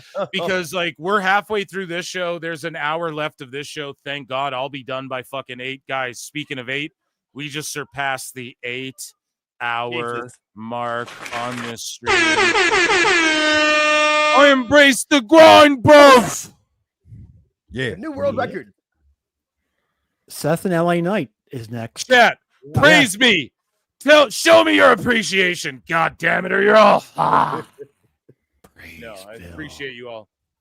LA Knight, though, super over our fucking guy. He is about to throw down right now against Seth Rollins.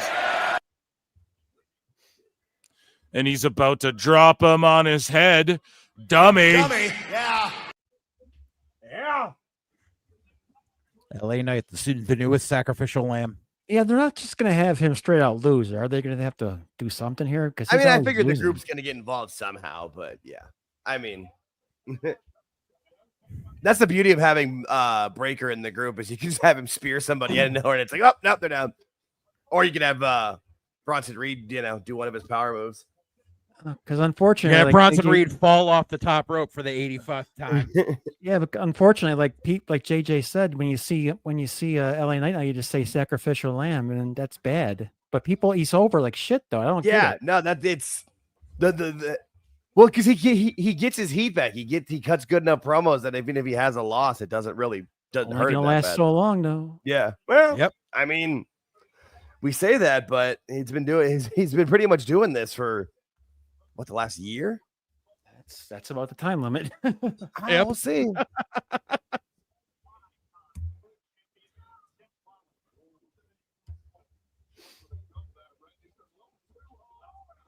I love Heyman outside the ring, just moving his head, getting all The only positive I see in this is there's a female rep, so we know we're not going to get a ref bump in this match. Never thought about that one. I was gonna say, it's a valid point.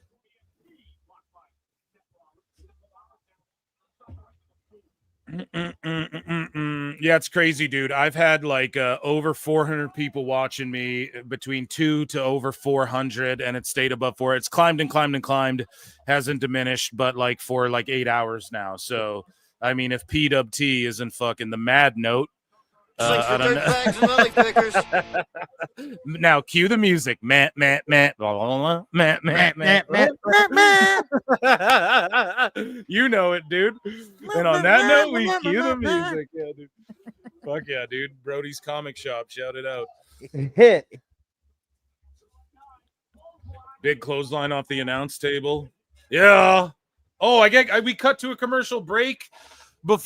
Speaking of commercial break, ladies and gentlemen, joining us on the show, Chris Jericho.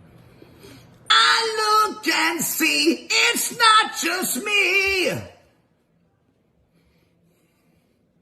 So many others have stood where I stand. We are the young, so raise your hand. They call us problem child. We spent our lives on trial. We walk an endless mile. We are the youth gone wild. We stand and we won't fall. We're one and one for all. The writing's on the wall. We are the youth gone wild. Let it get wild. Yay!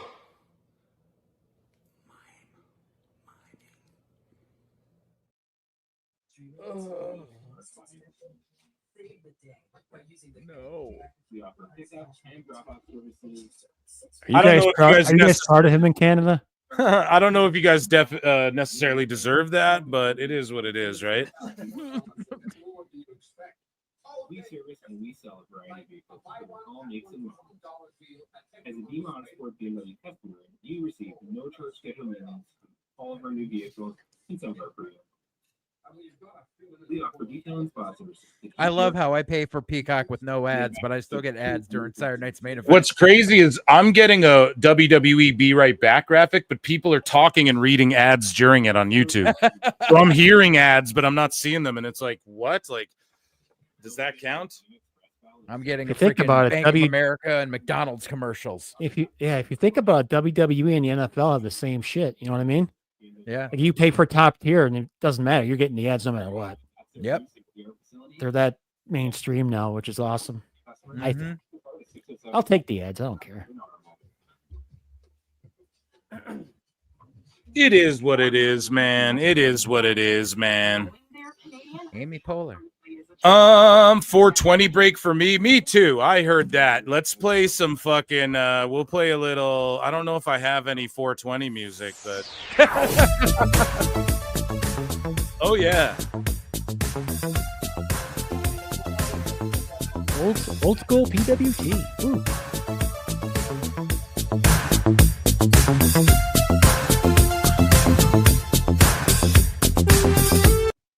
Oh yeah, that's that shit right there. Reminds me of the old days there, Phil. Yep. With the old fucking hammer pants or what, bud? I never wore those. I wore the members only jacket though. Ah. I had a members only jacket, but I also had hammer pants when I was 10. So. Other serious bacterial or viral infections. Some will fade. Tell your doctor if you have an infection or symptoms like fevers, sweats, chills. Okay, so hopefully we come back from this ad soon. The Right. ads are okay, I guess. So AEW All In peaked at 9.6K viewers, representing a 45% increase from the previous pay-per-view offering, Double or Nothing. This would indicate roughly how many buys were received for the show on the YouTube Premium. So give it about 9,000 probably buys on YouTube Premium. Meltzer will lie about that. Chat, how many do we have live watching the YouTube? If you guys, or maybe I should be the one to check that number, if possible. We have 133,000 watching live. Damn. Wow. Plus 500,000 on Peacock, so we're all set. Doesn't include max numbers.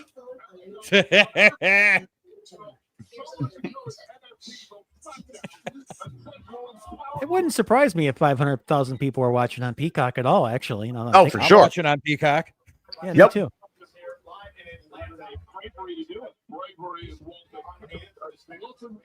Here we go. Now we're back. Yeah, I like when Seth just wears the black and shit.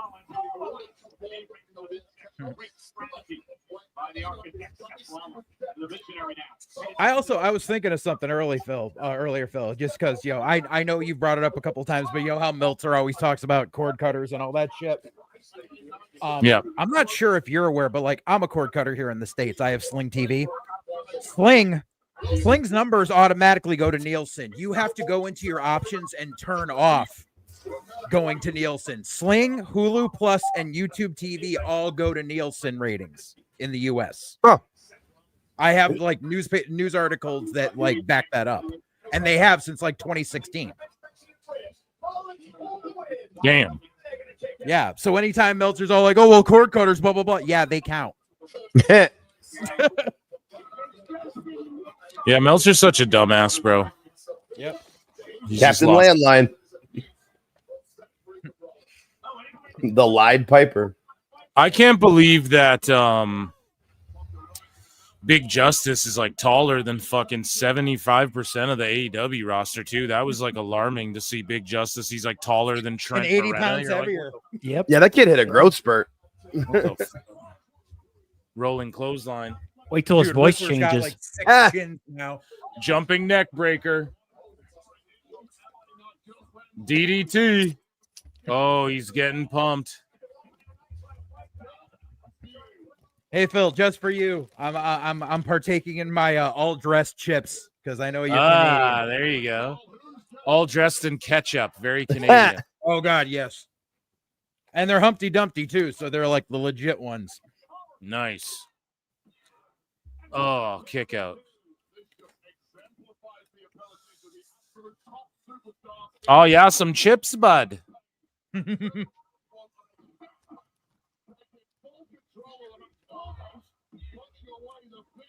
Seth's bumping for him. Oh, yeah. That's the one thing. Seth always bumps for everyone. I was just gonna say that. Yeah. I'm like, yeah, that's you. Yeah. Even if his character's an Yeah. annoying bastard, sometimes he's always gonna bump for people. He puts- Yeah. Yeah. He doesn't Yeah. make people look good. Yeah. Oh, running knee in the corner. I love watching Heyman too. Like every time Knight was kicking him, Heyman's doing his little shake. Like he's great. Oh yeah. BFT. Oh, no, reverse. Oh, and then he just powders. Fucking A. Or no, he's on the apron. Grabs by the hair. Shoulder block or whatever the fuck. Seth to the top. I love the fucking ropes and the retro vibe and everything. God, I love it. And I then am the so naked far gun. behind. Then the fucking naked gun on the mat, dude. Like, how awesome is that? You catch the old WWF logo in the background there? Yeah. Yeah, just without the F on it on the Right, turnbuckles. right. Yeah, the yeah, classic yeah, yeah, WW yeah. logo. yeah, the yeah. classic W. Yeah. Yeah, just without the F on it. Yeah. Get the F That's out. what the WWE late night show with Tony Hinchcliffe has as well. The old school fucking W. The headbutt. Oh, shit. I love Yeah, the refs LA's and the gonna- fucking bow ties Oh. too. Oh, no. Is Seth going to. Well. Yeah, Seth, what are you doing? Okay. Oh, shit. Oh, God. Oh, shit. I must be like super far behind because right now, LA's giving Seth about to give Seth a superplex. Yeah, we're 30 seconds behind, JJ, me and you. Yeah. So And So Seth what's- just yeah. knocked him off. Yep. Yeah, and And you jump guys up. were like 30 seconds ahead of me on the all in, I think, as Right. well. So it's weird. so what's But- crazy? Oh, So I had Oh, Peacock dude. on my computer to watch it when I had All In on, and then I put it on my TV. But I've left it on my Oh. computer because my computer is where Phil is, And 30 Buckle seconds Bomb. ahead.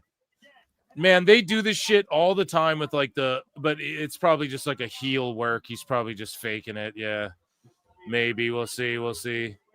I bet this is probably just a heel fake out. Most It's gotta likely. be. It's gotta be the old tweak the knee spot. It's like, oh, you guys do this too much, but like if it's the old fake out, then it's all good. I feel like that's why he's got Heyman involved, is because he's faking it out. Yeah. Nice senton. Oh yeah, the cabrata and then the knee. Yeah. Okay. Yep. It's gonna be a work. He's just gonna glom LA Knight, then they're gonna go to commercial. Watch. What, Titus? Fucking guarantee it. Well, we talked about the fact he tweaked that knee. Earlier this week. What? What? Something walking down the street? It's okay. What? So did he really hurt his leg? Uh-oh. Uh-oh. What the fuck was this stupid shit? Are we really milking it?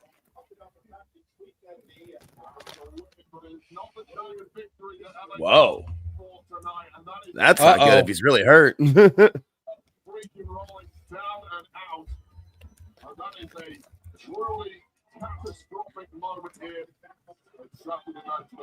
Did Seth really fuck his knee? I don't know if he really did, bro. I think he was just selling it. Yeah, I'm just selling it. The BFT. Yeah. Holy shit! LA Knight wins. Yeah, like it's. That's why I just think he's working the injury, though. I don't think it was real. I just really don't, man. And I'll tell you why. Because when when Alexa Bliss fucked herself up, or pardon me, Liv Morgan fucked herself up on Raw, and I'm in Canada, so during the commercials, I'm watching the show still. Doesn't go to commercials, and the trainers were trying everything they could to get her arm good. And then, like, at the last second before they came back from commercial, they're like, Kyrie's the winner or whatever. And Liv, the look on her face, bro. Like, look at Seth. That's not what that was. He's way too. I've seen Seth do shit like that on house shows and not get hurt, bro. So there ain't no fucking way he just got hurt there, bro. I don't believe it. I think they're working us.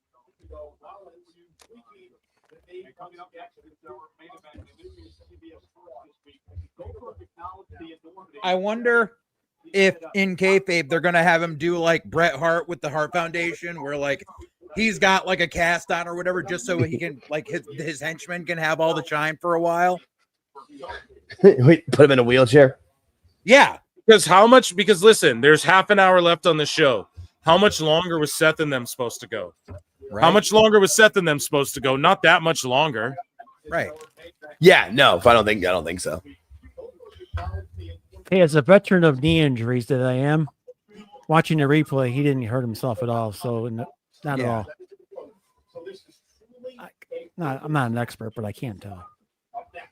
No, I think JJ's got a good point there, because then they don't have to worry about him cashing in for a while. Because I know Triple H, because Triple H kind of stuck with the Money in the Bank because it's become a pay-per-view and it's a big event, but he doesn't like that it kind of derails things, and this is a good way of like putting it on the back burner for a bit till you want him to actually come through with it. Yeah, no, that would make a lot of sense. Have him he could still be around. You could probably running. Do you think? Do you guys think that was a fucking work? I mean, I could see how it would be. I'm not sure. I could see how it would be, though. It makes sense storyline wise to not have to have him threatening and to this cash way in for a little bit. And this way it holds off on him and Punk, because Punk's not going to attack an injured man. Yeah. And when he cashes in, the fucking pop's going to be huge. But here's the thing. No run-in or anything. Right. No run-in or anything. For this match, you mean? So was it really fucked? Like, but they could just be working the injury. Like, this is what I'm saying. It's a work, though. They knew, like, well, no one can run in. Right. And I'm not going to believe any of the dirt sheet reports on it. That's for sure. Like, because they're going to try to, because Dave, whatever Dave says, I'm just going to think the opposite. Oh, it's a real. Because look how he tries to get up on it. If it was real, he wouldn't have done that for 1 second. Yeah, there's no. Yeah, exactly. You know how I know? Because when Seth blew out his fucking knee the first time against Kane, he didn't even fucking through that table at that house show or whatever. Right. He didn't try to get up or anything. Seth would not try to get up if he did the same injury, man. He wouldn't fucking do it. He couldn't. Right. And then when you try to get up, your knee would buckle out from underneath you, and that didn't buckle. He's selling it way too. He didn't have a look of in pain. He had a look of like, listen, man, watch the video of when that guy tackled him, and he looks more frazzled than he did there.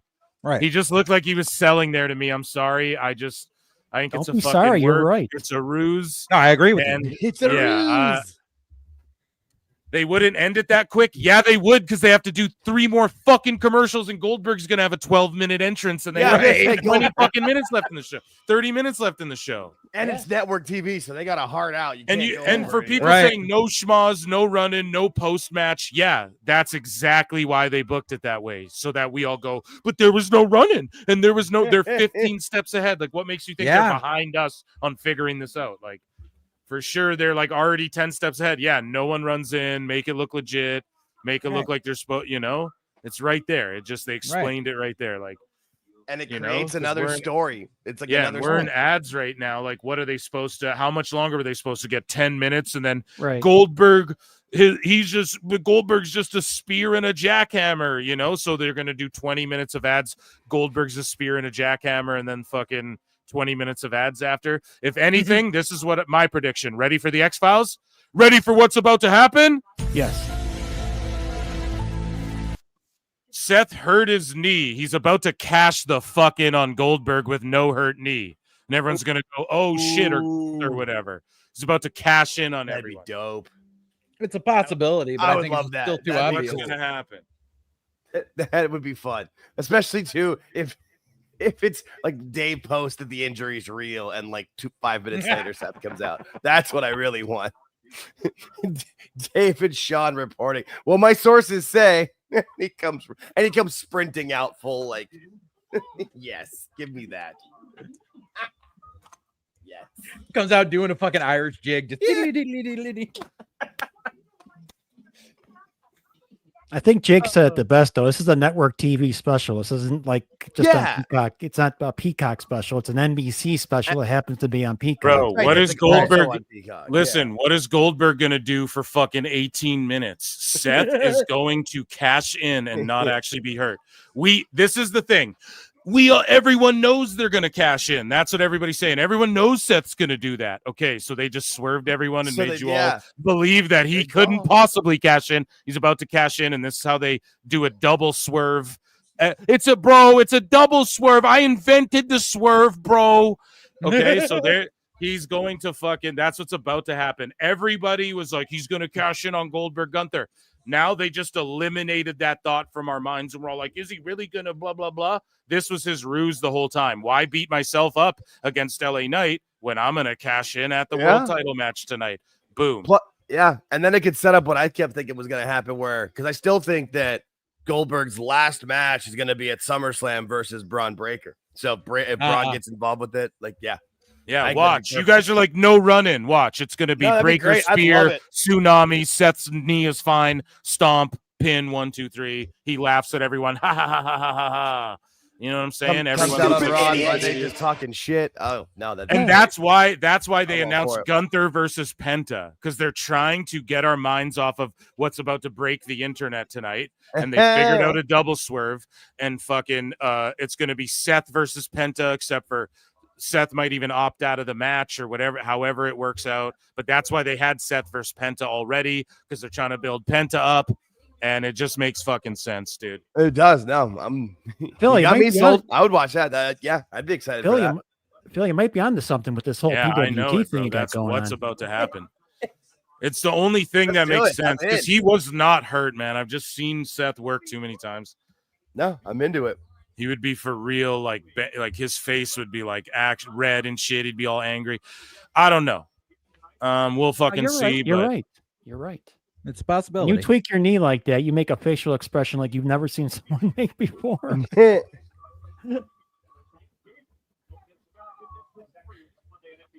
So we have one of the what was that, American Ninja Warrior or what? Blake Monroe getting a big pop. Oh yes, it's American. I don't know. Ninja I'm 30 seconds behind. They're still showing they're still showing Inglewood, New Jersey right now.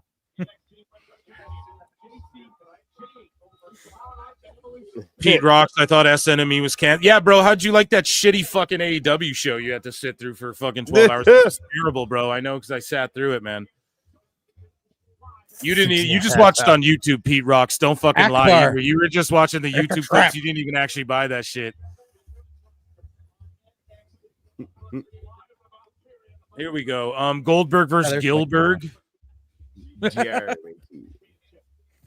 Phil convinced me. That's what we do, dude. That's what we do. So they're advertising Evolution. Oh, did we not do a poll, man? We've been going too hard. Right? It's hard to. A lot going on.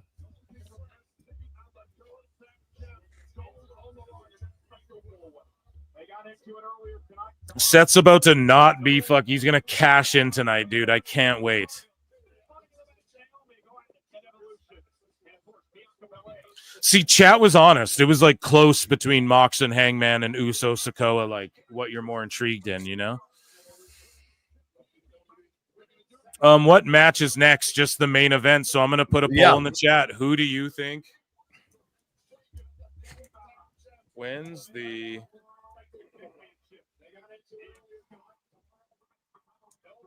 And just like we figured out during the downtime, they're going to promote the hell out of tomorrow's Evolution. So, yup.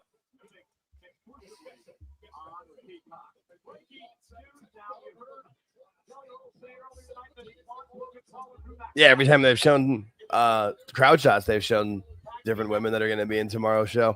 Yep. They're just hyping it up big time. See that? SummerSlam tag team match. Boom, bingo. Boom, boom. Your boy don't miss. Yeah, so far of today, the biggest mainstream story is going to be Jelly Roll. Not even close. 2 chains, full bracelets. Most expensivest. Most expensive. Yes.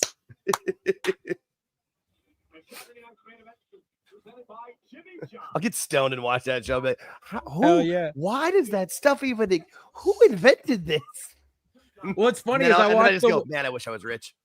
There was the one that he did where they show the people with like the mermaid tails that you swim in, and like a friend of mine actually knows the guy that invented those. Like, she was like one of the test models for them. I just love him sometimes. Like, you can just be like, man, white people are crazy, right? Just It's great. You just sit back. It's you funny. watch. Yeah. You watch a fucking marathon of Most Expensivest and fuck that's delicious. It's so great. Yeah. Oh, that's funny.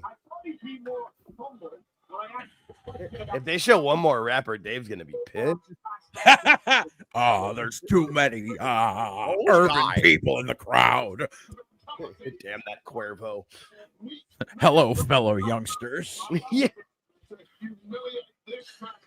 That was 4 chains, Brian.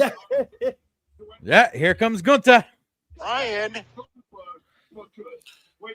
Guys, vote in the poll in the chat. Yeah, what is Pete Rocks just spurging out in the chat? Bro has to come here. Man, AEW, am I right, guys? You gotta tell us. Yeah. That's how you know it wasn't good. That ending sucked, didn't it, Pete? Dude, Yeah. That's gotta hurt, dude. It's That's just like you fucking were saying with the terrible. It hurt Bucks. me, dude. It hurt It's me, like but you're you should go enjoy SNME. You're about to see some crazy shit. I promise you. You're missing out. A real good Gunta. It's my one pet peeve, pay-per-view of the year.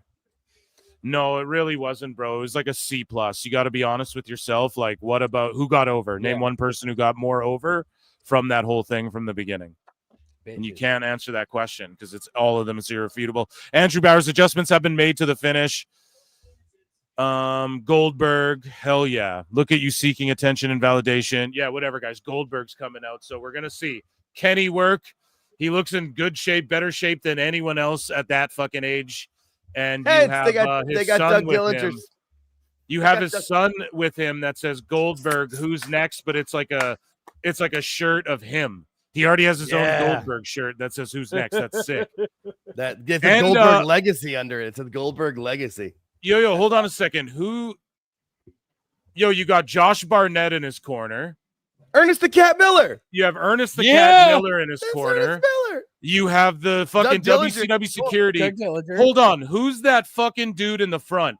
Dude, that's oh my god, the guy with the boxing shirt. What's his name? He's like a Las Vegas alleged whatever. He's like back in the day, like that guy like used to roll deep. You guys get what I'm getting at? Like that dude right there. Who is that? What's his name? Chuck Zito? Yeah, it's Chuck Zito. That's fucking Chuck Zito, bro. Zito. Goldberg's rolling fucking deep tonight, son. Yo, that's crazy. Josh Barnett, Chuck Zito, like, yo, he comes out with a That fucking was cool. That's That a was crew cool. right there, bro. of shooters right there. You know, Yeah, that I was was gonna sick. say Yeah, that crew will whoop your ass. bro. Chuck That was Zito, yeah, awesome. that's crazy. The legend. I think there's like books written about that motherfucker. Doug Dillinger's yeah. there. Yeah, dude, that's crazy, man. Dude, Gage looks awesome. Josh Barnett, youngest UFC heavyweight champ of all time. I believe he still holds that accolade. Like he was the youngest to get the heavyweight title when he got it. And yeah, he's just a legit motherfucker, man. Shout out GCW Bloodsport, Chuck Zito. You got fucking the whole crew with him, dude. He's rolling with the fucking with them boys, man. So here we go. Let's check this out. Goldberg, he looks in good shape, man. He looks like he can go. Let's just see. He didn't blow himself up on the entrance either because he did. He didn't on bash Raw or his whatever. head into the door. That's where I was going. Like, he didn't headbutt anything. That was smart. But they're going to commercial. So, like, guys, they go to commercial, they come back, they got 20 minutes, maybe even one commercial break in there. If Goldberg can make it through a break, what's gonna happen? You're gonna Bro, get. has there ever been a commercial break in a televised Goldberg match? Dude, no, there's no. There's gonna. That's a great fucking question. Actually, that was a good pull. That was a good pull. I like. But that. here's the thing, good. man. There's gonna be a cash in to like fill the time and all that shit. I'm telling you, it just makes so much sense. And then they worked everyone with the fucking hurt knee. It's gonna be so brilliant. The IWC is gonna melt down. Yeah, that's always the best. I can't wait. Phil, we got 131 likes in the main chat area there. It's awesome, Nice. dude. Chuck Zito in WWE and AEW. We get Danny Zuko. Oh shit, Man, bro. where you going? You can't walk out of a drive-in movie. Oh man, there's always WWE. Okay, what? Sorry, WWE didn't counter anything. Yeah, Pete, shut the fuck up. Go cry somewhere else, bro. It's just like you need to get over it. It was like a C+. Like they had some good moments, but you got to be honest, bro. Like otherwise it's never going to get better. And honestly, Mox and Hangman, all right, just a convoluted ass finish to get to Hangman versus Mox again for the title. Those guys have fought 1,000 times. So it's like, what's next now? Oh, Darby versus fucking, okay, what is that going to do? Like no one got more over is the problem. Nobody Frankie got more Bones, over. Thank you. Yeah. Then when the show started, maybe Toni Storm, maybe by beating Monet, that maybe she got more over, and that was a great match. You know, I do agree, but it just went like a smidge too long. The triple pile driver should have been the finish. You don't need the fucking one off the middle row. So at the end of the day, like I'm not gonna say like Saturday Night Main Event was greater as a whole, but like, yeah, it just sucks that like you guys got to cry and cope over it. You know, it's just like fucking stop. We saw it. It was ass. We saw the bed of nails trick. Moxley fucking, hey, for my next trick, I'm going to pull a tulip out of my ass.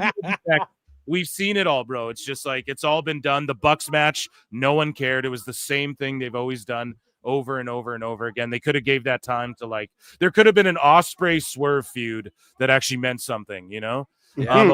Omega was good, but like a shock finish. But it wasn't like, again, it was just, it wasn't as good as their old shit, you know? So that's why it was, but it was still a great, I thought it was a good match. But yeah, a lot of that stuff, like fucking Dustin Rhodes winning, I guess, was a moment, but then you had Fletcher right there. Why would you not crown Fletcher? Like it's just so stupid. No new stars are made. It's just 50-year-olds with belts and shit. I'm just being honest. Like it's the same shit, man. It's never gonna change. Who the fuck did they put the TNT belt on? Because I wasn't here for Dustin Rhodes, bro. They put it on Dustin Rhodes. They didn't even put it on Fletcher. And Rhodes did a double shot that night. So it's like, come on, man. You're fucking putting it on like, okay, he has 3 belts now. Now fucking Rhodes is the Ring of Honor tag, Ring of Honor trios, and TNT champ. Bro. Oh, God.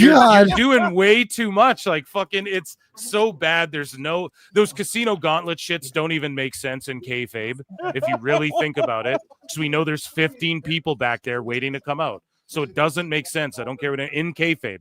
That's like the repo man. That's like the gobbledygooker insulting your intelligence as a fan. And if you can't accept that, that's your own problem. Like I'm sorry. That's why he's got a little dick pickle. That's why that pops you. It's like fucking kid shit. So I get it. But like, yeah, that show was like, compared to all the AEW pay-per-views, I don't even know if that was top 10. I got to be honest overall. But was it better than Great American Bash? Yeah, for sure. Great American Bash has all just been on NXT. Was it better than SNME? I feel like they've done more with less in SNME than All In did with more, you know, quality over quantity, you know?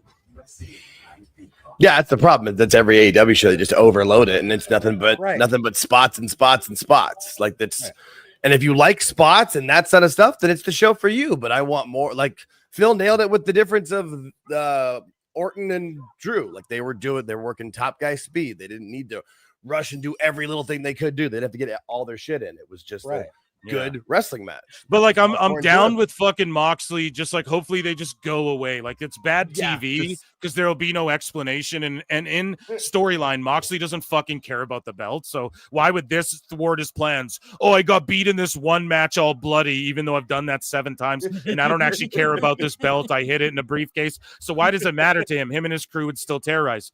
Now they're just going to be written off TV or all break up or just some goofy fucking nonsensical shit. But I hope they just go away and let's usher in a new Hangman as champ. Okay. And let's see like him feud some guys now. Ospreay, Swerve, Joe, maybe. Let's see some dudes throw down. Like, but it's gonna be Darby. Darby came back, the smallest guy on your fucking roster next to Adam Cole right now. Plot twist, Like, that wasn't the actual AEW belt. That was a replica it's belt just I like, put in man, the you case. fucking I still got the real one hostage. Yeah, like they're just never gonna. It's never gonna fucking end because Tony's dead set on like that belt's going on Darby, and I'm surprised we never got it on Cassidy. You know, so he's not gonna stop till it gets on Darby. Which if Darby wins it, a bunch of people are gonna never watch it again. I swear to God, man. Bunch of people are gonna give up. You have Lashley there. You have Omega. You have fucking Omega just lost that Intercontinental title bout or whatever. Like, come on, man, it's crazy. It's crazy, dude. And like I get it, he doesn't have a lot on him, like a left in him, but like, okay, so Okada won. Is he more over? He's got 3 fucking of these belts that he's never gonna defend. Like no one got over from that. Kenny should have won that. And then Athena wins the contract. Sweet. She's been in Ring of Honor for 2 years. So that's amazing. But she gonna be on Dynamite, or is she just gonna be like, I have a contract and be on Ring of Honor every week? Like She's gonna cash in on an episode of Collision and no one's gonna fucking see doesn't it. make sense, man. Look at that shitty throw Goldberg just did to Gunther. They're still What a standing shitty staring little at each other throw. on my screen. What a shitty little throw, dude. Oh my God, that was such a shitty little throw that Goldberg. This did is to gonna fucking suck Gunther. because we're 30 seconds behind, so you're gonna know everything that happens in 4 weeks. Yes, dude. I'll try and keep it under wraps. Headlock. Okay, throw to the rope. Tackle. They're still staring at each other here. Yeah, I gotta call the fucking action, buddy. Top guy speed though. Goldberg's already sweating up a fucking storm. Hey, Goldberg's always been a sweaty son of a bitch. Pete Rock's Roman didn't put anyone over, and everyone got elevated. Look at the proof. We can objectively measure that. So that's the difference, right? Everyone got over, even though he didn't put anyone over for like 4 fucking years.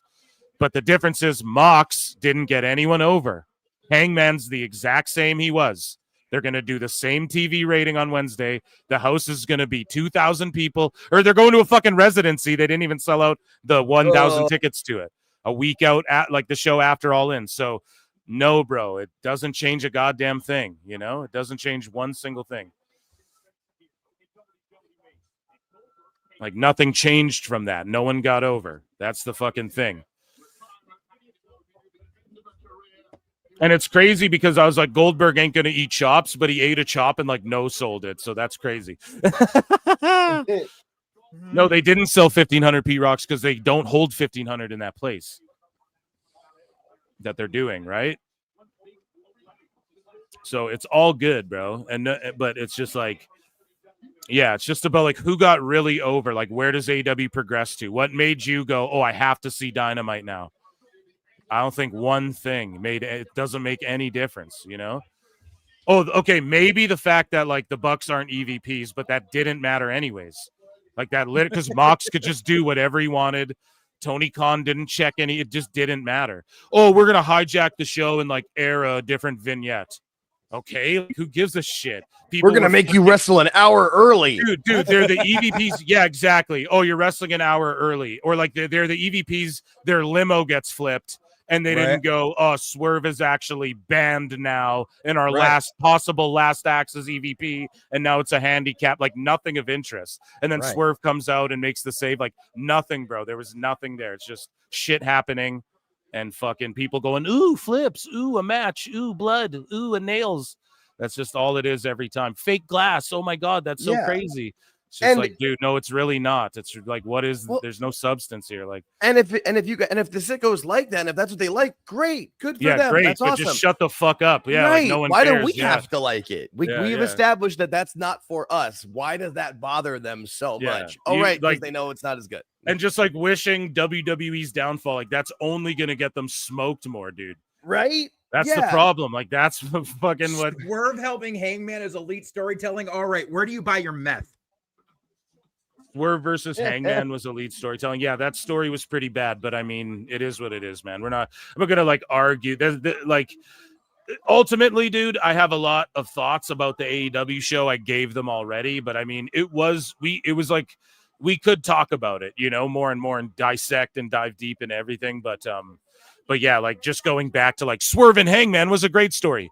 Okay, but that's not what we're talking about right now. You know what I mean? So it doesn't matter. That's an old thing.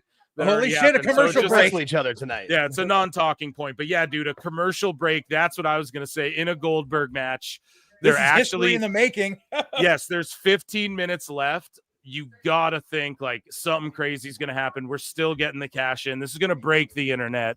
You know what everybody hoped, like the Mox landing on the bed of nails would do, or Darby repelling from the fucking roof would do. This is gonna go legit like crazy viral, and everyone's gonna melt down and get mad. They're gonna be like, "Oh my God, fucking, you know, they faked an injury. How dare you?" You know, that's everyone's gonna melt down. Scumbags, they faked an injury. Most disgusting promotional tactic. If I'm not mistaken, I believe that the Hogan Goldberg match for the Georgia Dome on Nitro would have had a commercial in that. No, it didn't. Maybe. It didn't. Was that fast too? Yeah. I'm trying, JJ. I'm trying to think of something. They covered it because they had Goldberg work Hall earlier in the night, and then they did Goldberg Hogan. But yeah, there was no break for that. Oh yeah, I forgot he did double duty that night. Yes, he did. He did work Scott Hall earlier. That did happen. Huh? Wow. Mm-hmm. I don't think there has ever been a televised Goldberg match that has had a commercial break in it. There may have been like when he came back to WWE, or when he first came to WWE in like 03 or something, and like Vince couldn't figure out how to book him. I could see maybe something like that, just because it was booked like, and it would have been terrible. But I don't think there was in WCW, because Bischoff would have known, like, yeah, he wouldn't have wanted people. You knew that was going to keep eyes on your product. Like, even if you're going to have a slow part in the match, keep it on TV. Yeah, no, that's a very valid point. I can't. So how much longer a commercial? Like 2-3 minutes, and then 10 minutes till they go off air. Maybe there's like a bit. Yeah. Maybe there's like a bit of an overrun, but like I doubt it if there is. I doubt it. I think they'll go right up to like, like 59 after. And Tony Khan's backstage at All In watching SNME before he goes out for the press conference. Well, I'm watching it right now. I love Goldberg. You know he's a Goldberg mark. Like that's what he says about him. Yeah. Mark. Yeah. Yeah, you can't do an overrun on NBC. So all the dirt sheet guys are sitting there waiting in this freaking this room, waiting for the scrum to start. They're like, "What's taking so long?" They're all watching together on their tablets, right? They're hate watching. Tony's watching it with Kojima. He's like, "This should have been our match." Wow, that's awesome.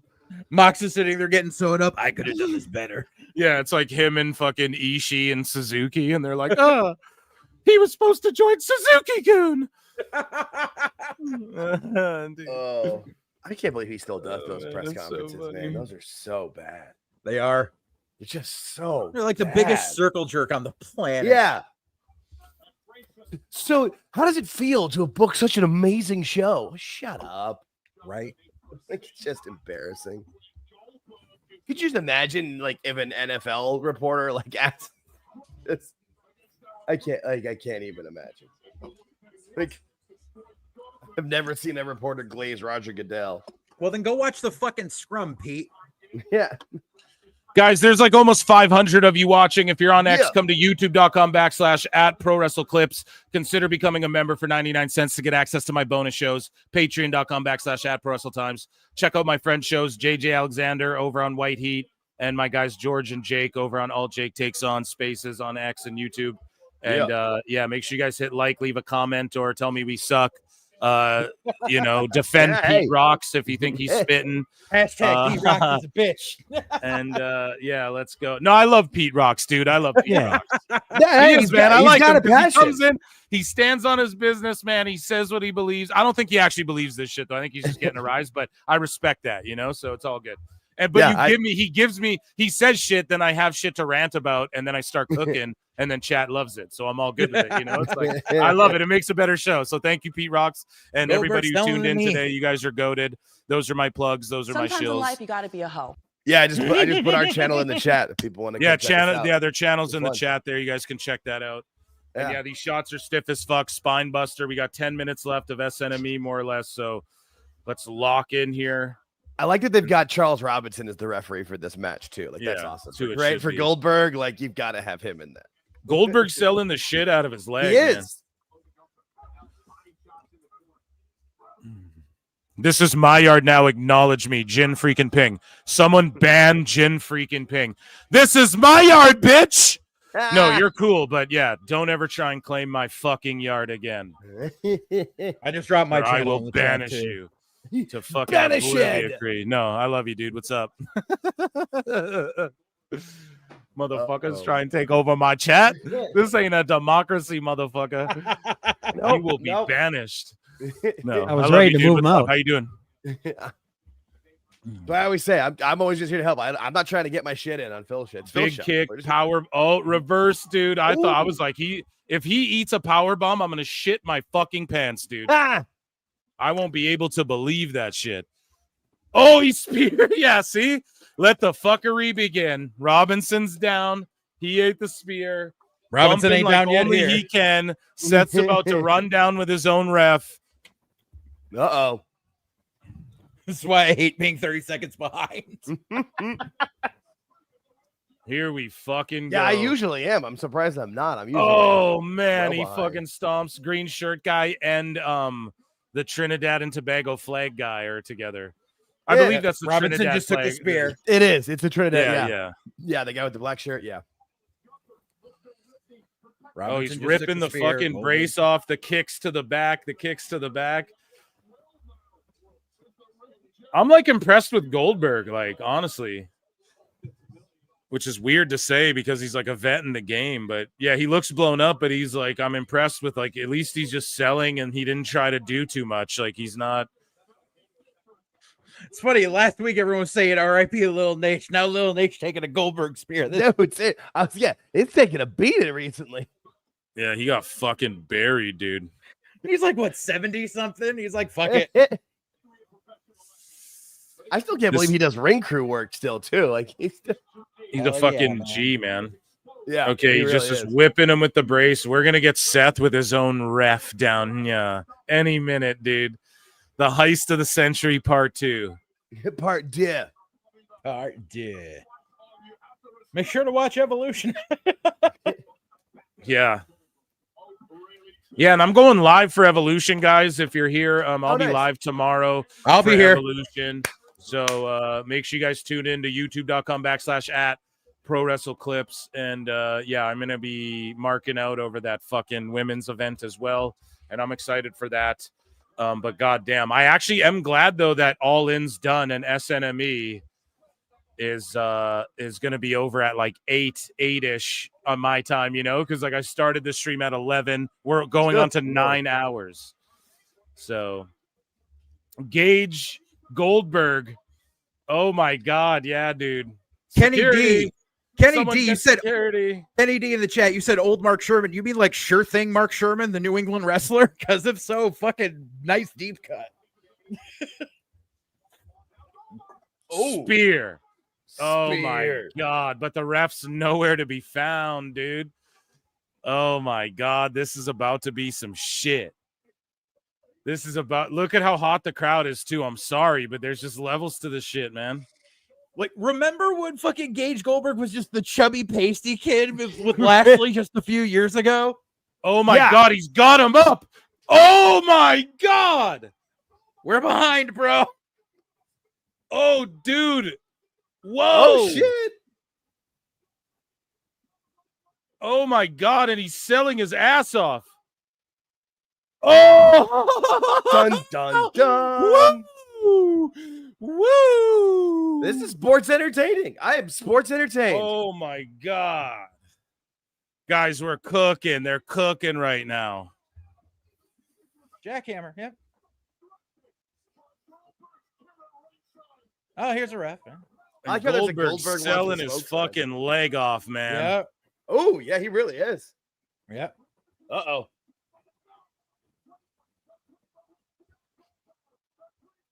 Has anyone kicked out of the jackhammer in WWE?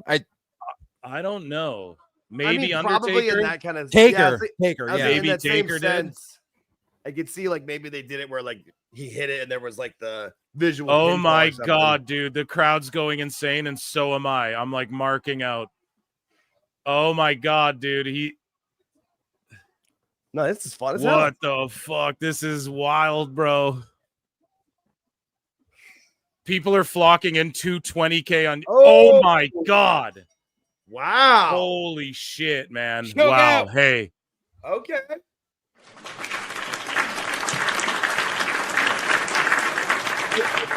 5 minutes left of this fucking show, though. There's no way.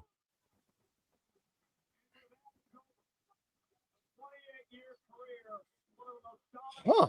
No way. And they, oh man, just hold on. There's still how much Right. how much I longer? just heard a bell on your end. I Yep, can't oh, yep. believe this. Goldberg choked him out. I mean, Gunther choked Gunther him out, yeah. That's what I mean. Is it just like respects and shit? Like what happens here? Oh, see, Well, Gunther's I was bailing guessing out. respect Oh my spot. god! So that was just the finish. I told I you. thought man. we were getting a fucking heist of a century. There's no way. Nope. Did they go to commercial? I think that's it. No, there's 2 minutes left, dude. Like They they're didn't just run going the home. credits. There's no way that's it. Oh, They you're didn't right. even. It says "Be right back," dude. They're running an ad. So, guys, we're gonna get like a Goldberg retirement speech or something. Probably. Damn. With the boots in the ring. Yeah, the boots in the ring. Yep. Huh. Yeah, Damn. right. Just interesting. Even like I loved your scenario, Phil, and I thought it would have been genius, but I think it was going to be too obvious for Seth to do a catch in tonight, no matter what. I liked your scenario, and I would have been staunchly behind it, but I think it would have been too much of people still being skeptical. Plus, that's what everyone was talking about anyway. Maybe you're right. Yeah. I mean, it would have made sense for them doing the knee spot to have it go with it, but yeah, they probably. Right. I'm just surprised that like I really thought it was gonna have something to where Breaker was gonna have because they know that like. Yo, Break the Bianca Belair posts a picture and tags Naomi, and she's like, "Naomi, do you have my boots on?" And Naomi was wearing Bianca Belair's boots. And shit. She's so crazy. I fucking love her character, dude. And it's a picture zoomed in. She's wearing Bianca's gear, dude. Like she stole it. That's Right when she so broke into her funny. parents' house. Yeah. Oh, she's so over, man, with me. Like I just love her new. Yeah. No, the Naomi heel character is amazing. Like when you saw her coming up behind Jade, you're just like, yes. Yeah.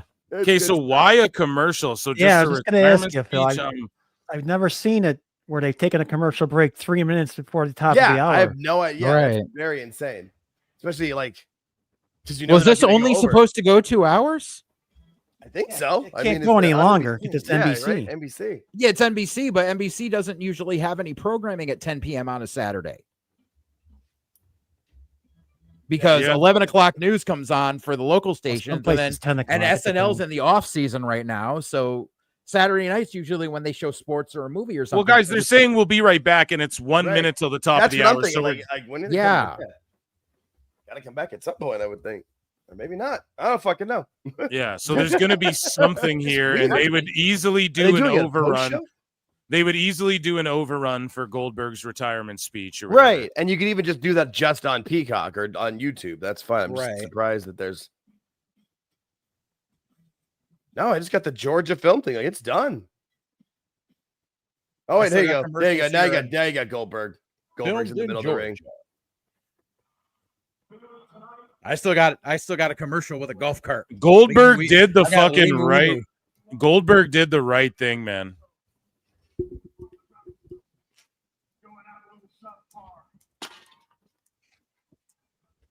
I've got over 100 friends and family that came in from all over the world. And I just gotta say, I cannot thank you all enough. Oh yeah. Great. Now I'm gonna start to cry. I mean, he did. You're supposed to do the job on the way out.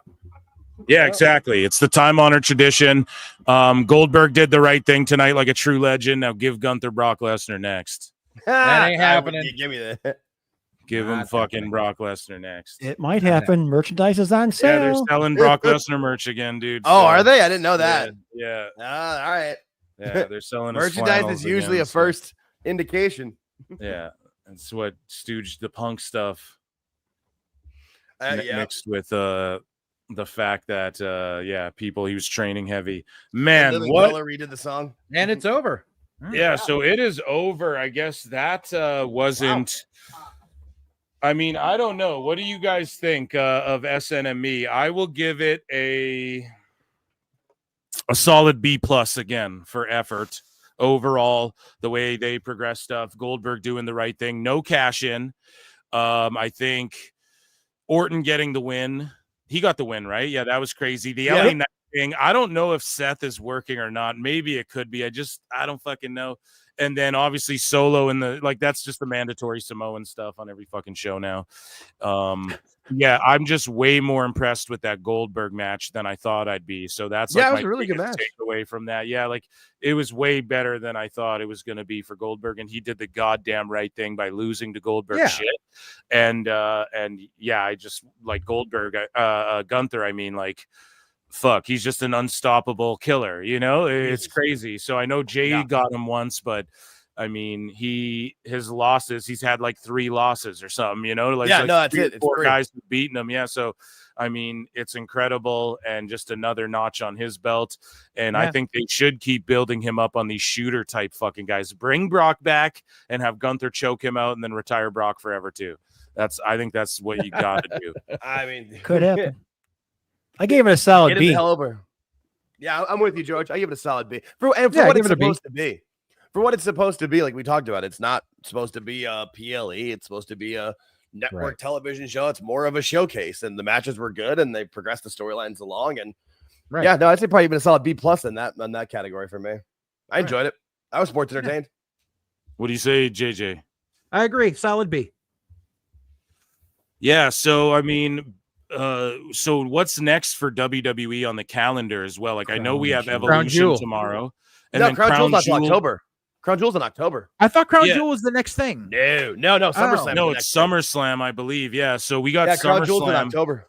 In And Australia. Okay, I thought there was something at the end of July to take us. No, because before it's the we got first to weekend August. of SummerSlam's the first weekend in August. So Oh, next okay. week- So yeah, Yeah. that was my bad. Okay, sorry. No, you're good. That's it. There's a lot going on. There's always so Right, much. exactly. So That's yeah, you the got thing, like- Evolution tomorrow, and then the next weekend is the Slammiversary on the Sunday, and That's then I right. think and then we have like a weekend break with nothing, and then Yeah. the next weekend SummerSlam on the 2nd and 3rd of August. Yeah, unless you're a Shit. fucking UFC fan, then you got Right, there's yeah. everything going on, and boxing fan as well. There's everything That's- going on, but That's how but yeah, TKO rolls. guys, SummerSlam will be 2 nights. Evolution's tomorrow. I'm gonna be live for Evolution tomorrow. This all in Texas media scrum, honestly, and we've talked about this time and time again. These scrums are like shit, nothing. You're gonna see the 3 clips you need to see on Twitter. We'll cover it on the next show, of course. Right. Yeah. But today, yeah, man, we did an over 9-hour stream. I 9 think that's a Damn. PWT record. So thank you all for being here. I appreciate you all so much. I mean, it was such a pleasure. And I am excited for tomorrow, and I'm excited for an all women's card for the women to like show what they'll be able to do. And I look forward to you all being here. Hopefully, thank you for hanging out with me. Over 500 watching. I mean, fucking amazing. Shout out my esteemed panel today. We had Don Wayne from the Squared Circle Maniacs tap in. Evil Dose tried to check in. He'll be on another show. We had MJ check in. So you can check them all out on Twitter and where they're at and everything. JJ, you can check him out on the Full Circle Radio Network with White Fucking Heat. Is there anything else you want to plug, buddy? No, everything else is on the channel too. But yeah, I just I put the channel in the chat right now again. So nice. So do you guys think WWE won the weekend? Oh yeah. Oh, absolutely.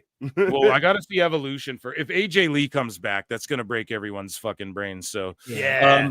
You can follow my other friends, All Jake Takes On and George Capture, at their respective Twitters, and also at youtube.com/at All Jake Takes On. Make sure you guys check them out. Hey, before I go, Phil.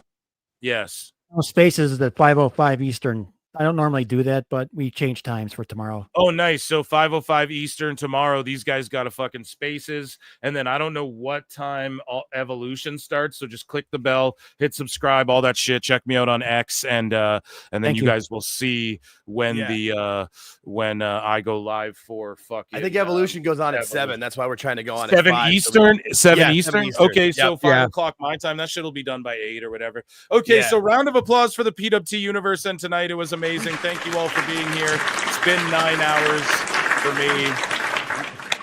I got to get the fuck out of here. Until next time, I bid you adieu.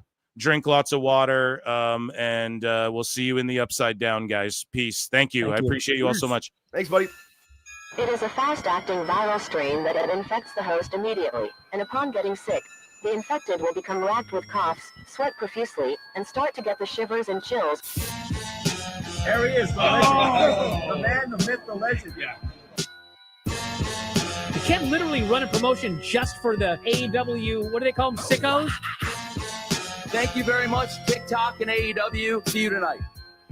Tony Khan started telling people there's no such thing as long-term booking anymore. It's week to week. The best guys, Tony Khan. We just secured the bag. It's not like I tried to be a character. It was just sort of happened naturally. But it was never something I intended. It was just something that happened because the wrestlers asked me to do things in matches, and I do them.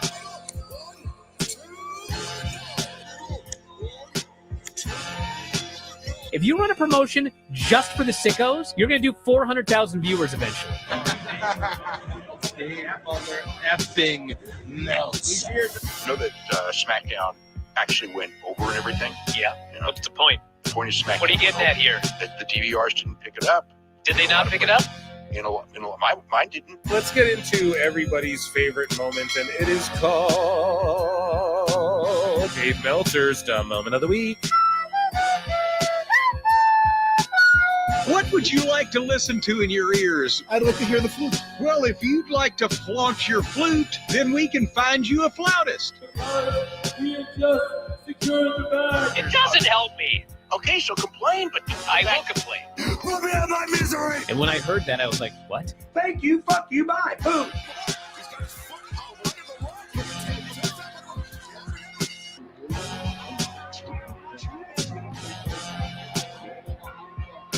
You gotta run a promotion for everybody. The sickos can be the ones that buy tickets first and spend the most money on the merchandise. Because we have just secured the bag. But you gotta promote for everybody. Then you'll have a lot of viewers. I think we proved a lot of so-called experts. We made them look like idiots.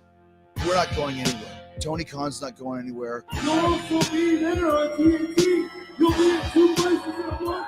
You'll be around like my favorite movie. Time. So great, Pittsburgh. It's not like I tried to be a character. It sort of happened naturally. The best guys, Tony Khan. To keep themselves safe.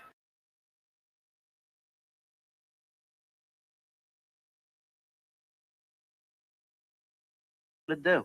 I don't know. What do you want to do? You boys a bit bored? Snap into it! Snap into a Slim Jim! Tag to the spice! Beefy juicy taste! Hey, nice! And